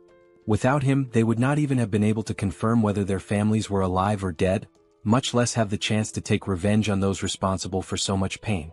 In that brief silence, June notices how much Han endures everything just to appear fine. Even so, Han continues, stating that ordinary people like them would never have defeated those monsters without using their own strength, and that strength was made possible by June. A little embarrassed, even though there is no reason for it, June tries to say something, but Han goes on. There is a lot of sadness in the world, he explains, but those sorrows do not deliberately choose someone. He stresses that June does not need to take responsibility for everything and that the fault lies with the world, not with him. For them, it is already enough that June simply remains there like a huge tree, creating shade where people can finally rest for real. Han laughs as he finishes speaking. At that moment, June realizes that he is more resilient and mature than he had imagined. He understands that he should be the one comforting others, yet it is he who is receiving support. His thoughts are interrupted when someone calls his name. It is Toji who asks him to cheer up, while the man with glasses also speaks up, expressing his gratitude. The Archer woman encourages him to hold on, and Moon makes it clear that without June he would never have managed to save his grandmother. The healer adds that she would also have died back then if he had not saved her, while the werebear woman states that she would probably have gone insane without his help. One by one, everyone leaves, repeating words of thanks directed at June. Feels strange to him. He has always acted of his own free will, seeing help as a fair exchange. Even so, everyone calls him a savior, and June questions whether he deserves that title. Han's words echo in his mind, being just a huge tree. He decides to try to be that. He decides to become the huge tree Han described. Until then, the goal of saving all of South Korea had existed only because the power he received seemed like too great a burden without a purpose. He did not desire it desperately, nor was he sure he could fully devote himself to it. He merely believed that he could continue hunting monsters, evolving his abilities and expanding his territory. Now he abandons the grand objective of saving all of South Korea. Instead, he decides to become a huge tree, a place where people who enter under his shade can rest. At that very moment, the system notifies that the trust of the citizen Han reaches 100%, granting June the throwing ability. At the same time, the loyalty of Kim Dae-jung also reaches the maximum value and is officially registered as a vassal. As a result, June's vassal limit increases. Shortly after Han's group leaves, Lee returns to the house accompanied by several people. He explains that June had asked him to bring everyone, which is why they came together. The door opens, revealing June, who thanks everyone for coming. Lee reacts immediately, stating that there is no need for thanks and asking what request June wanted to make. June asks that everyone head to another place first. He makes it clear that only vassals may enter his house, while the others must remain near the door. As soon as they cross the entrance, surprise spreads through the group. Lee states that this place is their home. The red-haired girl shows disbelief at what she sees. The system notifies that Lee's trust increases, along with her loyalty. The same happens with Shin, whose trust and loyalty also rise. June confirms to himself that, as expected, the most direct way to increase trust is to clearly demonstrate his ability. Next, he announces that, from that moment on, he will present his proposal. Lee shows readiness to listen. June begins by saying that he wants everyone there to sign a contract with him.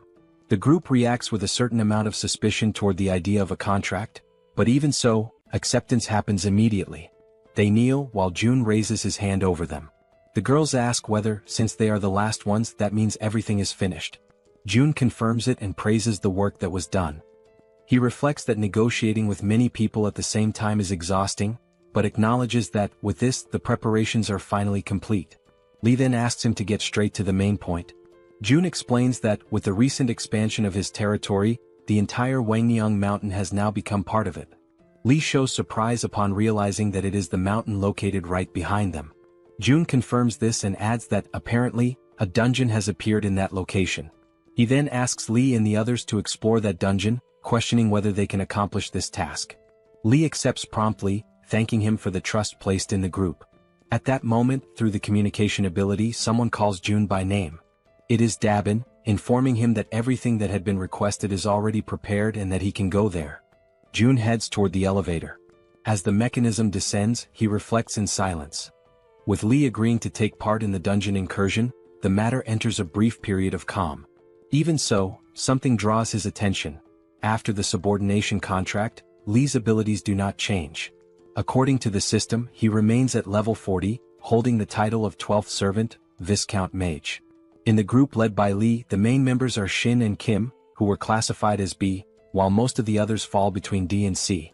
As more people are contracted and data accumulates, June begins to understand the system better. High-level abilities require elevated innate attributes, something that can be called potential or talent. The limit of subordinates is restricted to only 100 people. Because of this, June concludes that from now on it will be more advantageous to choose carefully, prioritizing individuals who are truly talented. As the elevator doors open, Dabin is already waiting for him eagerly. June acknowledges her effort and shows satisfaction with the work. Dabin reacts naturally, saying that it was not difficult, but June still assures her a bonus for the service. He looks over the gathered group and asks whether those are the selected people. Dabin explains that, according to the instructions she received, she gathered 10 individuals skilled in carrying out practical tasks. June introduces himself to the group, stating his name and showing cordiality. In response, everyone behaves politely and returns the greeting. Among the people gathered by Dabin, one of them asks what kind of work June is planning for them. June replies that he intends to explain everything and reveals that he is considering granting everyone the same position held by Dabin, a managerial role. The reaction is immediate. The group shows enthusiasm and apprehension at the same time, questioning whether that is truly serious. June reflects that even with the significant growth of the population, there are only a few people in managerial positions. Among them are Lee Sungmin, leader of the medical team, and Baek Sungmin, responsible for the replacement team. One of the young men states that, if given that responsibility, he will work diligently. June reflects again. There are still 12 managerial slots available which could be distributed, but not for free. He informs them that there are conditions, generating curiosity and tension within the group. He explains that, with the constant arrival of new people into the territory, countless problems will arise, and the position will be granted only to those who present concrete solutions.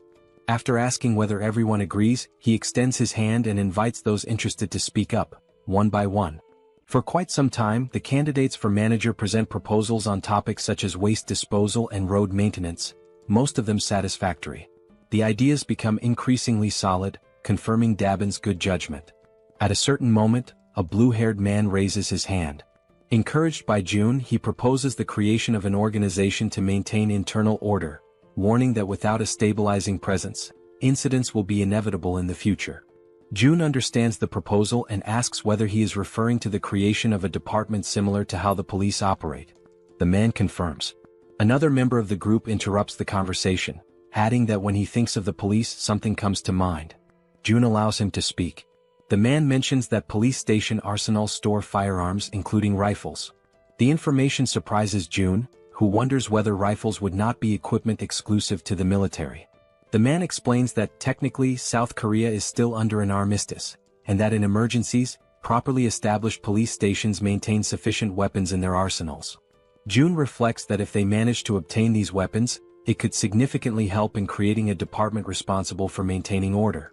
He considers that the nearest police station is Busanjan Police Station, located in Siamayan. He then asks the name of the man who brought the information, who introduces himself as Nam Jinho. June asks Nam Jinho to form a team and go on this mission. Surprised, he asks whether he should go personally. June confirms, saying that there is no reason for great concern. Due to the expansion of the territory, the police station is probably within its boundaries, and if it is not, there is no need to insist. Nam Jin-ho accepts the task and states that he will try. June instructs Nam Jin-ho to depart as soon as he is prepared and tells the others to continue suggesting solutions. The following day, after the successful completion of the mission, Nam Jin-ho returns. He had gone in search of firearms and, indeed, manages to bring them back. June confirms everything using the Supreme Eyes and registers the items in the system shop without difficulty. The result does not meet expectations. They recover only 2 rifles, 3 bullets and empty cartridges. The quantity is not the problem, since June can acquire more ammunition later. The real issue arises next. Most of the weapons from the arsenal had already been taken. Judging by the size of the storage, June estimates the existence of a heavily armed group of survivors somewhere. This realization immediately turns into a headache. Even so, June reasons that such a large and well-armed group would hardly go unnoticed. If they were nearby, news would certainly have already reached the territory. This leads him to conclude that, at least for now, that group is not in the vicinity.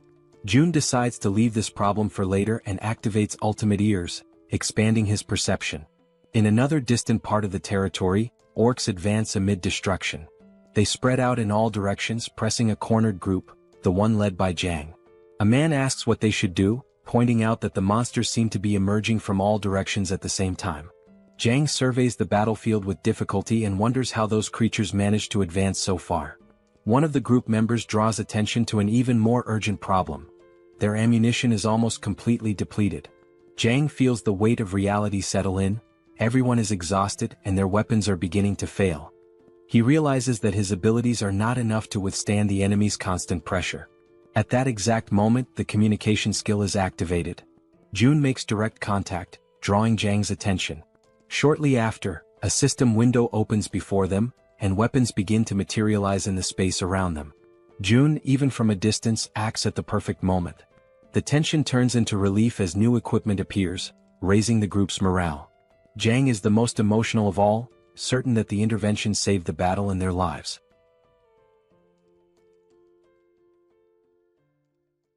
Jang immediately grabs a pistol and prepares to fire. He checks whether everyone is ready. The group responds affirmatively, showing complete readiness for the attack. Without hesitation, he gives the signal to advance. The group rushes toward the goblins, who are startled when they realize the group's unexpected presence. Showing no mercy, the group unleashes a barrage of gunfire. The bullets strike the goblins in succession, knocking them down one after another. The sound of gunshots does not cease. They keep firing without rest, pressing the enemy relentlessly. Overcome by fear and unable to react under the continuous assault, the goblins panic and flee. Jang feels his confidence grow as he notices the enemy's retreat and believes the group is capable of winning. With morale high, he reinforces the intention to move forward and rescue the captured families. June observes the entire scene from a distance, using his ability. The system notifies him of the hunt of yet another orc and the addition of wands to his wallet. As he watches the massacre, June reflects on the true power of a rifle. Even without the use of special abilities, relying solely on firearms, the horde of common monsters is completely crushed. He concludes that by mastering even the basics of firearm production, it is possible to generate enough destructive power to deal with enemies of this level. Because of that, he understands that Jang's group will not face major difficulties for quite some time and decides to entrust them with the remainder of the mission. His thoughts then turn to the other group. Lee's group finally reaches its destination. The system announces the discovery of a dungeon called Lizard Man Swamp.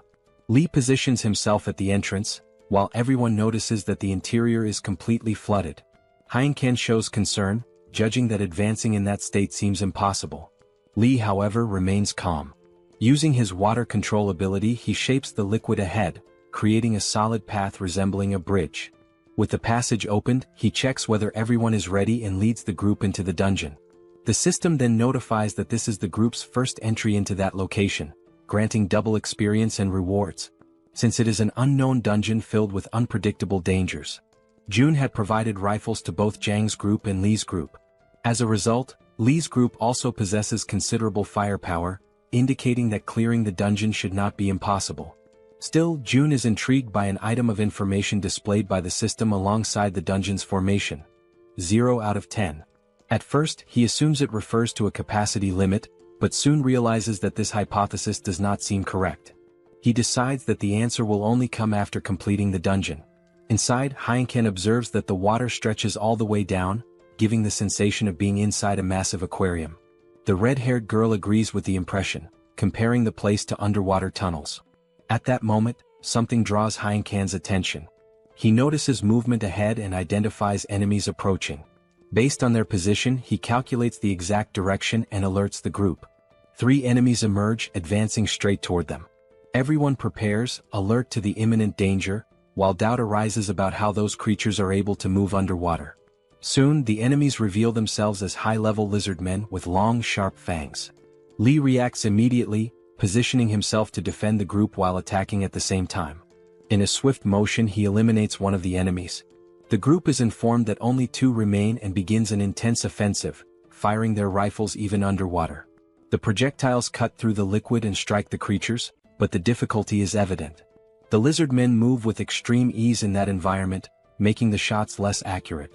One of the members comments that if they could force them out of the water, the situation would become far more favorable. As the confrontation continues, Lee takes full control of the situation. He declares that water is his domain and orders concentrated fire. Next, he manipulates the surrounding flow, opening a large empty space in the middle of the water. Through that opening, the gunfire becomes precise and lethal, striking the enemies directly. The system then notifies the elimination of additional lizard men, with levels ranging between 20 and 22. June observes everything from a distance and reflects on the situation. They were lucky. Normally, in an environment like that, the lizard men would hold the absolute advantage. Inside a completely flooded dungeon, even moving would be extremely difficult. Creatures capable of moving freely through dark, low-visibility waters would become true reapers. However, Heineken's presence completely changes this scenario, as he awakens the Minimara ability, capable of identifying terrain within a 100-meter radius and distinguishing allies from enemies. Added to this, Lee Jun-hyuk shows a remarkable ability to handle adverse situations, completely reversing the group's disadvantage. Because of that, Jun concludes that there is nothing more he needs to support at that moment. With Lee and Heineken, and only a few allies providing covering fire, that is more than enough to conquer the dungeon. The group continues advancing and approaches the area where the inscriptions left by the defeated lizard men are located. Shortly afterward, Lee identifies the critical point and realizes they have reached the dungeon boss room. The door before them opens and Lee's entire group enters cautiously. As they cross the boundary of the room, something immediately draws attention. The environment is completely dry. There is no water at all. The absence of that element feels strange, especially considering the entire path taken so far. The suspicion arises that reaching that location may be a prerequisite for clearing the dungeon, while Heineken reflects that whenever something seems too simple, a sudden change usually follows. Soon after, an unsettling sensation spreads. He senses that something is wrong and quickly identifies the approach of an enormous volume of water. In a matter of moments, water bursts violently into the room. The group is startled but remains alert, ready to react. Lee focuses and uses his abilities to observe what emerges from that sudden torrent. When he finally sees it clearly, he is taken by surprise. Before them appears a creature never seen before. Its overwhelming presence leaves no doubt. The dungeon's boss monster has finally revealed itself.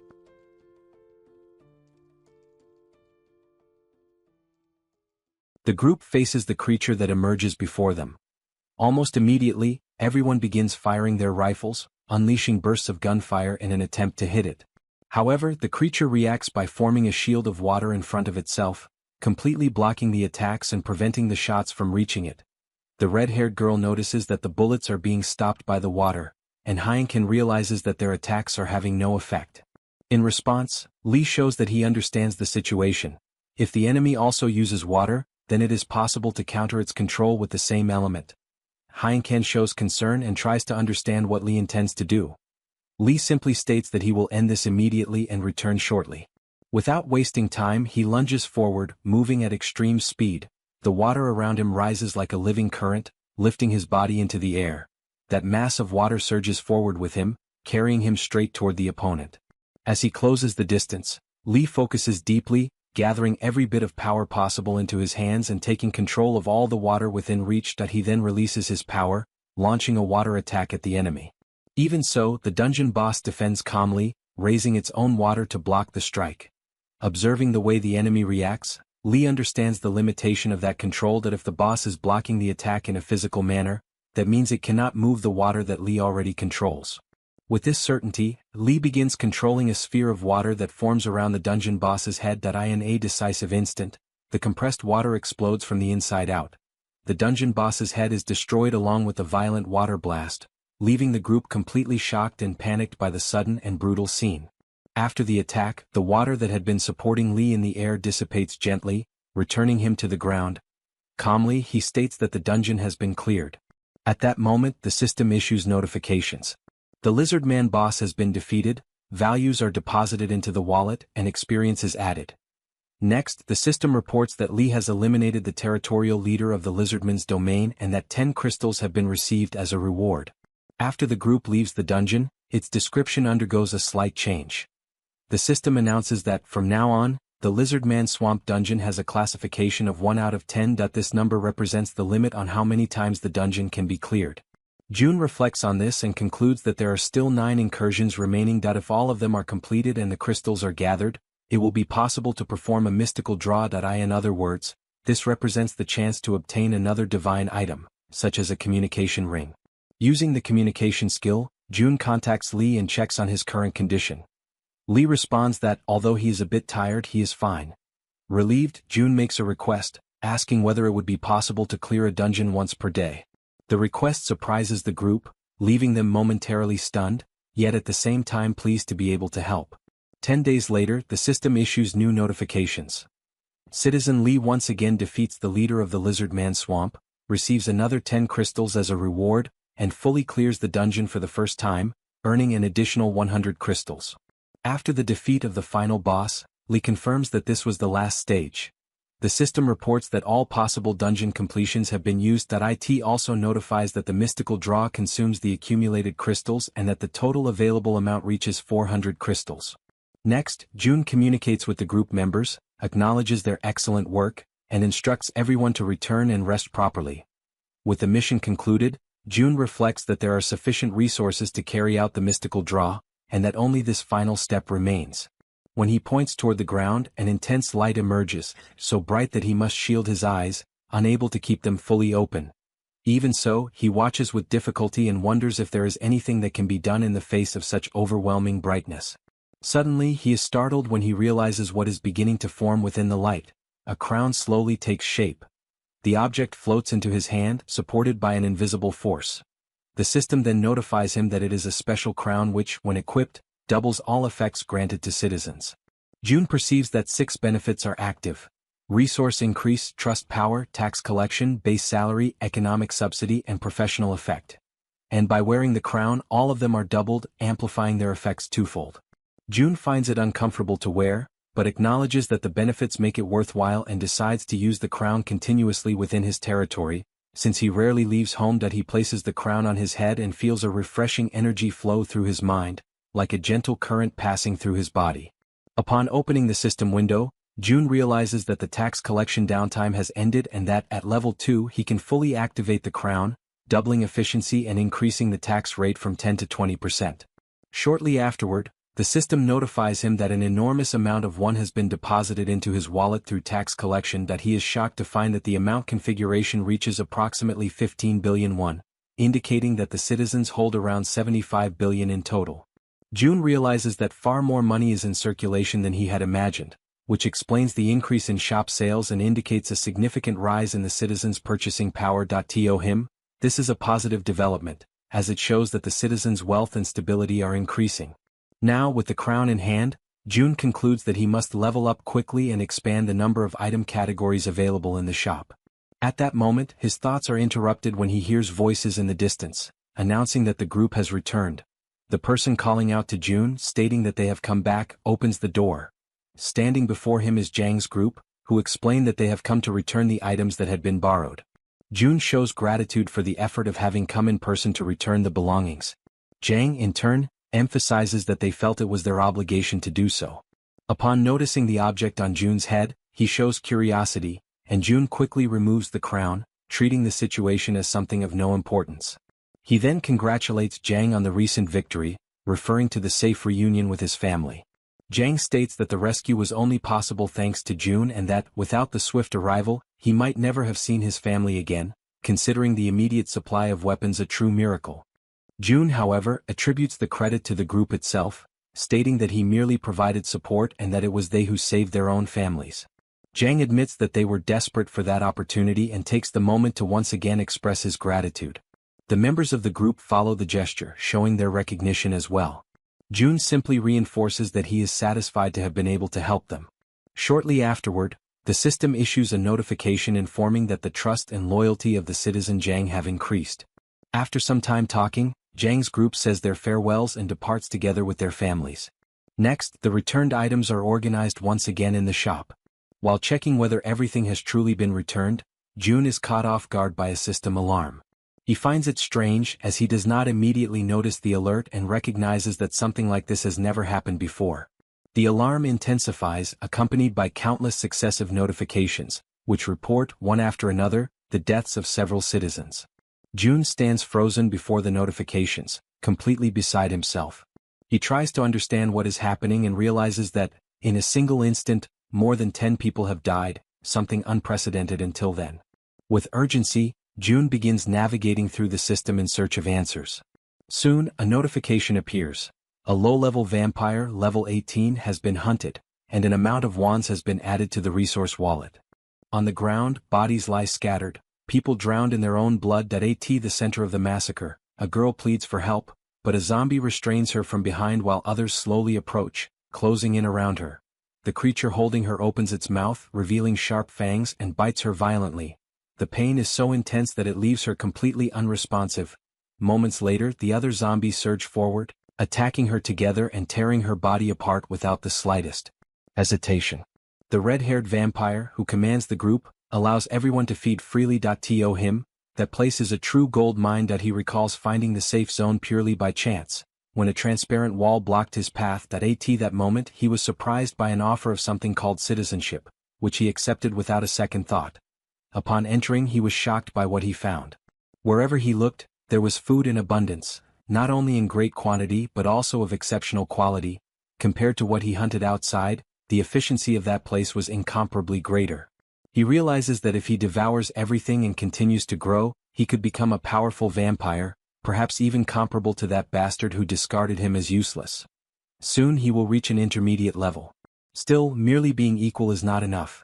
His goal is to drink even more human blood, surpass him and completely overcome him. To achieve this, not only he but his entire swarm must grow stronger. At his current stage as a low-level player, he can command a minimum of only 5 vampires. One of them died during the hunt, but that does not concern him. The area is infested with humans and creating another minimum-level vampire will not be difficult. As soon as he reaches the medium level, his subordinates will gradually evolve into lower-level vampires. When they begin creating even weaker vampires as if reproducing, the hive will grow exponentially. Then he will devour all the humans in the region without distinction and, finally, go after the one he hates so deeply. When that moment comes, he will have enough strength to defeat him and carry out his blood-soaked revenge. Suddenly, something catches his attention. He senses a new presence and turns around, convinced it is just another prey. His vampires immediately ready themselves and rush forward. However, in the blink of an eye, everything changes. The red-haired vampire is left in shock, completely stunned and unable to react. Without any warning, without a fight or resistance, his entire swarm collapses to the ground, annihilated in a single instant. He tries to understand what just happened, but his mind refuses to accept reality. Even so, one thing becomes clear: that human is a monster, something impossible to comprehend at his current level. Fear overwhelms him, and the only option that comes to mind is to flee. Standing before him is June, staring at him without the slightest trace of mercy, his face serious and devoid of any emotion. The system activates and an invisible hand forms from June's arm, surging forward to tighten around the vampire's neck. The enemy's body is lifted into the air, strangled as he desperately tries to beg for mercy, unheard. He understands that he will die there, a hollow and meaningless death, without even managing to take revenge. His body is eventually thrown to the ground, where he falls gasping, struggling to catch his breath. From that moment on, June makes it clear that he will only remain alive if he answers the questions as best as possible. As he listens to the explanation of how he entered that territory with such ease, June feels a headache beginning to form. The system message that granted citizenship made no mention of humans, and that contradiction starts to raise new suspicions. June reflects that he never imagined citizenship could also be granted to monsters, much less to creatures that feed on humans. He continues the interrogation and discovers that the red-haired vampire was originally an ordinary human. His transformation began after being bitten by a vampire named Sanghyok. June connects this information to the granting of citizenship and concludes that the human origin may have been the determining factor that allowed the system to accept him. Urged to continue, the vampire reports that during the few days he existed as a lowest-level vampire, his memories were confused and fragmented. Only after consuming humans did he evolve into a lower-level vampire. June understands that the vampiric hierarchy is rigid. The lowest levels resemble beasts, guided almost entirely by instinct, retaining only the minimal intelligence necessary to follow orders. Lower-level vampires, on the other hand, gradually regain consciousness and a sense of human identity, in addition to acquiring the ability to create and command a swarm. June then focuses on Sanghyok and seeks to understand his position within this hierarchy, where it becomes clear that he was a mid-level vampire. He reflects that Jagal, the red-haired vampire, is currently a low-level vampire at level 28. From this, he deduces that an intermediate-level vampire must be, at the very least, above that threshold. He concludes that the hierarchy extends to high levels, implying that the most powerful vampires must possess extremely elevated levels. Finally, June pauses on one last point. He fixes his gaze on Gal Sungil, his expression turning cold and oppressive, and without looking away, demands to know where Sanghyok is, making it clear that this answer will be decisive.